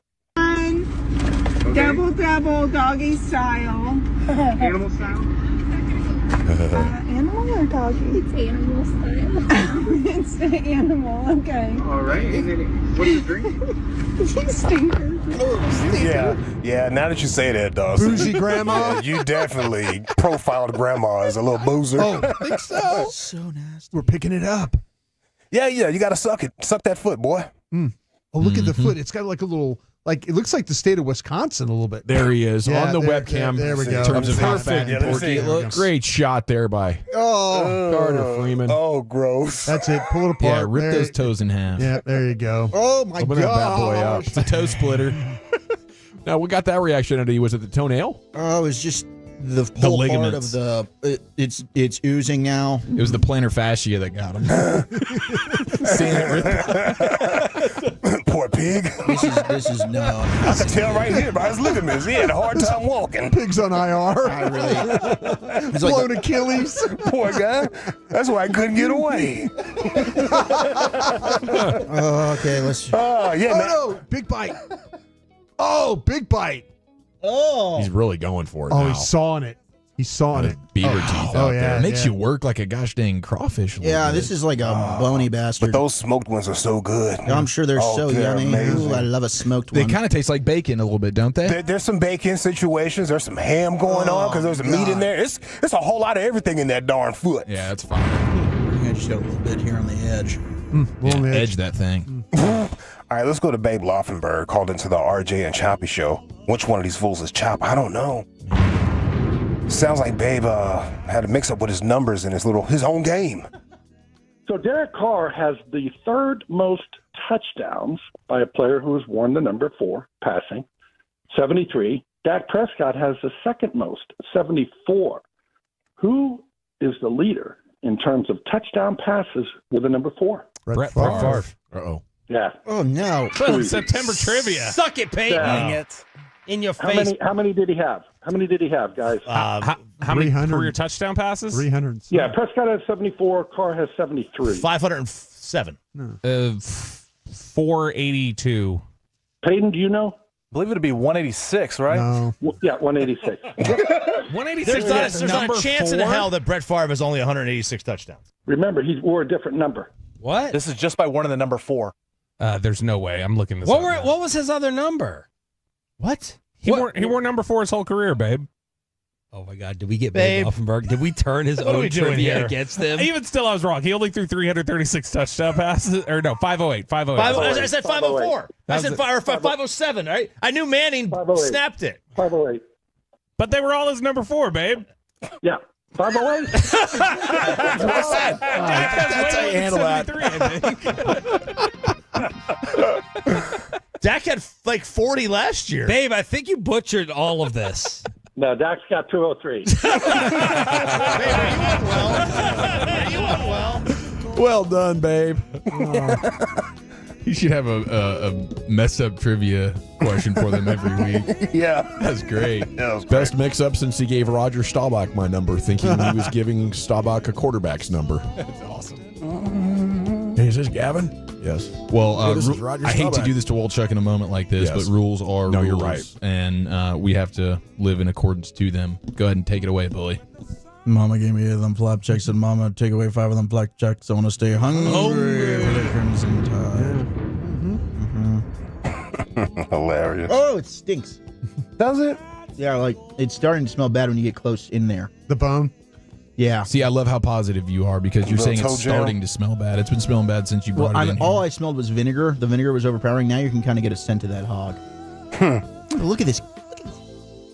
Oh, yeah, there you go. Hey, man, I'm telling you, bro, if that was like a regular cooked one, you'd be like, oh, like, this how meaty this one is. You'd be holding up to other people. Oh, look at this one, dog. God, Showing dog, it look off. at this one. Like a crab leg. Look at this one, fam. Jesus. Before you put it in the butter. Yeah. Oh, Man, I got a good piece right here, baby. Let's go to Lawrence Taylor. He was on All the Smoke, reflecting on his career. And did he give it his all? Boy, if I would have got sleep at night, I would have been the best player ever. Yeah. Now, we understand that, too. Yeah. But did you know what? And I say to myself, look where you're at now. Or look what you have achieved. Could you have done it better? Now, if I would have gone home every day, if I would have go to the gym every day, if I didn't drink Johnny Walker Black every day, Oh, man. could I have been better? Maybe not. Maybe that was your shit, though. I don't know. Maybe but not. How could you I know don't when know. you still end up being Him. I the best know a bunch football of guys player that ever? don't drink, don't smoke, And don't they- and they was shit, trash. and they was trash. Trash, they do everything right, and they just ain't got it. Straight trash. Yeah, they ain't got it. It just ain't got it. It just ain't in them. It is crazy. If he could have been any better, I wouldn't have believed it. You know, he was as good as he got. Yeah. He's as good as they He was. said, if I just would have went home at night. Girl, do you hear that? Yeah. Do you hear that? Don't give me no hard time. Lawrence wasn't even coming home. At least I'm at the crib. Right. Yeah, we Give me deserve no more credit for hard that. time. I didn't even come home. Oh, I guess my husband's not here tonight. God. Maybe he'll be here tomorrow. The game was over at 3:30. Yeah. Not looking so negatively at playing all these video games now, are you? Yeah, honey? how about that? Yeah. I'm not on crack, honey. Yeah. Smoking rocks out here. Respect to anybody dealing with that situation. Yeah, best of luck to you. Yeah, best of luck, yeah. Stuck in the 80s, but I get it, fam. Yeah, that's it, brother. Visit the Grandma Troller at In and Out. Those are good ones. Visit Babe Laufenberg on the RJ and Choppy Show. Visit Lawrence Taylor on the All the Smoke podcast. I'm going to vote for my guy, Babe. Chief. Yeah, I mean, I really just want to vote for Wolchuk right now because I think he's dominating, but put me Yeah, down. you're doing a great put me down job. for Babe. Lucius? There's somebody's rabbi just cussing you out right now, fam. Mm-hmm. Oh, I can't believe it. Yeah, at least 2 or 3. This generation. Whose kid is this? Oh, my God. I'm going with Lawrence Taylor. Bolo? I didn't really hear any of them. I'm going to go with Babe. Brian? I'm going to let the fans, I think, decide this if I go with Lawrence Taylor, right? No. Nope. By a score of 3-2. You're new GBag the Day champion, Babe Laufenberg. He said, I'm not here for it today, bro. With the RJ and Choppy mix-up. That was classic. Okay, when we come back, Chief, what do we got? Well, it's perfect timing as Wolchuk continues his pickled pig's feet extravaganza. We have Biggest L, Biggest Dub, 877-881-1053. Where have you taken some L's this week? And more importantly, where have you gotten those personal victories? That's next year in the nation.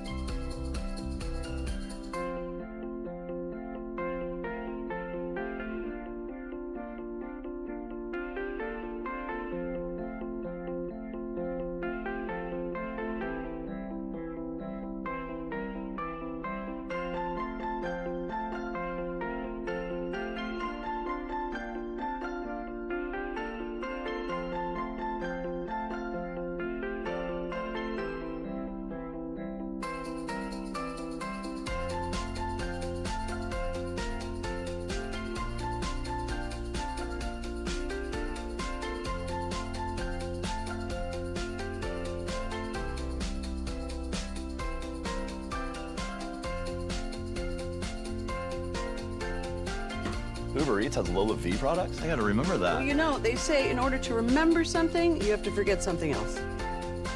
Okay, now that is a very cute haircut. That's like a little shag. I've never seen it before. Well, I mean, of course you have. It's the Rachel. Oh, is that your name? No, I mean, like, your name. No, I'm Jen. My name's Jen. Right, but I just mean, like, this is your haircut. But that's hair on your head. I'm not saying this is your hair. Okay, freak me out a little bit.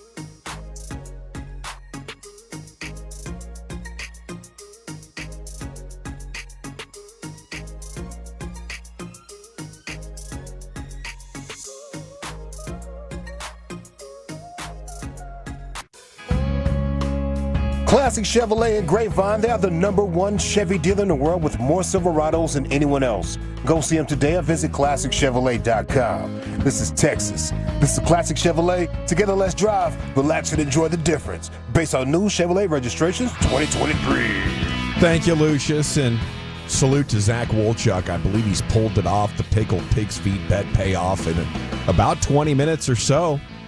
Tune in 5:20. Broadus is going to do the little nitro gummy bear. It's the hottest food item, and the Scovilles are terrifying. Here's Chiafalo with your biggest L and biggest dub. Unbelievable, Wolchuk. I thought we were going to be handing him an L right now as he fought through the feet, but I kind of lucked out that it's so much bone. There's really just not a lot of meat on there. Yeah. So what you have to do is cook it, and then the meat falls off the bone. Okay, right? I guess that's how it works. I would probably assume because this was just. I mean, it's pretty much all bone and cartilage, and I got off all the meat that I could. But it's still, it's just. I mean, Lucius is right. There's no way to describe the texture of that. It's so unique. But I could see it maybe being palatable if you were to like grill it, and it's not just smothered in vinegar. Yeah. But that was, I thought after the first bite, this was just, there's no chance. I know. I saw the look on your face, but you powered through. You did not vomit, and for that, early nominee for biggest dub of the week. Thank you. I'm sorry for anybody that had to watch that. That was probably absolutely disgusting. And to all my Jewish brothers. It was hilarious. I know how that feels, though. It'll sap the energy out of you to have to, cruise through something like that. 877-881-1053. Here's British Ian. Oh, yeah. Now listen here. It's time to toss things over to that silly twit, Eric Chiafalo, to give us this week's L takers and dub makers. On and off the field, no one is safe from this imbecile's tongue. it's biggest L, biggest dub. I mean, truly fear factor level of disgust right there. The smell of it, the look of it, all of it. You brought it home. You did it strong, and now you're back looking to get that first victory of the Survivor season. It's very, very exciting. All eyes on Broadus now in the Expressway, 520 commercial free. What you drinking and what you eating for Broadus, and it'll be the hottest thing he's ever put in his mouth by far. And we're concerned for him. But in the meantime, we read your texts here at 877-881-1053. Shout out to the 956 biggest dub, getting recruited to come out of retirement for a very lucrative job. That's like out of a movie, you know. There you go. You hung him up, but hey, there's a huge problem that only can be solved by you, and so you get money whipped back into action. This guy's a super beast. He does say he's taking an L because he's having to, go back to work, but money talks, man. We all have a price tag. I think as long as you're not returning to work because you don't know what to do with yourself, I support it. If the bag is so big, you're like, well, shoot, I'll come back and work for that. But a lot of these guys that get to retirement age, they're like, I just don't know what I'm going to do with myself if I'm not working 12 hours a day. I think you need to go see a therapist. Yeah, you're ridiculous. Yeah. Sorry, I say that respectfully. Hey, no, I'm with you. Well, piggyback on Dawson's. Respectfully. Yeah, it just ticks me off. I mean, you've made it. Go live it for the rest of us. Yeah. Exactly. Go relax. Now, I am taking an L, the first real big house L with the plumbing situation that might be going haywire on me. Oh, no. Like roots are growing into pipes and things are being clogged and stuff might have to get ripped up out of the ground. I don't know. No way. You get one of those things where all of a sudden the toilet from the bottom of the floor, now there's water all around it and you're like, what is going on here? Uh-oh. So, yeah, we had the plumber at the house today and it just got worse and worse the more he talked. So that's a big time L. Not looking forward to that one. But we also have to hand the L to the lady that Lucius informed us about last night. She was attacked by a bunch of rabid otters, man. This lady's out for a jog, minding her own business, and then she gets freaking ambushed by double-digit otters. Yeah, 8 of them joints. Like they smell blood in the water, I guess. They felt like she was vulnerable and they just went right after her. And this poor lady's left all bloodied up and everything. She clearly fought her way out of the situation, but absolutely disastrous. I learned this week that otters, ridiculously dangerous and work in teams very, very well.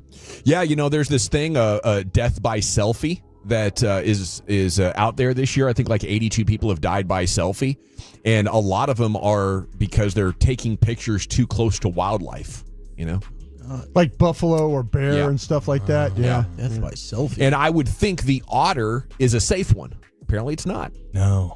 I would think, oh, cute otter. I see these things as people's pets sometimes. Exactly. I'm in this thing, and then the next little thing puppies in the face. Yeah, they're slashing you. Unbelievable, man. Yeah, I guess especially if they're with a few other otters, they become way more dangerous because they run in packs, a pack of wolves on the hunt. Yeah, I had no idea that they were about that life. We have the 972 biggest L, spent 4 hours in the heat serving lunch to an entire hospital. Biggest dub, though. Got to call it a day at 2:30 on a Friday. Congratulations, 972. Sounds like you were doing some pretty dang good work right there. Very helpful there. Yeah, helpful work. And then you're off at 2:30. When quitting time's 2:30 on a Friday, that's a giant victory right there. 972, biggest dub this week. Got a new job that doubles my income. Nice, dude. Biggest L this week. I'm leaving public education, which I love. Oh, yeah, I know a lot of people that have done that. I know a lot of people that have left that and doubled their salary. Yeah. Yeah, I'm sure. We have, of course, an Auburn L that just keeps getting bigger. Yeah. So Cal storms in and takes their souls from them and basically ends their season. And then now, to make matters worse, somebody, I don't know who, but somebody decided to pay for some digital billboards on I-75 in Atlanta that says proud to represent the ACC with last week's final score, Cal over Auburn. So trying to rub it in Auburn's face and trying to poke the bear that is the SEC. But hey, Cal, how many opportunities do you have to stick it to somebody like that? Not many. So they're capitalizing on it. I don't know if this is a fan. I don't know if this is from the school. They're getting NIL money to go towards, rubbing it in people's faces or not. But that's pretty hilarious. And that there's Auburn fans that drive by that and they're just screaming in their car in the mornings. because that's just the nature of being an SEC football fan. Broadus, no one gets it more than you do. Yeah, You're a just nut means job. more. Yeah, of course it does. So when they pour salt in your wound, it just stings more. Speaking of SEC and stinging, I mean, Georgia can't avoid the L taking as it pertains to their players doing reckless driving things. Because we have another dude, Daniel Harris, arrested just last night for more reckless driving, and that is like now more synonymous with Georgia than being awesome at football over the last half decade. I think it's the fact that it's almost like you have to be you feel like you're getting ball sacked every time you see it. Yeah, it's like, how many of these can we possibly have for one football team? I don't know, but that's definitely an L right there for that guy. And should we for have that a program. driving school there for him? You think? You think like you have to take a? I don't know. I'd like to think they pulled out all the stops. Yeah, I restrict the cylinders. Only 4-cylinder guys on my squad. Like I'll go to the Atlanta Motor Speedway and I'll get in a car and kind of figure this thing out. Kind of get pretty good at it. You know? I don't know if you want to be at a speedway with these guys. They might be encouraging the wrong thing. Maybe kind of just coach them up a little better. Yeah.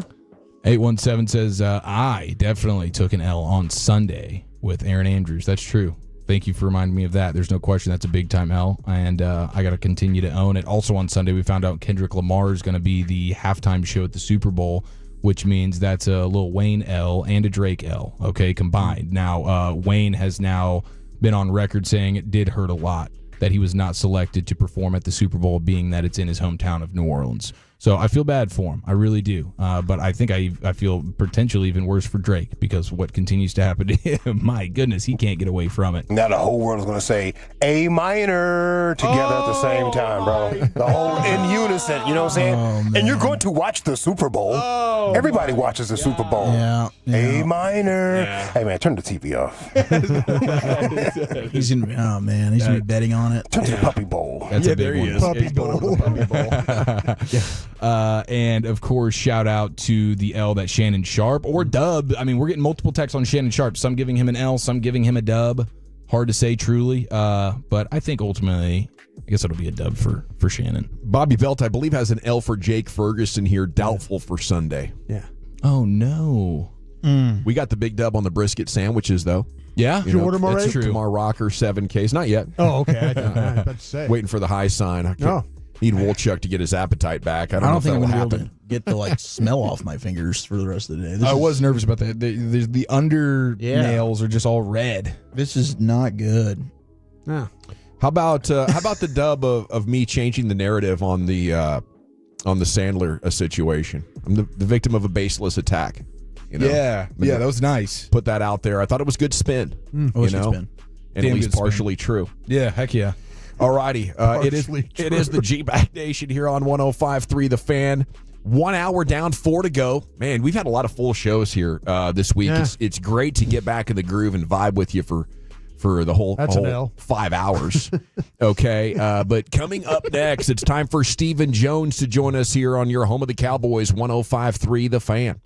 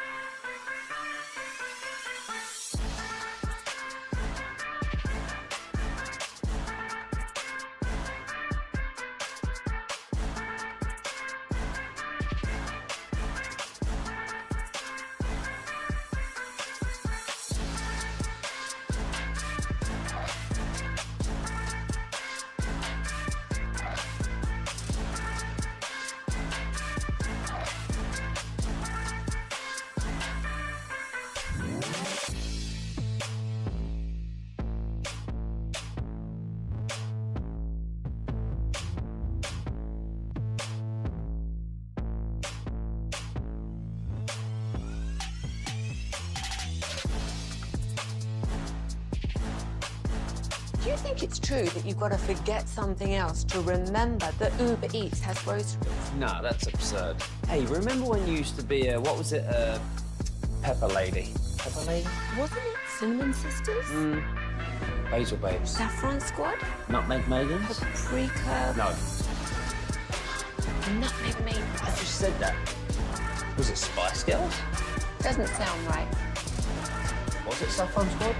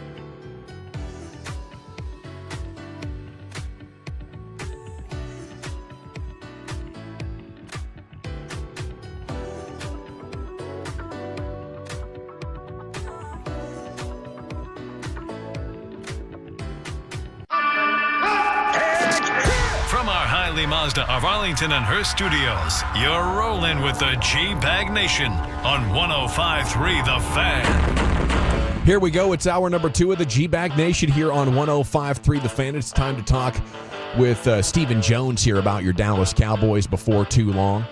And we look forward to that. Cowboys and Saints Sunday at noon. The pregame at 9 o'clock here on The Fan with Broadus and Chiafalo. Then the postgame at about 3 o'clock with Broadus and Wolchuk. And it'll be a time we'd love it if you could make us part of your weekend as well. Okay, General, at your service. Salute to you. There's Brian Broadus, former Cowboy scout, NFL executive. #1 influencer on Cowboys social media. Follow him at Brian Broadus. Lucky Lucius P. That's Lucius Alexander. He is in the Pimp Cup at Master Control. You have Wolchuk and Chiafalo, your Nosebleed brothers. And, of course, Carter Freeman is coordinating your video. You can watch us at 105thefan.com, Twitch, and on YouTube. Wolchuk did the pickled pig's feet bet payoff. Unbelievable. Surprisingly well. Crushed it, man. Really didn't vomit, and that was like, I mean, it was like plus 500 in the odds to not vomit. I really thought after the first bite it was game over. I really did. Yeah. You're maybe saved by the fact that there's just not a lot of meat on that bone. Yeah, I think that definitely helped me. And then, Brian trash talking, it was just like, bleep you, dude. I'm going to get this done. You really put your best foot forward, and we're all proud of you. Yeah, I mean, he says that, I can't finish. I can't perform in the clutch. Well, I just did. That was a tough feat, and you dominated it. I tried my best. I was just kind of hopeful that you would fail and then have to do something else. That's just kind of teammate I am. Yeah, I know. Well, thanks for getting those. You were towing the line there for a second. Yeah. Then you came back and dominated.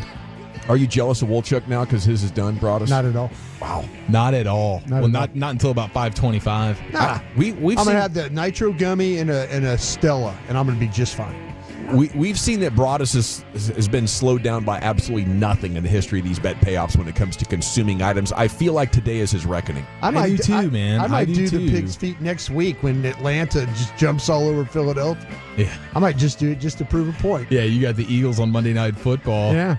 That's nice. There is a pickled pig's foot in there. If you'd like There to just is. eat it now, you'd get a bet payoff in the future out of the way. I mean, we know there's going to be at least one more horrible prediction by you this season. If it was a real Falcon versus a real Eagle, is there an obvious victor in that situation, or would that be kind of like a coin flip?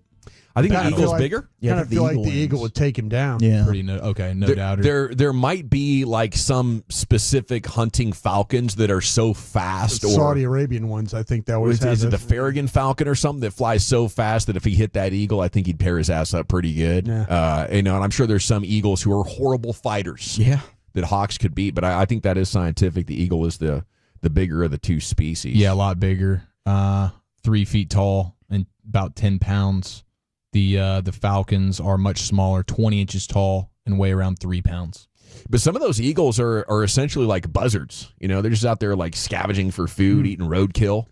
You know? carrying a deer off. You ever Not seen a- those videos? I think those are fake. A deer off? Dude, no, those, hey. I think I'm getting ball sacked on You're that. not getting ball sacked Yeah, on that. like they're These carrying birds are away a deer. ridiculous, bro. Have you That's seen the crazy. talons on these things? I don't know. If they could take a deer, they could take a human, right? Yeah. I don't know about Yeah. that. Maybe a baby deer.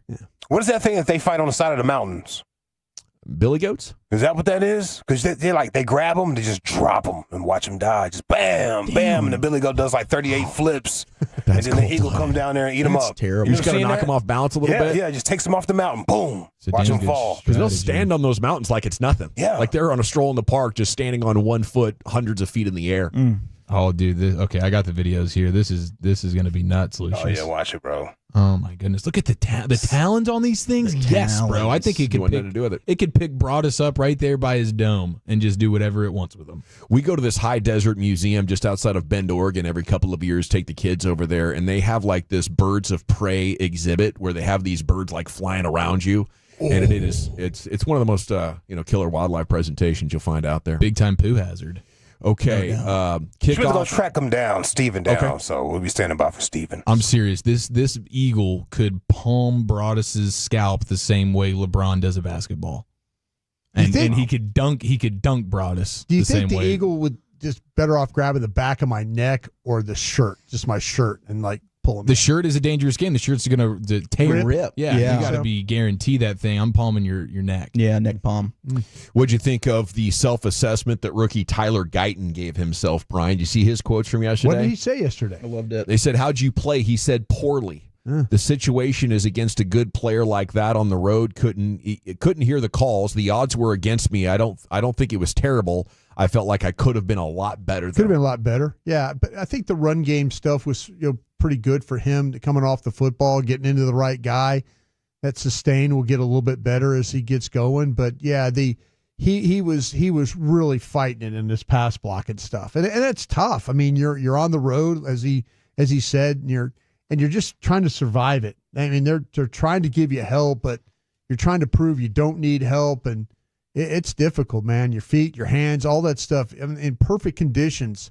There have been blockers. I watched Trent Williams, play against that guy, and have struggles. So that guy's a Hall of Fame left tackle. Yeah, that guy's going to give you problems. So hey, he's better for it. He's going to have some other ones down the road. That the Watts coming up here in a little bit. That'll be interesting to see how that one works. I mean, you got to be an athletic freak just to have the potential of staying in front of these guys and stopping them with, the way that they come flying after you. It's incredible, but it's going to take some time for it to look smooth. I love the mindset, though. I mean, he is his own harshest critic. I mean, he was even talking about how he just doesn't give himself a lot of praise, like enjoying his work, even when he does well. And Dak was talking about how he'd come back to the huddle, and he's like apologizing, like that was my fault. I let Myles Garrett get his hands on me, and he got the best of me on that rep. And Dak's like, it's okay. Like, let's just get on to the next play. But Tyler Guyton is a perfectionist, and I just love his mentality ever since he's been drafted by the Cowboys. That guy wants to just get better every day. Yeah, Dak said he played pretty good, but liked the accountability Guyton saying, as a competitor, you always want to do better, but I think for my first game in the NFL, it wasn't bad. A lot of room to grow. Super excited about it. I get to learn from my mistakes, and I feel like going against a great player makes you better. Honestly, I'd rather go up against a better player. But he says he feels like the losses were on him, and that's why he would say he was poor. But, man, the job against Myles Garrett, I felt like it was commendable here for the first game of his NFL career. Do you expect a jump in efficiency going into week 2? That was one of Dak's talking points. Usually that's when teams make that jump from week 1 to week 2, understanding we left a lot of meat out there on the bone, was the quote there from Dak Prescott. I hope so, but I feel like we see that against good defenses. Was that a Pigfoot reference by Dak? Might have been. Hello. Is that where that originates? Meat on the bone type of deal? I'm not sure, but I do know it's now from watching Wolchuk. It can be difficult to get that meat out. Yeah, that was a rough bone to get all the meat off of on that one. But I mean, they know what the situation was. Zach Martin was saying the same thing. Like they had an opportunity in the second half to come out and play better football on offense and just absolutely bury the Cleveland Browns, and they didn't exactly take advantage of that opportunity. Yeah, if the Saints try and do to them what they did to Carolina, there's a chance that the Cowboys are going to make a lot of big plays in this game.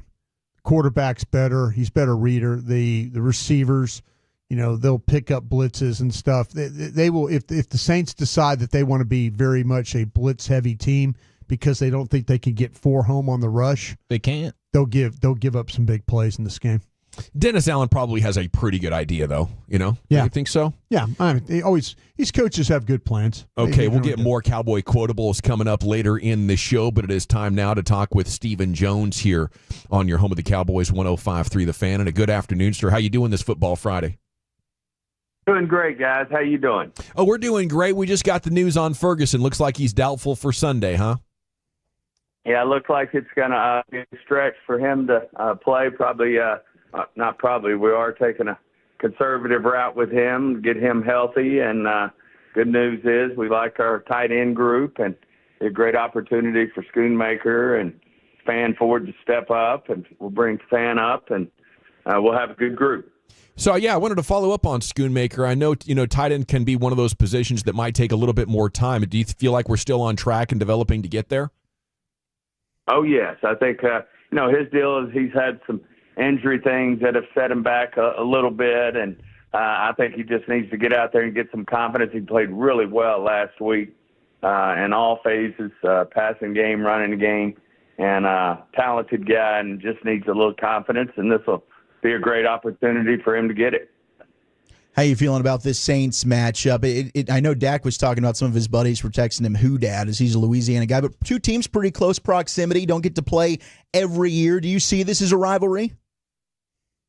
Well, I don't know that it's a rivalry because you said we don't get to play very much, but obviously we're close. It's kind of like the Texans, not very far away, and certainly got much respect. Obviously, the late Mr. Benson was a good friend of ours and close to the organization. Obviously, Sean Payton coached there for a long period of time, and then Mickey Loomis, his son, runs our pro personnel department for us, and so there's a lot of connections there. They put together a really good football team. Another connection, we got the Kubiak sons going against each other. Klein's in our building, certainly doing a great job in our scouting department. And then obviously their coordinator is a Kubiak as well and doing a great job for them, it looks like, for the Saints. Stephen, I know you appreciate the opportunity for the elevations and stuff. And I know a lot of thought goes into that, though. Is that just one of those things that's kind of a weekly that, okay, Nick Vigil was the guy last week. Is it, and you mentioned Fant, is it one of those things where it's kind of like you have to be very mindful of who you're bringing up because you've only got so many elevations at those spots?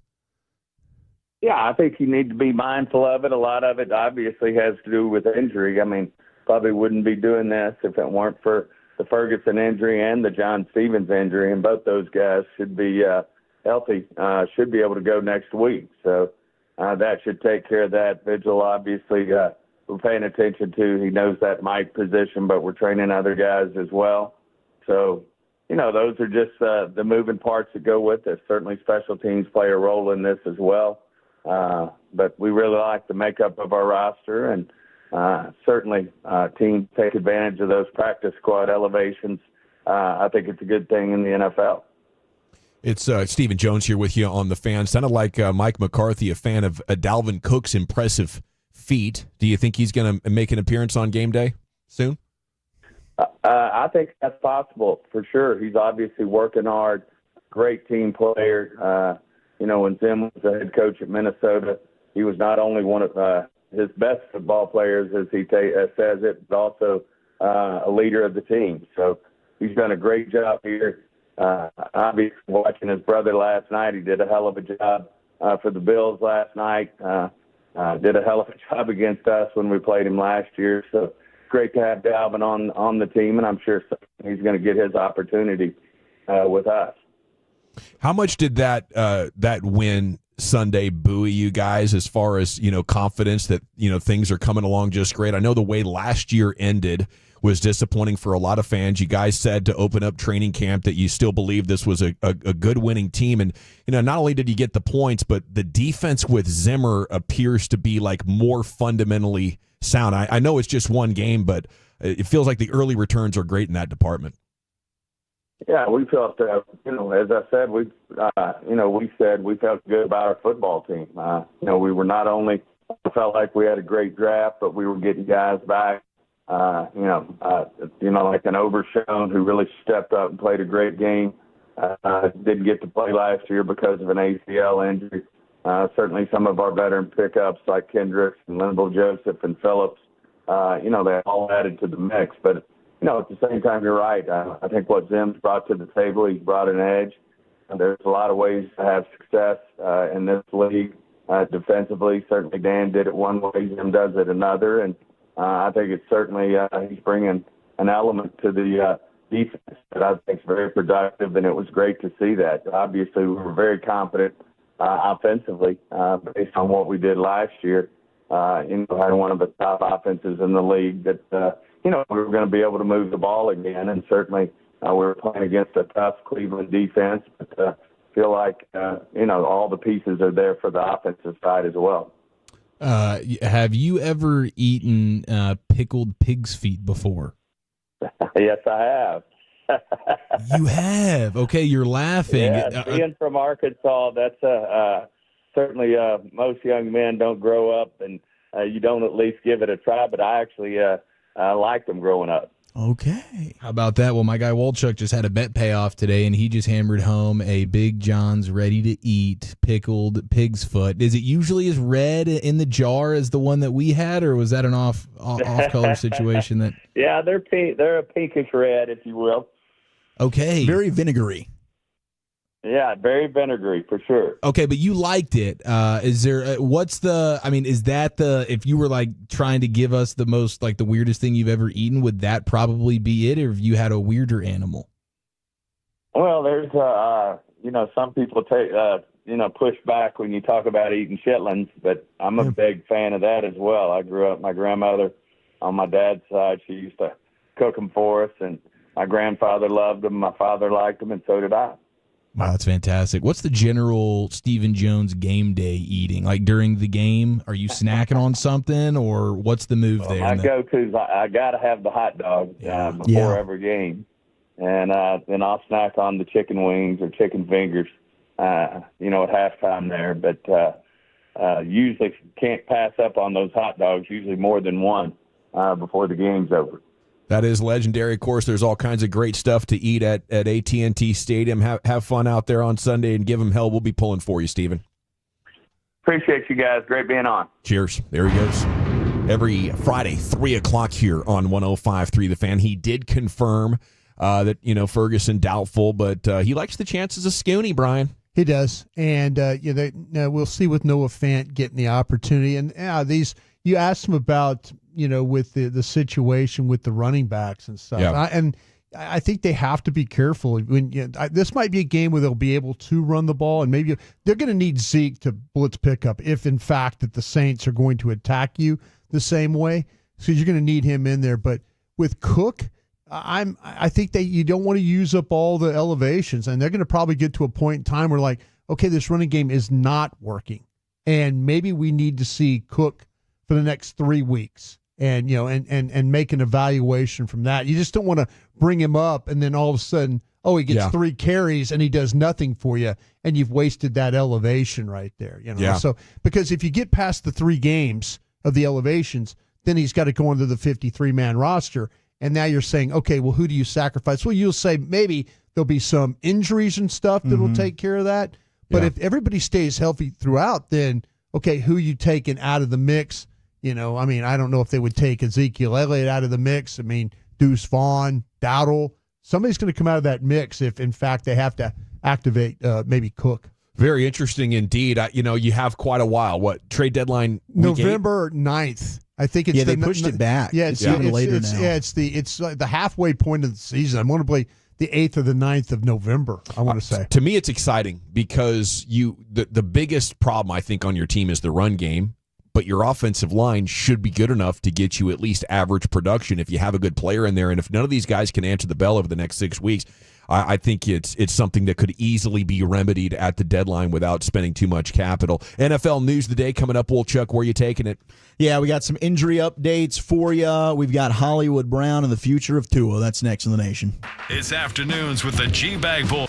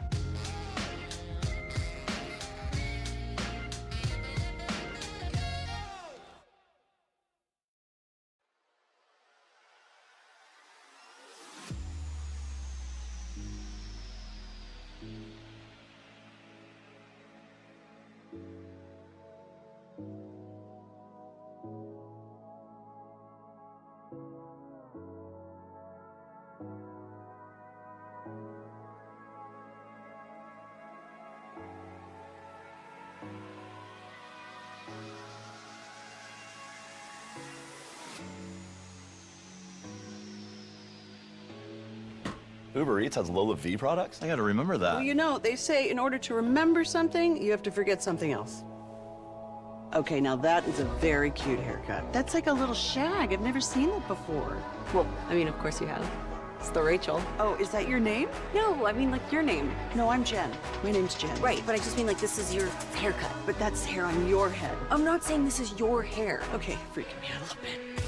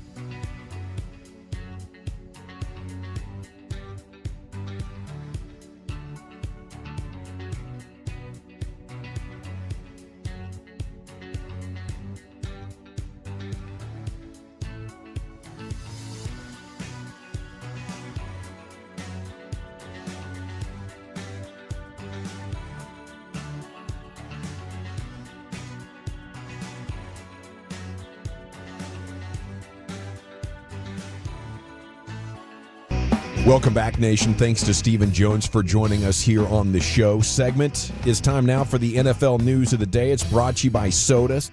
That stands for State of the Arts. Brought to you by the Frankels. Life's unpredictable. Accidents happen.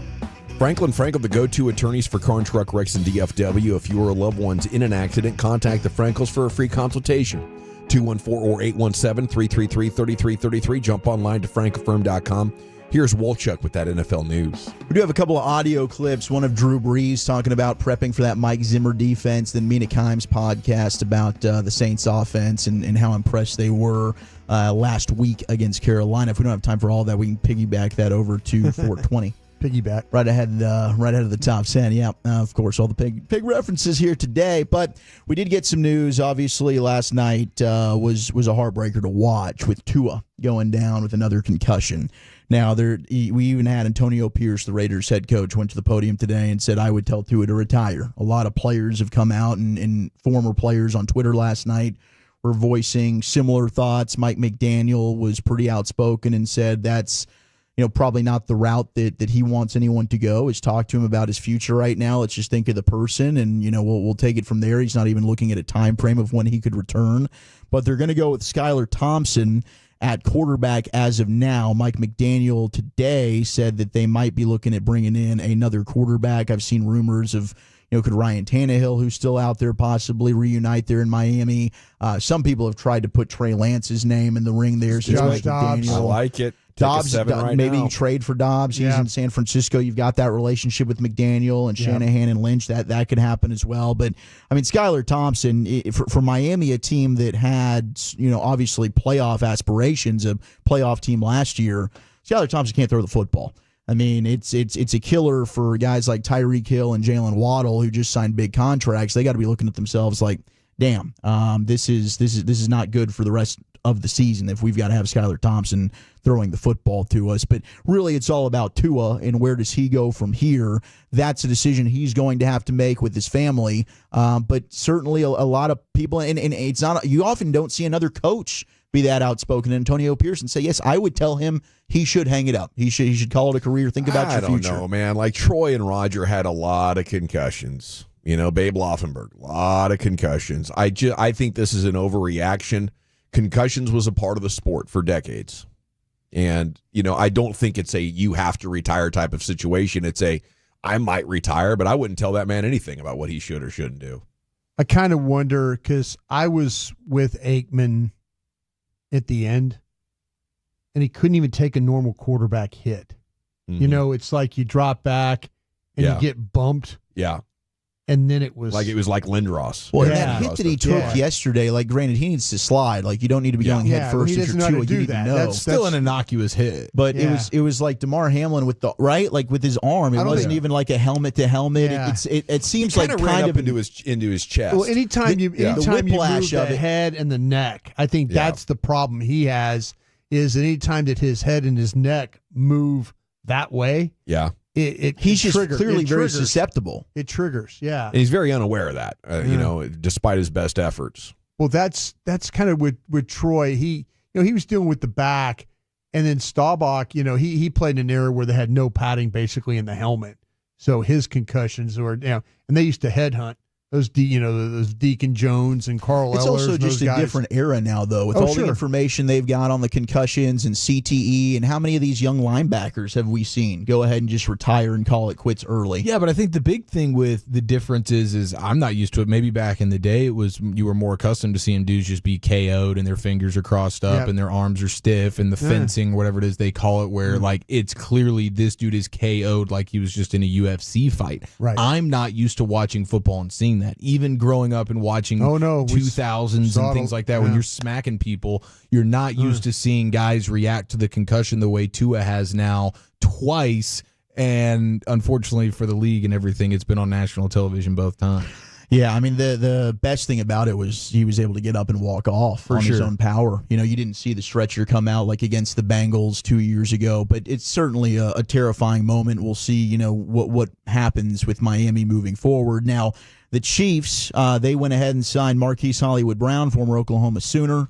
He's now scheduled for surgery on a sternoclavicular clavicle. Is that what it is? A sternoclavicle? It's like a shoulder, Keep going. Was there an R at the end of it? There is, like clavicular. Yeah, is how they're spelling this. That's a tough one to say right now. The pig's in my mouth. But he could miss the remainder of the season. He's going to have surgery. They thought this was like a week-to-week deal. Huh? Yeah, the pig foot's in my mouth. But, man, that's a bummer for a big free agent addition that they had. Thank God they drafted Xavier Worthy now. Mm-hmm. They needed the weapons. Oh, man. Yeah, it's obviously not like one of those, oh, no, now they lose their chance at doing Super Bowl things. But no, it's a hit. Like, they would have been an even better offense with him, but they're still good without him. Right. But yeah, that's honestly good news for the league, though. Just a little bit less speed to have to worry about on what looked like an extremely fast offense there that first night versus the Ravens. I don't know that anybody truly understands what Trevor Lawrence means to Jacksonville if you're not a Jacksonville fan, but I think from the outside looking in, some of this stuff looks ridiculous. The Jags are going to rename the stadium after Trevor Lawrence for their game this weekend as part of a promotion. So obviously he signs a massive $275 million extension. The stadium name is Everbank Stadium. Yes. They're changing it to Trevor Bank Stadium to celebrate their starting quarterback ahead of the game against Cleveland. Trevor Bank Stadium. We're getting ball sacked here? No, this is a 100% genuine, real story. It's been fact-checked on multiple legitimate websites. What are we doing? Why are we doing it? It's a promotion. And Lawrence said, I don't like having too much of the spotlight with that stuff like that, but I think it was clever. They have the naming rights for the stadium, so it's a good play on words, and I was fine with it. So he's the ambassador, the brand ambassador for Everbank, which he signed on back in August. So this is like a promotional deal. So they gave him the go-ahead to do this. Big business. Yeah, but it's still just, for a quarterback that still has a lot to prove. It's just like my goodness gracious, what are we doing here? Yeah, it was in that same stadium that, I guess he came back and won that game versus the Chargers, right? Yes. He was the one that came back and won. So he has won a playoff game in that stadium. So I guess that's a little bit better. The old Gator Bowl. I've been seeing, and it's hard to disagree with the internet, saying that Trevor Lawrence looks like the love child from The Sopranos, like Furio and Mrs. Soprano. Oh, Carmela. Yeah. Carmela. Yeah, Carmela and Furio's love child is Trevor Lawrence. Wow. And wow, when you see it, you're like, I can't unsee it. That's spot on. I love that. Jordan Addison's been ruled out for the game against the 49ers on Sunday. Yeah, those little guys. Niners haven't won in Minnesota since 1992. Looking to break that streak. Really? Yeah, I was not aware of that, but it's been quite some time since San Francisco's won in Minnesota. Been a lot of lean Niner years. Well, they were in Minnesota last year, and it was one of those crazy. I think I got bleeped in Survivor on that one. Oh, it was probably like that 2-game that losing streak that they went on right before halftime, when I believe it was Jordan Addison caught like a huge pass right before the half. It was one of those ridiculous. It was not a good situation. And then Christian McCaffrey, it doesn't look like he's practicing today. He's questionable. Earlier today, John Lynch saying, don't know the answer if he's going to play against Minnesota. He's dealing with Achilles tendonitis. Could be good one day, then it flares up. It's been frustrating. We're thinking long term. We need Christian healthy, fully out there. Don't want to compromise anything. So there's your Christian McCaffrey update for you fantasy footballers out there. Yeah, they know he's injury prone, and it would be the worst thing for them, and the best development possible for their rivals. Yeah, and injuries are an unfortunate part of the game, and they have a guy there that needs special care. All right, we can conclude NFL News of the Day. Do you want the Mina Kimes podcast, or do you want to hear from Drew Brees? Drew Brees. Mina. All right, so here's Mina. All right, tiebreaker, Eric. Yeah, let's go with Mina. All right, let's get here's Mina Kimes' podcast. She had JP Acosta on earlier. We'll get to Drew Brees before the top 10 list at 420. Jeez. But they're breaking down that Saints offense heading into this matchup against the Cowboys. They're good. What do the Saints need to do to go 2-0 this week? I think they need to keep getting weird with their positionless personnel. There's this vivid touchdown against the Panthers in my head where Alvin Kamara is lined up at receiver, Rashid Shaheed is in the backfield with Taysom Hill, and Juwan Johnson goes in motion. It's that kind of positionless personnel stuff that Clint Kubiak is bringing from San Francisco that I really think is going to work in this game because they have so many guys who fill multiple hats and multiple roles. I don't think Dallas's second level defenders were tested very much against Cleveland offensively, but if Clint Kubiak can really kind of get his guys into positions where they can make plays on using motion and using Derek Carr to not necessarily just attack downfield consistently and relentlessly, but in order to use motion to just get the ball out in space to the best players. Get Olave involved, Alvin Kamara involved in the passing game. Taysom Hill was just doing everything. I didn't know that he was just going to line up at receiver, at quarterback, running back, and fullback. So just keep getting weird. Throw the entire kitchen sink at this defense. Just get weird against this Mike Zimmer defense. It's going to get weird right on against you. So it's weird on weird. Yeah. That's it. That's all I needed to hear to flip-flop for the second week in a row. Wolchuk, mid-show, I'm changing my prediction to the Cowboys' opponent. Well, it worked last week, so I hope it works again. Mike Zimmer needs more time to coach the Dan Quinn out of him, Brian. So you're going Saints? Going Saints. Are you going Saints? What's the score now? 24-17. Just going to weird it up and get the win. Do you think the motion and all that's going to be too much? Yeah. I would wait until I saw the injury report and see what all offensive linemen are not playing for the Saints. I just remember confused defensive linemen at times last year when this happens. It's like the pass rush gets neutralized. I mean, maybe I shouldn't be doing this because the Cowboys are at home, but I just feel like with the Cowboys, whenever things start to feel great, that's when we're primed for a big letdown. This feels like the Arizona game from last year, Wolchuk. Gosh, I'd be terrible. Okay, so here's your Saints injury report. Fuaga did not practice today, but he's listed as questionable, so he hasn't practiced the last 2 days. Okay, Lattimore so 50-50 on that. has not practiced the last 2 days either, but he's also listed as questionable. They've only got 2 players officially listed as out, and I don't Just think like when either of them Kyler are was starters. out. What could possibly go wrong? All righty, there it is, your NFL news of the day with Zach Wolchuk. I feel like that prediction made Brian very uncomfortable, but not as uncomfortable as he's going to be when he sees that bill for the brisket sandwiches later. Ooh! Where are we going next, Krusty? I'll tell you what, I'm going to talk to you about the officials for this week's game, and I got some questions for my guys. Okay, I want to chat about DNA.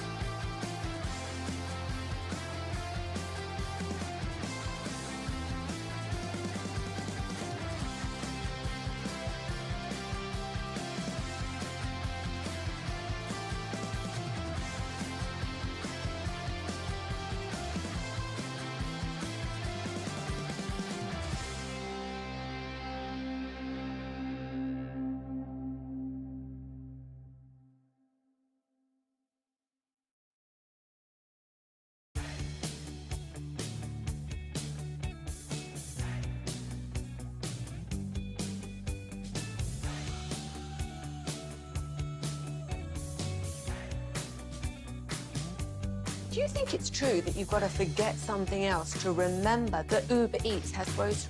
No, that's absurd. Hey, remember when you used to be a, what was it, Pepper Lady? Pepper Lady? Wasn't it Cinnamon Sisters? Basil Babes. Saffron Squad? Nutmeg Maidens? Paprika? No. Nutmeg Maidens? I just said that. Was it Spice Girls? Doesn't sound right. Was it Saffron Squad?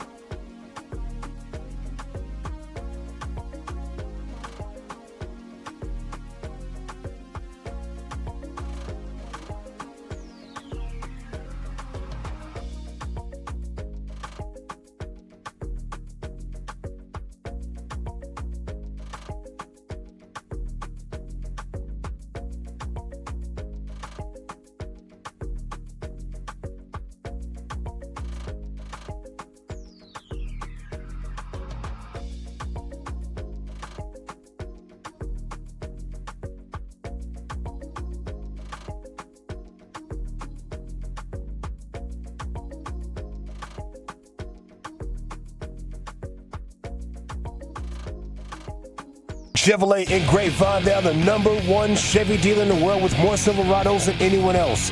Go see them today and visit ClassicChevrolet.com.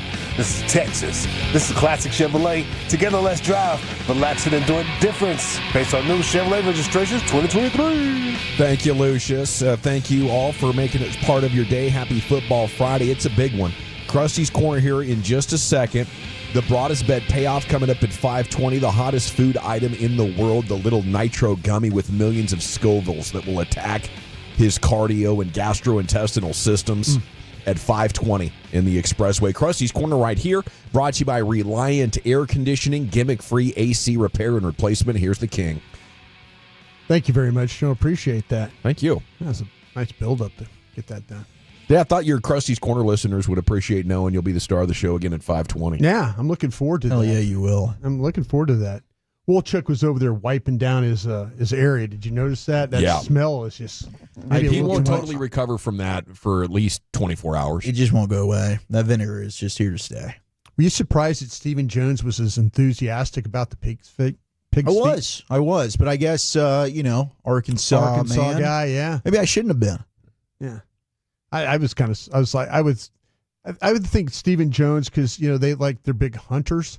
Like, hey, I thought he was saying, well, one time I had a duck heart or something. I thought he was going to say, one time we were out, just had a beating deer. Duck heart, man. We were shooting Super nutritious deer, and I had a liver right there on the, right out of the side. I was thinking. At least a squirrel or a possum or something. Yeah. See, I would rather have the feet than a squirrel. I would rather eat the pig's feet than a squirrel. I mean, if you're talking like squirrel off the grill, possum, I'll take squirrel off the grill before I go pig foot out of a jar. Yeah, I don't know, man. Possum. I would not want. Possum seems like a kind of diseased animal, doesn't it? The marsupial, yeah, kind of diseased. The squirrel's getting a good life though. He's a lot of cardio. Yeah, mostly eating walnuts and stuff. Do you pecans. think Lucius is possum? Have you ever had possum? No, I'm not eating possum. Okay, gosh. I was worried you were going to say, man. Unless it was like Armageddon or something going down, then I'll eat it. No, okay. There's too many other options. Yeah, I think so too. All right. We're going to talk about the officials for this week's game. I always do this on a Friday. Zebra report. Here we go. Zebra report. Sean Smith. Oh, crap. Sean Smith's got this one this week. Got a bad rap, doesn't he? It's kind of interesting. He's kind of he officiated a game, your last game of the season last year against the Commanders, and then the game after that he did the conference championship game last year. Which one? He did the Kansas City Baltimore game, where usually when you do that, you're like going to be the Super Bowl guy like in the coming year. Oh, next year you got a shot at the big one. They're looking at him as like he's going to be like a big time dude. But just different degrees of crap, if you ask me, Brian. I don't like any of these guys. Yeah, there's they all stink. They all stink. But all a bunch of jobbers. Sean, his week 1 game was Tennessee at Chicago, and so had 15 calls for 105 yards. Small sample size. I'll just give you what happened in that game. They had 4 false starts, 4 offensive holding penalties. And then 2, this is special team stuff. Illegal block above the waist. That's that, those are ones you kind of like. Above the waist? Above the waist. I thought it was you couldn't go low. Yeah, illegal block above the waist. They had 2 of those in this game. Well, the Cowboys did have a couple of plays where they all the linemen chop block. Yeah, you could do that. You caught on that. No, you could do that in the line of scrimmage. You could do that. They'll be okay with that. A lot of this illegal block above the waist stuff is special teams. Is that like pushing in the back? Yeah, kind of like hitting them in the almost like the old clippings and stuff like that. But Sean also had too many men on the field, so they're counting you up for that. Yeah, you don't need that. All of a sudden, you're going for a field goal at half, and all of a sudden you got 12 dudes on the field. One of those things. Sean's gonna be counting you up for that. Illegal formation was the last one. Those are the top 5. False start, offensive holding, illegal block above the waist, too many men on the defense, too many men on the field, and then illegal formation. If you go back and look at his history and I say history of 2023, His number one calls, or his cruise calls, were offensive holding. Then he had 28 of these. He had 28 unnecessary roughness calls. Okay? Now think about that. 28 of those. That's kind of like, okay, I'm not going to let you play. I'm not going to let you get chippy. I'm not going to. It's like 2 a game almost. Yeah. But unnecessary roughness was a big factor. DPI, defensive pass interference, was number 3. Defensive holding, he had 9. Yuck. And then delay of game. Here we go again. Delay of game, they had 8 of them last year. So here's another clock watcher. You get down to that. Yeah. You get down to that point. We saw what happened. Remember last week I told you about Cleet Blakeman and that crew. What happened before half? Guy didn't reset the clock. Yeah. Here we go. Delay of game. Should be fungible. Yeah. Well, so from last season, offensive holding, unnecessary roughness, might not let you play, might not let you get chippy in this one. DPI, defensive pass interference, defensive holding, and delay of game. That would be Sean Smith. He is your official for the game this week. Well, we want him having a tight whistle with that offensive holding the way Micah gets after him. Yeah. I agree with you on that. Chief. Yes, sir. Hunter Lipke is going to be more of a factor than Luke Schoonmaker in this game. I will say true on that one, man. They were loving some Lipke after the game this past week. They got him involved in the passing game last week as well. I think there's more in store for him, and I think they trust him more than Scooney at this point. How about you there, Wooly Bully? Hunter Lipke is going to be more of a factor than Luke Schoonmaker. Yeah, I think I would absolutely agree. I think Lipke has a role. Mike McCarthy loves him. I'm sure they've got a variety of ways that they can use him. Look, Scooney, it's a big week for him regardless. Yeah. He's going to have to be somewhat of a factor. He's going to be out there a ton. But I think ultimately, like, who ends up ending this game with more production, I would probably say Lipke. Dawson, Hunter Lipke is going to be more of a factor than Luke Schoonmaker in this game. I hate it, but I would agree with that. I think Scooney is a massive bust there in the second round. Stephen Jones joined us at the top of the hour, says he's still on track. He's just got injured, so hasn't been able to play as much. I hope he's right. I remember how long it took Dalton Schultz. They were bringing in like Blake Jarwin and drafting other guys, hoping to find a tight end. Well, Dalton was sitting on the roster. Year 4, he shows up and he was great. And then year 5, but I just don't think Lightning's going to strike like that again for you. I kind of feel like that this could be a good game for Dallas's tight ends, and because the amount of single high coverage you get, and when you look at the Saints, if they're going to play a ton of man coverage, I'll be interested to see how that. I would love to have Jake Ferguson. We all love to have Jake Ferguson in this game.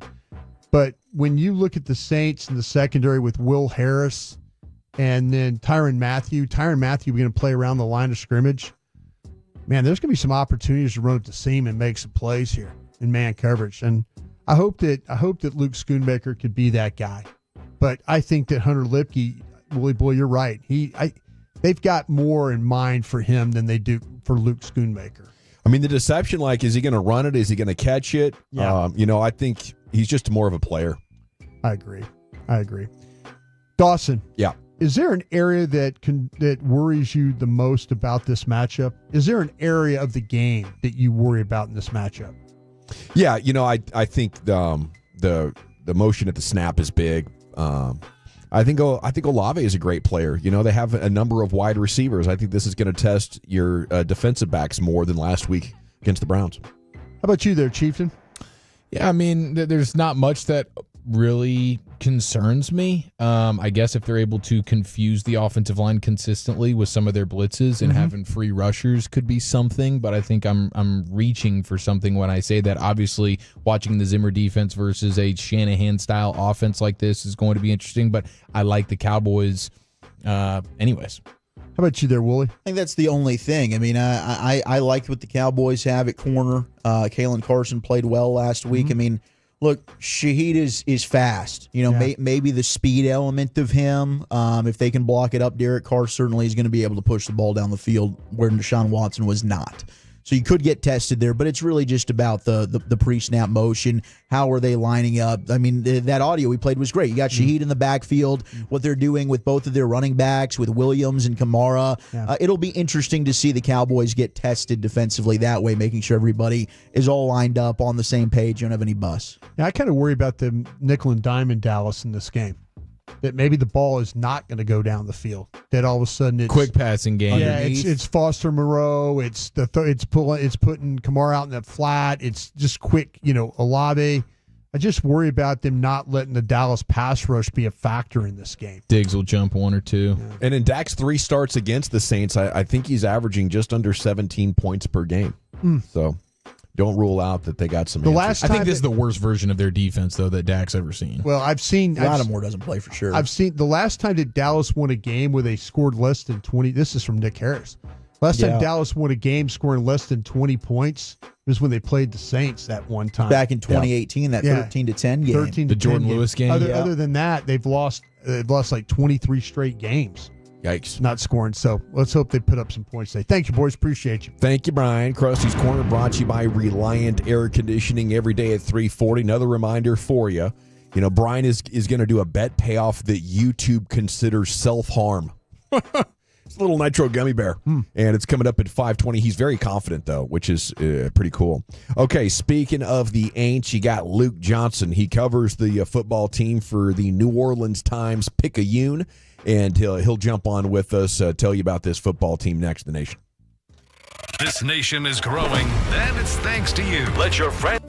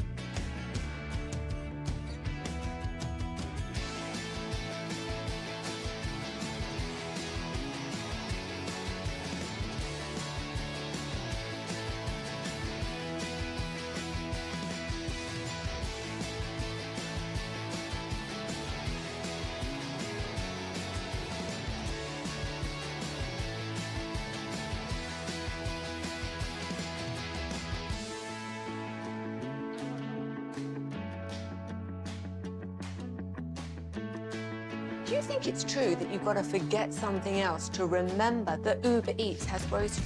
No, that's absurd. Hey, remember when you used to be a, what was it, Pepper Lady? Pepper Lady? Wasn't it Cinnamon Sisters? Basil Babes. Saffron Squad? Nutmeg Maidens? Pre-curb? No. Nutmeg Maidens. I just said that. Was it Spice Girls? Doesn't sound right. Was it Saffron Squad?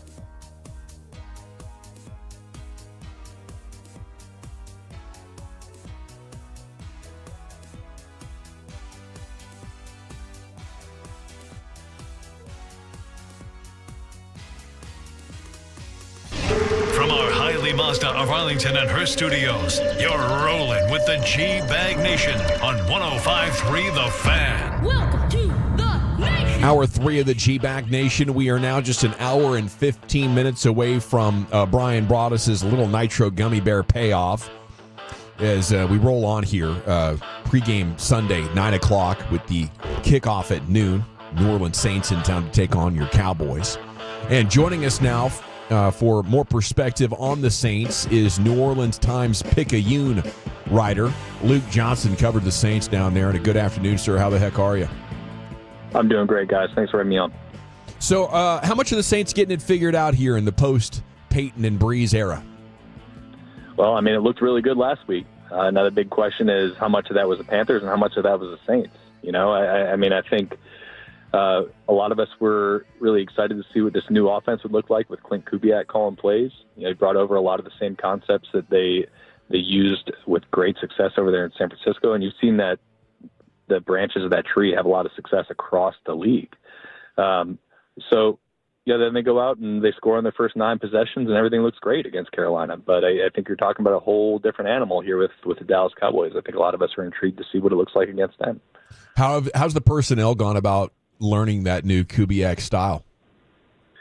Well, you know, it's interesting. I mean, obviously they went through all their big installs this off season, and you know, everybody talked about how, you know, it was pretty player friendly, pretty easy to pick up. You know, the verbiage was a lot less chaotic than the stuff they used under Sean Payton, where you had these, you know, 25-word salad play calls that don't make any sense to anybody who's not inside the building. So it's kind of stripped down, and I think the thing that is most interesting is that they've taken a lot of stuff off Derek Carr's plate. You know, you look at some of these offenses and what they've done across the league, and you know, you see it obviously in San Francisco with what Shanahan's doing with Brock Purdy, and he's the guy, right? And then you look at, you know, Mike McDaniel's gotten a lot out of Tua Tagovailoa, and Bobby Slowick had C.J. Stroud playing like one of the best NFL quarterback rookies in NFL history. So, yeah, I think one of the things they do is they say, like, look, this is all going to work within the scheme of the offense, and we don't want you to be doing, you know, a bunch of stuff up at the line of scrimmage and making checks and calls and having all this stuff on your plate. A lot of it is going to be taken care of for you. And, we're going to be doing this like kind of pure progression system where it's like 1, 2, 3, ball out. I think for a guy like Derek Carr, who for the majority of his career has had a lot of control at the line of scrimmage, this has actually allowed him to kind of free things up and just kind of play within the system. And it looked really good in week 1. Now, again, they ran for 180 yards and they didn't, I think they only allowed 5 pressures the entire game. I think you could probably knock both of those numbers way down or way up, depending on what your perspective is against Dallas Cowboys in their front. Hey, Luke, sat down and watched the defense, and I really don't know which way they're going to attack in this game, because I don't know if it was about Carolina and that quarterback, or is this a coordinator in Dennis Allen that's trying to create pressure because he doesn't think he can get home with 4? Do you have any ideas which way this thing might go? I mean, I think it was more kind of who they were playing. He's a young quarterback who they feel like they can kind of throw some stuff at him that he's not going to expect, and that, I think they know they're not going to get that with Dak. So, look, any Dennis Allen defense, going back to any of his teams here with the Saints, like they all want to win with 4, right? And they don't want to blitz if they can help it. And I think that's going to be the case this week. It would be really surprising to me if they just send a bunch of pressure packages at Dak. They want to see what Chase Young can do, against whether it's Tyler Guyton or Steele. Yeah. Sorry, thank you. No problem. They want to see what he can do, and they want to see what Carl Granderson can do, and I think they have an interesting third down package where they've got 4 pass rushers on the field. They'll slide Cam Jordan on into the inside. A guy who's probably going to be a Hall of Fame player. Definitely not the same player he was 5 years ago, but they'll slide him inside, and they've got Brian Brzee, their first-round pick last year, a really nice interior pass rusher. So I think they can win with 4. I don't know if they can do it against this Cowboys offensive line, though. I think they're a really solid unit. I think Guyton and Beebe were both really strong additions to that group, and they've obviously had a ton of success. They know how to coach those guys up, but I do think that's how they're going to want to approach this one. Chatting with Luke Johnson here, Saints writer in the GBag Nation on 105.3 The Fan. You brought up, offensive line there. Fuaga, questionable, hasn't practiced the last 2 days, and then Marshawn Lattimore as well, also questionable, hasn't practiced the last 2 days. Those would be 2 huge losses for the Saints. Any update on their status possibly for Sunday? Well, we talked to Dennis Allen after practice today, and he seems like he feels like he's in a pretty good spot with Fuaga. This is something he dealt with in training camp as well, and he missed a preseason game when they were doing that, but I don't know if it was just because it's a preseason, they don't want to throw him out there for that. It might be a situation where they feel kind of comfortable with him going out there. And for a rookie, he's a guy who they actually feel pretty okay with if he misses some practice time, which is kind of a big departure from the way the Saints have traditionally done business. Like if you didn't practice, you don't play. I don't think that's the case with them anymore. So he could be out there, and they desperately need him. For a guy who's only playing in his second NFL game, he might be their second best offensive lineman. They're really, really thin there, really talent deficient. It could be a problem for him if he doesn't play. Lattimore, I'm a lot less optimistic about from a Saints perspective. He said he was feeling okay after the game on Sunday, but he didn't practice all week, and I think a hamstring is a thing where you don't want to aggravate that and have it be a lingering issue. So they said he's going to be kind of like a game day decision, but I'd be kind of probably leaning toward him not playing. And they can weather the storm a little bit better at corner than they could at offensive tackle. They've got Kool-Aid McKinstry, their second-round draft pick, who they really like. They can fill him in for Lattimore. And still feel pretty good. I mean, Lattimore missed, I think, 10 games last year, and they still finished with top 10 passing defense. That one's a little bit easier to manage. But one of the things that they do with Lattimore is they have him tail the opposing team's number 1, and obviously that's a big deal in this game. So you're talking about potentially Alontae Taylor, their slot corner, having to go up against one of the NFL's best wideouts. That's a mismatch. It's something they've got to consider. But I'm just kind of leaning toward him not being available. Alvin Kamara had a bit of a turn back the clock game on Sunday. What do you think about the way they're using him in this new offense? Man, it's so exciting. It's been really frustrating watching him have to play in this offense the last couple of years. It's like they didn't really know how to use him, and they were trying to use him as kind of the traditional bell cow back. And you wondered whether he still had it. You wonder whether he still had his fastball because, look, it's been 2 years since he had a 20-plus yard run. And seeing them get him in the open field, it was awesome. You get to see what the guy could still do, and he's still clearly a very good player. I think it's something that we were all kind of anticipating because he looked really good in training camp. But you just never really know until you see him go up against another team. He didn't really do much in the preseason. I feel like this run game is always going to be. When you're talking about like a Kubiak offense, even going back to what his dad did with the Broncos and the Houston Texans and Terrell Davis and Arian Foster, and there's these running backs have huge years in this system, and you can see why. They were for all the talk that their offensive line has gotten, and it's been a lot, especially locally. They've been kind of trashed all off season. They were paving some big holes, and they were getting Alvin Kamara in space, and lo and behold, he looks great. So, can they do it again this week? I don't know, but I think in terms of the overall season, we're going to see something a lot closer to the 2020 Alvin Kamara than we have in a long time, and I think that's really exciting for Saints fans. So, Luke, in NFL cities where the team isn't running something like a McVay or Shanahan or now Clint Kubiak style offense, there's people there who are following the trends and looking at the metrics of what kind of an advantage you get with this motion at the snap and these kind of concepts. How powerful and exciting is it to see it, taking root inside the organization that you cover, and what's been sort of the reaction from the fans as this thing is coming to fruition? Well, I'll tell you, just from my perspective, it makes it a lot more entertaining to watch the game. It feels like it's a lot harder to predict what they're going to do. Yeah, they were running the same offense from 2006 to 2023. There are variations of it.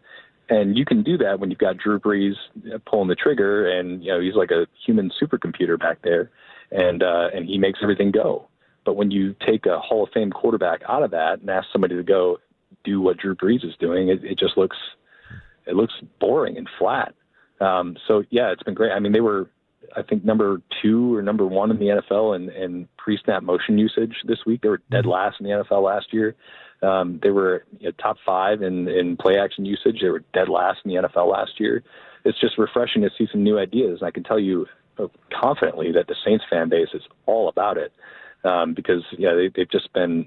I mean, it was so apathetic here this offseason. It was like nobody cared just because they've been kind of the same boring version of a mediocre NFL team for the last couple of years, and it's just injected some life into the fan base. Do those fans have any love for Dak? I don't know. I think there's a lot of people, around here who just like with anywhere, just kind of irrationally hate the Cowboys. So even though he's a Louisiana product, they're like, well, he didn't go to LSU, so and he plays for the Cowboys, so no love lost here. But I'm sure, if Dak didn't sign that mega contract and he was a free agent next year, everybody would have been like, let's please go get Dak. He's a really good player, man. Hey, you mentioned the fan apathy. How critical is this season for Dennis Allen and Derek Carr? I mean, it's huge. If you would have told me before the year that they would have gone 10-7 and won a mediocre NFC South and gotten into the playoffs, I think people would have been pissed off, because they don't they had so much dislike for him, or at least the, let's call it the vocal minority, right? The people you see on Twitter or whatever, talking about the team. They just couldn't stand either of those guys. So, they've got a lot of work to do, both Dennis Allen and Derek Carr, to just kind of reset what the fan base thinks of them here.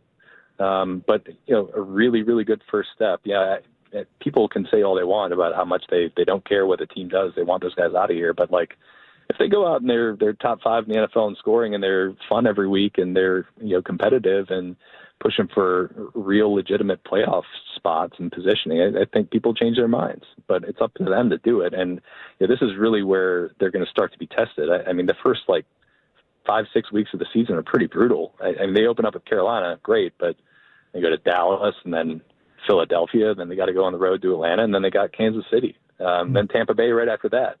That's tough. If they can get through that stretch looking okay and not looking like they're heading for another losing or mediocre season, I think people feel pretty good around here. Luke Johnson, New Orleans Times-Picayune, thank you so much for your insights. A terrific report, sir. My pleasure, guys. Talk to you soon. Luke. He's out of here. That's a good one right there. Yeah. That's good. Good information there on this football team trying to emerge here.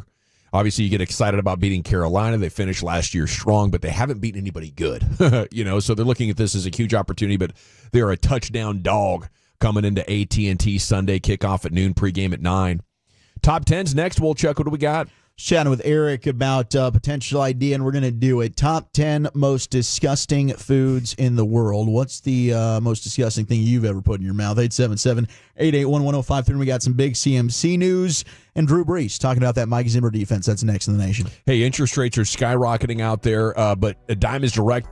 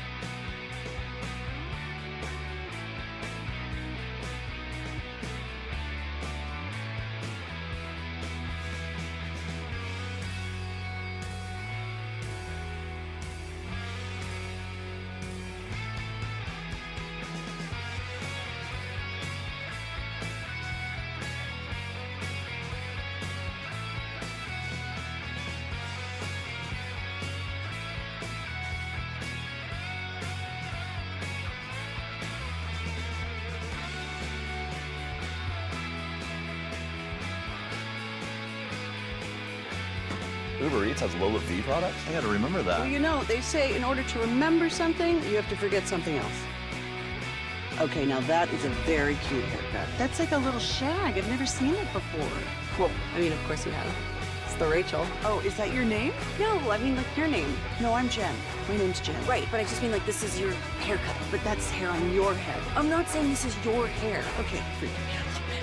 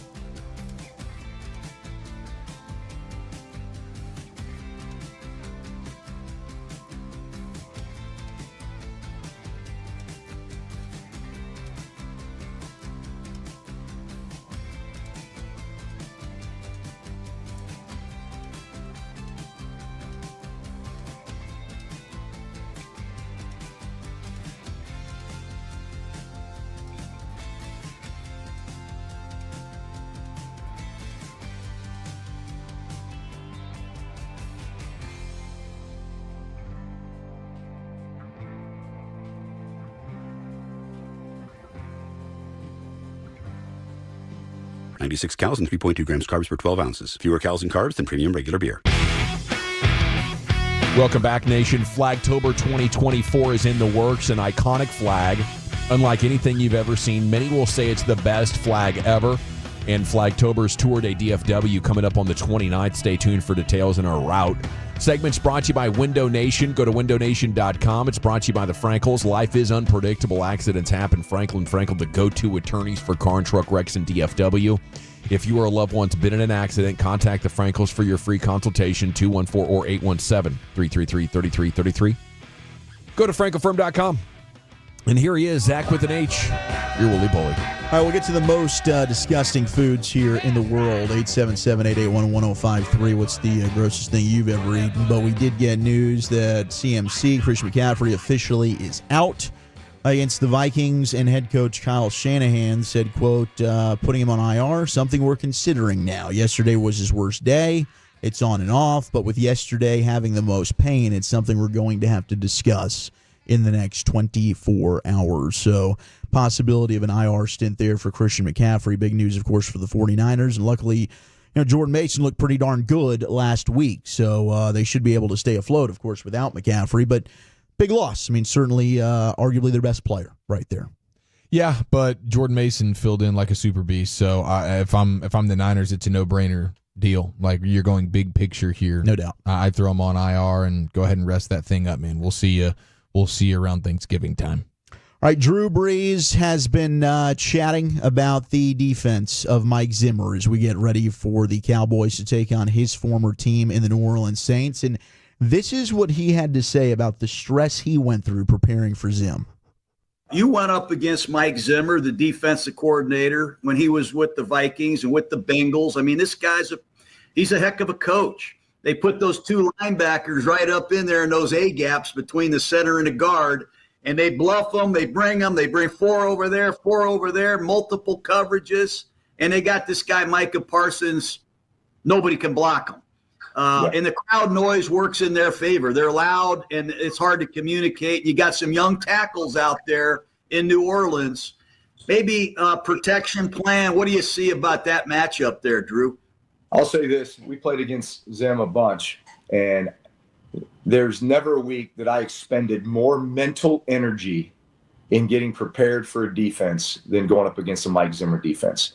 Because just like you said, the minute they walk up those two linebackers in the A-gaps, even if they're just bluffing them, right, it gets you thinking so much about, man, where can I get the ball out, and what coverage are they potentially rolling to when they do bring some sort of a combination, whether it's both of these guys or they overload the right, they overload the left, they spin. Is it spin into this quarters or this palms we used to call it?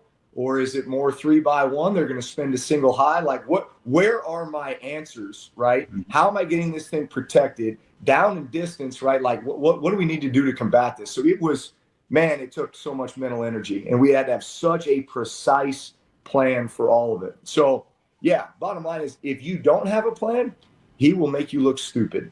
It's amazing. I mean, Drew Brees, certainly one of the better quarterbacks of his era, and put in a ton of attention to detail. And just, I mean, the stress that he certainly felt there going up against Zim. I mean, it's exciting for a Cowboys fan to have him as your defensive coordinator. And that was on John Gruden's YouTube channel. We had some people like, is that John Gruden? Yeah. Sure was, John. Good old John Gruden there. Chatting football. Yeah, it's incredible to listen to the folks that have played under Zim or have gone against him. I would have made a much more concerted effort to bring this guy in a long time ago. Like, what were we doing in the Garrett years when he became available? Yeah, I mean, certainly one of the best defensive minds over the last couple of decades here in the National Football League. Let's slide into the top 10 most disgusting foods around the world, as I just consumed some Pickles pig feet, which some do consider a delicacy and think is delicious. I believe it's the durian fruit that RW3 Roy White ate a number of years ago. I was actually upstairs on 12 in the old studio when he ate the World Cup. I think this was World Cup 2014. Yeah, Roy eats the world. And there were some nasty things every damn day he was eating, like he'd failed a bet payoff. It's disgusting. The most horrible, choices from around the world. Whoever was playing that day, Roy had to eat the most disgusting thing from one of those countries. Putting himself at risk. Well, and that also was the World Cup, too, when he got hit with the baguette. That's where we get the give it a whack for the ladies. Yep. Now, the durian fruit looks pretty interesting. There's spikes all over it or whatever. Oh, my gosh. So, You crack that thing open, and it smells like a funky meat. It does not smell fruitish. Was that the worst thing you've ever eaten? Are you willing to go on record now with the pig feet right there? Is that the worst thing? Still go with the tripe that I had in South Africa. Oh, you've eaten tripe before? Yeah, I didn't really realize what it was, but I was just, sampling. That's awful. I think it's probably the like liver, eating beef liver. Yeah. It's probably the most Liver's got a disgusting very thing. unique flavor to it. And then I hate black olives. Damn, what are you bro. doing, What's going on, bro? I'm sorry. Greek I know. salad some with for no dinner black last olives? night. I know it's like, how do you have a muffalata without the? Yeah. I don't know. I don't have it. Without the muff. No Yeah. muff. No muff. Just a lotta. Just a lot of it. Hold the muff, please. There's a lot of black olives on every one of those muffalatas. I love it. Awful. I don't think I've ever eaten a black olive because I just assumed that I would hate it. Yeah. But for me, it's mushrooms. That's the one thing I can't eat. Period. Texture? I think it's a combination of the texture and the flavor. Wow. Okay, we got a lot of good text, like rotten duck egg being in here. Why would you eat a rotten duck egg? It's a delicacy for some. Liver is definitely being texted in. Rocky Mountain oysters, of course. We got a bunch of texts for this balut egg. I don't know if I'm saying that right, but it's a duck egg with the embryo inside. I believe that's actually going to Oh yeah, I like that. on this list. Half developed bird. That's crazy. It looks absolutely disgusting. Yeah. And yeah, like I know tripes and menudo, and I've had menudo, but this, I don't know. This was definitely a different type of cooked variety that I had there, and it was pretty darn awful. Lucius, worst, most disgusting thing? Yeah, I went over to somebody's house and they served fish, and the fish still had his face and his eyes and everything. That's weird. So you got to look back at them. Yeah. I was like, man, I can't eat this. I love that. Cut his Man. damn head off. I go Yeah, the for whole it. damn Was it fish. fried up or? No, it looked kind of grilled, so it looked like it's a fish, bro. Yeah. It's a fish on a plate with some veggies. Yeah. I'm like, oh, okay. Yeah. Yeah. And they had those little dehydrated fish, too. Look like bait. Sardines? No, I don't know what they were, but I didn't eat them. Yeah, They those little are dehydrated fish Yeah. look like bait. And I was like, wow, what? Sardines or something is just crazy. Somebody My said, dog eats sardines. Yeah. really? Yeah. Good dog food. Hog head cheese got texted in. Hog head cheese. Not bad. What, Okay. I don't even know. I've never even heard of that. I Sound don't know like what a that is stank. It's like a sausage. Limburger cheese. Smells like vomit, tastes like vomit from the This, Sig too. I could see that. Oh my gosh, hog head cheese looks like the most disgusting thing in the world. All right, Is it well, hog or is it cheese? What? Is it a hog or is it cheese? Head cheese or brawn, cold Yeah. cut terrine or meat jelly that Yeah. originated in Europe. Yeah. Oh wow, It that looks horrifying. It That's truly looks meat. like vomit. That's awful. yeah, that's. I remember the words head cheese from like elementary school cafeteria because our bus would go out and pick some kids up from the country before it swung back into the area where the school was, and some of these guys would bring the head cheese and the beef tongue. Oh, Yeah, Man, our guy Twillo Andy is a big fan of this balut. He said it's delicious. He can down 3 or 4 in one sitting. The picture's pretty messed up. balut egg. Yeah. I think anything that's kind of jellied, when you start anything like you say, Like gefilte fish? Well, yeah, exact eel. Like congealed? Yeah, Yeah. anything that's kind of like that rubbery jelly kind of clear look, not like Yeah. jelly like you would put on bread, but anything jellied always Yeah. makes me feel. so this kind is of ill. actually meat parts that come from the head of the hog Yeah. congealed together. Yeah.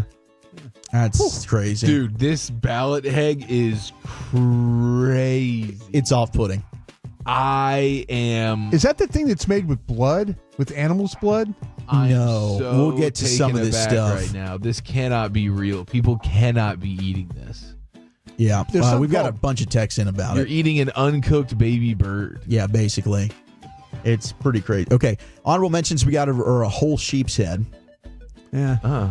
People used to eat brains, like and then you got mad cow's disease. Why are we eating brains? What are we doing, man? Yeah, mad cow's disease stopped all that. I can't eat anything that's looking monkey back brains. at me. It's looking back at me. I can't eat it. Tuck my head off. Yeah. I don't know. Focus eyes out. Do something. Yeah.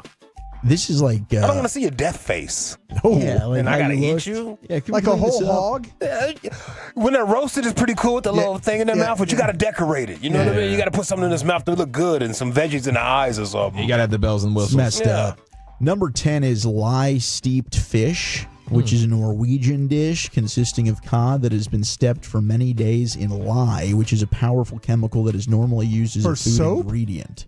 Lye? Apparently, the lye gives the cod a thrilling caustic taste. So it sounds disgusting. 9 is fermented fish, which is a staple in Sweden. Probably super healthy. 8 is century eggs. Chinese dish preserving duck, chicken, or quail eggs in a mixture of clay, ash, salt, lime, and rice straw for several weeks for several months. Wow. Yeah. Clay and ash. Never want that a part of my ingredients list. And this it looks like a green. It looks just gross as hell. 7 is fermented shark. People are eating that. I don't eat Iceland. ash. I try shark steak. Sounds kind of nice. Put it on the green egg. Well, this Sear fermented it. shark. I mean, Anthony Bourdain. Yeah. May he rest in peace. He would eat everything. He even was like, he was gagging. Yeah. I couldn't do It was this one. Icelandic. Yeah. Did he eat ash? I don't think I don't think he had the century eggs. Okay. But he did have the fermented shark. 6 is tuna eyeballs. This is what you're talking about, Lucius. It's like literally just the tuna eyeball. Yeah, that's it. With the eye and all. That's an Indiana Jones meal. That's some messed up stuff. Uishiba. Top 5. Number 5. Here you go, Brian. Blood soup. Blood soup. Vietnamese dish. Yeah. It's raw duck and geese blood. Blood pudding is another one. And it's usually served right as the bird is slaughtered to ensure maximum freshness. Oh, my Lord. 4 is human placenta. For what? What? Oh, Yeah. that's right. You capsule that thing. Yeah. Very nutrient dense. Yeah. Very bioavailable. Very off-putting. Somebody's really eating it with a knife and a fork and seasoning it like liver. Some people, they'll freeze it. Did you see the placenta? Oh, wait, yeah, never mind. No, I didn't get to see the placenta. Yeah, I was FaceTiming in the airport. It's like what you imagine like venom shoots out from his wrist or like his mouth or whatever. Just like a black gunky thing. Okay, the balut ends up coming in at number 3, the fertilized duck egg. It's a baby egg Yeah, I don't or a wanna baby even bird. read the You're eating a description. baby It's bird. so sad. 2 is baby mice wine. This is a traditional Chinese and Korean wine. It's considered a health tonic. Ooh, maggot. You can like see the baby mice at the bottom of the It wine. always has to be the babies. I don't get So you this. take mice and you put it in a bottle of wine and let it sit there? And they make wine and yeah, it looks absolutely bizarre. But number 1 most disgusting Wow. food in the world is maggot-filled cheese. That's No. That's France. No. Yeah. No. It's a type of cheese that has to be left in the Actually, sun Italy, I think. until it becomes rotten and full of maggots. And then you consume? And then you eat it. My buddy, he brought a bottle of booze back from the Philippines that had baby cobras in it. Yeah. What the hell? Baby cobra booze. Yeah, this is Italian. Oh, here we go. That maggot-filled meal, to be the first guy to make it, you had to convince other people to eat it. No, I promise you, it's fantastic, bro. The top of the sheep's That must have been cheese. after like a 3-year famine. Here we go. I'll try it, dude. 300 year. The top of the sheep's cheese block was removed like a lid so that flies could lay their eggs inside. The larvae of the cheese flies would burrow around and digest the fat. This process would be so advanced that the cheese would develop a soft liquid texture close to complete breaking apart. It remains uncertain if the pungent smell was what would cause people to weep or it was fear of the live maggots jumping off into the eater's tongue. Come on, bro. You got to be kidding me. Live maggots? Yeah. Oh, dude. For what? That must have started as a survival, right? Like you couldn't store the cheese properly, so it happened. And you're like, well, could we still eat it? This is an Somebody Italian. got hungry enough it's to crazy. try it. I guess Italian if you grow dish. up and you're just eating this stuff in your culture, and it's not a big deal. Like you're used to it. Starving. You're starving. There's something going on. Oh, and 100%. If you're starving, you're going to eat anything. Like Yeah. all of this sounds disgusting right now. If you're starving, I'm eating that egg. I'm talking about for them to come up with this, they had to be starving. Yeah. Oh, fair. Yeah. Yeah. These are very interesting. Yeah, But- very much so. But I'm leaving this cheese out here to just go ahead and ferment so maggots develop. No, in it's it. still good. Yeah, it's good. What are they eating? actually Oh, no, better. go ahead, man. You're good. You're good. I mean, there is a coffee for monkey poop as well. That was honorable mention 214. Monkey poop coffee? Yeah, there's some I'm monkey out. poop coffee. What are we doing? Cowboys, what is Mike Zimmer doing to change the defense? Full report on that. Football's finest coming up at 5 o'clock. And before too long, in under an hour now, Brian's bet payoff in an edition of What You Drinking and What You Thinking here. It's the GBag Nation on 105.3 The Fan. Coming up on the next KNC Masterpiece, we'll break down all things Cowboys Saints, and at noon we'll do so with Dallas Cowboys EVP Stephen Jones. Plus, we got Wanker of the Weekend. Tune in 10 a.m. to 2 p.m. right here on The Fan. Iowa looks to bounce back. I'm Joe Ostrowski here to help you beat the books with BetQL. Iowa was in control for most of last weekend's game versus rival Iowa State, but they lost it at the end. The Hawkeyes look to bounce back against Troy, and they should.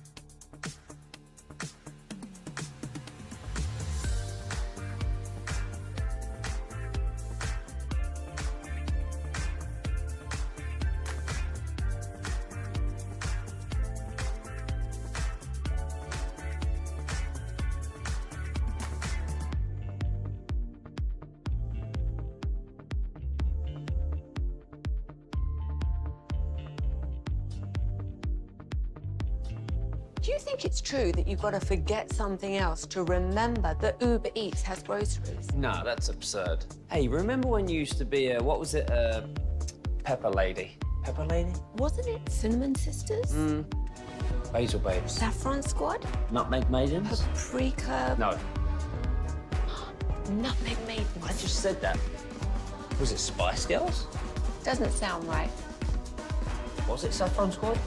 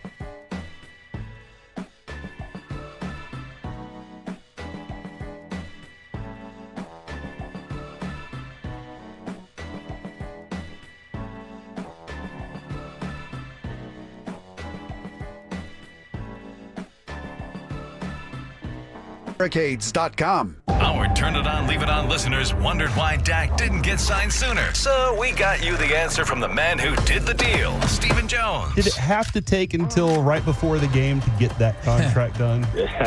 Only the people involved know the dynamics. But yes, that's what it took. You want to be dialed in to DFW Sports? You came to the right place, and that's 105.3 The Fan. Classic Chevrolet in Grapevine. They are the #1 Chevy dealer in the world with more Silverados than anyone else. Go see them today or visit ClassicChevrolet.com. This is Texas. This is Classic Chevrolet. Together, let's drive, relax, and enjoy the difference. Based on new Chevrolet registrations 2023.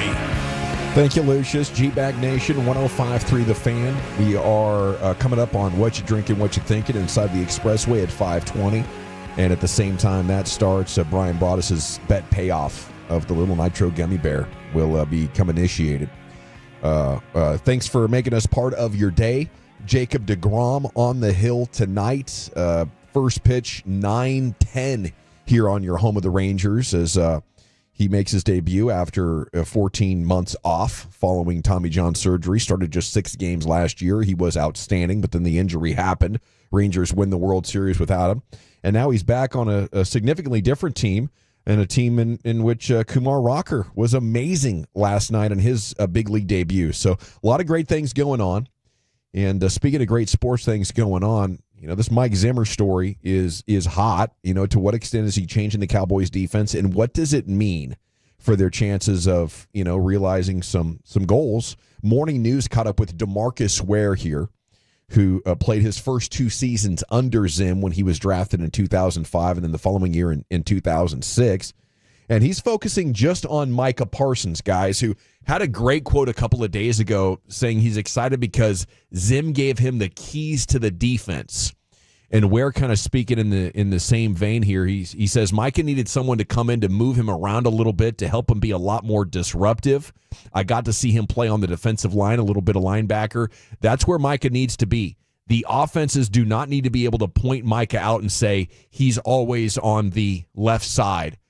So I wanted to ask you, Brian, what Micah means when he talks about having the keys to the defense and what we're going to notice defensively watching the games from that perspective.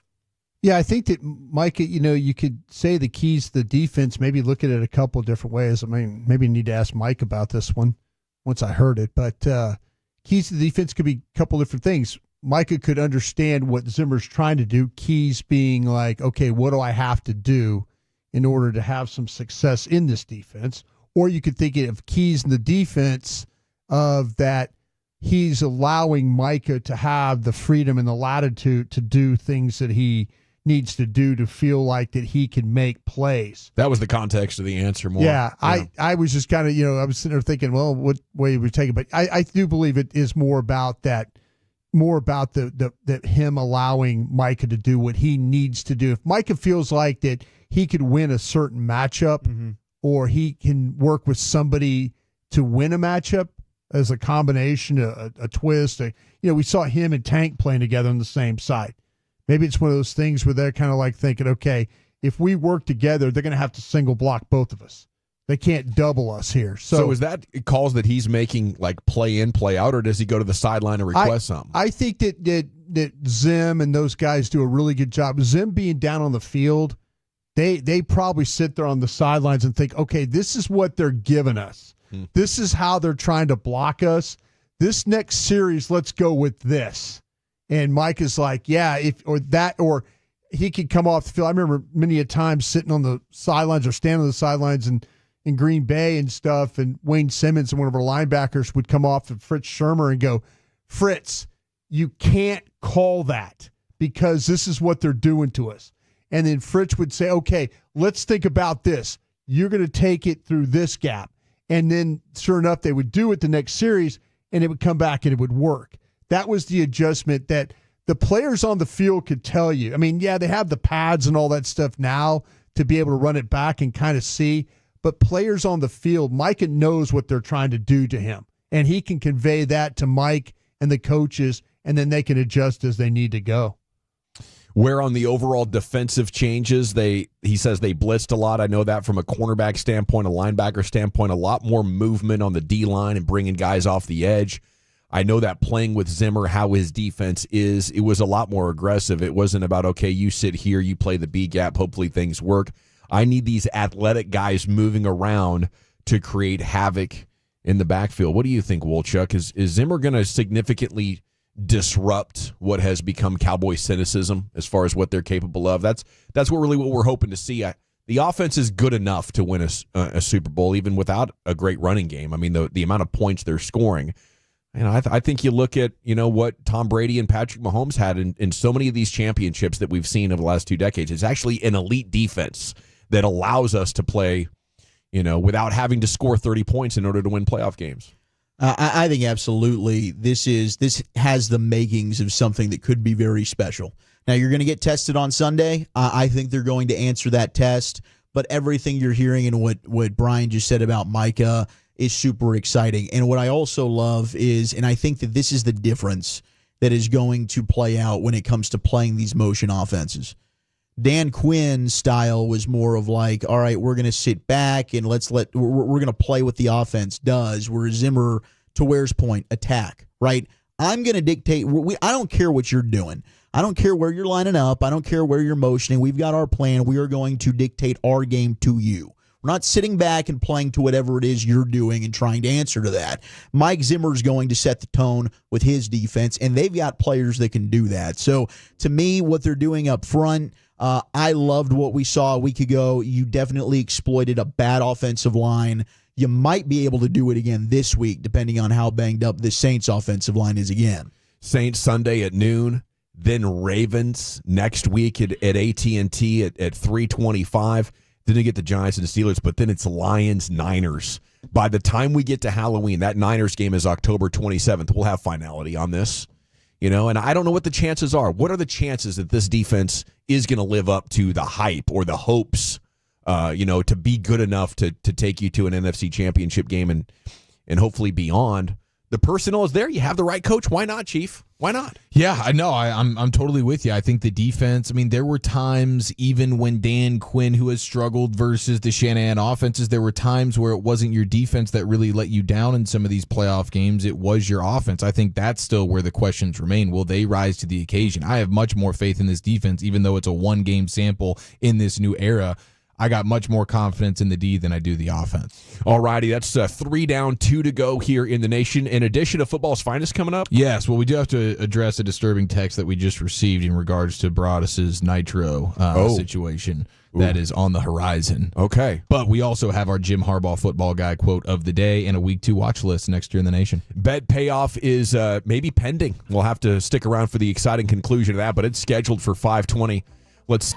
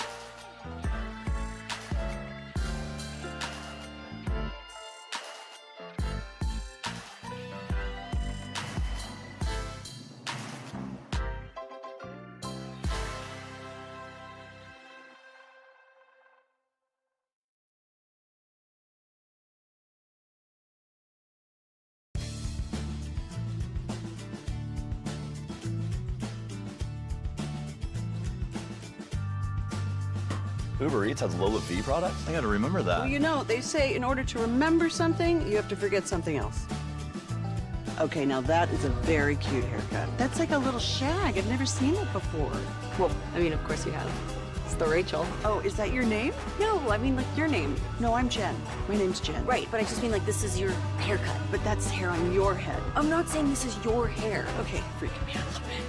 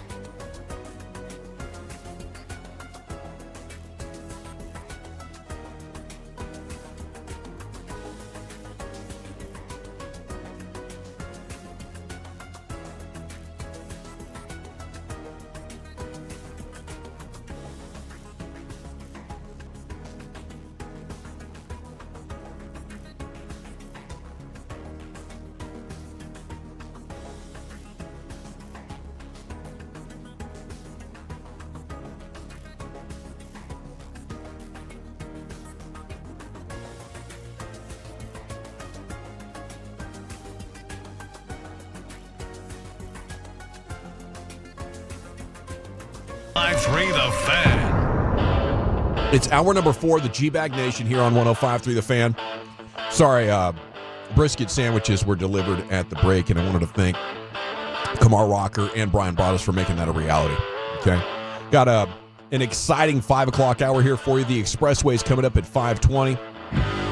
We'll have what you drinking and what you thinking. Eric Nadell's going to join us. The Broaddus little nitro gummy bear payoff is hanging in the balance. Yeah.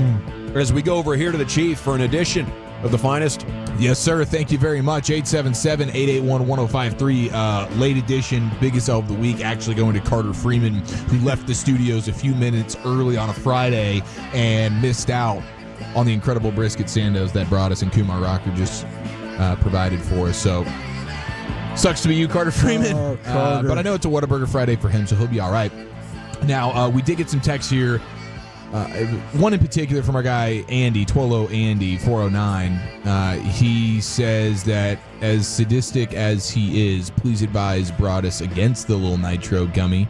He says he's a huge chili head, and the nitro whooped his ass for several days, he says. No. Oh, damn. He says, and I eat some of the hottest crap ever.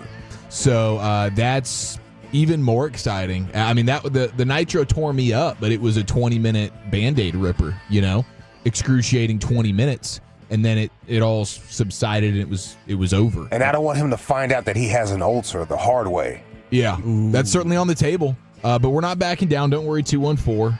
I'm nervous. Don't worry. Brian's really not 360. It's not at all. At all. He's very Not worried at all. Very alpha confident about this. Like, I went to LSU. He's kind of We eat talking hot things. I saw him earlier. He was looking dead in the gummy's eyes and just talking S to him. Yeah, it's like, I'm part Cajun. What do you got for me? Pretty much. Called him a little B and everything. I was like, wow, okay, Broadus, this might backfire on you the same way that Bengals guy is going to backfire on him, talking about the speed of Xavier Worthy, and that's all he's got. I love the trash talk between the Bengals and Chiefs. Cam Taylor Britt, who are you? You're announcing yourself to the world right now by just giving the Chiefs, giving Xavier Worthy, giving Pat Mahomes, Andy Reid, little bulletin board material. If you don't think they're going to dial something up and put you in the spin zone, bro, after what you said about the rookie sensation out of UT, not 1 but 2 touchdowns to his name, double the touchdowns that he's got games under his belt, and all you say is, quote, speed, that's about it. He can run straight, jet sweeps, and just run straight. Can't do too much else, so that's about it. That's the scouting report from Cam Taylor Britt, who's never been heard of until now. And we'll see him with his pants down at some point during the course of that game. Worthy will be dancing, and who will claim another victim like he claimed Rodney Harrison last week. This guy rookie? This guy... No, I believe he's been with the Bengals for a couple of years now. Wow. This is the first time he's made news. They know they got Joe Burrow at quarterback against that guy. Joe Burrow They're is not too worried about the Chiefs. They never seem to be. They always talk this. That's right. What's Mahomes' record against him? Is it 1-3? Yeah, I think so. I think that's right. I think specifically Burrow led teams with them. Yeah. Huh. So what do you think? You think Burrow's about to do what he couldn't do versus the Patriots last week? Just saying. Usually sometimes you get that bad loss in week 1, and then all of a sudden week 2 you kind of figure it out. I don't know. That wrist seems a little... Yeah, that video was definitely one that made me think, oh God, the Joe way Burrow he's, wrist like is favoring concerning. it, and then he talked about that water bottle video, said he was absolutely fine, laughed that thing off. But you're not going to have T. Higgins again this week. I think it's going to be very difficult for the Bengals to get this victory. I think they're probably looking at 0-2. The thing that is still in their favor is we've seen them have a terrible start to the season. They get it right, and they still end up in an AFC Championship game. So, big picture, I'm not panicking on the Bengals, but I don't think they're winning this week against Kansas City. No, I just think that right now, and of course you assume and you hope, especially if you're a Bengals fan and just a general fan of the sport, you're hoping that this risk gets better as the season goes on and this is less of an issue. But right now in week 2, I think it's very clearly still an issue. This is not the team that you want to... I mean, last week, and the Patriots defense is super legit, don't get me wrong, but he had no confidence to really push the ball at all. Even in the moments where there were clean pockets and opportunities for it, it was like, no, I don't trust that I can even throw it down the field like that. So I think they're going to be in a world of trouble, and their defense versus now a even more impressive Chiefs offense, and the Bengals couldn't stop the run at all last year, and I don't expect them to be able to do it. Pacheco, I got him on a couple of fantasy teams. I'm looking forward to a big Pacheco game, but I do think the Burrow wrist is something for at least the next few weeks we have to consider, and then hopefully it's getting better. But that thing looked weird. That Bengals window might already be closed, don't you think? Oh, absolutely it could be. I mean, these things, that's the nature of the beast in the NFL. That's why when you do have a team like a Patriots or like kind of what you're seeing with the Chiefs right now, that it can just be super consistent. Even a team like the Niners and the Bills who haven't won it, but they're still finding ways to sort of reinvent themselves and be in that conversation constantly. Very difficult thing to do, especially when you're the Bengals and you feel like you have your one hand tied behind your back with the way they do business and trying to pay guys. And then you're also in a division that's perpetually difficult, at least with Baltimore consistently being one of those teams that's always up there. So, yeah, I could see that. And basically everybody's window closes once they pay their quarterback these days. And now they've done it with Joe. So, and he's a guy who's been super banged up. At some point, does that start to really take its toll on you? I think so. I definitely I would even go as hard as saying I think the Chiefs cover the 5.5. Yeah. I'm right there with you. I think the Bengals might be in a little bit of trouble. It's tough as a player, especially because he was so good at hanging in there and taking the big hits. And as you get older and you have injuries, it's going to change your body and the way it moves, but also it's going to change your mind. Yeah, definitely, dude. I mean, like I said, he was in clean pockets, and it didn't seem like he trusted himself over the weekend. Now we have another installment of water hoses at practice. It's not just FS Poo. Spreading. It's not just the Baltimore Ravens. It's also the Tennessee Titans. I'm watching Tony Pollard right now doing running back drills where he's being sprayed with the hose. Now, fortunately for him, this is just more of a little light mister as opposed to what we had going on with the Baltimore Ravens, where that water was coming out of there at ridiculous velos. So this is a little bit different, but they're prepping for Hurricane Francine that is headed toward Nashville. So plenty of games could be bad weather games this weekend, not only in the NFL, but also in college football. So you're seeing FSU with the water guns. What would you prefer? Do you like the water gun vibe because it's just a little bit more fun, or just the more practical, hey, this is business and we need a water hose today. Let's not try and have too much fun. I'm sorry. I think you go with both, though. I think the only thing I did not like was the full power hose, because that's just not a realistic thing or that fun.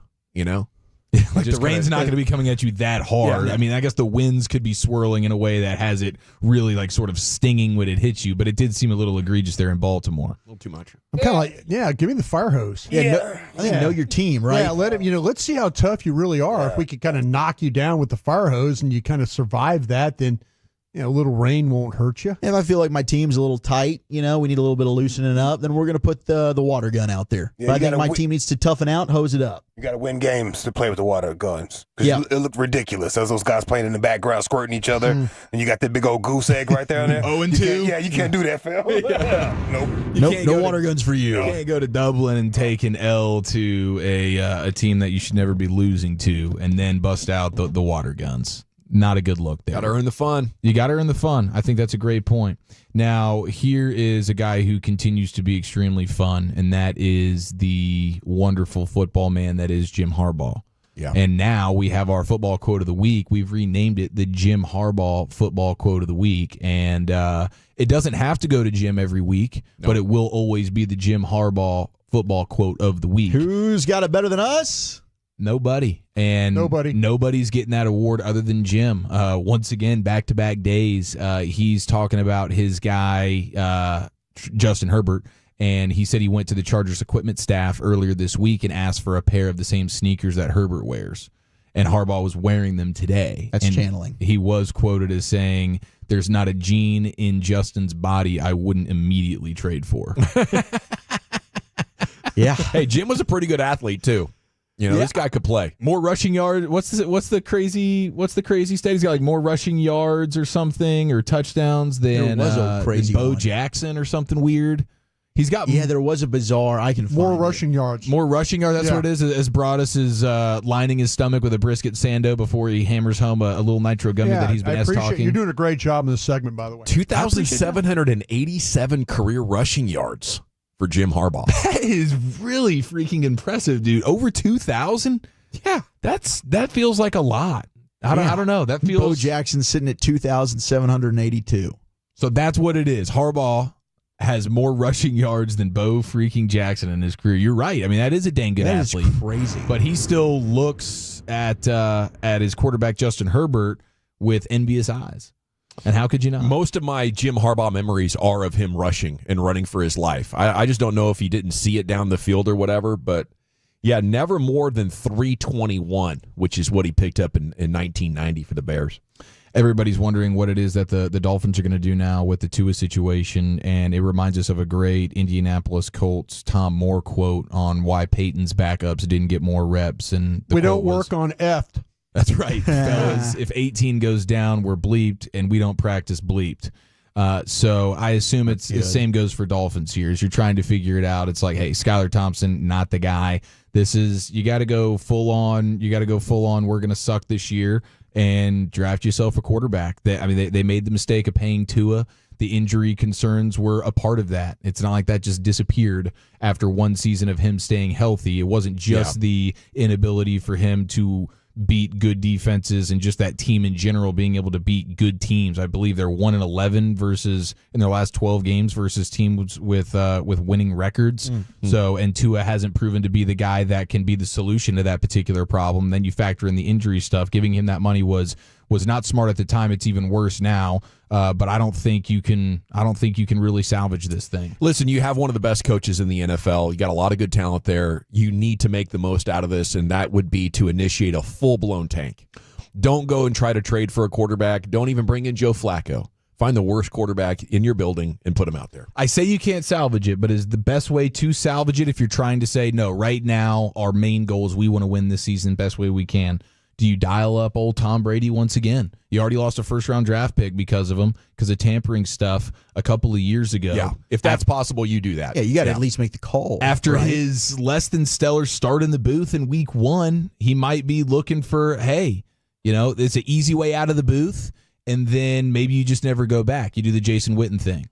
Hey, I got to go back to playing football, and then you leave the broadcast door open, but you never actually walk through it again. You offer some ownership stake. I think I saw Jeffrey Ross is looking to sell 15%.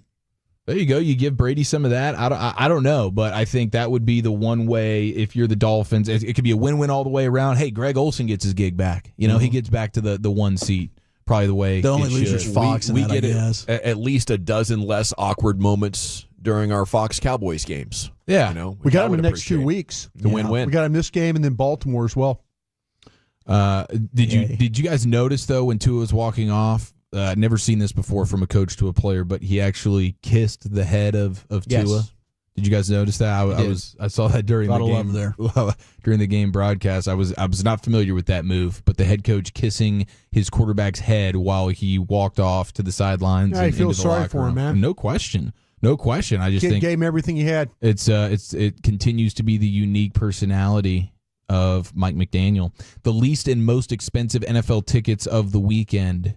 Do you have a guess on what the most expensive ticket is? What game it would be? Chiefs and Bengals? That's a fair guess. Good guess. But it's the first game at AT&T Stadium, ladies and gentlemen. Saints and Cowboys. A lot of Saints fans showing up, huh? Priciest ticket, a little over driving distance. 25 hundo. Actually, a lot of them live here now. My favorite, though, Katrina. The lowest has got to be Carolina. Yes, and that's going to be a $25 ticket. If you want to get in the building and you want to watch football guy Jim Harbaugh versus Bryce Young, for $25 you can get that done. It's like pretty good bang for your buck, no? No, it sucks because then you're boxed out of every other game that's on. I'd rather enjoy my football Sunday from my recliner than have to box myself in to what is a pretty crappy game. Let's just be real about it. Even if you're a fan of either one of those two teams, you have to have some honesty. You're looking up at the clock and being like, man, we're going to be here for another 2 hours. Yeah, you're clock watching from the jump. You can't wait to get out of there. That's unless you go to the uncomfortable. game with me, and I'll tell you when we're going to leave. That's true. Right when it matters. Right when you don't want to leave. Yeah, when it matters. Get I'll the get damn you out win, there. Chargers. Get the damn win. I think the other game, though, outside of course Chiefs and Bengals, and then obviously the Cowboys game, but non-Cowboys game stuff, man, that Sunday nighter. Caleb Williams, C.J. Stroud. Game number 2 now. Can we get an offensive touchdown for the Bears? What are we going to see out of Caleb Williams? What type of jump from game 1 to game 2? And then obviously watching the Texans is pretty fun these days. Sunday Night Football, I think, is going to be. Do you have another one or is there another quarterback or a team? Because to me, that's the one right there. I just want to see Caleb Williams. I didn't really get to watch the game the other day. We were in here doing the pregame show, so to get to sit there and watch that. Watch that final drive. It was a thing of beauty. Yeah, I mean, it is going to be fun to be able to kind of just sit back and really enjoy, see what Caleb Williams does. But Bucs-Lions, and it's on the same time as Cowboys-Saints, so won't get to see much of it. But that's a rematch of the divisional round. 2 teams that looked pretty good in week 1. That could be a fun one. Yeah, I think obviously Philadelphia has a lot of interest against Atlanta. Like, is Kirk Cousins going to lay another egg and move us one step closer to the Michael Penix debut? I think that one's great. And how good is Philadelphia? After beating Green Bay but losing most statistical categories, are they going to have this wild run to an undefeated start again? Yeah, and are the Falcons going to run a single snap under center? Will they trust their quarterback enough to have the mobility to be able to do that? Because the stuff on Kirk Cousins right now, I mean, hey, Aaron Rodgers off the same injury and a few years older looked more ready than Kirk Cousins. That's for dang sure. So, are you ready, Brian? I'm ready. The little nitro gummy bear will be consumed. Can I thank Rocker, by the way? Yes. For the sandwiches. Ooh, wow. And thank you for ordering them. I appreciate you, man. Man, thank you for picking these up. You know how special these are. And yeah, we had one for Carter, but he didn't show up. That's too bad. Looks like you got an extra. Well, Carter. I might send that home with Chief or somebody like that. He likes a good brisket sandwich. Yes, I do. There you go. Sandwich. Well, in addition to the finest is in the books, we have the Expressway. Eric Nadell joins us for a baseball conversation, your phone calls, and a broadest bet payoff all coming up next to the nation. But let's talk some Prize Picks. It's the easiest and most exciting way to play daily fantasy sports. Unlike other apps on Prize Picks, it's just you against the numbers. It's football season, and they got an offer. One Caleb Williams passing yard. Was just talking about him on Monday night.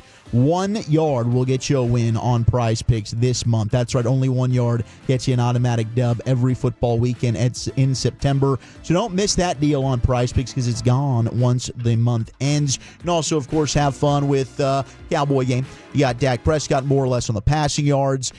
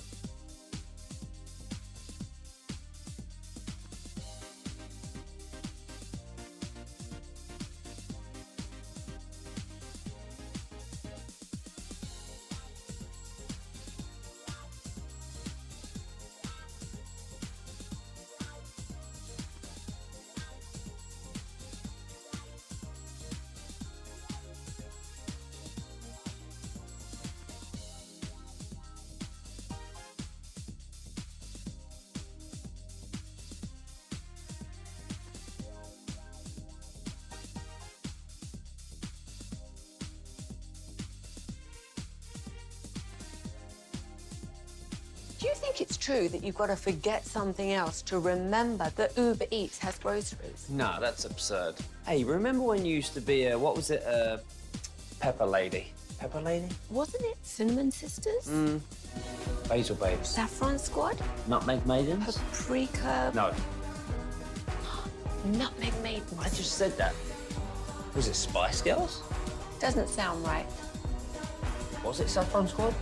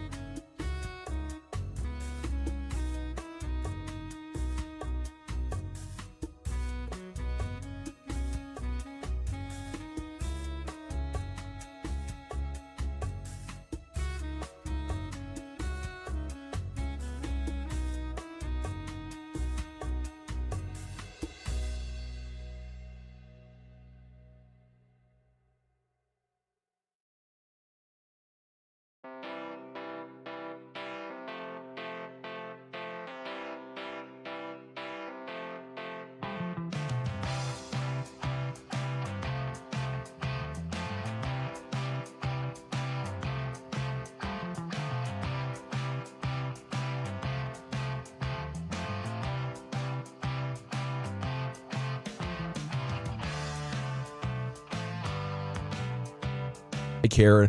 And, of course, Rangers fans everywhere loving the debut of Kumar Rocker last night. How much credibility or faith do you put in a debut like that as far as projecting into the future? That's a good question. Seeing his stuff, particularly his slider, you can certainly envision a very bright future. They did not get good swings on the slider. They had trouble recognizing it. Now, of course, his first big league start, they didn't have the kind of scouting report that they will eventually have. So it remains to be seen if every team is going to flail the way that the Mariners did, swinging and missing, I think, 13 of the 19 swings they took on the slider, something ridiculous like that. But his poise and composure in the first inning is probably the thing that impressed me even more. He gave up 2 soft hits, got stuck in a second and third situation, and, stayed calm, stayed composed, and pitched his way out of it. It was awesome. I mean, it was a blast to watch him, and now Ranger fans get treated to the return of Jacob deGrom tonight. How excited are you for this, and have you heard of maybe expectations for him? Yeah, I am really excited. I didn't get to do any of his games last year. I missed the first month of the season. He was done by the end of April. So I am really pumped for this. And expectations are, he's going to be throwing his fastball around 100 miles an hour, his slider in the low 90s, and he's going to be hitting his spots. They're hoping to get 5 innings out of him, probably around 75 pitches. And I'll be really surprised if he doesn't give them that. Yeah, I joked with CY when we had him on Monday. I'm like, I'm trying to hold off, but I was really hoping complete game no-hitter. But I guess they're not going to let him go past 5. I shouldn't get those expectations that high. No, you might want to wait for a week or two for his next 2 starts for the possibility of that happening. Hey, Eric, is there anything you miss about the Kingdome? There's so many things I don't miss about the Kingdome, and I don't believe there's anything that I miss. But people need to realize that among the other horrible things about that building, there was one elevator, and it served the press and the fans. Oh, geez. And trying to get up to the press box. Oh, what a disaster. From the basement. Disaster was the word. Yeah. And there was a staircase, and it was several steps up. The booth was very high there. But it was one of the more unpleasant places to work for just a multitude of reasons. Eric, Seattle, obviously a great musical town. I believe you've told us Jimi Hendrix is your guy? My best Seattle guy? Yeah. I would think he's probably the guy. Yeah. I'm a huge fan of Heart. So yeah. I wouldn't rule them out as possibly my favorite Seattle band of all time. So the Wilson sisters are from Seattle. Yeah. Wow, I did not know that. Now, did you do any Pearl Jam, Nirvana, Soundgarden there in the 90s? I never got a chance to do that. As a matter of fact, I wish that I had. The opportunity never presented itself. I've seen a lot of great shows here. I was lucky enough to see a Springsteen show here at the Hockey Arena one time. That was a highlight. I saw the Shins at the Paramount Theater, which is a beautiful theater, very much like the Majestic Theater in Dallas. I've seen a lot of acts there. That's where I saw Danielle Ponder for the first time and Marcus Mumford. But no, never really saw any of the Seattle grunge bands. Since you brought up Springsteen, one of the sports topics of the day, Jason Kelce comparing maybe his future sister-in-law, Taylor Swift, to the musical prowess of Springsteen. Do you see it?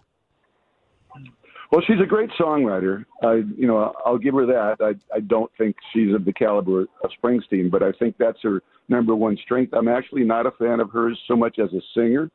I am a fan of hers, as an entrepreneur and, as a woman who has, made herself into a worldwide sensation. I'm really impressed by her. Yeah. But just as a singer, not in the class of Springsteen, in my view. What'd you make of the news with Chris Young getting the extension? Well, what a relief. Yeah. It's been the biggest mystery around here for the last couple of months. Why has this not happened yet? When is it going to get done? And as you got closer to the end of the season, people started panicking a little bit, or what if he becomes a free agent and some team makes him a gigantic offer that the Rangers can't match? So, I'm delighted. Obviously, he put the final pieces together for a World Series team. He is so dedicated to winning, and dedicated to the community. It's like the perfect combination. The Rangers could not have a more ideal guy to take over that president of baseball operations role. You know, it's a Friday. We have bet payoffs, and Brian Broaddus is about to eat the world's hottest gummy bear. You're talking millions of Scovilles. Do you ever get into like hot food, spicy wings down there in Cuba or something?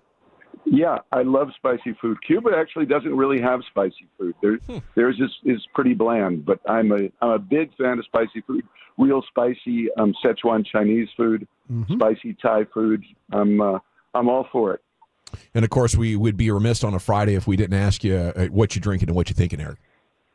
Well, what I'm thinking is, we've got one homestand left, and fans are going to get a chance to see Kumar Rocker, I think probably on Thursday. They haven't announced the rotation, but most likely it would seem if they stay in order, he would pitch the Thursday afternoon game against Toronto.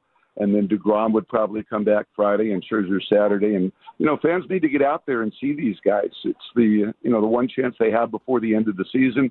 And I think they'll regret it if they don't. So get your tickets for next weekend. It's really going to be fun. Yes, sir. What I'm drinking in Chicago, in Seattle, you know what I'm drinking. I'm drinking coffee all day. Yes, sir. And I've had four different kinds today, 4 different brands, 4 different coffee shops, and we've got the Keurig ready here for number 5. Shoot, yeah. Have a great weekend up there, Eric, and we'll catch up with you soon. Thanks, guys. Eric Nadel here on your home of the Rangers, brought to you by Tylock George Eye Care.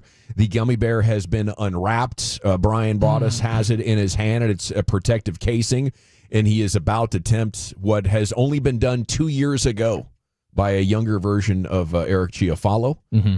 The anxiety is high for this one, I feel like. Yeah, across the board. People are texting in like, I'm not even a fan of Broaddus, but I'm concerned about him. Not even a fan of mine, huh? The 469 saying, just a heads up, I own 5 different spicy wing challenge records. So he's giving us his resume of spicy eating, and he says the Nitro Gummy Bear, quote, ruined his world.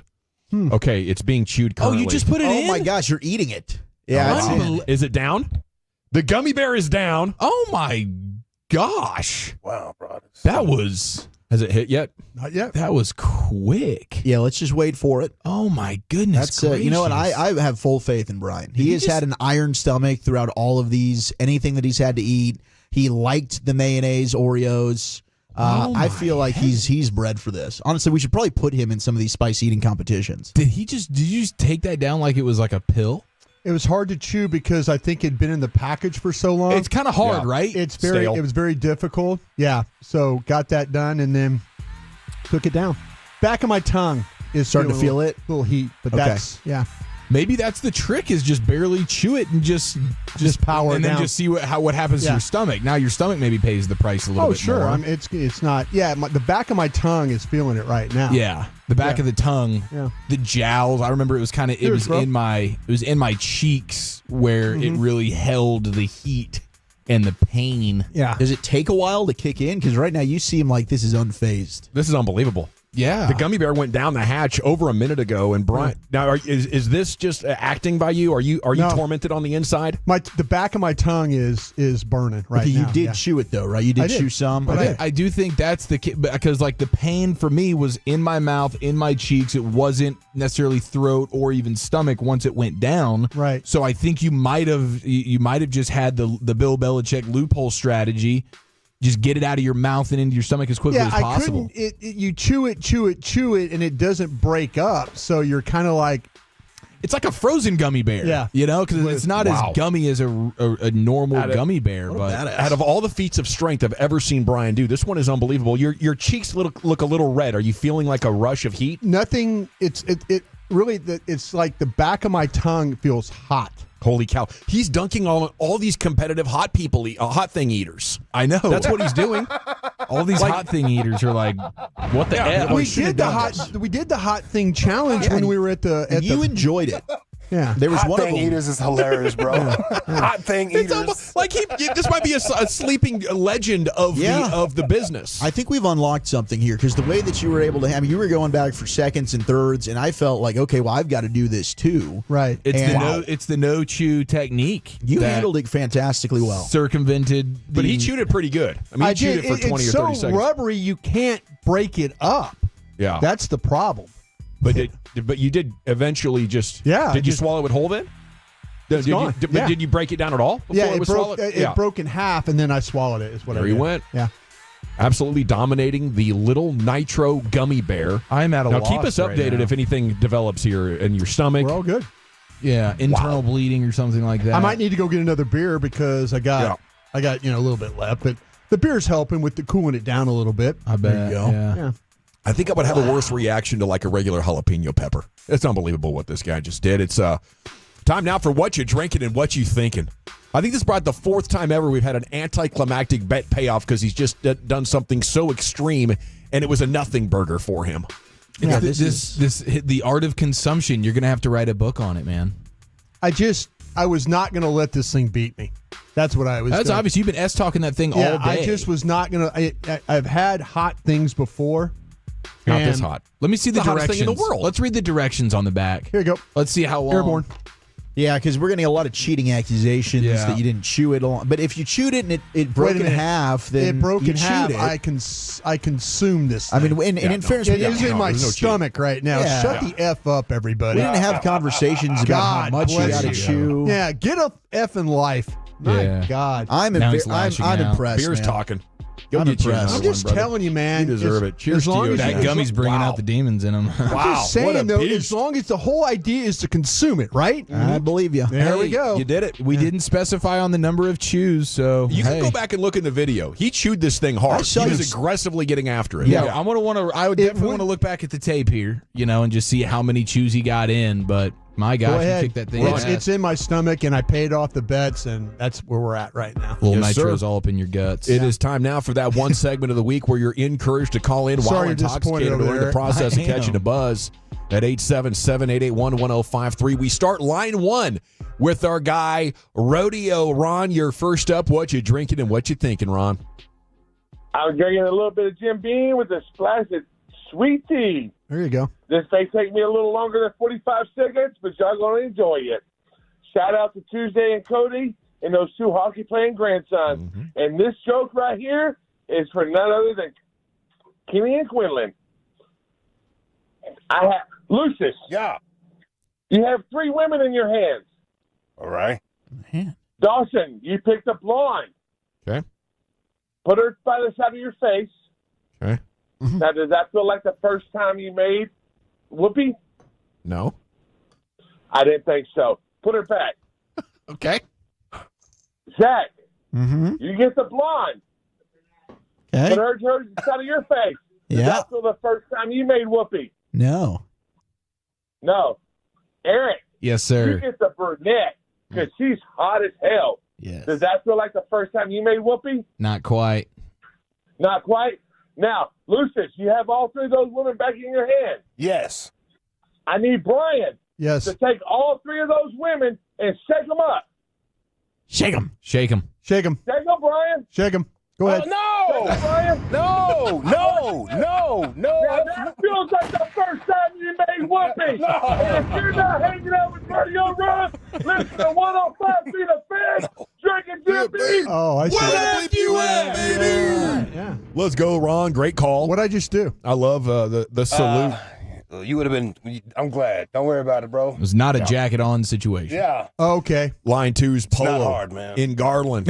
You're in the GBag Nation. Polo, what you drinking? What you thinking? Jesus, What's going on, fellas? I'm drinking some cherry Pepsi, kicking it with my son on this weekend. My wife's out of town, so I'm kicking it with my son like a real father should do. There you go. Now, y'all know they brought us from Louisiana State, whatever, LSU. Yeah. Hey, I don't know if you say Louisiana or Louisiana. Louisiana Well, State people- University. Okay, you know it's going to take more than that to burn your tongue off. You know, you see now the high stuff down there. Now, what I can't understand, what I'm thinking is, fellas, all on Mike Zimmer. Mike Zimmer this, Mike Zimmer that. We got to prepare. Y'all were doing the same thing when Dan, whatever his name was, Dan Quinn was here when he first got here. Yep. And y'all realized he didn't have any linebackers to back up anything. All our linebackers and safeties. Y'all all on Mike Zimmer balls and all this stuff. But my thing is this: New Orleans got speed. Derek Carr may not be no superstar quarterback, but he recognizes blitzes. And I'm looking at Olave and them maybe having a big game against our defense because they thinking they too pretty right now. Y'all need to be digging in their butts and correct the stuff they did do wrong. Because I see Derek Carr and Kamara trying to do something. And I'm sick of all y'all New Orleans people in Dallas Say Dallas. It's that Dallas. It's Dallas. Call us Big D. Put the respect on us. Take y'all book back down there, New Orleans, where y'all came from. The swamp. This is the city, baby. Bye. There he goes. Have a great weekend, There Polo. he goes, Polo. Hanging out with his baby. Father and son weekend there. He's got a little one, too. Like a couple of months old, maybe? I think the Cowboys have more defensive speed and the Saints have offensive speed. I think we're not giving the Cowboys defense credit for their team speed with Overshown and Parsons and their ability to run and Kendricks. I mean, look, I don't care if you don't run a fast 40. That dude's football fast. Yeah. Sideline to sideline. The Cowboys can run. And I don't know. I think it's going to be too much for the Saints offense. Line 3's Black and Gold B here in the G-Bag Nation. What you drinking and what you thinking, buddy? Friend in enemy territory. What's going on, fellas? Hey. Man, I just got home, so I'm about to have 2 shots of rock and roll tequila in honor of the legend. Mm-hmm. And then after that, I'm going to have some cold Jingling Lights. And I'm thinking the Saints are going to win Sunday 31-20. Okay. That's pretty much all I'm thinking, man. And the song I'm going to recommend for this weekend is Lay It On The Line by Triumph. Oh, man, that's a good Have one. a great weekend. Have a great weekend. Hopefully, y'all don't enjoy Sunday too much, though. Yeah. Salute. There he goes, a confident Saints fan. Will wrap us up here on a Friday. What you drinking and what you thinking as we still stand in shock. Really impressed with how Brian brought us, took down the little nitro Pure gummy badassery. bear.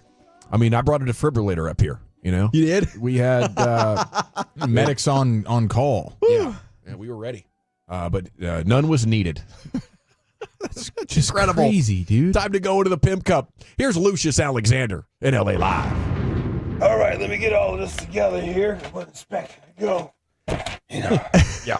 You know what I mean? Some days you prep and then you get pushed. And then some days you don't prep and then you got all the time in the world. You're the one man that carries this show, so be prepped. All right, man, let's get into a feel-good Friday right after the great Rick James.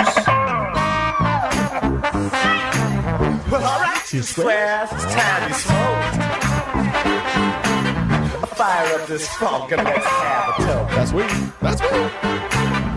It'll make you dance to some of everything. Everybody get high. Lucius, we love you, bro. 5:45 to 6 p.m. That's my jam. I try to leave work on time just to hear you. That is my entertainment for the afternoon. You keep me high, you keep me happy, keep me in the Pimp Cup, dude. Live updates every day. I love it. There you go. Freaks like There we go. There we go. never funk on down. We're busting out. Everybody come along. We're gonna dance on the funk and make love on the song. Yeah, this is LA Live for Friday, September 13th, 2024. It is a feel-good Friday here in LA Live. Yeah, buddy. We made it. Yes, we did. Yesterday felt like a Friday. I'm not going to lie. Yesterday had more Friday vibes, so today feels more like a robbery, in my opinion. Feels like Payday today, Lucius. Here's a man. I'm so glad you said that, dog. What you gonna do with your paper? Oh man, that thing is. You already spent some up on some. I bought some sandwiches. Got some beers. I'm doing pretty good. Yeah, good for you, man. Yeah. I'm trying to keep my paper this weekend. Yeah. I'm tired of spending it. Every time I step out, it's flying 20s, flying 100s. Yeah. You guys I'll got tell you plans what, for man. your papers? Yeah, I don't mind spending paper on that kind of food. Oh, you like it? Oh no, those sandwiches. That's I can't worth wait it. to get. Yeah, It's incredible. You're gonna like yours, Lucius, a lot. I You're gonna can't like wait to yeah. eat it. Yeah. You guys got plans for your money? Going grocery shopping. Good for you. Pretty boring. Good for but man, that will clean you out pretty good. Yes. Where are you going to grocery shop at? Probably Sam's Club. Okay, yeah. I've been That's a doing good that. spot. I like Sam's. Yeah, you're right. It will clean you out. I've been doing Sam's Club and Aldi's together. Okay, Aldi, definitely a staple, and HEB. HEB is taking a lot of my money right now. Yeah. But I think I got to pick up like 3 or 4 racks of ribs because there's no soccer games this week, and I got plenty of time to make more of Matt Pittman's, party ribs. Party ribs. Back for more. I'm gonna make so many I can actually bring some in on Monday. And you're working on the green egg, right? Yeah. My dad's got that pellet grill, boy. I'm telling you what, everything is grilled all the time. Yes. Yeah. People come over and visit, and they bring meat. Hey, Paul, I just want to see if y'all. Yeah, you might need to get Cold smoked some cheese. Would you like some cold smoked cheese? It's amazing. Let's vibe out. Payday vibes. The hood's been good to me. Ever since I was a lowercase G. But now I'm the big G. The girls see I got the money. $100 bills, y'all. If you were from where I'm from, and you would know, hey, that I gotta get mine in a big black truck. You can get yours in a 6'4". Y'all seen that video before? That guy singing right there? That is not Montel Jordan. Is that Slick Rick? No, man. It's just some old random dude with a turtleneck and a sweater on. Oh, no. Like 1973 guy? Maybe like 94. No, that Fanny pack. Okay, type. yeah, I got you. I got you. I've been Chris Arnold. When you can record your own music video in the mall. Remember those days? Yes. That was him right there. He was in his bag. What was in his bag right there? You gotta see that video. He kind of pulls it off. No, he does. Yeah, He does a great job. Yeah. Don't crash out this weekend, folks. You are more valuable than you think. I want you to understand that, all right? I got a weekend warning for you right here. This weekend safety briefing. Do not add to the population. Do not subtract from the population. I'll be the one. Do not end up in the hospital, newspaper, or jail. If you do end up in jail, establish atonement quickly. Good luck with that. Yeah. Yeah, please do. Avoid. That's a good warning every week, though, That's Lucius. a great warning. Yeah. Should be an everyday warning. Yeah. Broadus, you just ate a little nitro gummy, I and did. it looks like you have had nothing at all. My God. I'm sweating more than you right now. He should have like snot coming out of his nose Something, right dude. now. My nose was running a little bit. Somebody and I give me did some vinegar or some Yeah. milk. Well, None you of can that. take a sip of the pig's feet if you want. There's I plenty of just vinegar there. There'll be blood in his totally, diaper later. I don't just worry. totally psyched myself into doing this. Oh no, it's going to be a problem later. Yeah, it might There's burn no coming question. out. That might be the issue. Oh no, This there's is no mind over question. matter. Yeah, I just was not going to let this thing win. I just was not going to let it win. Broadus can really flip that switch, He man. can. The best teams do. He's got that dog in him. They know when it's time to rise. Got that dog in him. That's what James Slater said about Shannon Sharp. Oh yeah. Did she really say that? Yeah, she responded to the video saying, "We got that dog in him." He was growling, wasn't he? Where you at, Jane? Trying to find old Jane. Where you at, Jane? Old thing, my thing. Old Jane, my Jane. My thing, my thing. Avoid the law dogs this weekend, people. Mind your speeds. Don't drink and drive. There's plenty of options out here. Keep your emotions in check because your emotions will get you. I'm telling you. It'll get you. I don't want to see you on Dallas, Texas TV or DFW scanner this weekend. I'm trying to keep myself off it as well, all right? In other words, don't crash out like this mother right here did. Have you ever been following somebody? Like, you go into a party or, hey, follow me to my house, and you're in their cars? Mm-hmm. Has that person ever been on a motorcycle? Never. Okay. I don't think so. And they fell in front of this person. No, imagine running into the back of that person. Oh, geez. And you're supposed to be following them. Oh, my. Imagine that person just being your son. And you're the mom.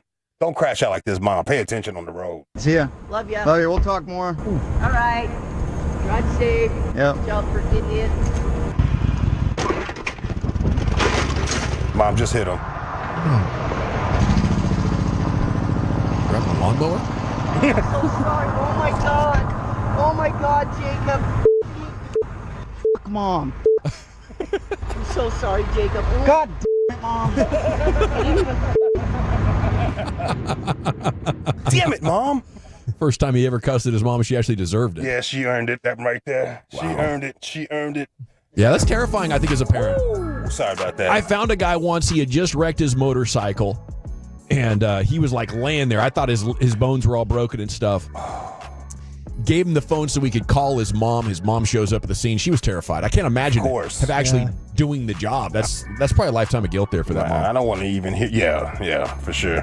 Yeah, I don't want the phone call. It's scary as hell. Yeah. It could be absolutely nothing. Just the sound of it. He fell off his motorcycle and he's on 303 right now. Yeah. We need somebody to help. Oh my God, I'm panicking. There's blood everywhere. Yeah, His shoes fell off. Oh my gosh, man. All right, G-Bag of the day. We do it every weekday on the Fan at 2:30. If you see anything floating out there this weekend, I know y'all scrolling, especially in the morning when y'all wake up, go do your poos. Yeah. Think about me when you poo tomorrow morning, all right? Or Sunday morning. Think about me while you poo. Yeah, if you see some good videos, send them my way at Lucky Lucius P on social media, Lucius Alexander on Facebook. I need to start checking Facebook. I should probably stop saying Facebook until I check it. I should probably stop saying that. It's good for birthdays. It really is. Pretty much what I use it for. Yeah, and I tell myself, I'm going to go back and tell that person happy birthday, and I never do. I see it, and I'm like, I should do it Keeps right then good and track there. of the birthdays. But I don't Really do does. it. I always say I'm going to go back and do it, and it never happens. Become like an address book of sorts. Yeah. It's just sitting there in case I need to get in touch with these people I used to know. There's some people that use it too much. Yeah. Okay, there's some of that. There's too much, and you're posting things you probably shouldn't be posting. I'm not actually understanding if I'm dealing with real life people or if it's a bot that has stole my friend's identity and started hitting me up. Okay. I've seen a lot of Yeah. that on Facebook. Yeah. Like, is this really you? And it could be a whole bot. And then there's some old school friends on Facebook. They always ask me for money. No. They lead me on at first. Oh, man, I've been thinking about you all the dreams. And then actually, at the very end, hey, you mind if I hold $100? God, dog. So you willing to win in this whole relationship for $100, dog? Whole relationship. You're going to end it. You can follow us all at GBag Nation on Twitter. Our winner right here is Mr. Babe Laufenberg. You'll hear him on Sunday here on The Fan. But he has a confusing trivia game for the RJ and Choppy show. Hella confusing. So Derek Carr has the third most touchdowns by a player who has worn the number 4 passing, 73. Dak Prescott has the second most, 74. Who is the leader in terms of touchdown passes with the number 4? Brett Favre. Yeah. September trivia. Suck it, Peyton. Dang it. In your face. How many did he have? How many did he have, guys? How many career touchdown passes? Yeah, Prescott has 74. Carr has 73. 507. 482. Peyton, do you know? I believe it'd be 186, right? Yeah, 186. 186. There's not a chance in hell that Brett Favre has only 186 touchdowns. Remember, he wore a different number. What? This is just by one of the number 4. There's no way. I'm looking this What up. what was his other number? What? He wore number 4 his whole career, babe. Yeah, he wore number 4. Oh my God! Did we get Babe Laufenberg? Did we turn his What are own we doing trivia here? against them? Even still, I was wrong. He only threw 336 touchdown passes. Babe Googling right now. 508. 508. I said 504. I said 507. Right? I knew Manning snapped it. 508. But they were all his number 4, babe. Yeah. 508. Dak has way more than 73, I think. Payne Dak gets had one like 40 last year. Babe, I think you butchered all of this. No, Dak's got 203. Did he know anything about number 4s? Ball sack and Babe Laufenberg. He's like reading the wrong note or something. Just got him there. Just all confused. Payne guessed 186. I think that's the number of games that Brett Favre won. Okay. That might be. Yeah, it's he's where- looking at different stats.